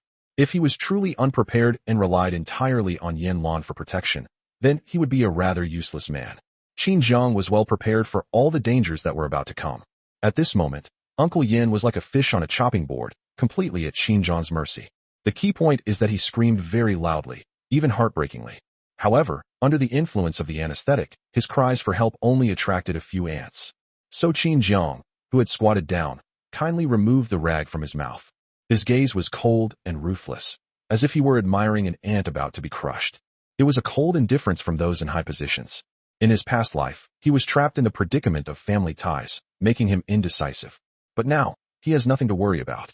With his sickly wife handling all the aftermath, he only needs to run rampant, taking revenge on every grudge and every wrong. Skyri scared already? Yan Yufan, you've really messed with me. You've been cursed. How can you make scrambled eggs with tomatoes without eggs? Well, I'll lend you 2 eggs then. Qin Zhang took out the surgical rubber gloves he had prepared beforehand from his pocket and slowly put them on. He had never performed surgery, nor had he ever actually performed anatomy. But after all these years of being by Miss Yan Luan's side, even if it's just through constant exposure, she should have become quite skilled by now. And so, Qin Zhang gracefully raised his knife and brought it down. Uncle Yin screamed and roared, and then something was stuffed into his mouth. It was soft, making him feel nauseous and suffocated. He never dared to provoke Yan Luan again. They dared not provoke the people around him. This seemingly harmless and even refined young man was truly terrifying. The man fainted from fright. Qin Zhang then stood up with a look of disgust, dealing with Uncle Yin in a swift and decisive manner. After all, this inhuman and non-aggressive thing is no match for him. In the end, he's just a fool. The reason Yin didn't punish him back then was probably because she thought he was too stupid and didn't want to get her hands dirty again. But now, Qin Zhang is handling it on his behalf. They were still too stupid, there was no need to kill them. But we can send him a GA0 meal. After Qin Zhang finished his series of moves, he disdainfully kicked the half-dead Uncle Yin into the bushes. He stood up, his white gloves stained with blood, which he disdainfully removed and threw away. Then, Qin Zhang continued walking towards the frozen lake. This time, his expression was filled with anxiety and tension. His custom-made suit was slightly disheveled, and he seemed to be fertilized as he fled towards the pavilion by the frozen lake. However, as expected, Qin Zhang did not see Yan Zhe this time. That kid had been bled out last time, and probably hadn't woken up yet. This time, he saw Yan Han sitting in a wheelchair as expected, and another familiar face Yan Qiqing. Yes, that's good. Yan Yufan's eldest son, like father, like son Yan Han is quite good at finding scapegoats. Qin Zhang continued to anxiously escape to the pavilion. Upon seeing the 2 unfamiliar figures, he feigned fear and unease, asking warily, Who are you? This time, Yan Qi took over the position of Yan Zhe from the previous life. They started by provoking him and belittling him. Immediately following were his cold and indifferent words that repeatedly shattered his psychological defenses. These were exactly the same words as in his previous life, But this time Qin Jiang didn't believe a single word. He approached Yan Han, who was sitting in a wheelchair, with a dazed expression, then suddenly leaned close and pulled back the expensive blanket covering the man's legs. Hiss. Yan Qiqing was stunned. Young Master Yan Han is known for his violent temper, just like Yan Luan. Since he lost the ability to move his legs and could only live a life confined to a wheelchair, his legs have become a taboo subject for him. It must never be touched. It should not be mentioned or belittled. Otherwise, that person will die a terrible death. However, Qin Jiang seemed to have gone mad. After lifting the thin blanket, he took advantage of Yan Han's momentary daze and slipped a small knife from his sleeve. The sharp knife seemed to move with divine skill in his hands. With a flick of his wrist, he mastered it. Yan Han's trouser leg was actually torn into several pieces. The ugly scars on his legs were exposed to the light, without any dignity or cover. Qin Jiang exclaimed in surprise, "Ouch, it's so ugly. You must be Yan Han, Yan Yan's older brother? I heard you'll never be able to stand up again." "That's good. Try to think positively. You can spend your whole life in a wheelchair, while your own father is paralyzed in bed and doesn't even have the luxury of being in a wheelchair. Look how lucky you are." Qin Jiang spoke in a despicable and malicious tone, his intentional insults causing Yan Han's face to darken to an extreme. But at this moment, he also came to his senses. This is clearly Qin Jiang's counterattack.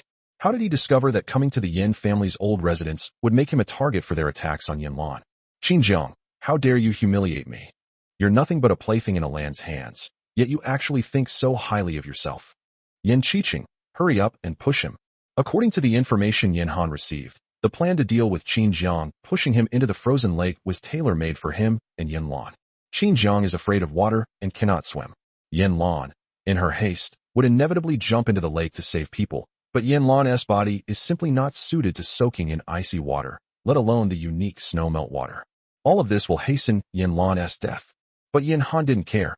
All he wanted was for Yan Luan to die as soon as possible. But he miscalculated. Didn't Qin Jiang despise Yan Luan and wish she were dead? Shouldn't he cooperate with me at this time? "Qin Jiang, as long as you jump, I can guarantee you will be free. You've wanted to escape Liangwen Manor for a long time, haven't you? I can help you, as long as you jump."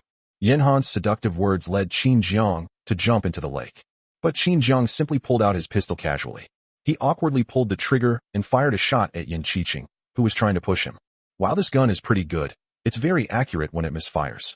Yan Qiqing, damn it, how does this kid have a gun? Immediately, Qin Jiang went around behind Yan Han and grasped the handle of the wheelchair. He shoved and kicked hard towards the frozen lake. "Goodbye, Yan Qiqing. Just a pretty boy, and he's so wild." Zhou Ning, who rushed over to protect Qin Jiang, just watched helplessly as he pushed young Master Yan, wheelchair and all, into the lake. "Son-in-law, are you alright? How are you feeling mentally? It feels a bit off track." "I don't eat liliomi. Chapter 81 My Yandere wife not bad." Zhou Ning felt a little numb. It seems the son-in-law's heart isn't entirely at peace either, as he's already read through the jumbled replies. The moment Yan Han fell into the icy lake, the splash was huge, as if it was about to hit Qin Jiang's face. The young man took a step back at the opportune moment, glanced at everyone with an innocent look on his face, and said, "Wow, the eldest son of the Yan family, the #1 conglomerate, is quite unique. Even with a limp, he still loves sports so much, swimming and working out without fail. He's truly a role model for us all." Qin Jiang's words were full of sarcasm. The sound was quite loud, easily audible to Yan Han, who had just fallen into the water, but Yan Han had no time to pay attention to Qin Jiang's mockery at the moment. He has always been cautious in his actions, and even when he returns to his old house, he always makes sure to have bodyguards with him. This time, in order to deal with Qin Jiang, he deliberately had his bodyguard stay further away, so that when Yan Luan came in person, he would be a disabled person who couldn't push Qin Jiang. However, despite his meticulous planning, he ended up getting soaked to the bone. Yan Han's complexion was terrible. The bone-chilling sensation of falling into the icy lake made him feel as if his heavy, deathly legs were also being stimulated and trembling. In that instant, he felt both fear and joy. His legs haven't felt even the slightest bit of sensation for many years. He is outstanding and tall, with a physique as upright as a pine tree. His abilities and methods are ruthless and cold-blooded. He is the first in line to inherit the Yan family conglomerate. Yan Han was proud and noble in the past. Like Qin Mayun, she was the eldest son-daughter of a family. She had the ability and skills to meet the absolute expectations of her family and parents. She was outstanding and exceptional. The most lethal way to deal with such people is, of course, to destroy everything they are most proud of right before their eyes. Yan Han, a 7-foot-tall man, lost both legs and was disabled for life. This is the harshest punishment for him. What Yan Luan did most cruelly was that she still gave him some family affairs to handle, even though he knew very well that he could no longer access the center of power. This humiliation will torment Yan Han for the rest of his life, making him wish he were dead. It has to be said that Yan Lan's reputation as a ruthless little monster is sometimes not without reason. What's swimming in fitness? Xinjiang, stop spouting nonsense. I saw it all. You were the one who pushed my brother in. Even if my older brother is no good, he's still Yan Lan's own brother. You're treating him so cruelly, you just wait. Yan Qiqing was naturally on Yan Han's side. Now that things had gone wrong, and since Yan Han had already been pushed down, he couldn't let her suffer in vain. He quickly ordered his bodyguards to jump down and rescue the people. He then quickly took out his phone to record a video and pointed out Xinjiang. The surveillance cameras around here had already been removed. He can't be completely without any evidence. Today's incident could be a step in bringing down Xinjiang. Moreover, Grandpa Yan personally invited the clan elders to come today. Even though Yan Luan now wields absolute power in the Yan family, she still has to give the elders some face in front of everyone. He always felt that as long as he had a handle on Xinjiang, he would have a firm grip on Yan Luan's weakness. Their abilities were limited, so even if they only cut off one finger of Yan Luan, it would still be something to celebrate. Xinjiang, watching Yan Qiqing's recording on his phone, cheerfully made a silly, international friendliness gesture towards the camera. Yan Qiqing. Zhou. Immediately afterward, while Yan Qiqing was still in a daze, Xinjiang kicked him into the cold lake as well. No way, you don't really think you can just skip taking a shower, do you? Xinjiang calmly withdrew his leg and chuckled softly. The main focus is on elegance. Ouch! There was another plop. Yan Qiqing also fell into the water. Yan Han's bodyguards jumped into the lake like dumplings being dropped into boiling water and swam frantically towards Yan Han. Now, several of them had to be separated to rescue Yan Qiqing. For a time, the frozen lake was incredibly lively. Help me, someone please save me. Unfortunately, Yan Qiqing was also a terrible swimmer, and he almost lost his mind the moment he fell into the water. He no longer cared about the phone he had just been holding in his hand. They'd probably be at the bottom of the lake by now. Although Yan Han was a good swimmer when he was healthy, he could only float to the surface with difficulty now that he was dragging his amputated limb. Moreover, he hadn't exercised much over the years, and he quickly became weak. I thought that if I held on, I would be saved soon. But then another person joined the frozen lake. Yan Qiqing was still a noisy fellow. After falling into the water, he struggled desperately and howled, which annoyed him greatly. Seeing that bodyguards were swimming closer, Yan Han didn't bother with Yan Qiqing and directly ordered, "Save me first." Xinjiang had been observing the situation in the frozen lake. Seeing this, he suddenly spoke loudly. "Yan Qiqing, are you a landlubber? I think you're about to drown. Your older brother seems to be a good swimmer. So why did he abandon you and let the bodyguards save him first? TSK, I thought your relationship was unbreakable just now because I saw you defending him so much. So, when faced with life and death, he would definitely abandon you without hesitation." Xinjiang's voice was practically booming, as if he were shouting through a megaphone. Everyone in the water naturally heard it. In an instant, Yan Han's eyes turned cold and fierce. He was already struggling to drag his crippled leg through the water, and the icy lake water seemed to be swallowing up every inch of the warmth in his body. At this point, Xinjiang was still adding fuel to the fire, which really annoyed him. "Xinjiang, if you keep spouting nonsense, I'll have your tongue cut out right now." Yan Han struggled in the icy lake, her strength waning. He spoke fiercely, and the bodyguards who were about to surround him for rescue finally had a chance to relax. However, just as one of the bodyguards was about to touch him, a bullet suddenly flew by, grazing the face of the nearest bodyguard and slicing across his ear, instantly spreading blood on the lake's surface like a flower. She looked exceptionally beautiful. Compared to the first time he had a breakthrough, Xinjiang felt that he was much more proficient now. "Oops, sorry, the gun went off accidentally." "Young master, what did you just say? I didn't hear you clearly." "Oh dear, brother, how could you be so careless? Even if you wanted to go swimming, now is definitely not the time. The funeral, oh no, the birthday banquet is about to begin. Don't waste any more time. Hurry up and swim to the lake. Kick your legs hard in the water like a toad." "Oh dear, look at my memory, you don't have legs, do you?" Xinjiang's words, one after another, were deeply moving, but he showed no intention of putting down the gun in his hand. The other bodyguards who came to rescue the person did not dare to step forward rashly. "Qin, Zhang, ruthless. Hurry up and find a way to get me up there. I'm late for the birthday banquet." Xinjiang tilted his head, looking completely innocent. "What's wrong with you? Come and bite me. How did you know I've been afraid of dogs since I was a child?" "Fine, what can I do? I was born with a saintly heart, Zhou. Go find some wooden poles. I'll personally rescue our brother Yin and get him ashore." Xinjiang sighed. his expression full of helplessness and affectation. Zhou, how come he never noticed before our son-in-law really has the potential to be a pure and innocent person? However, despite my inner complaints, Zhou was still very cooperative and had someone find a pole. The Yin family is always efficient, and the wooden pole was found quickly. Son-in-law, you are just too kind. With a serious yet admiring expression, Zhou handed the wooden pole to Qin Jiang and said earnestly, Ningzi, you really understand me. Qin Jiang patted Zhou on the shoulder solemnly, took the wooden pole, and stood by the lake to start fiddling with it. Qin Jiang easily extended the long pole in front of Yan Han. Big brother, grab it quickly. Your brother-in-law is here to save you. Qin Jiang spoke in a grand and dignified manner, referring to himself as Yan Han's brother-in-law, without even giving Yan Han a chance to disown him. Yan Han's face was as cold as ice. He knew very well that Qin Jiang wanted him to accept his favor. Moreover, he had no choice but to accept this favor. That's impossible. Directly forced buying and selling.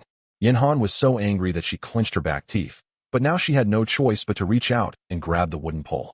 The icy lake was extremely cold. When he first fell into the lake, he could feel a sudden stinging sensation in his legs, but now he had lost all feeling in them. This feeling filled him with horror. This lake is not a place to linger. Preserving your life is of utmost importance. He reached out to grab the pole. Suddenly, the pole jabbed him in the chest, pushing him away. Yan Han watched helplessly as he drifted further and further away from the shore. Thanks to Qin Jiang's all-out rescue efforts. Veins bulged on Yan Han's forehead as he finally snapped. Qin Jiang, you. He was about to curse. Qin Jiang, however, cursed first, waving his pole repeatedly. Brother, who's in this lake anyway? Why do you insist on staying in it? If I tell you to grab it, don't let your hand slip.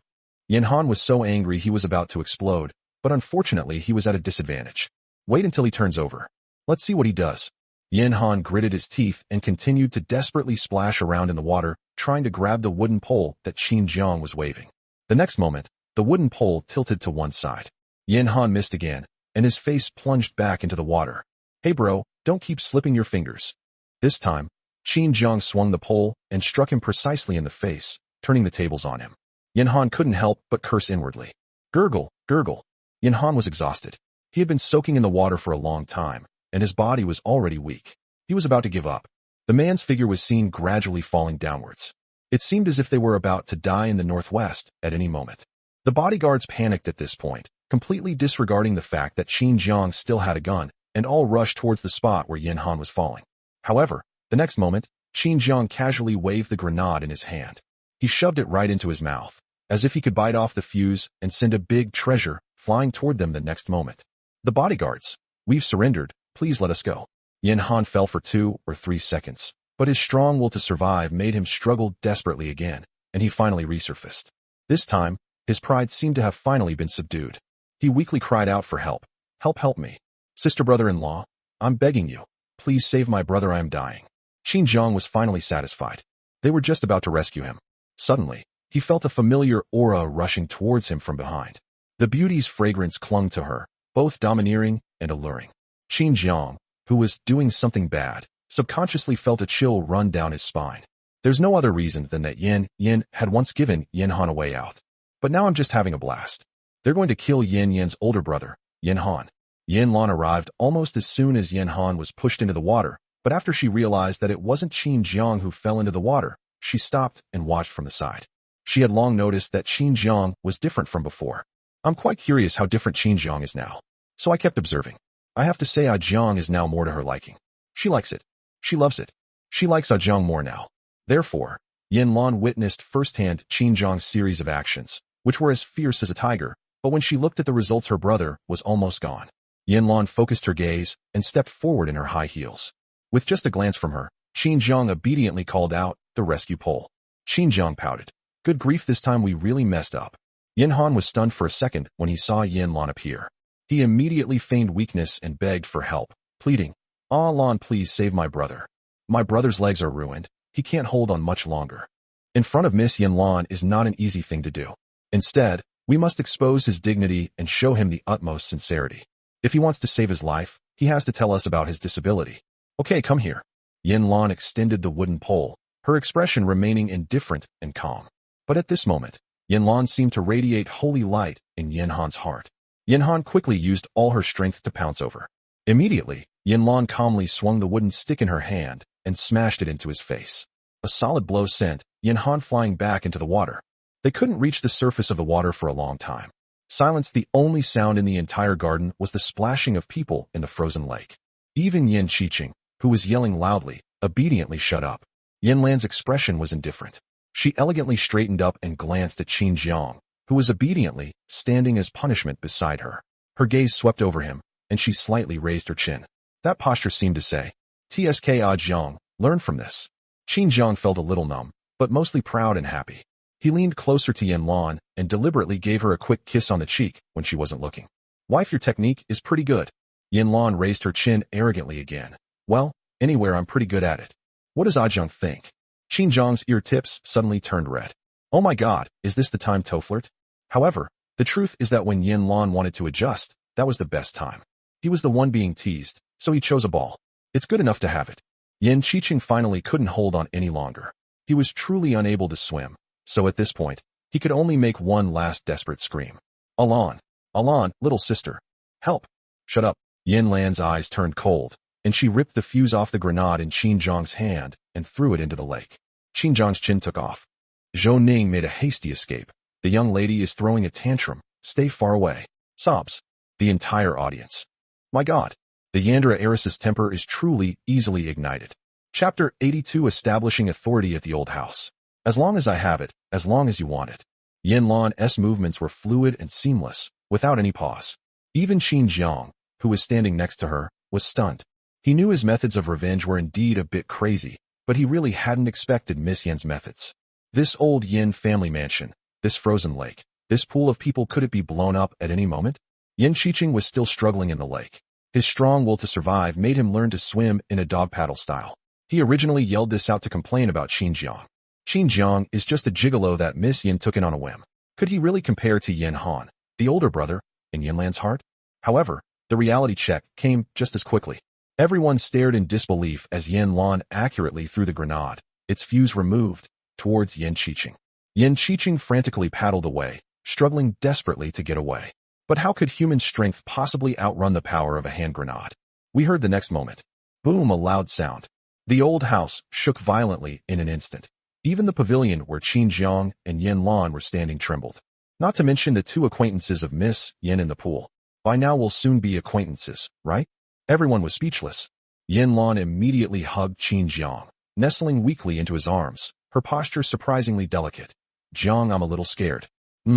If Bai Chuchu were in this situation, she would probably be in this posture and with this expression. Yan Luan boasted that even if she couldn't learn 80% of it, she could at least get 70% similar. However, Zhou Ning and his bodyguards looked at their young lady's delicate and frail demeanor. A period flew overhead. "Everyone, family, this is outrageous. This scene is comparable to Lin Daiyu uprooting a willow tree, Xue Baochai punching the bully of Jingguan, and Lu Zhishan burying flowers. It's absolutely terrifying." Qin Jiang was momentarily stunned, but he wisely put one arm around Yan Luan's slender waist and pulled her closer to him, gently coaxing her with his eyes lowered. Yan, be good, don't be afraid. They're all cooked dead, half dead." Qin Jiang patted the woman's head reassuringly, but his hand, which had been smoothing her hair, was trembling slightly for some reason. "Well, at least it's quiet now. All right, who cares if they're alive or dead, let's get them out of the water." Yan Luan glanced at the still smoking pond, her expression unchanged, and gave instructions. Zhou Ning, the young lady's act of telling people to shut up is still as crazy as ever. Qin Jiang still needs to cultivate for a few more years. So, the bodyguards who hadn't jumped into the water to rescue the eldest young master and his cousin Yan Qiqing started a new round of rescue operations. Soon, Yan Qiqing, his body mangled and bloody, was pulled out of the water. Immediately afterwards, Yan Han, who was some distance from the blast radius, was also pulled out. Although he was only shaken by the shockwave in the water, his previous near drowning had left him so weak that he was barely clinging to life. At this moment, he no longer had the condescending and arrogant attitude he had shown towards Qin Jiang at the beginning. Everything turned upside down. Qin Jiang was still dressed in a suit and tie, with his beautiful wife in his arms. Yan Han, however, was crippled in both legs and looked as pathetic as a dog. Qin Jiang watched this stark contrast with his own eyes, and he was secretly thrilled. The commotion in the garden was too great. At first, old master Yan was in the front hall, drinking tea with a group of clan elders with a gloomy face. He planned to give Yan Luan a good dressing down once she appeared, criticizing her for her outrageous act of hanging a white silk ribbon at his birthday banquet.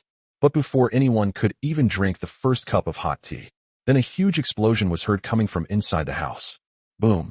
The earth-shaking noise was so loud that they couldn't ignore it even if they wanted to. Old Master Yan's expression changed drastically, and he quickly called for help. Help! What happened? This is outrageous. This is the Yin family's old residence. How dare they cause trouble here? The invited clan elders and dignitaries were also horrified. This is the old residence of the Yin family, the most powerful and wealthy family in Beijing. Judging from the noise, an explosion has clearly occurred. If someone from another family had done this, they would have been risking their lives. But if this were just internal strife within the Yin family, looking at the entire Yin family, the only one who would dare to cause such a commotion is probably that fearless and monstrous young lady. Soon, the messenger rushed back. Don't worry, sir. It was the young lady who set off a firework over at the frozen lake in the front yard. Miss said this was a surprise prepared to celebrate your birthday, but the eldest young master and the cousin seemed to be too eager to present you with gifts, so gunpowder, fireworks are too close. Tu was hit by it. The servant's story became increasingly absurd, and she herself struggled to continue, stammering and stammering. Grandpa Yin understood immediately. Yan Luan must be up to her old tricks again. Of the entire Yin family, she was the only one who could fearlessly create such a commotion. But this is the Yin family's old residence. The ancestors of the Yin family are still sleeping here. Moreover, the ancestral hall is not far from the frozen lake. Yan Luan's actions show absolutely no respect for her ancestors. Old Master Yin couldn't sit still any longer. He was, after all, the most senior member of the Yin family, and Yan Luan's actions clearly showed that she didn't respect him. If he isn't punished, he might as well go straight to his coffin. Outrageous. Utterly outrageous. Does she really think she can fool this old man with that kind of talk? She's a cold-blooded, ruthless little monster after all. On this joyous day, she doesn't even spare her own brother. I will definitely teach her a lesson on behalf of the ancestral hall and all the ancestors of the Yin family. After delivering his indignant speech, Old Master Yin stood up, leaning on his dragon-patterned cane. Although he is old, he is still able to live peacefully in his old house. He certainly has his own abilities. The clan elders were also discussing the matter, and together they began to criticize Yan Luan for her past acts of disloyalty and filial impiety. The celebrities and dignitaries whispered amongst themselves, all curious about what kind of commotion might be happening in the front yard. They even used explosives. Soon, the group, led by Grandpa Yan, arrived near the frozen lake. Oh, is there blood there? Holy crap, isn't that Master Yin? Why is his crotch all limp? Hey, why are his mouths so full? I'm knocking so much blood, so much blood. Is he going to die? While big families have so many corpses, I saw piles of them by the lake, and there are even some lone ones by the roadside. Grandpa Yin approached, leaning on his cane. When he saw the familiar sandalwood beads on Yin Yufan's wrist, his gaze froze, and tears welled up in his eyes. This is his second son. Old Master Yan's steps trembled. He had 3 sons. Now the eldest son is paralyzed from a stroke, the second son's fate is unknown, and the third son is missing. These are probably all thanks to Yan Luan. Not his is impossible. Quickly, help second master up and get him to the hospital. Yan Luan, quickly go and find Yan Luan for me. I will definitely not let her off lightly. Old Master Yin felt that if he continued to endure this, he would surely die from a fit of rage. He slammed his cane down and glared angrily toward the frozen lake. The next instant, a graceful figure in professional attire came into everyone's view. Yan Luan walked in confidently, holding Qin Zhang's hand.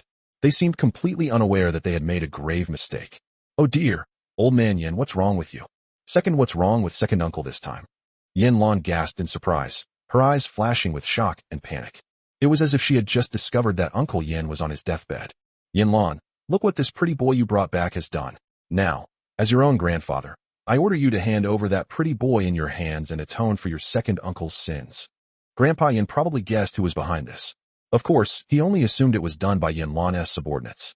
Such ruthless methods are not something a pretty boy would do. He wants Qinjiang. The reason they couldn't touch Yan Luan was to eliminate what she seemed to care about. Even if it's just a thing, that poses no threat to them. Tisk, old man, you're joking. My son, Ajiang, is simple and kind-hearted. He wouldn't even step on an ant. How could he possibly lay a hand on my second uncle? Yan Luan raised her beautiful eyes slightly, her gaze sharp and fierce. Then, a cold smile appeared on her red lips. If we really investigate, wouldn't the old man think that I did it? Old Master Yan's lips trembled. He wanted to just say it directly. Unfortunately, he didn't dare to push Yan Luan, that madwoman, too hard. So Yan Luan, tell me, is it you? looking at the entire Yin family. Who else but you would dare to treat your second uncle like this? Grandpa Yin was furious. If you want to find fault, you can always find a pretext. Well, even if I did it, so what? The woman tilted her head, her expression full of provocation. Well, what can you do to me? Yan Luan raised an eyebrow, completely unfazed. She even managed to subtly caress Qin Jiang's palm between their conversations, indulging in a playful, romantic gesture. Qin Jiang, cough cough, should he admit it? Yan Luan, go kneel in the ancestral hall right now. I'm going to personally request the family discipline and give you 50 lashes. Old Master Yan's face turned red, and he was so provoked by Yan Lan's arrogant and domineering attitude that he almost vomited blood. All right, Zhou Ning, move Yan Yufan to the ancestral hall. The old man gave him 50 lashes.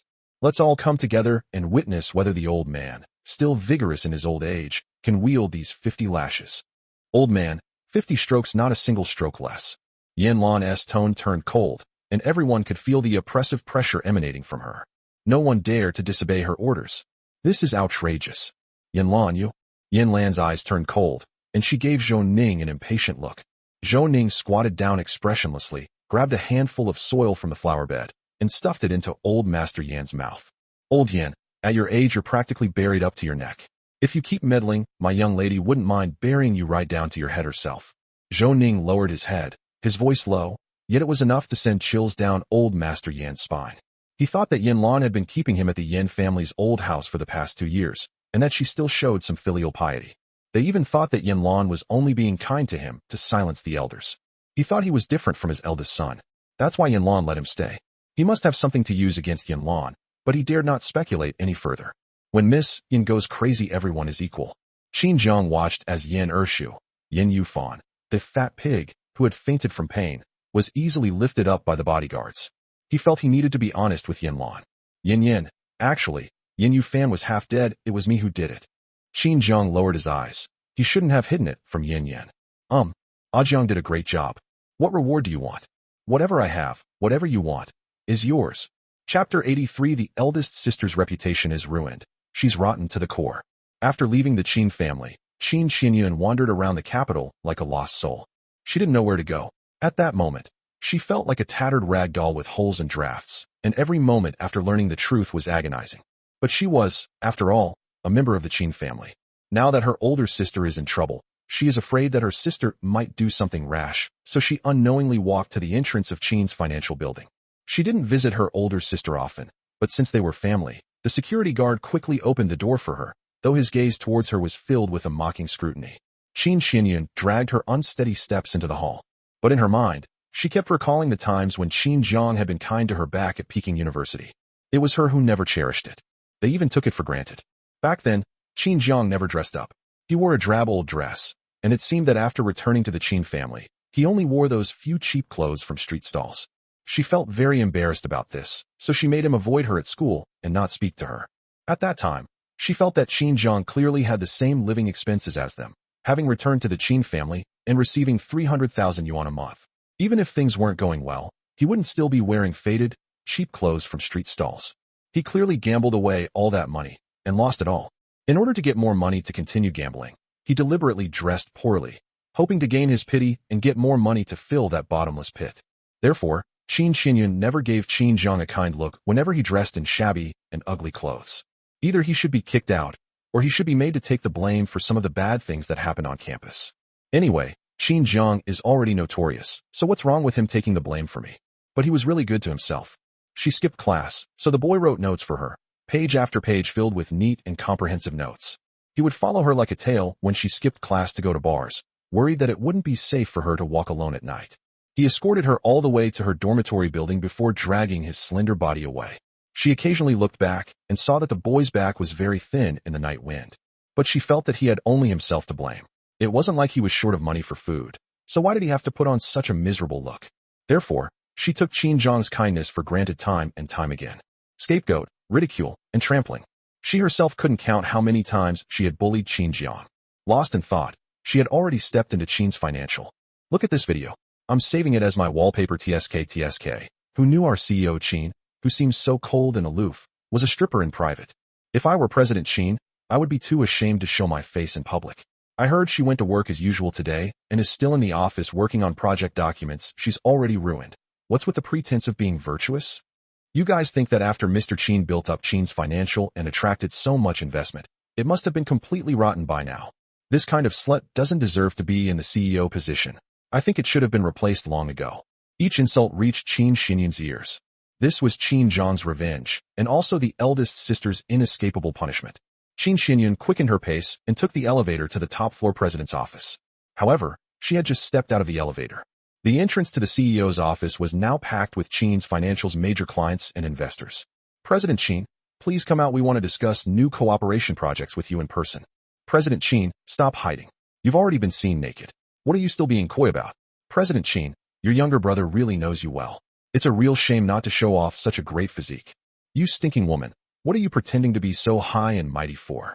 Hurry up and come out and entertain your customers. Qin Xinyun stood there, completely stunned. These people came aggressively, hurling insults at every turn. Could it be that Qin Zhang deliberately arranged this?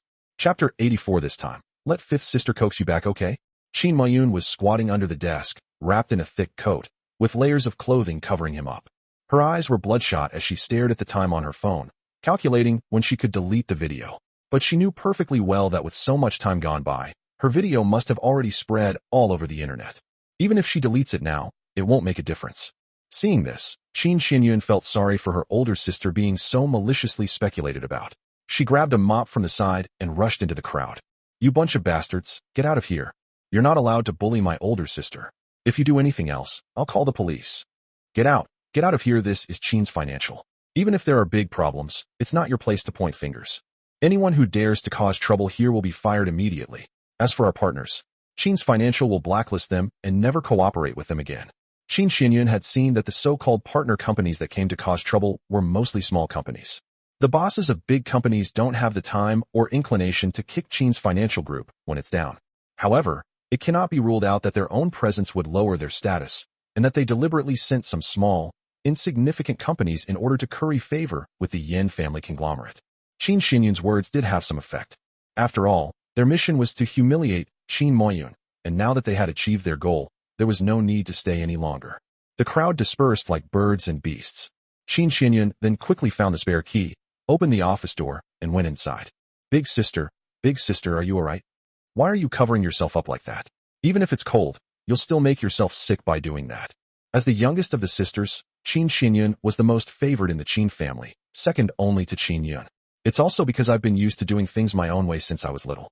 But now, seeing her elder sister, who once doted on her, in a disadvantaged position, she couldn't help but feel heartbroken. And all of this is because of Qin Zhang.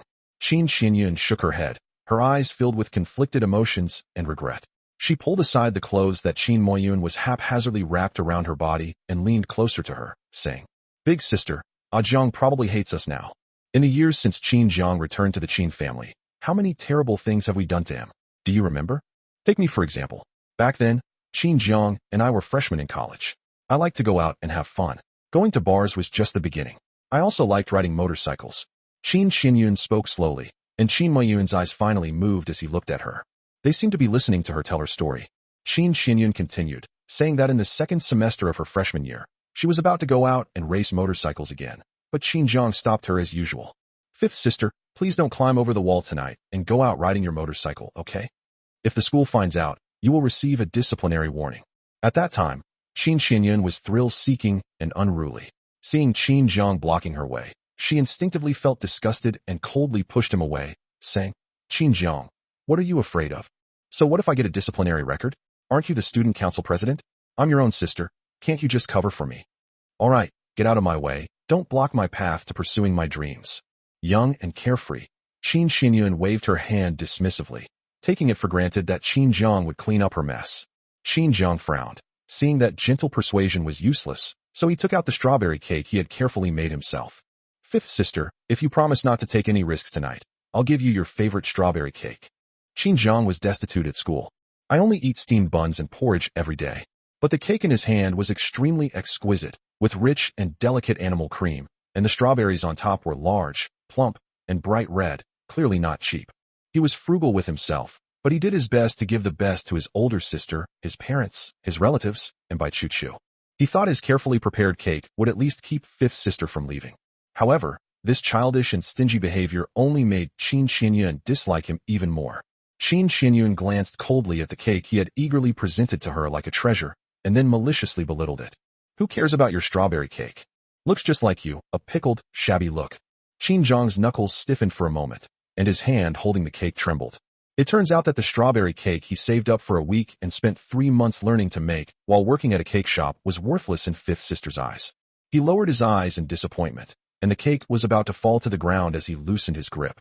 However, the next moment, Qin Xinyun suddenly and inexplicably grabbed his hand and steadied the teetering strawberry cake.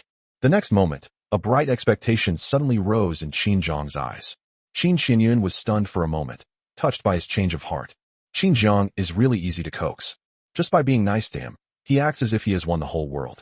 Then, Qin Xinyun spoke up again. Qin Zhang, don't you also love eating strawberries the most? If you eat this whole strawberry cake right now, I won't go racing tonight. Qin Zhang stood still. Do you also like strawberries?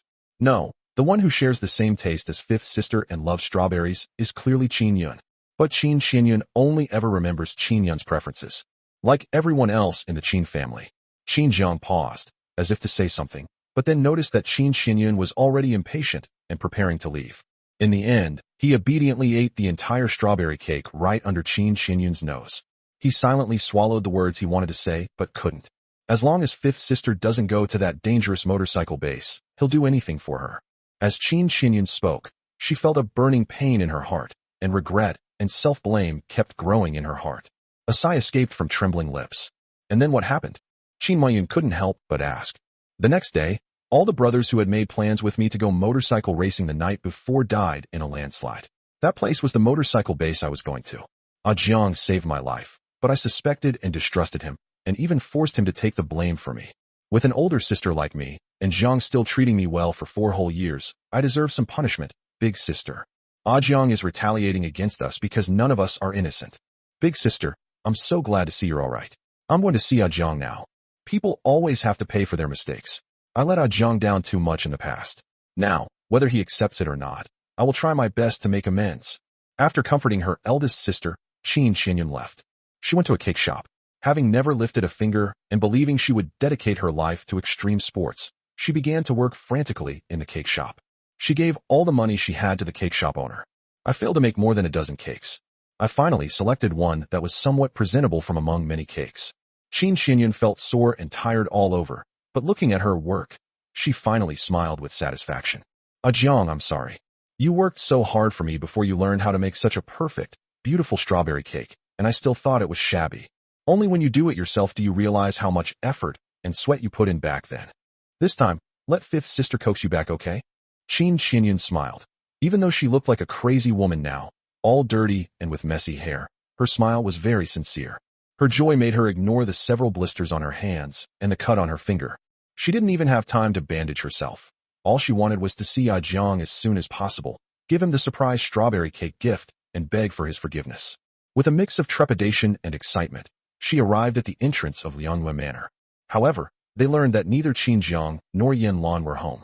They went together to the Yan family's old residence. That place could be described as a living hell, and Qin Zhang's identity was not something that the elders of the Yan family could accept. Wouldn't it be very dangerous for Jiang to go there? Qin Xinyun was extremely nervous and quickly changed her destination while carrying the cake. She was going to visit the Yan family's old residence in person, even though her status was nothing more than an ant in front of the Yan conglomerate. However, she didn't want Jiang to feel that he had no relatives in the Qin family to support him anymore. Jiang, this time let Fifth Sister protect you. Can you forgive me and accept me? Chapter 85. The heiress of a tycoon's doting husband is so sweet. The Yan family's old residence. Inside the ancestral hall, Yan Luan took over. The Yan family, a powerful and wealthy clan, placed great emphasis on the ancestral hall and had strict family rules. The clan law was a tool to restrict the behavior of all family members. But now, a maverick, authoritarian ruler named Yan Luan has emerged, sitting in the position of patriarch and great clan leader. Despite her young age, she is actually a person of extremely high seniority even within the entire aristocratic family and in the ancestral hall. Not to mention that even people from collateral relatives like Bai Chu, who are older than her, have to call her aunt. There are so many old men who would respectfully call her grandma when they see her. Now, Yan Luan brazenly ignored old Master Yan and sat directly in the main seat. Even though old Master Yin was so angry that the veins on his forehead bulged, it was to no avail. He had already given up his positions as clan elder and head of the family. Even with the highest seniority and age, one still has to obediently sit next to Yan Luan in that position. With the help of the butler, old Master Yin, leaning on his cane, walked to his usual seat, which was to Yan Luan's right, the secondary seat. Only the most prestigious person in the Yin family, besides Yan Luan, can sit in. And now, he just watched helplessly as Qin Jiang was led by the hand by Yan Luan and taken to sit down in that seat. Qin Jiang, with his head held high and chest puffed out, looked like a spoiled gigolo, smugly basking in the limelight. Grandpa Yin felt that he would be so angry with Qin Jiang that he would vomit 3 liters of blood again. He gave his trusted steward, Xiao, a look that Xiao found extremely dangerous. But now all the elders and distinguished guests are watching, so we can't really let old Master Yin sit in a lower seat. Among the prominent families in Beijing, the traditions of the Dragon Kingdom are highly valued, and the seating arrangements passed down from their ancestors must never be abandoned. Therefore, Steward Xiao felt he had to risk his life, and spoke up. Mr. Qin, I'm sorry for the offense. My grandfather has a favor to ask. Would you be willing to move aside and sit down? Before Butler Xiao could finish speaking, Yan Luan, sitting at the head of the table, frowned slightly, her cold and murderous gaze sweeping over him. Knowing it's wrong, why bother? Shift. Your neck is uncomfortable, and you want to move your head. Yan Luan sat down with a fairly dignified posture, and the side slit of her cheongsam made her slender legs look even more alluring. However, her nonchalant yet domineering and terrifying aura made her so captivating that no one dared to glance at her while she was sitting there. Just kidding, that would mean having your eyes gouged out. Cough cough cough, miss is joking. I just had a bit of a headache and was talking nonsense. The butler was so frightened that he became incoherent and quickly slipped back to old Master Yan's side. This young lady, you've angered her, she might really kill you. Butler Xiao chickened out, and the others dared not say anything about Qin Jiang sitting in the secondary seat, next to the main seat. How could a pretty boy like him be worthy of such a powerful position? He should have just stood aside and served Miss Yan Luan. However, everyone looked on in surprise. After Miss Yin took her seat, she first gestured to the servants to bring a cushion and laid it out for Qin Jiang's seat. She then said in a gentle tone, Jiang, the sandalwood chair is uncomfortable. You'll be more comfortable sitting here with a silk cushion. Everyone was stunned. This is fucking what kind of godlike treatment is this?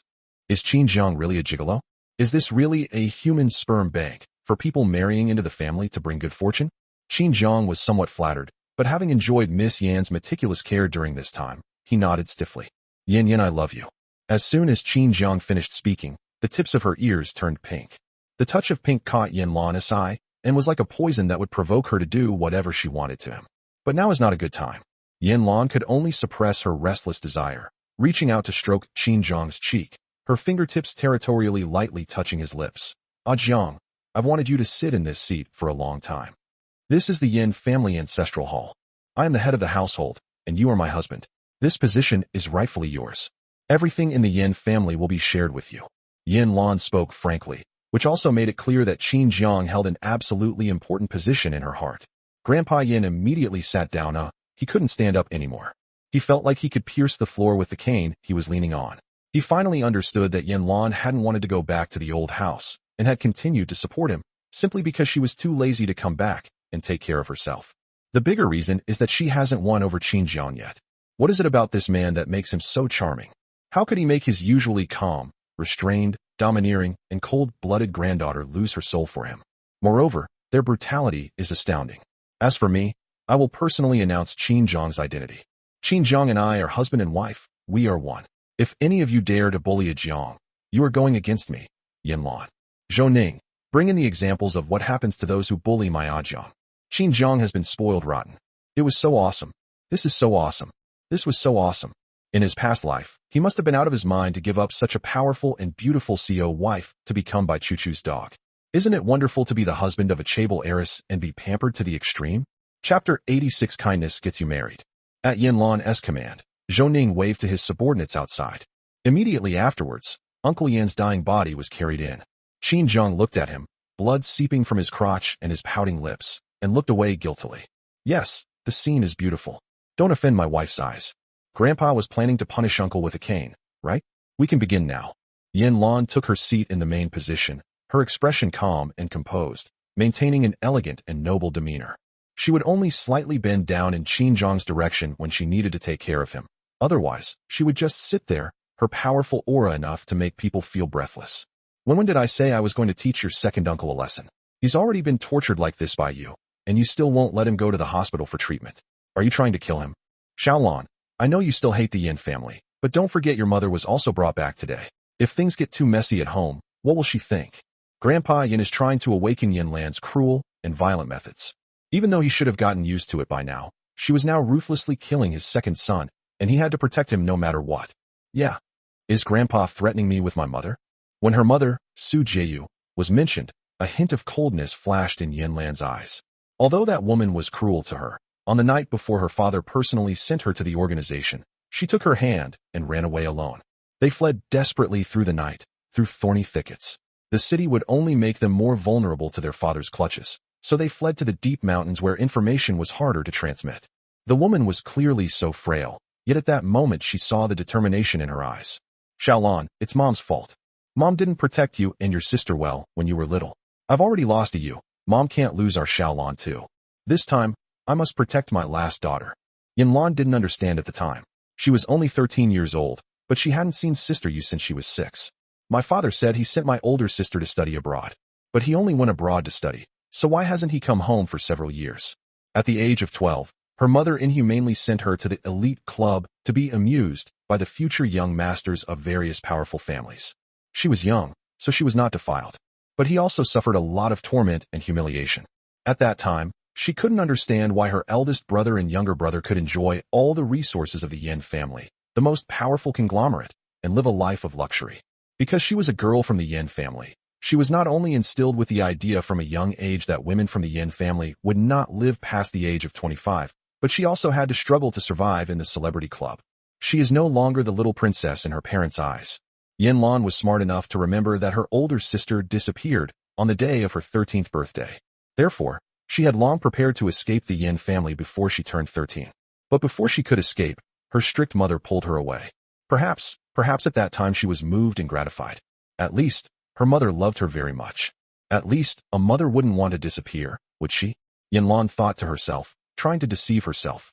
Finally, their father Yan Rongin's helicopter shone brightly over them as they huddled together, their trembling bodies enveloped in a blinding light. He frowned anxiously as he descended, catching her and her mother in his arms. Alan, Jiayu, it's good that you're all right. Come home with me. Yan Luan was at a loss and still wanted to escape. But then I saw the emotion in my mother's eyes change from initial fear to fawning and submissive. Moved, she nestled into the arms of the man she so vehemently hated and smiled at him. Xiaolon, let's go home. Your dad is here to pick us up. You can't be willful and run away with Mom again, okay? Yan Luan froze, staring incredulously into Su Jiayu's eyes, and unconsciously tasted a hint of saltiness. Tears streamed down her cheeks, leaving traces on her lips, swallowing her bitterness. Yan Luan resigned herself to her fate and went home. However, he missed the best opportunity to escape. Later, when she returned to the Yan family for her coming-of-age ceremony, she learned from Steward Su that her mother had suffered from dissociative identity disorder, also known as split personality, the year she was born. In other words, the mother who took her away back then should be the dominant personality. The one who willingly sold herself and nestled into Yan Rongin's arms was the mother's alternate personality. Yan Luan, who had hated her mother for many years, suddenly felt a sense of powerlessness, as if she were punching cotton. She should hate her, but she couldn't. Yan Luan only sent Su Jiayu to a mental hospital and did not make things difficult for her. However, Yan Luan's feelings for Su Jiayu are quite complicated. When Old Master Yan saw that Yan Luan's eyes indeed flickered when he mentioned Su Jiayu, he smiled with satisfaction. Xiaolon, you wouldn't want your mother to overthink things, would you? She needs to rest and recuperate, and you're making such a commotion at the old house. Yan Luan lowered her eyes, propped her forehead with one hand, thought for a few seconds, and then looked at Zhou Ning. The noise here might disturb Madam. Let the doctor give Madam 2 injections of sedatives. Grandpa is right, we can't frighten Madam. Yan Luan said this. No one dared to object anymore. Old Master Yan choked up and dared not say anything more. Yan Luan, his granddaughter, had long since slipped out of his control. There is probably nothing in this world that can control her. Zhou Ning ordered his men to resolve the matter. He walked directly to Old Master Yan, extended his hand, and politely said, Grandpa, please. Their tone was very polite. However, this action revealed a hint of contempt and threat. Yan Yufan had been dragged directly into the ancestral hall, where he lay on the ground, his breath weak. Having no other choice, Old Master Yan had to raise his hand and accept the ruler handed to him by Butler Xiao. This disciplinary ruler was originally prepared for Yan Luan, but now it's falling on his own son. This hurts even more than if it hits you directly. Old Master Yan had no choice but to raise his hand, grit his teeth, and strike. Smack. Ack, help! Yan Yufan cried out in surprise. Something was squeezed out of his mouth. Everyone looked over, and disgust flashed across their eyes. Grandpa Yan was also stunned. Yan Luan, you definitely didn't do this to your second uncle. Who on earth drove my son to this point? Xiao Fan, come and tell your father, who dared to torture you like this in the Yan family's old mansion, in front of the ancestral hall, and the clan members, the ancestors? I will absolutely pursue this matter to the end. Grandpa Yan was furious. He was a man too, and he knew that such humiliation was tantamount to stripping Master Yan of his rights as a man. This kind of humiliation is something only a man would do. Yan Luan thought it was dirty and would never do it herself. Yan Yufan, who had been hit by the ruler and was in pain, finally woke up. As if sensing something, he suddenly looked up in Qin Zhang's direction, terrified, and tried to run away like a wriggling piece of fat pork. Help me. I'll never be blinded by lust again. Sob, sob, sob. Yan Yufan backed away, blood flowing from his crotch onto the ground. Everyone was terrified, and their gazes followed Yan Yufan's pointing finger to Qin Zhang. This pretty boy? Impossible. He looks refined and gentle, with a kind and gentle demeanor. He clearly appears to be well protected by Miss Yan. How could it be so ferocious? Master Yan must be seeing things. Second Master, you must be seeing things. This is the young lady's new son-in-law, Mr. Qin Zhang. Refined and gentle, kind and polite. Zhou. Goodness, I'm having trouble making this up. Ahem, in short, it's absolutely impossible that my son-in-law bullied you. Because he is kind. Zhou blurted out a joke and exclaimed that he was awesome. Master Yan was already crying his eyes out. Wah, I'm so kind. Father, you have to stand up for me. It's this pretty boy he. In short, I'm just a kind person who gets bullied. Qin Zhang raised an eyebrow and spoke in a calm tone. A kind person is taken advantage of by another man's wife. Indeed, from now on, Master Yan will only be relegated to the lower ranks. Everyone suddenly realized. So Master Yan has a taste for this. Could it be that he actually wanted to make a move against Qin Zhang, but was outmaneuvered? That's bold daring to steal a man from Miss Yan. Sure enough, the next instant Yan Lan's alluring yet cold eyes darkened, and her red lips curled into a murderous arc. Bury it. Zhou. All right. Today's KPI hit a new high. Mian, here's today's bonus chapter. I'd love to receive a small gift. Chapter 87. Young and unaware of the allure of a life of luxury, he mistakenly planted his youth in the wrong direction. Yan Luan spoke calmly, as if her words were not a command to decide life or death. And she has indeed now secured a position of absolute authority within the Yan family. However, within the Yan family, there was indeed someone she needed to respect and be wary of. And recently that person just happened to be away. I apologize for the inconvenience caused by your presence. The Yan family has prepared a small feast to commemorate my elder sister Yan Yu and to celebrate my grandfather's birthday. Please move aside, everyone. Yan Luan stood up, her dark cheongsam clinging to her perfect figure, exuding both charm and sharpness. Her open invitation made it difficult for the celebrities who had been specially invited to refuse. However, the fact that the entire old house was covered with white silk banners during this otherwise joyous birthday banquet was quite a show of force. But everyone thought of the explosion on the other side of the frozen lake. Suddenly I realized that something as trivial as hanging a white silk ribbon is actually quite insignificant. After settling the guests in, Yan Luan was not in a hurry to leave the ancestral hall. After old Master Yan fainted from fright, she had him carried away. As for second uncle's son, Yan Qiqing, his life is probably ruined. Her older brother, Yan Han, was incredibly lucky. At the critical moment, he pulled over 2 nearby bodyguards to block the deadly shockwave. Although he survived, he suffered considerable internal injuries. Zhou reported all this to Yan Luan. The woman had already led Qin Zhang into the most important secret chamber inside the ancestral hall. Even Zhou didn't dare to follow them inside. Qin Zhang was a little curious, but he knew that Yan trusted him and considered him family and lover, which was why she brought him here. He won't be as ungrateful as he was in his previous life. In her previous life, Yan Luan had also taken herself into the secret chamber of the ancestral hall. But not this time. It seems that Yan opened up to him earlier than expected. Yan Luan led him through a hidden passageway. Finally, we arrived at a dark room. Jiang, what I said about sharing everything in the Yan family with you is not an empty promise. I know you feel you need to grow right now, and you want to work alongside me through your own efforts, which is great, but we are husband and wife. Just consider these things as me temporarily keeping them with you for safekeeping. Once you accept them, they will rightfully belong to you. Of course, this can also give you confidence on your entrepreneurial journey. In business, it's difficult to succeed if you don't utilize your resources, and I am the one who will always support you to move forward. Yan Luan lowered her eyes and took the initiative to move closer to Qin Jiang. At this moment, she seemed to have lost all her sharpness, like an ordinary young girl who admired him, and laid out everything she possessed in front of him as if it were her most treasured possession. At this moment, Qin Jiang felt a little uncomfortable in his stomach. You can eat soft foods now. Besides, does living off one's wife really count as being a kept man? He doesn't want to not know the joy of being a kept man when young, and mistakenly plant rice seedlings backwards. I'm not going to take this detour. First, let's hug the Chabel's wife's long, sexy legs. In her previous life, Yan Luan had said almost the same thing to her. She was to take care of him. At that time, he simply couldn't be bothered with her wishful thinking. He shoved her away roughly and fled the place on his own. He loathed the Yan family's old house, where everyone seemed to be trying to trip him up. Naturally, they also rejected this so-called secret chamber. Jiang, what's wrong? Yan Luan noticed its absent-mindedness and feared that it would insist on its own way and be unwilling to accept it. But once she decides to give, she will definitely give. Yan Luan opened her hand, revealing a blood jade pendant with exquisitely carved lion patterns, clearly an old artifact. In his previous life, he had never seen this pendant before. It's nothing, I'm just a little hungry. We'll go out to eat later. You must have something important to tell me. Don't worry about me. Qin Jiang came up with a lame excuse.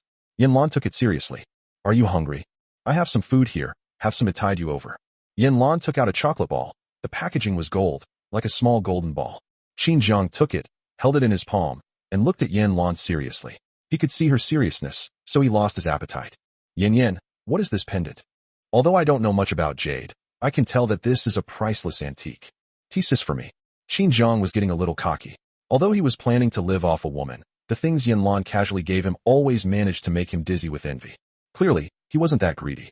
Of course, he was not just knowledgeable about jade, but rather very knowledgeable, which is why he could tell that this blood jade pendant was of extraordinary origin and priceless. Yes, more than that. Yan Luan placed the blood jade pendant in Qin Jiang's palm. Truly fine jade feels warm to the touch, and the delicate texture made Qin Jiang feel reluctant to put it down. Jiang, I know that after you disappeared from the Qin family, your father happened to get a good piece of jade, which was also blood jade. He crafted the blood jade into pendants and gave one to each child in the Qin family, including you. Just because you disappeared, they simply transferred your share into Qin Yun's share. Qin Yun's jade pendant, crafted from 2 pieces of blood jade, was directly carved into a tiger-shaped plaque. The material was of superior quality, and the carving exquisite. Currently, it's worth 300 million. Yan Luan began to speak, recounting the past that she had known for a long time. Of course she thought about revenge, but Qin Jiang refused. He cared about everyone in the Qin family and would protect them even at the cost of his life. Over time, she gave up the idea of strangling the Qin family members. However, she would never allow the grievances that her son, Jiang, had suffered in the Qin family to continue. Isn't it just a blood jade pendant? A blood jade pendant passed down through generations from Beijing's most powerful and wealthy family. Who else could offer something of higher value? Qin Jiang was stunned, never expecting that the established facts he had long accepted, and even the past that had long since chilled his heart, were now being discussed. But Yan Luan picked them up as if they were her most treasured possessions. Is she making it up to herself? However, Yan Luan also suffered a lot of grievances in her childhood, but she chose to make it up to herself first, as if she planned to raise him all over again, so that he could get everything he couldn't get in his original family at this moment. Yan Luan's love is hidden in the details.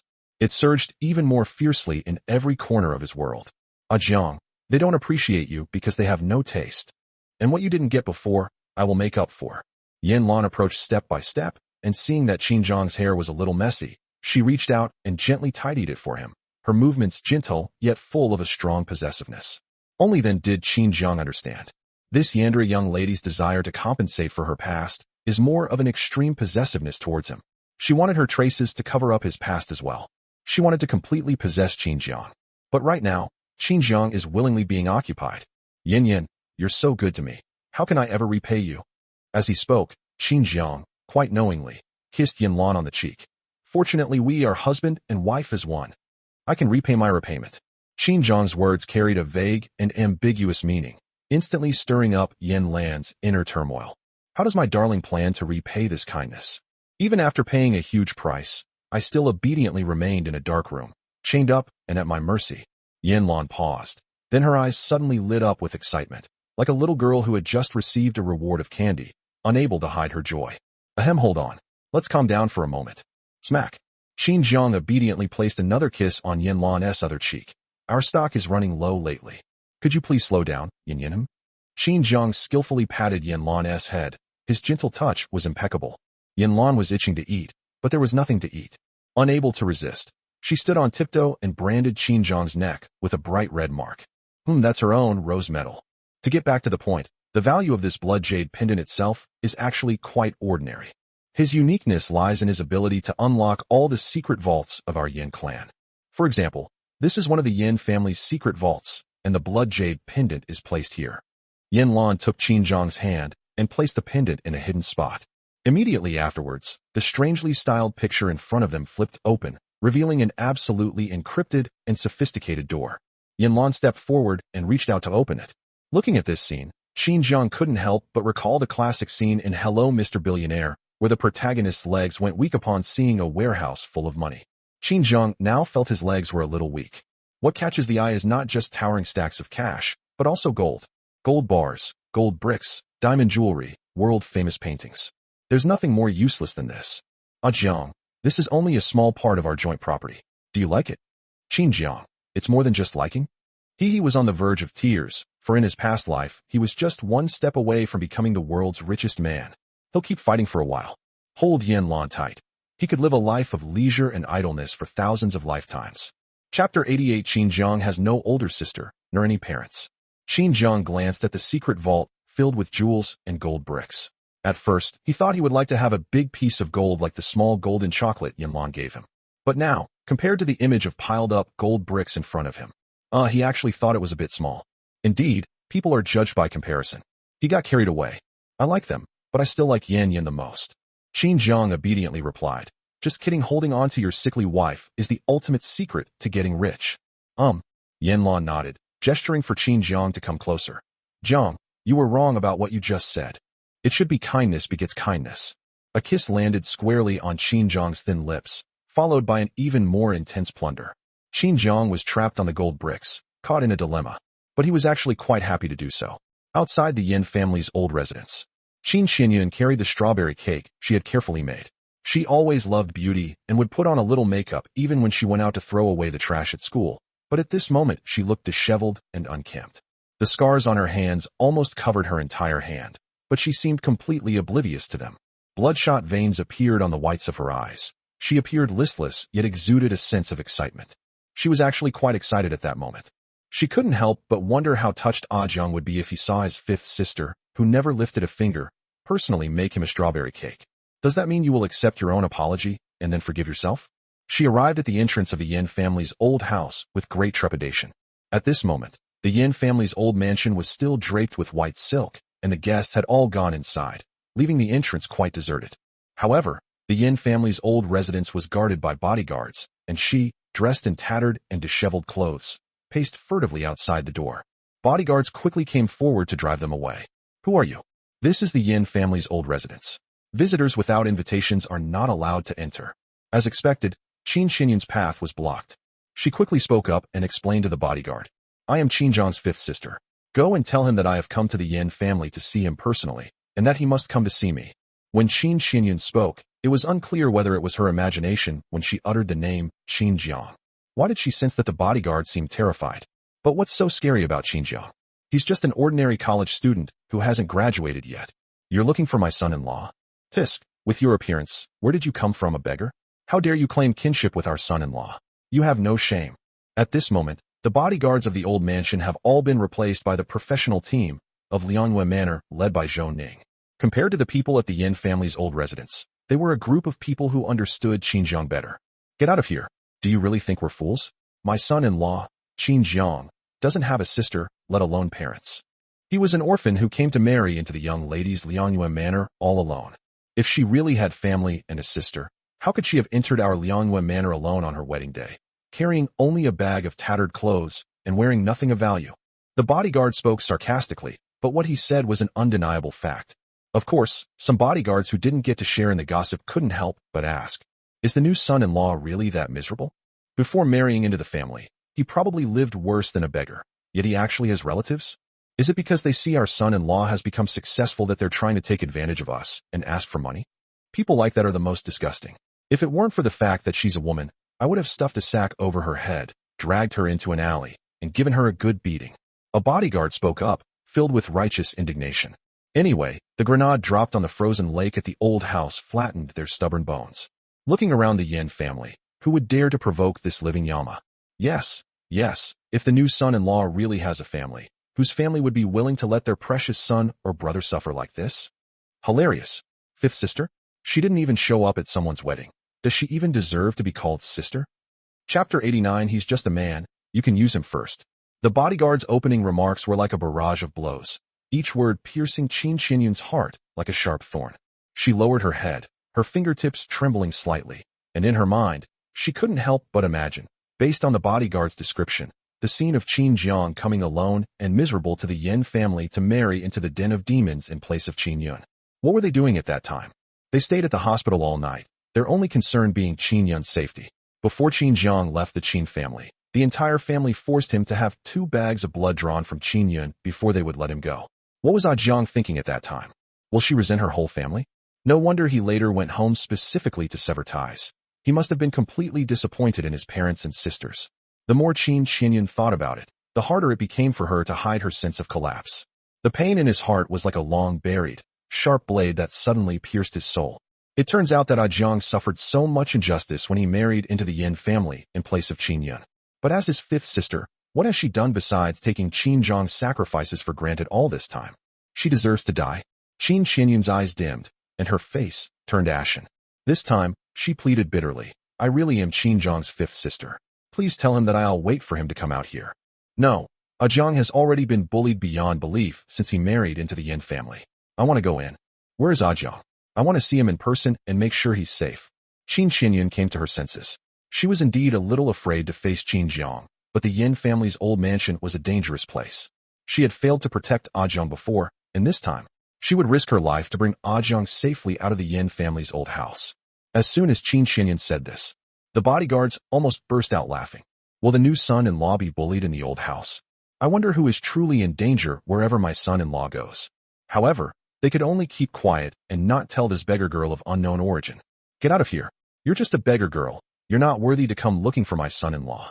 My son-in-law is busy and doesn't have time to see you. The bodyguard glanced at her and continued standing guard. He's just a beggar, but he's quite good at playing the victim and acting innocent. Qin Xinyun was extremely embarrassed when she was driven away by the bodyguards. She knew that no matter how glamorous she dressed, her status meant she couldn't get in. She simply sat down on the ground by the door and waited for Jiang to come out. Jiang will eventually come home. He can't stay in this old house for long. Seeing that she persisted, the bodyguard didn't bother arguing with a female beggar. He glared at her and then ignored her. Qin Xinyun curled up by the roadside, clutching the strawberry cake in her arms, and finally a smile appeared on her face. She was really looking forward to it, anticipating the surprise Jiang would feel when he saw the strawberry cake.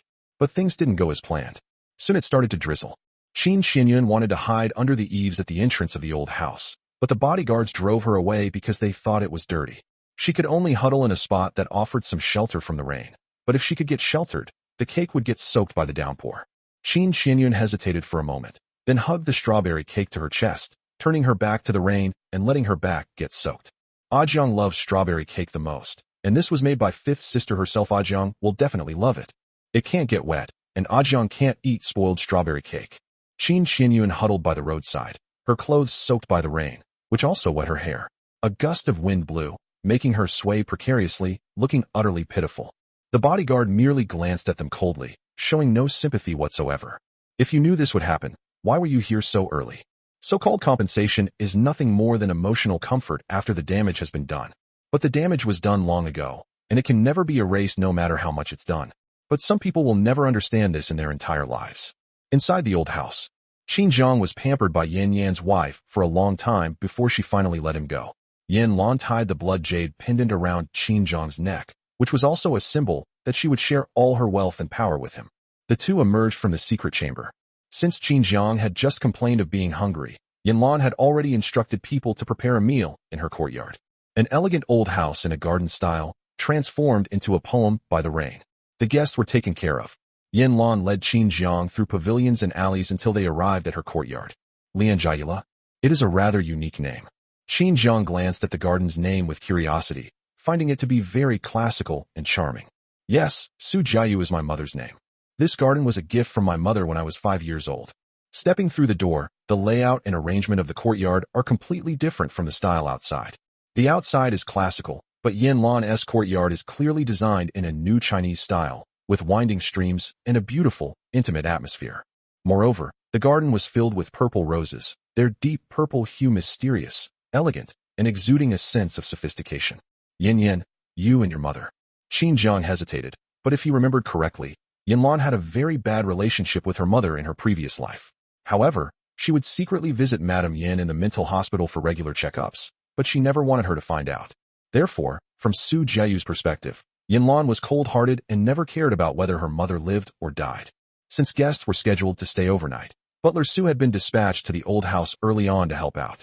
Right now, he was in the front hall arranging the various procedures for receiving the guests. Upon learning that his son-in-law was going to dine with the young lady, he quickly prepared the dishes that his son-in-law preferred. I just happened to be waiting at the door right now. Upon hearing their son-in-law openly mention Madame Yan, both Zhou Ning and Zhou Ning's gazes darkened. However, the next moment, Yan Luan said nonchalantly, "She's sick, she has a mental illness. She doesn't recognize me anymore, and she's often in a daze. She can't remember my age." Yan Luan spoke without any hesitation. This relieved both Zhou Ning and Lao Su. The young lady didn't go crazy, so it seems that Qin Jiang's ghost-suppressing talisman was indeed very effective. Let's eat first. Zhou Ning, has Madame Yan woken up? Yan Luan dined with Qin Jiang, and Qin Jiang could tell that she seemed preoccupied. After all, this was the place where she grew up, and no child would be independent of their mother. But like Yan Luan, he had no one left to rely on. The former is due to his mother Jiang Yuyao's favoritism and abandonment of him. The latter refers to the fact that Madame Yan could no longer remember her own daughter. Just woke up, and is looking everywhere for the young master and miss you. She is heading towards our garden. Zhou Ning reached out and adjusted his headset, reporting to Yan Luan. Qin Jiang looked up, somewhat surprised.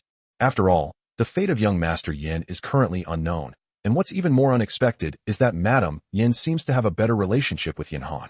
If Madame Yan found out that Yan Han was about to be killed by the couple. Okay, bring her in. I'm married now, so she has to meet my husband. Ah Jiang, do you mind that my mother has mental health issues? Don't worry, with me here, she'll go crazy. However, I will protect you. Qin Jiang was a little confused. What the hell is must go crazy? Soon, a tall, elegant woman entered the hall, led by Butler Su. Her expression was aloof, her fair skin had a porcelain-like hue, and her features, though weathered by time, still possessed a captivating beauty. She was dressed elegantly and appropriately, and a full and lustrous pearl necklace around her neck added to her noble air. Qin Jiang looked her over carefully, and could indeed see where Yan Luan's beautiful appearance and noble and composed temperament came from. This doesn't seem like a mentally unstable woman at all. However, the next moment, Su Jiayu sat down between Yan Luan and Qin Jiang. One hand gripped Qin Jiang's chin, leaning in domineeringly, his gaze sweeping coldly and almost harshly over every inch of his skin.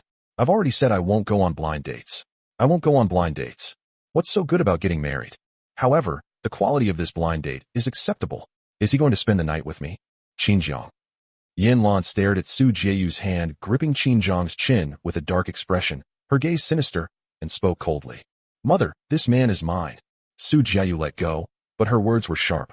What do you mean yours and mine? Who told you to call me mom? We're just best friends, don't overstep your bounds. He's just a man, you can use him first if you want. Qin Jiang. WTF. My mother-in-law's mental state, it's definitely a classic case of madness straight out of a mental hospital. He readily admitted defeat. Chapter 90 by Chu Chu. Ah Jiang, I am your true love. Auntie, you mustn't. I am your daughter's husband, your son-in-law. My name is Qin Jiang. After thinking for a moment, Qin Jiang decided to speak politely. Judging from Yan Luan's attitude towards Madame Yan, although she deliberately acted distant, a hint of expectation still flashed in the young girl's eyes the moment she saw the noble lady appear. Yan, you must have been a little girl who longed for your mother's love, right? Enough. You little punk, don't even think about defiling my best friend's reputation. You won't get past me. Old Su, see the guest out. Madame Yan waved her hand, intending to send them away. Yan Luan's unpredictable mood truly made Qin Jiang deeply feel her helplessness. She was clearly a close relative who had hurt her in the past, yet she suffered from schizophrenia and became mentally unstable.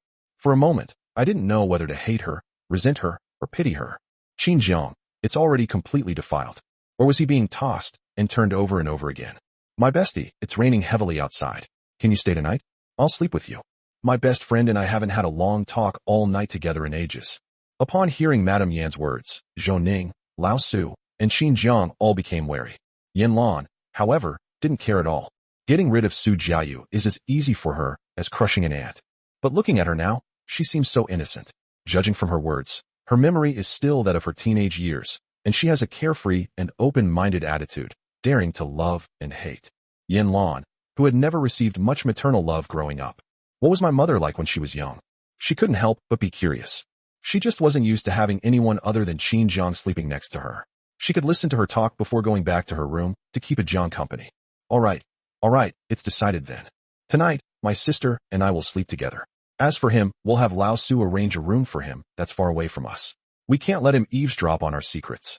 As Madame Yan spoke, she reached out and took Yan Luan's arm. Yan Luan's arm stiffened instantly. She was not used to being approached and touched by others. Even the word mother was met with some resistance from her. From beginning to end, only Ah Jiang could make her relax. Night fell. Xinjiang and Yan Luan ended up sleeping in separate rooms, even though they were married. However, the custom in his adoptive parents' hometown was that even if a couple was married, they could not share a bed at the wife's parents' home. It just so happened that Madame Yan wanted to sleep with Yan Luan, so he gave up his own desire. But with the soft, fragrant embrace of a beautiful woman every night, he couldn't sleep tonight because he was sleeping alone. I miss my wife. I miss my wife so much. I want to kiss, hug, and make love to my wife. Xinjiang tossed and turned, unable to sleep, and finally couldn't resist sending Yan Luan a message. Yan, are you asleep? Luanzong, I'm not asleep. I want to sleep with you. Miss Yan replied to his message instantly, as if she had been waiting for it. Xinjiang suddenly jumped out of bed, his heart pounding. After his rebirth, he and Yan Luan were constantly entangled. This brief separation only intensified his longing for him. It felt like a craving was beckoning to me. His mind was filled with images of Yan Luan's adorable, smiling, coquettish demeanor, her aloof and domineering attitude as she pretended to threaten him, and her thuggish manner as she tied him to the bed, ready to do whatever she wanted. I can't think about it anymore. If he thought about it again, even his brothers would break down. Sleep with me? Yan, our darling. We're at the old house. Shouldn't we tone it down a bit? Xinjiang felt a little embarrassed. The master bedroom of Lianghua Manor had been upgraded time and again in his previous life, and its soundproofing was absolutely top-notch. But this old house, he can't guarantee anything. They can't control themselves at all. I'm going crazy missing you. All I want to do right now is cling to you and kiss you passionately. Madam Yan is already asleep, so I came directly to you. Yan Luan couldn't help but put on her coat and was about to leave the room, but then she remembered something before leaving. Then he closed the door and opened the window. A tall, slender figure in red leaped out of the window and disappeared into the night. Xinjiang blinked, finding it hard to believe that Yan Luan was in such a hurry. He paced around the room, ready to open the door for Yan whenever she came, and then waited at the door, completely unaware that a soft red figure had slipped in through the window and then crawled directly into his soft bed. Xinjiang looked forward to it. My phone suddenly received another message. I'm sorry, Jiang, mother has woken up. Let's meet again tomorrow. Yan Luan's actions put Xinjiang on a roller coaster of emotions. Good night, my wife. Xinjiang was a little disappointed, but there was nothing he could do. Despite the dim lighting in the room and the cool October weather, he felt rather hot. He then took off his bathrobe, put on his shorts, and crawled into bed. The familiar warmth of the blankets and the sweet fragrance of Yan's body still lingered in his arms. It's likely that he spends a lot of time with Yan Luan, and he's picked up her scent from her. He's not blinded by lust. He's a married man. It's perfectly normal to miss your wife late at night. The bed in his room was very large, more than 3 meters long, and he could roll around in it as much as he wanted without any problem. So he couldn't help but roll around in the blanket in another direction. Suddenly, a warm and soft sensation came over me. Xinjiang froze on the bed. Xinjiang, this touch, in this lonely night, is exactly the same as the giant snake that coiled around him in his dream in the hospital. Crap. He saw a ghost. Again. Before he could even scream, the snake skillfully coiled around him again. The blanket bulged. The woman's dark red hair came into view, and then a familiar, beautiful face appeared in his eyes. Yan Luan kissed Xinjiang's neck, laughing teasingly.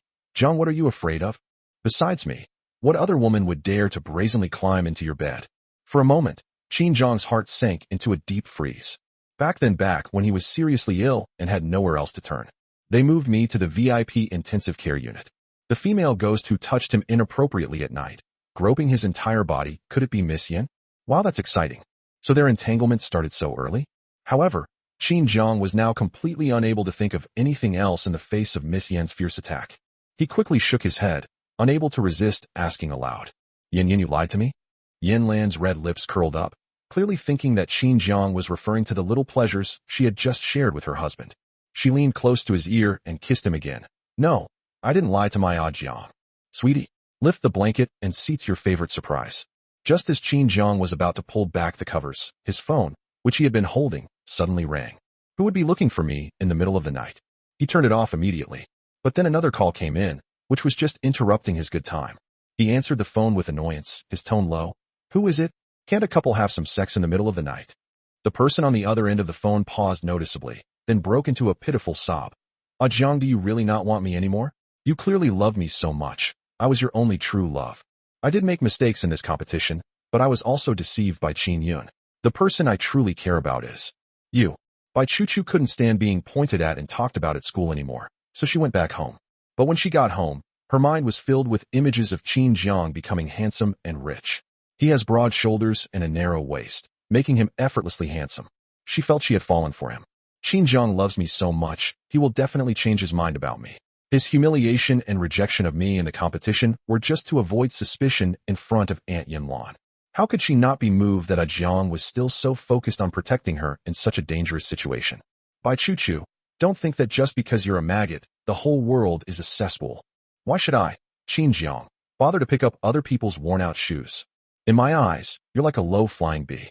I knew you were a toad chasing a frog, ugly and frivolous. Don't try to look young like an old cucumber painted green. Get out of here right now. If you're bored, find a factory to make shoe soles. Chapter 91 Good Boy. Qin Zhang was annoyed that his wife was about to be devoured when this spoilsport suddenly appeared.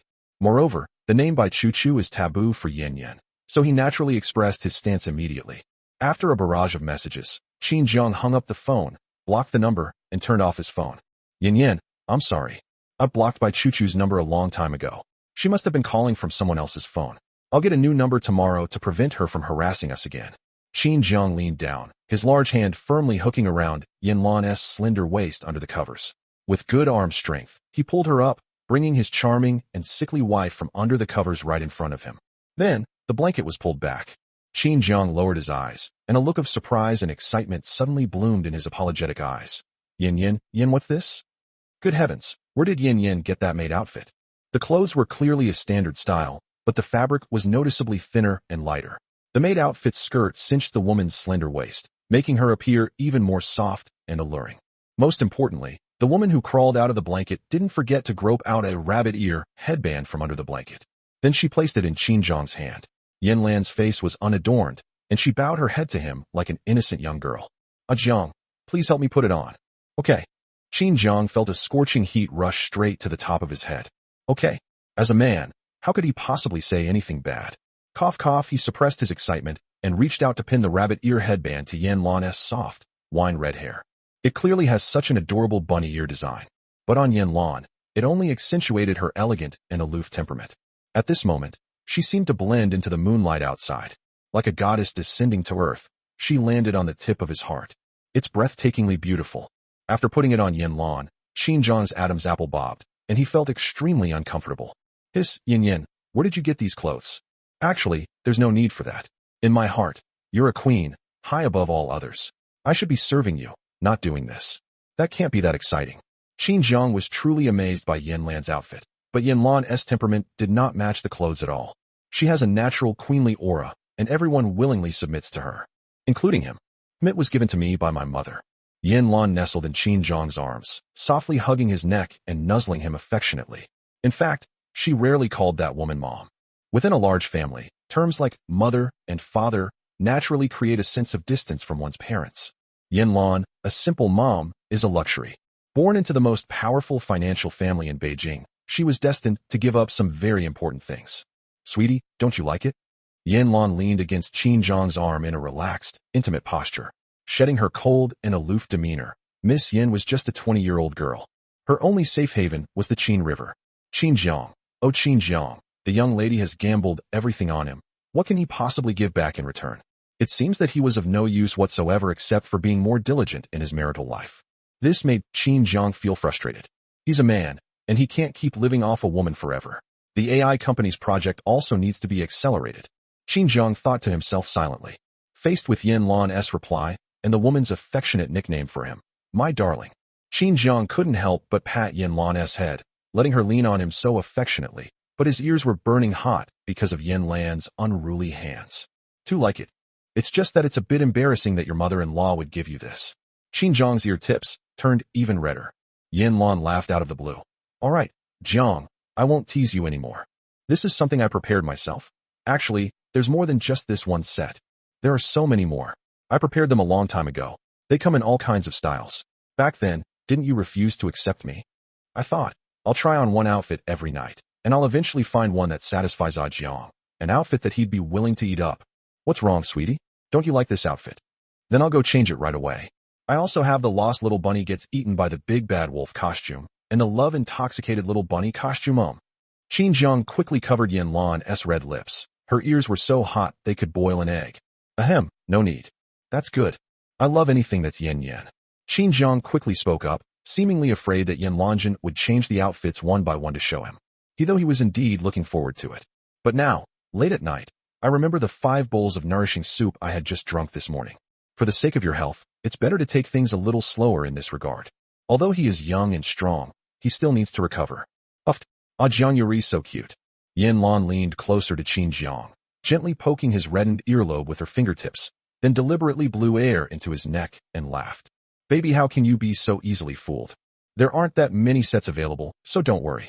Qinjiang finally breathed a sigh of relief and quickly pulled Yan Luan back into his arms. Yin, we've been tired all day. Let me lull you to sleep. Unexpectedly, Yan Luan seemed to feel that his shyness wasn't enough, so she broke free from his embrace, rolled around in the blanket, and then rolled back into his arms. The warm scent, carrying Yan Luan's unique fragrance, enveloped him as she nestled back into his arms. Are you tired? It hasn't even started yet, Jiang. Qinjiang. My sickly wife is getting better and better at creating drama. However, the lively Miss Yan Luan is truly a rare sight. He really likes it. Jiang, we are husband and wife. Husbands and wives can share everything, you know? So, the career you want won't stop you. Everything I give you today isn't for you to just loaf around with me and be my appendage. If you want to stand shoulder to shoulder with me, then I'll wait for you at the top and take you to see the view from there. And all you need to do is keep moving forward. Even if you get tired, I'll still be there for you. Jiang, I will always have your back. Because I am Jiang's wife. Yan Luan spoke slowly and deliberately, her tone sincere and gentle. She said all that just to express. Jiang, you must remember you are the person I, Yan Luan, love steadily and peacefully. You can do anything with peace of mind. Qinjiang felt a tremor in his heart. Now he really doesn't know how to repay Yan Luan. Therefore, she could only give up her most prized youthful body. And, with immense effort, Qinjiang felt as if Yan Luan was spoiling him, making him feel like he was soaking in a honey pot. It took him a while before he consciously started to unbutton his shirt. Yin, I'm completely won over by you. In this lifetime, I will never let you lose. Bai Chuchu was left speechless after the call was disconnected, her expression one of utter disbelief. She had always been proud, but after facing one blow after another, her reputation as the campus belle of Huajing University was revoked. It took her a lot of effort to make that call to Qinjiang. But Qinjiang still berated her relentlessly. There was none of the submissiveness and tender care he once showed her. It's as if he's completely changed into a different person. But clearly, she knew all too well that she was Qinjiang's ideal woman, and that there could never be anyone else in his heart. So, the only truth is Qinjiang has his reasons for staying up tonight. He's sacrificing his own health to stay with Aunt Yan Luan in order to protect himself. Yes, that must be it. Yin, what should we do? I don't think Qinjiang is buying my act at all. Now even my eldest sister is resentful of you. Without her support, will it be difficult for you to take over the Qin family? Bai Chuchu leaned against Qin Yun's chest, looking pitiful and wronged. Also, I'm telling you that Qinjiang's demand for 500,000 in compensation isn't for his own benefit. I know that if we want a future, we'll need a lot of funds. You must have asked your sisters for money too, and in your haste you gave them the wrong answer. You won't blame them, will you? Qin Yun lay on a hospital bed, her body wrapped in bandages. Bai Chuchu sneaked into his bed in the middle of the night. Although he was unable to do much due to his health, Bai Chuchu was still a pawn he had his eye on, and more importantly, his woman. He naturally did not refuse. He let her pledge her loyalty in his arms. He just didn't expect that Qin Jiang would now refuse even the sweet treats Bai Chuchu offered. So how can he control the fact that the guy is getting Yin family confidential documents for him? Qin Yun frowned until Bai Chuchu snuggled into his arms and accidentally brushed against his wound, making him wince in pain, before he came to his senses. He quickly pushed Bai Chuchu away, a hint of disgust flashing in his eyes, but his words were filled with sweet words of comfort. Chuchu, don't worry about it. It's just an extra 300,000. I wouldn't care how much money I have to pay for you, so why would I blame you? But what about Xinjiang? Bai Chuchu understood and smiled confidently. Ayun, don't worry, Xinjiang loves me. He was even willing to die for me before. How could he let go so quickly? He's keeping his distance from me now, just to protect me. I will find an opportunity to contact him again. It's just that the bag I saw at the boutique, the sales assistant said if I don't take it soon, it'll be sold out.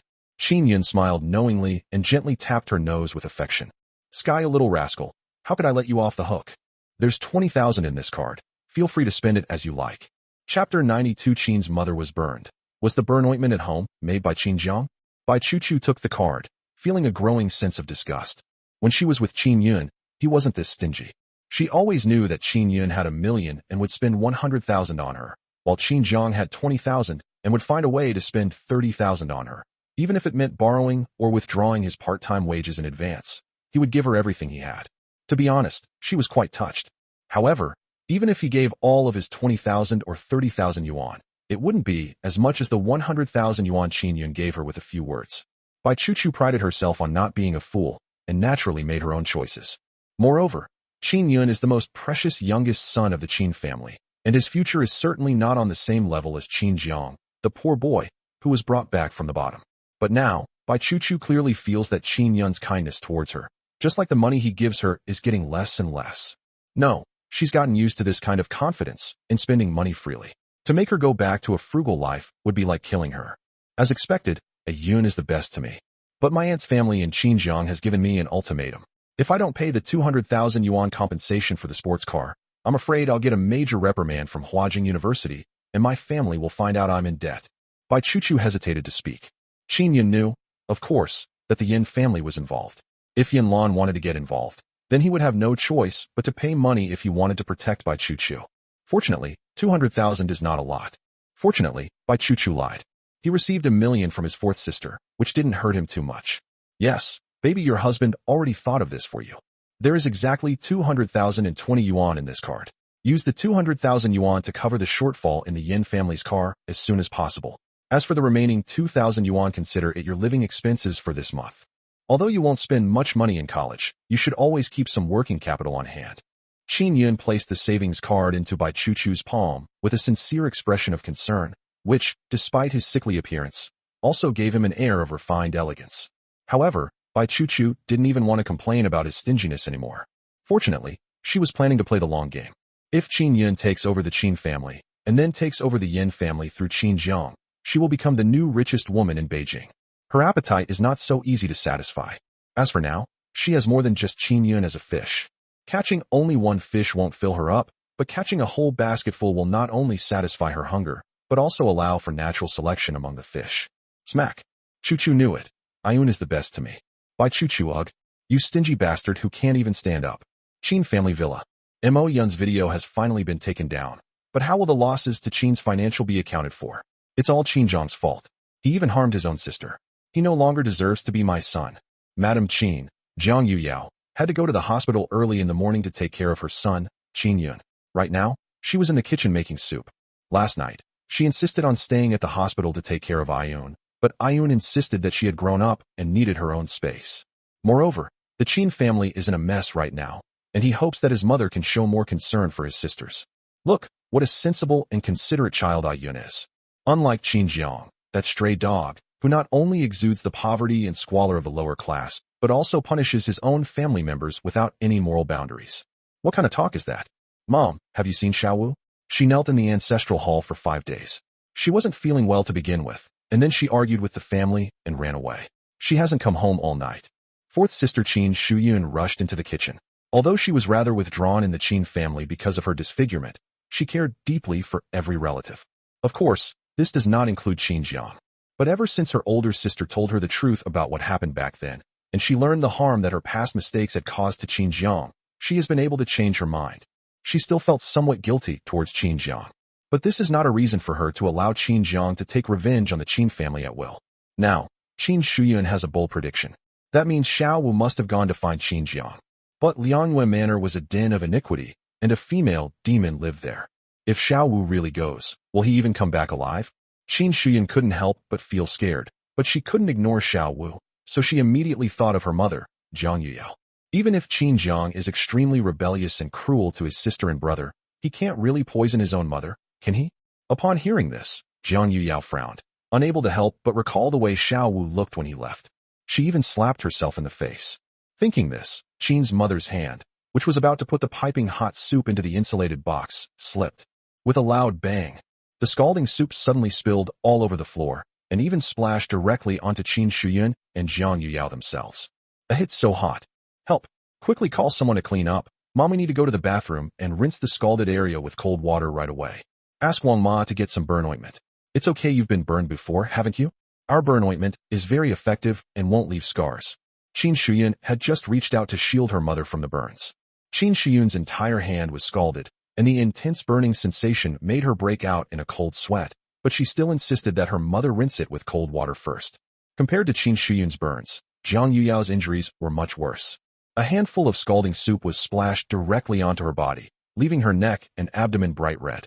She felt as if she had been suddenly deep fried, wincing in pain and completely losing any of her noblewoman's composure. Ouch, it hurts so much. Little four, is mommy going to be disfigured too? Jiang Yuyao's words struck a chord with Qin Shuyun's deepest, most hidden pain. Yes, she's the only one in the family who got disfigured. But before she was disfigured, she was the most beautiful among her sisters. I don't know if she's being too sensitive, but I always felt that this sentence made her feel like her mother also disliked her for being disfigured. But Qin Shuyun quickly adjusted her mindset and instructed Wang Ma. Wang Ma, hurry up and get an ice pack. Mom, I'll take you to the bathroom. Qin Shuyun led her mother to the bathroom, and after taking off her clothes, it was clear that her upper body was covered in burns. Although it wasn't too serious, Qin's mother was already grimacing in pain. Go get our special burn ointment. I burned my finger last time, and it felt cool and soothing as soon as I applied it, and it didn't leave a scar. I remember Wang Ma still has some, right?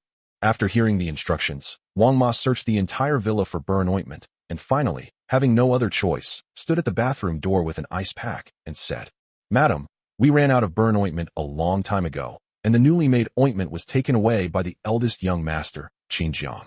We no longer have any of that burn ointment. But don't worry, I've already had someone buy burn ointment from the pharmacy. Perhaps it will work similarly. Wang Ma's face was grim, and she knew perfectly well that none of the burn ointment sold outside could compare to the miraculous effects of the burn ointment made by young Master Qin Jiang. She secretly kept a little bit, and it worked wonders. Unfortunately, we've used it all up. What? Why did Qin Jiang take the burn ointment from home? Quickly send someone to find him and make her return the burn ointment. Madame Qin was furious. Qin Shuyun's face turned pale. After taking a deep breath, she seemed to belatedly realize something and said, Mom, is it possible that Qin Jiang made that burn ointment himself? No, it's absolutely impossible. How could Qin Jiang, a wild child from a remote mountain village, have such abilities? Did he steal Yun's medicine formula again? Chapter 93. Fourth sister takes action. She's going to ruin Qin Jiang's reputation. Qin's mother spoke with unwavering conviction. Even though the burns on her body were causing her great pain, her eyes were filled with resolute determination as she condemned Qin Jiang. In her eyes, any achievement Qin Jiang made must have been stolen. How outstanding can a wild child like him, who is corrupt to the core, be? Moreover, he not only ran away from home, but also deliberately took the burn ointment with him. Did he really think that his departure could cause any real damage to the family? That's absolutely ridiculous. Mom, how could you convict Qin Jiang without any evidence? Although Qin Jiang is indeed not as sensible and obedient as a Yun, he is still our blood relative. Qin Shuyun spoke somewhat guiltily. In fact, she also had doubts about Qin Jiang's intentions, but she had just been scolded by her older sister for almost causing Qin Jiang's death. In addition to her original plan to apologize to Qin Jiang, she ultimately chose to continue protecting a Yun. For a moment, she also felt that her fourth sister was indeed too biased. However, it must be said that Qin Jiang's suffering was also self-inflicted. He fell down the building and suffered multiple fractures. Although Qin Jiang, played a role in contributing to his fall, Was Qin Jiang entirely without fault? He wanted to climb the ladder himself. Moreover, Qin Jiang once stole her screenwriter's script and sold it as a huge hit, almost plunging her upcoming film into a plagiarism scandal. This kind of heinous brother who harmed his own sister made Qin Shuyun suspect many times that Qin Jiang was a superhero. These kinds of children should be killed. Qin Jiang should be secretly happy that the Qin family is still willing to support him, give him food, and provide him with living expenses. TSK. I only acknowledge that a yun came from my belly. Qin Jiang, if he weren't still useful for giving blood transfusions to a yun, I would have sent him back to this poor mountain village long ago. I think he was truly devoted to his poor adoptive parents. But towards our Qin family, he's just an ungrateful wretch. Those penniless adoptive parents have managed to get rid of a gambling addict. But Qin Jiang is ruining the Qin family's reputation. Whenever Qin's mother talked about Qin Jiang, she would pour out her grievances. She truly disliked this son intensely. But they are still my own children. If I really drive them away, wouldn't that kill the entire circle of the wealthy and powerful? As she said this, Madame Qin was in so much pain that she could only apply an ice pack to the burn. But this did not solve the real problem. Okay, Mom, your injuries are the priority now. Last time, Qin Jiang rebelled against his whole family and took a suitcase full of things from his room. There might have been burn ointment in it. Healing your burns is simple, but if you want the scar-removing effect of the Qin family special burn ointment we used before, I'm afraid you'll have to go to Qin Jiang now. Your injury is serious. I'll have Wang Ma take you to the hospital first. As for the burn ointment, I'll go get it from Qin Jiang. Qin Shuyun pondered for a while before making a decision. As for Qin Jiang, she is, after all, his fourth sister. If she were to be polite and tell him about her mother's injury, Qin Jiang wouldn't truly turn her away. As Qin Shuyun thought this, she couldn't help but cover her face with her fingertips again. Beneath the mask lies a disfigured face that she herself is unwilling to look at. Her only hope lay with Ayun. Thinking this, a glimmer of hope rose in her heart again. There is always hope for the future. Now, Qin Yun is in trouble because of Qin Jiang's matter. Not only was he beaten up beyond recognition, but his reputation at school has also collapsed. Fortunately, the stain only occurred within a small scope, such as the university's science and technology competition. Qin Shuyun is a well-known director and screenwriter who has also invested in many films. Although Qin Shuyun is in poor health, she is positive and optimistic. Even when suffering from illness, he would occasionally play the second or third male lead in a script he created specifically for himself. Because we are university students, we have limited time. With Qin Shuyun personally paving the way for him in the entertainment industry, Qin Yun is actually a somewhat well-known, albeit obscure, young actor. This is also one of the things that Qin Shuyun admires about Ayun. Even though Ayun is in poor health, she is still able to make a name for herself in her career. As for Qin Jiang, he is just the student council president at school, but he is already acting like he owns the place. They have absolutely no sense of the bigger picture. No wonder he comes from a small town. This time, Ayun suffered injustice because of Qin Jiang, and Qin Shuyun, as the fourth sister, really couldn't stand idly by.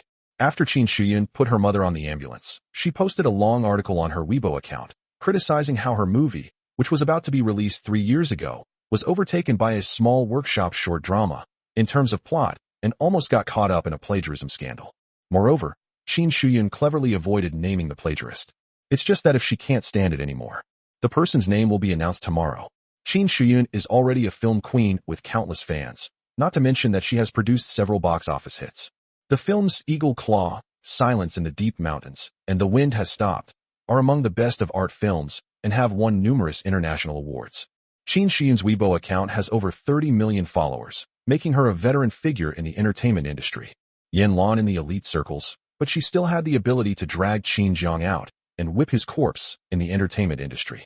Sure enough, her blog post accusing a short drama of plagiarism of having its plot leaked in advance quickly became a trending topic.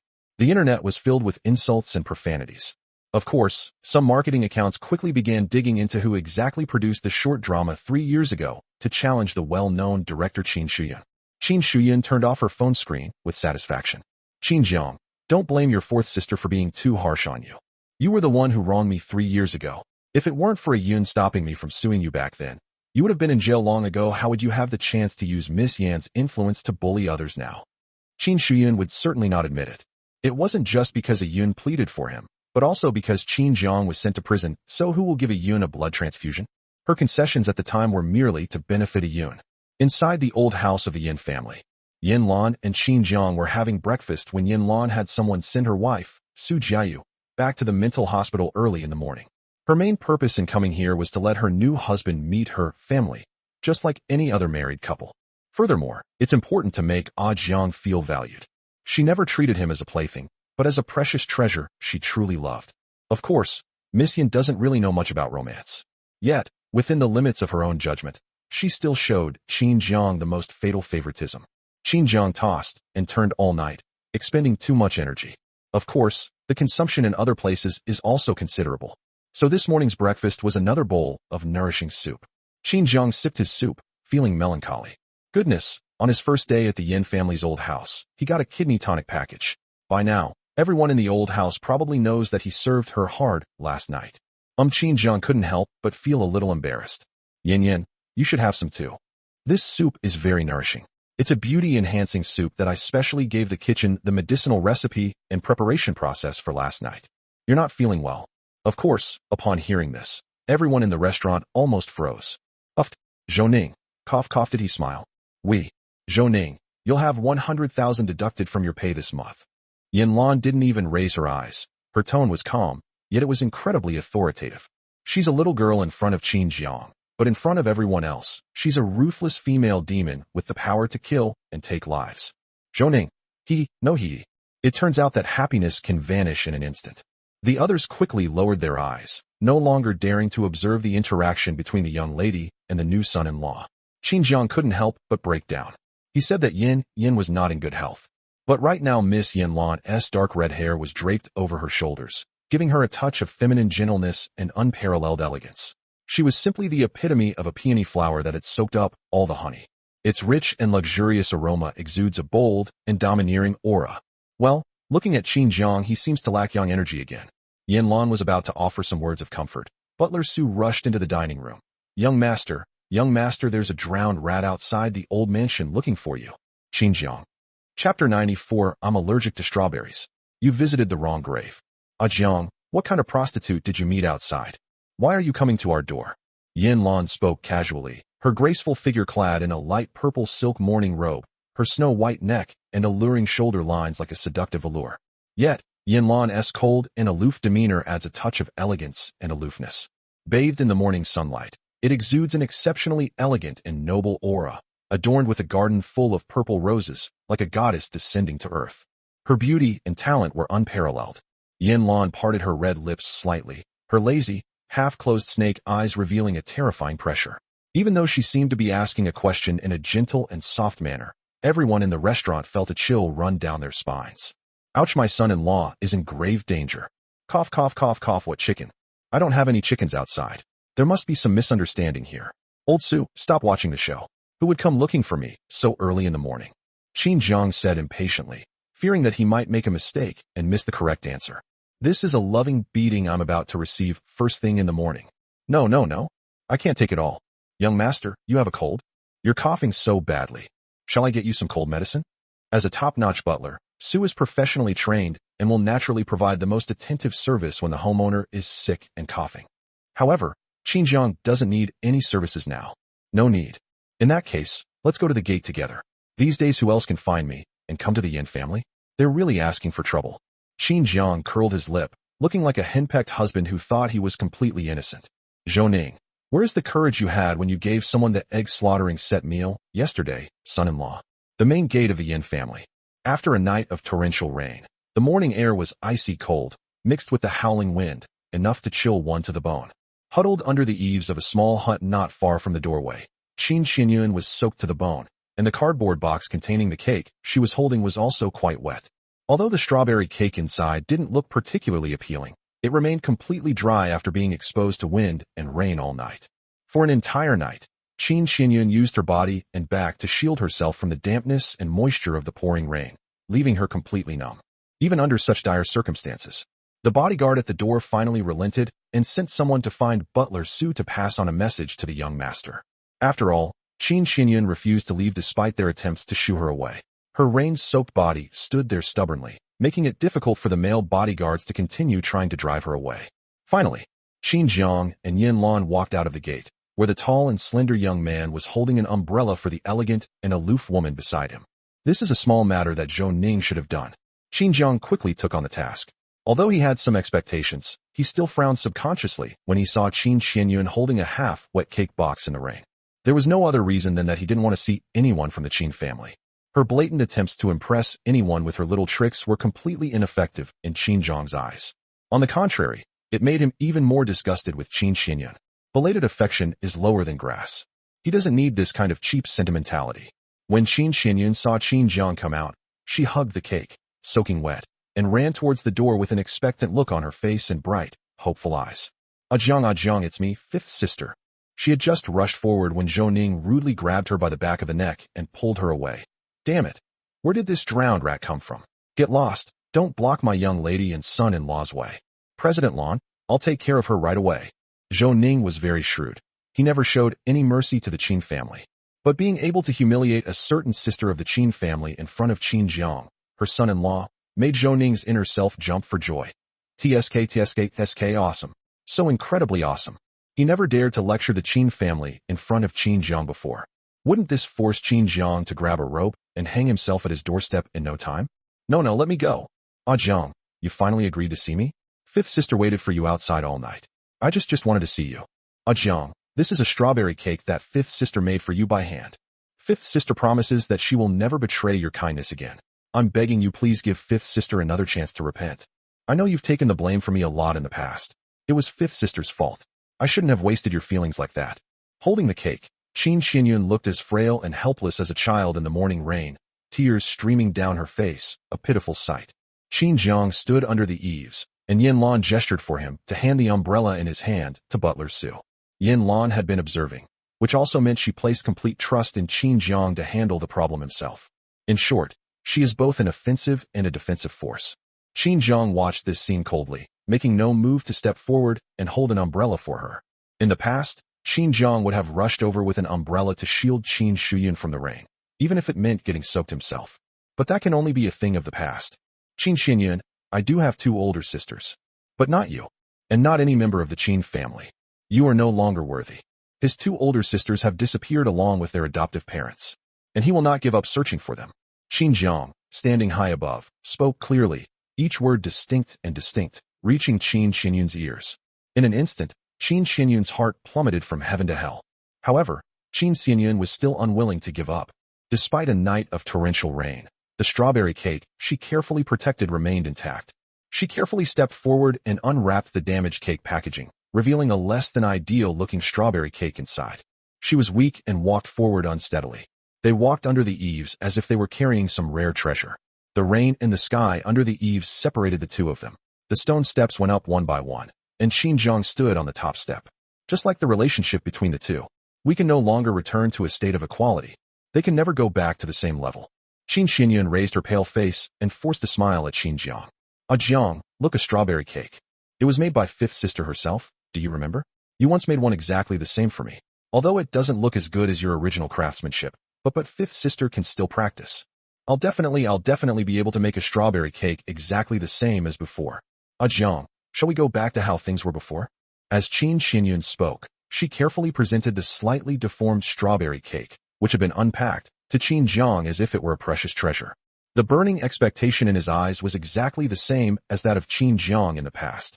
Qin Jiang remained indifferent, coldly observing her ridiculous actions, his emotions completely unmoved. They were not moved in the slightest by Qin Xianyun's self-directed and self-acted melodrama.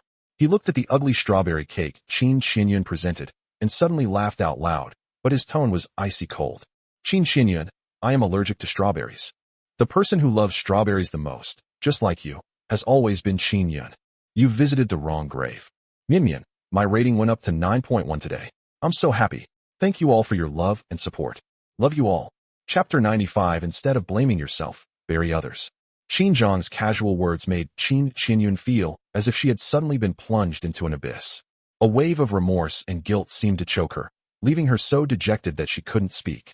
And Qin Jiang, with such nonchalance, personally plunged the most cruel and sharp blade in the world into Qin Xianyun's heart. She silently lowered her head, biting her lower lip tightly, her face so pale it seemed as if all color had drained from her body. No, this isn't real. Ah Jiang, I did show some favoritism towards Qin Yun, but that was because I was also deceived by him. Ah Jiang, but my feelings for you and Qin Yun have always been the same. Qin Xianyun shook her head frantically. Under the pattering rain, she was soaked to the bone, looking like a helpless and desperate little girl. My tear ducts seemed to lose control for a moment. Qin Xinyun couldn't help but tear up as she climbed the steps. She wanted to get closer to Qin Jiang, to have him tell her directly that he was mistaken, that she had never ignored his preferences so much. Yet, she was so acutely aware of it. She was indeed too biased, and had long since broken Qin Jiang's heart. These past few days, she's been slapped by her parents, forced to kneel in the ancestral hall after breaking ties with her family, and her fingers, which have never lifted a finger before, have been cut, burned, and blistered while making this strawberry cake. She even spent a rainy night protecting the strawberry cake all by herself. Even in the most intense pain, she never shed a single tear. But Qin Jiang's few words made her completely lose control. Sash was actually so cruel before. Qin Jiang coldly watched as Qin Xianyun brought the strawberry cake to him. Before she could say anything, he slapped the still intact strawberry cake to the ground. The rain quickly washed away the cream, scattering the sincere feelings all over the ground. Immediately, Qin Jiang stretched out his foot and completely crushed the strawberry cake in front of Qin Xianyun. Qin Xianyun, do you still remember how I ate that strawberry cake? Qin Xianyun felt as if a string in her mind had snapped completely in an instant. It's because of her. Because of her deliberate and malicious pranks. All she knew was that Qin Jiang was lactose intolerant and would get rashes after eating even a small amount of cake. So she deliberately made Qin Jiang eat the strawberry cake that she had made for her herself. She always knew that the worst that Qin Jiang would get from eating the cake was diarrhea and a rash. Little did she know that what almost cost Qin Jiang his life was his strawberry allergy. Qin Jiang stopped her from going to the motorcycle race that night. The next day, she heard that the people who went to the motorcycle race the night before had died in a landslide on that track. Qin Jiang undoubtedly paid the price of his own suffering to save her life. However, Qin Xianyun could only sigh inwardly at how lucky she was. It must be because Ayun was a lucky star who protected the Qin family and accumulated good fortune that she escaped this calamity. For this reason, she even spent over 100,000 yuan to buy Qin Yun a set of designer clothes. She didn't even remember him, or perhaps it was just a habitual forgetfulness. Qin Jiang didn't appear by her side for the next month. Now, Qin Xianyun fully understands why Qin Jiang disappeared for so long. Boom. At this moment, the wicked deeds of the past struck Qin Xianyun, who was filled with remorse and regret, right between her brows. Heartbreaking, bloody, and mangled. Pain seemed to engulf her entire body.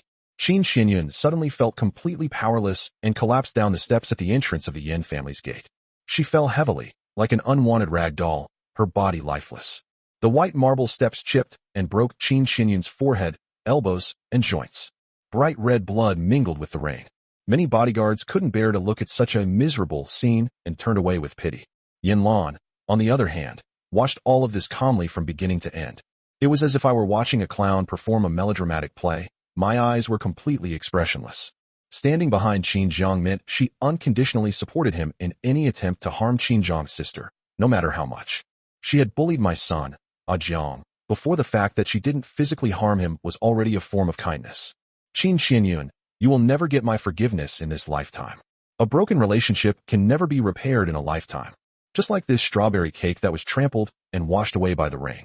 Qin Jiang and his fifth sister, Qin Xianyun, can never go back. After Qin Jiang finished speaking, he was about to put his arm around Yan Luan's waist and take his sickly wife away. He didn't want Yan Yan to see this filthy scene intertwined with the ugliness of human nature. But he didn't know that Yan Luan had seen far too much of the ugliness of human nature. Just as the two were about to leave hand in hand, a Porsche suddenly sped up in front of the Yan family's house, and a woman in a black dress and a mask got out of the car in a hurry. She didn't even have time to open an umbrella before rushing into the rain and throwing herself at Qin Xianyun, who was covered in injuries after falling. Xiao Wu, what's wrong? Qin Xianyun sped all the way here, just to seek justice from Qin Jiang. Unexpectedly, she witnessed Qin Jiang pushing her own sister down the stairs as soon as she arrived. Qin Jiang's temperament is simply awful. Qin Jiang, even if you don't accept Xiao Wu's kindness, you can't just push your fifth sister down the stairs. How is this any different from murdering a family member? Could it be that you are truly a born bad seed, and even if our Qin family diligently teaches and educates you, we can't bring back a single bit of your goodwill? Qin Xianyun was furious and completely ignored Qin Xianyun's weak and helpless movements as she tugged at her sleeve to explain. She witnessed Qin Jiang pushing Xiao Wu down. Qin Jiang is indeed a jinx to the Qin family. The jinx is utterly inhuman, which is why it gradually harms its own loved ones. In that instant, she truly regretted not throwing more barbed thumbtacks down Qin Jiang's ladder. Stab him all over, or better yet, stab him to death. Qin Zhang was so angry he laughed. Yan Luan raised an eyebrow, a little curious about Qin Shuyun's thought process. If you pry open the skull and use a scalpel to carefully manipulate the brain along its veins, would you find the answer? Yan Lan's eyes immediately lit up with excitement mixed with bloodlust and cruelty, and her knuckles rubbed together impatiently. TSK, my hands are itching. Why not just smash it open with her sickle? Yes, no? She couldn't figure out Zhang's attitude. As an extremely ruthless and decisive leader, Yan Luan would only hesitate repeatedly when it came to Qin Zhang's matter. I was terrified that I might make even the slightest mistake. She couldn't accept any of Zhang's negative emotions towards her. She couldn't bear to even frown slightly. Therefore, Yan Luan could only silently suppress her murderous aura and obediently let Qin Zhang lead her. Zhou Ning hiss. Mommy, oh my, why did he just sense a familiar murderous aura? But when he looked up at President Lan, he saw a female CEO of a conglomerate with a noble, aloof, queen-like demeanor. Her fingertips quietly entwined with Qin Zhang's palm, intertwining and merging. Like a snake, even more like desire. Very good. It seems that with Qin Zhang's demon-suppressing talisman around, the young lady hasn't gone mad yet. Qin Zhang had completely lost his patience at this point. Faced with Qin Shuyun's accusations, he first let go of Yan Luan's hand, then lowered his eyes and placed a comforting kiss on Yan Luan's forehead. Yan, I'll take care of this trash myself, okay? The man's unconsciously deep voice became unbelievably sexy for a moment. Yan Luan paused for a second, and the tips of her ears even turned a little pink. Ma Jiang feels a little tingly. I really want to bite it. I want to eat him right now. Even if she's already quite full, if her partner is Qin Zhang, she'll never be truly satisfied. Yes, I respect every decision Zhang makes. I'll wait for you in the car. Yan Luan gave him enough respect and left first, with Butler Su quickly following behind with an umbrella. He glanced at Qin Zhang suspiciously, his eyes revealing undisguised shock. Good heavens. Miss, aren't you afraid Qin Zhang will run away again? That kid's got some tricks up his sleeve. Oh well, that's just how the young lady is. As long as Qin Zhang is willing to lie to her even a little, she's willing to swallow the honey-sweet lie with a smile. Even if it's fake. Yan Luan left, but Zhou Ning did not. This move those in the know understand. Qin Shuyun, I've put up with you for far too long. Since you insist that I push Qin Xinyun, then you can also experience what it's like to be thrown down the stairs. Zhou Ning. At Qin Zhang's summons, Zhou Ning obediently took up his post. He grabbed Qin Shuyun with one hand and threw her onto the steps of the front door, where she landed right at Qin Zhang's feet. A method that inflicts immense humiliation. This is perfect for dealing with the proud and arrogant Qin Shuyun. Qin Shuyun, you're like Shakespeare without the scholar part. You're all about being moved by the scene. Did you install GPS? Do you know your location? Do you really think you're Zhang Fei dressed as a woman, all arrogant and overbearing? Are you not planning to live tomorrow? Are you in such a hurry to grab a spot in the underworld? As Qin Zhang spoke, his custom-made high-end crocodile leather shoes slammed directly onto the back of Qin Shuyun's hand. Simple foul language, ultimate enjoyment. Instead of blaming yourself, blame others. Mian, thank you to Chi4216 for the 25 cups of bubble tea. Thank you to everyone who sent me little gifts and showed their love and support. Love you all, moi. Epsilontis A. Frida. Chapter 96 is getting crazier and crazier, but also more and more exhilarating. Qin Shuyun was thrown to the ground at Qin Zhang's feet, and now this unlucky brat was even stepping on the back of her hand. Her face changed drastically, and she fiercely reprimanded him. Qin Zhang, don't go too far. Tu didn't come here to talk about your relationship with Xiao Wu. It's because my mother is in trouble and she really needs your help. If you're even a human being, you can't just abandon your own mother whether she lives or dies, can you? Qin Shuyun's words indeed made Qin Zhang lower his eyes thoughtfully, and he moved his leather shoe away, leaving a glaring shoe print on the back of Qin Shuyun's fair hand. These shoe prints not only trampled on Qin Shuyun's hand, but also trampled on her self-esteem. Oh, that woman is dead. Then why don't you hurry up and contact the crematorium? What's the use of contacting me? Do you want me to arrange a black pallbearer for Madame Qin? That's fine too. I'm not the kind of person who repays kindness with enmity. You've seen it yourself. My character is what it is. Unknown qualities grows stronger when facing stronger opponents. Qin Zhang retorted again and again, until Qin Shuyun's face turned pale. But she can't continue without any output now. After all, Mom was still waiting for the burn ointment that Qin Zhang had taken from the Qin family. Those things belonged to the Qin family, and Qin Zhang had no right to take them away. Now that she's here to reclaim what belongs to the Qin family, there's absolutely nothing wrong with it. Qin Zhang must return the burn ointment to her. Qin Zhang, stop talking nonsense. If a person wouldn't even save their own mother from dying, What difference would they have from an animal? Let me get straight to the point. Mom got burned while she was making a nourishing soup for Ayun and putting it in a soup bowl. You and I are both children. Even if our parents are a little biased, that's no reason for us to hold a grudge against them. Qin Jiang, I know you took all of our Qin family's special burn ointment. Don't be so outrageous. You have to steal everything from the Qin family. You should leave yourself a way out. Qin Shuyan spoke with righteous indignation. It was as if she were standing on a moral high ground, and therefore had every right to criticize Qin Jiang's unfilial behavior. In any case, as a child, she would not tolerate Qin Jiang's rebellious act of violating the filial piety of ancestors. Of course, Qin Shuyan had already experienced Qin Jiang's current manic state. Therefore, he installed cameras on his clothes early on. She did it on purpose, wanting to expose Qin Jiang's disgusting true colors to the public.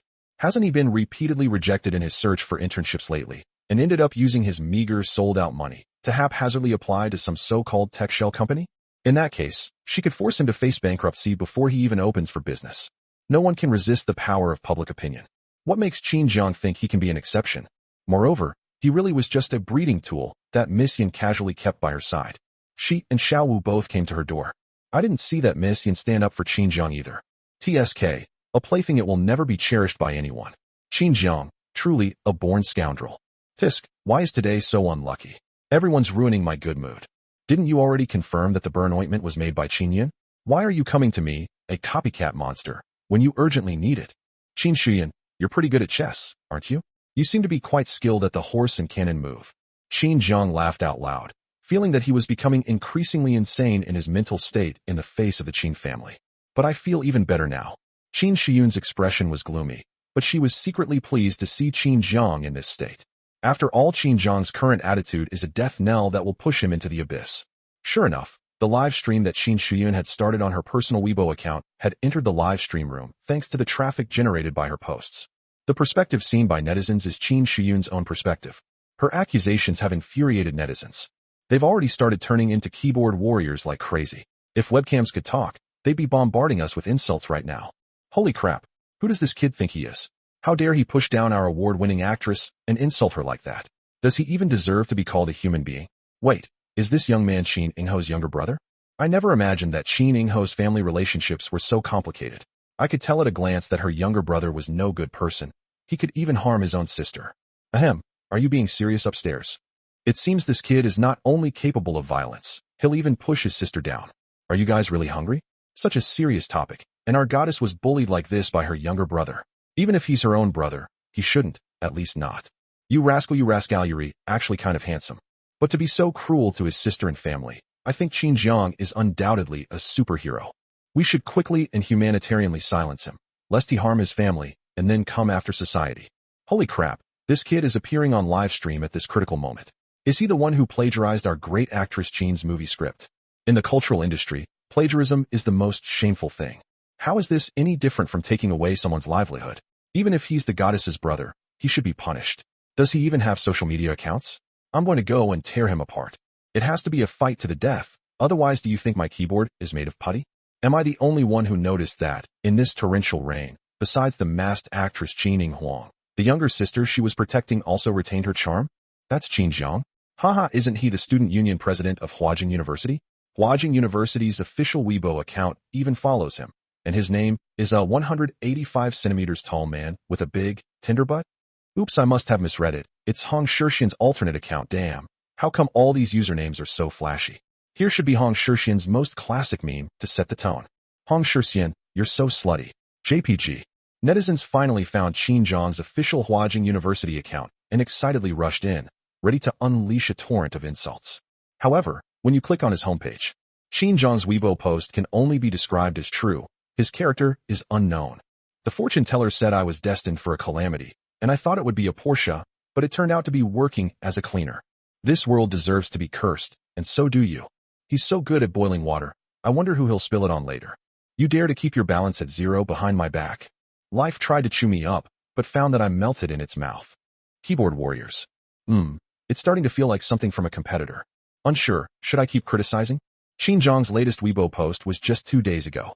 It's simple, yet appealing. When I'm rich, I'll throw 200 at every dog that passes by. Keyboard warriors. Puffed, you're rich my ass. It's obviously a Weibo account belonging to a poor loser. Until, a keyboard warrior, the first to try something new, accidentally followed Qin Jiang. Immediately afterwards, a Claim Your Red Envelope function popped up on the Weibo page. Clearly, this Weibo account has had a professional mini-program installed on it. The red envelope page only displays a single, clean button. Receive. Ugh, this must be a trap. But he's a keyboard warrior, his fingers are always itching to type. I clicked the claim button and immediately received a notification that 200 yuan had been deposited into my account and was ready to be withdrawn. The operation was swift and decisive, and 205 yuan was credited to my WeChat account. Keyboard warrior number 1 hiss. Are you really going to throw away $200 to every passing dog? That dog. He's determined to do it. Mian, this humble author is begging for a 5-star review. If you enjoyed this, please use your lucky hands to give me 3 free love points. Click to share. That'll earn me 3 cents, enough to eat. Love you all. Tisa, wa. Chapter 97 Is Qin Jiang a good match? 4th sister and 5th sister have broken ties. As soon as this news spread, many keyboard warriors followed Qin Jiang's work account, and the number of followers is also skyrocketing. For a moment, the insults directed at Qin Jiang subsided somewhat. After all, those who accepted bribes were less inclined to type with gusto. And at the entrance of the Yan family's old residence, Qin Shuyun was still arguing with Qin Jiang, but Qin Xinyun, who had been helped up, couldn't stand up no matter what. She stared blankly at the strawberry cake that had been trampled to pieces at Qin Jiang's feet. Just like Qin Jiang and Qin Xinyun, a broken relationship can never be repaired. My heart is aching terribly. Something slips away in life, but when she reaches out, she can't grasp anything. Qin Xinyun looked up and only realized that her 4th sister had also come when she finally came to her senses. A hint of coldness flashed in her lifeless eyes. Is 4th sister here to bully Jiang again? Before she came, she went to see her older sister, who told her about all the terrible things Qin Shuyun had done to Qin Jiang. At this moment, Qin Xinyun stared at Qin Shuyun's back, feeling that she had once again trampled on and insulted Jiang's hard-won life. Without hesitation, he stood up and pounced on Qin Shuyun, knocking her to the ground. Immediately, she grabbed a fallen rock from the side, held the sharp end above her head, and prepared to slash her 4th sister's face. Qin Xinyun's tone was filled with grief and indignation. 4th sister, what brings you here to see Jiang again? Are you only satisfied when you've killed him? This time, I will not be a silent fool again, nor will I become your accomplice in harming Jiang. Qin Xinyun lowered her eyes, blood gushing from the wound on her forehead, which was washed away by the rain, blurring her features. Immediately, Qin Xinyun looked up at Qin Jiang, her voice hoarse and tinged with tears. Jiang, it's 5th sister who deserves to die. Wah, 5th sister was wrong, terribly wrong. This time, 5th sister will protect you. Qin Xinyun spoke with heartfelt sincerity, and the sharp stone in her hand made Qin Shuyun feel an unprecedented sense of fear and depression. Xiao Wu, are you crazy? I'm your 4th sister. How could you treat me like this for such a wild boy? Qin Jiang doesn't even care about his own mother, so what blood ties would he care about? You actually think you can build a good relationship with him and get on good terms with the Yan family? You're really too stupid. Qin Shuyun cursed angrily. Although she wanted Qin Jiang to be ruined, Xiao Wu was, after all, her own sister, and she still wanted to maintain Xiao Wu's reputation. They were forced to cut off the live stream. But given the video of Qin Jiang assaulting her, she is now in complete control of public opinion. Therefore, this naturally became her bargaining chip. As long as Qin Jiang wants to make a living in Beijing, especially since he runs a technology company that is rumored to be involved in internet AI technology. Therefore, he absolutely cannot avoid the online environment. Public opinion can completely destroy a person. 4th sister, you're the silly one. Qin Yun is a complete liar. He took everything from Jiang, and you're still willingly kept in the dark. Is this what it feels like to be the only one sober when everyone else is drunk? Qin Xinyun's eyes were already red with tears when she thought of the grievances Qin Jiang had suffered. Without hesitation, she acted immediately. He then suddenly slashed at Qin Shuyun's face, which was being pinned down with a sharp stone. Qin Shuyun struggled in fear, turning her face to the side. A stone grazed her right temple, leaving a clear bloodstain. Qin Shuyun was furious. She struggled with all her might to push Qin Xinyun away, her face extremely pale. Shi was so protective of Xiao Wu. Now he's been slashed on the face by his most beloved younger sister? She clearly knows that what she cares about most is her face, doesn't she? It turns out that only your closest relatives in flesh and blood know where to stab you, can tear out a piece of your flesh, and make you suffer excruciating pain. No. My face, Qin Xinyun, you're insane. If I ever care about you again, I'm a dog. Qin Shuyun completely lost her composure. She never expected that her efforts to stand up for Xiao Wu would be counterattacked by this younger sister. Fourth sister, didn't you always think that Qin Yun made all the highly effective repair ointments at home, such as burn ointment and scar removal ointment? So why did she ask Ajung for burn ointment after her mother was burned? Is it really just because Ajung took the ointment? Or did you already know that Ajung was behind all of this, but took it for granted and enjoyed the fruits of his labor, while transferring the credit to Qin Yun, so you could rightfully dote on this so-called younger brother you grew up with? Fourth sister, sometimes people are half human and half ghost, and I think everyone in the Qin family is a vampire who recklessly sucks Qin Zhang's blood. Qin Xinyun spoke coldly, each word tearing apart Qin Shiyun's hidden pride and arrogant core. She didn't deliberately ignore it. Ayun is inherently more outstanding than Qin Yun. Ayun is the last hope that can cure her face. Smack. A hard slap landed on Qin Xinyun's face. Xiao Wu, shut up. I won't allow you to talk about mom, dad, and my sisters like that. As a member of the Qin family, what's wrong with Qin Zhang making some contributions to the family? He should be grateful if his family needs him. Instead, they harbored resentment towards us. But then the slap landed. Qin Xinyun's gaze grew colder and colder as she looked at her. Qin Shuyun felt a chill run through her entire body. Her heart felt as if it had plummeted from a great height, shattering into countless pieces amidst Qin Xinyun's accusations, pieces that could never be pieced back together no matter how hard she tried. Qin Xinyun was slapped, but a cold smile appeared on her face. Fourth sister, this is the last time I'll call you fourth sister. From now on, I will no longer acknowledge you as my older sister. After Qin Xinyun finished speaking, she didn't look at Qin Shuyun again. Finally, with heavy steps, she walked towards Qin Zhang again, one step at a time. This time, it seemed like she was clutching something in her hand. A warm touch. The top-grade blood jade is smooth and warm to the touch. Even under the rain, as long as it is warmed by a person's body heat, it becomes warm to the touch, and people can't put it down. This is the top-grade blood jade that Qin's father obtained back then. He had 7 children, but the blood jade was only divided into 6 pieces. The 6th piece, meticulously carved into the largest jade plaque, symbolizes the power and influence that will allow the Qin family to take over as head of the family in the future. Each piece of blood jade was kept by them, symbolizing the shared lineage of the Qin family children. Qin Zhang returned to the Qin family for 4 whole years, and no one mentioned making up for it, or splitting Qin Yun's blood jade pendant, which was clearly meant for 2 people, in 2. The whole family seemed to be playing dumb. In reality, they never considered Qin Zhang as part of the family, right? This time, Qin Xinyun climbed the steps again, and what she held in her hand was clearly the blood jade token for 2 that Qin Yun had hidden. Qin Shuyun frowned deeply as she watched this scene. That area rightfully belongs to half of the Qinjiang River. But that blood jade pendant has belonged to a Yun for almost 20 years, but now it has been stolen by Xiao Wu. What she wants to do is self-evident. But is Qinjiang worthy? The blood jade is sentient. Having been with a Yun for so many years, it has long since recognized a Yun as its master and belongs to a Yun. Xiao Wu has indeed been bewitched by Qinjiang and has gone mad. Jiang, it's okay if you don't want the strawberry cake. It's all 5th sister's fault, but this blood jade pendant rightfully belongs to you. This is a symbol of our Qin family bloodline. If mom and dad won't give it to you, 5th sister will steal it and give it to you. Jiang, 5th sister doesn't ask for forgiveness anymore.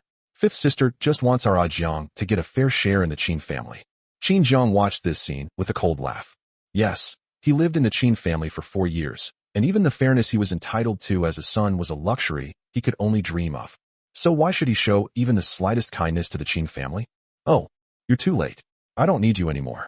It's just blood jade. My wife will give it to me herself. As for the one you have, I don't care about it at all. Qin Zhang tugged at the rope around his neck, revealing a blood jade pendant that was clearly of better quality and of a purer, higher grade.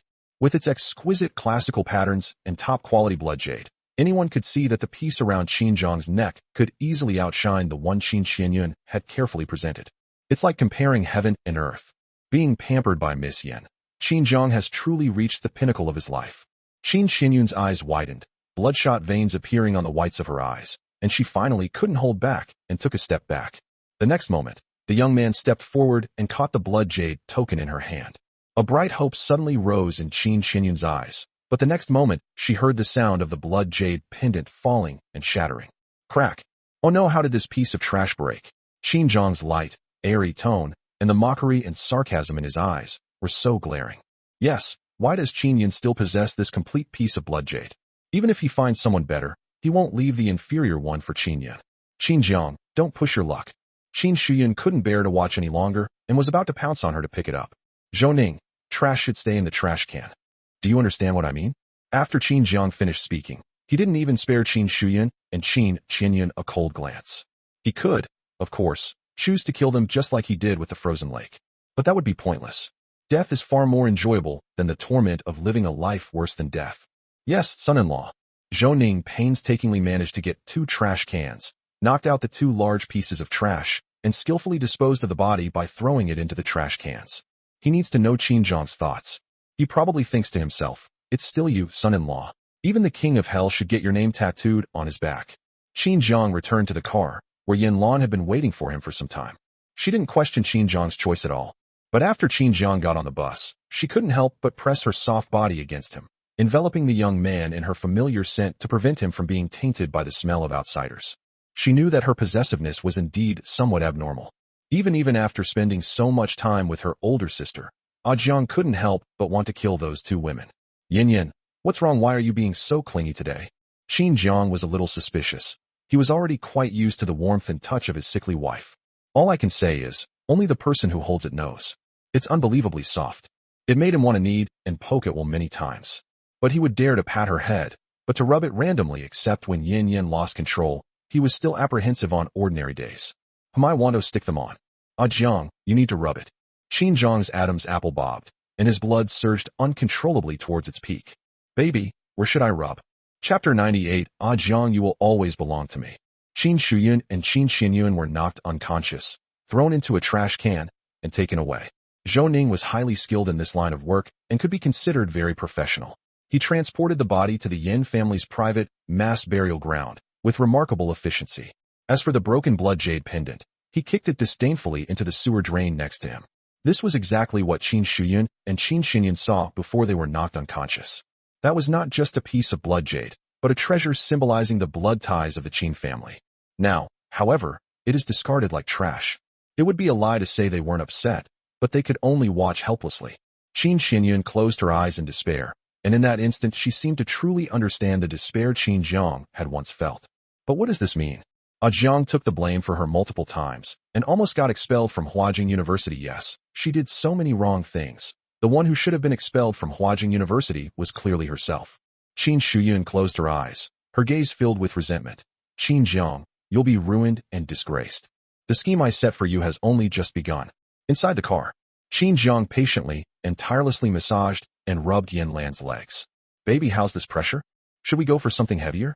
Putting aside other things, Qin Jiang's massage skills are quite professional. After all, he learned many massage techniques to relieve his mother's long-standing lumbar disc herniation. However, every time Qin's mother had an attack, she would be in so much pain that she would break out in a cold sweat and ask him to massage her. As soon as the pain subsided slightly, she would rush to Qin Yun's side to continue taking care of him. Of course, Qin's mother's favoritism wasn't so obvious at first. Before she left, she would affectionately pat his head, her eyes full of tenderness, making him unable to resist being immersed in that gentle maternal love. Xiao Jiang is so good, much less troublesome than your younger brother. Your brother has been sick and can't be separated from me. My health isn't as good as it used to be, but you are all my own sons. As a mother, I still want to take care of her myself. Qin's mother smiled gently, as if a warm breeze were caressing him. This reminded Qin Jiang of his adoptive mother, who was also a gentle woman. Moreover, even if the family was very poor at that time, the adoptive mother would treat each child equally and would not mistreat them in the slightest because they were adopted. But where will my adoptive parents, my 2 older sisters, and my younger sister be in this life? Qin Jiang suddenly had a bold idea. If we use the power of the Yan family, will we be able to find them more quickly? Thinking this, Qin Jiang couldn't help but drift off into a daze. Yan Luan noticed this lapse in concentration without paying much attention. Jiang, come here. Yan Luan suddenly leaned closer, her fingertips casually landing on the young man's neck. The bite mark she left last night was strikingly dark and stained with a gruesome color. In Yan Luan's eyes, it was like a deadly poison. Qin Jiang obediently approached, and he usually tried his best to satisfy Miss Yan's requests. If he really couldn't satisfy them, he had no other choice. He grabbed Yan Luan by the waist and pinned her down, using his tie to bind the young lady's hands and pushing her upwards. Then, I held her close and fell asleep. Yan Luan. Jiang, is the more I look at him, the cuter he becomes. I love it to death. The young lady didn't mind at all. After Qin Jiang fell asleep in her arms at night, she would easily loosen her tie and snuggle softly into his embrace. It was as if a venomous red snake had coiled around him, its forked tongue slowly and mysteriously moving across his abdomen. Jiang, you will always belong to me. It belongs only to me. You look so well behaved now, finally saving me the trouble of fastening the chains, but I definitely prefer you locked up. Chapter 99. President Luan. Please let me spoil you, okay? Jiang was caught off guard by Yan Luan's sudden close approach and was unexpectedly grabbed by the neck and kissed fiercely. This possessive kiss, violent yet tender, her red lips slowly lingering on his thin lips, as if punishing something. Jiang was quite engrossed in the kiss. His bad mood from dealing with Qin's two troublesome older sisters vanished instantly. Now, his priority was to live in the present, do his best to make amends to Yan, and live a harmonious and happy life as husband and wife with her. While he was still immersed in it, Yan Luan shifted her body and sat directly on Jiang's lap, wrapping her arms around his neck. Jiang, you're being naughty. You were massaging my legs, but seemed lost and thought, what's wrong? Are you not interested in the stockings I'm wearing today? Yan Luan spoke jokingly, a bright, beautiful light suddenly appearing in her eyes. She just really enjoys teasing Jiang. Watching his heart pound for me, watching his blood boil for me. Isn't this just another example of the perverse pleasures of a Yandere heiress in love? Jiang was stunned. Today, Miss Yan was not wearing a cheongsam, but a simple yet high-quality business suit. A pencil skirt, a white shirt,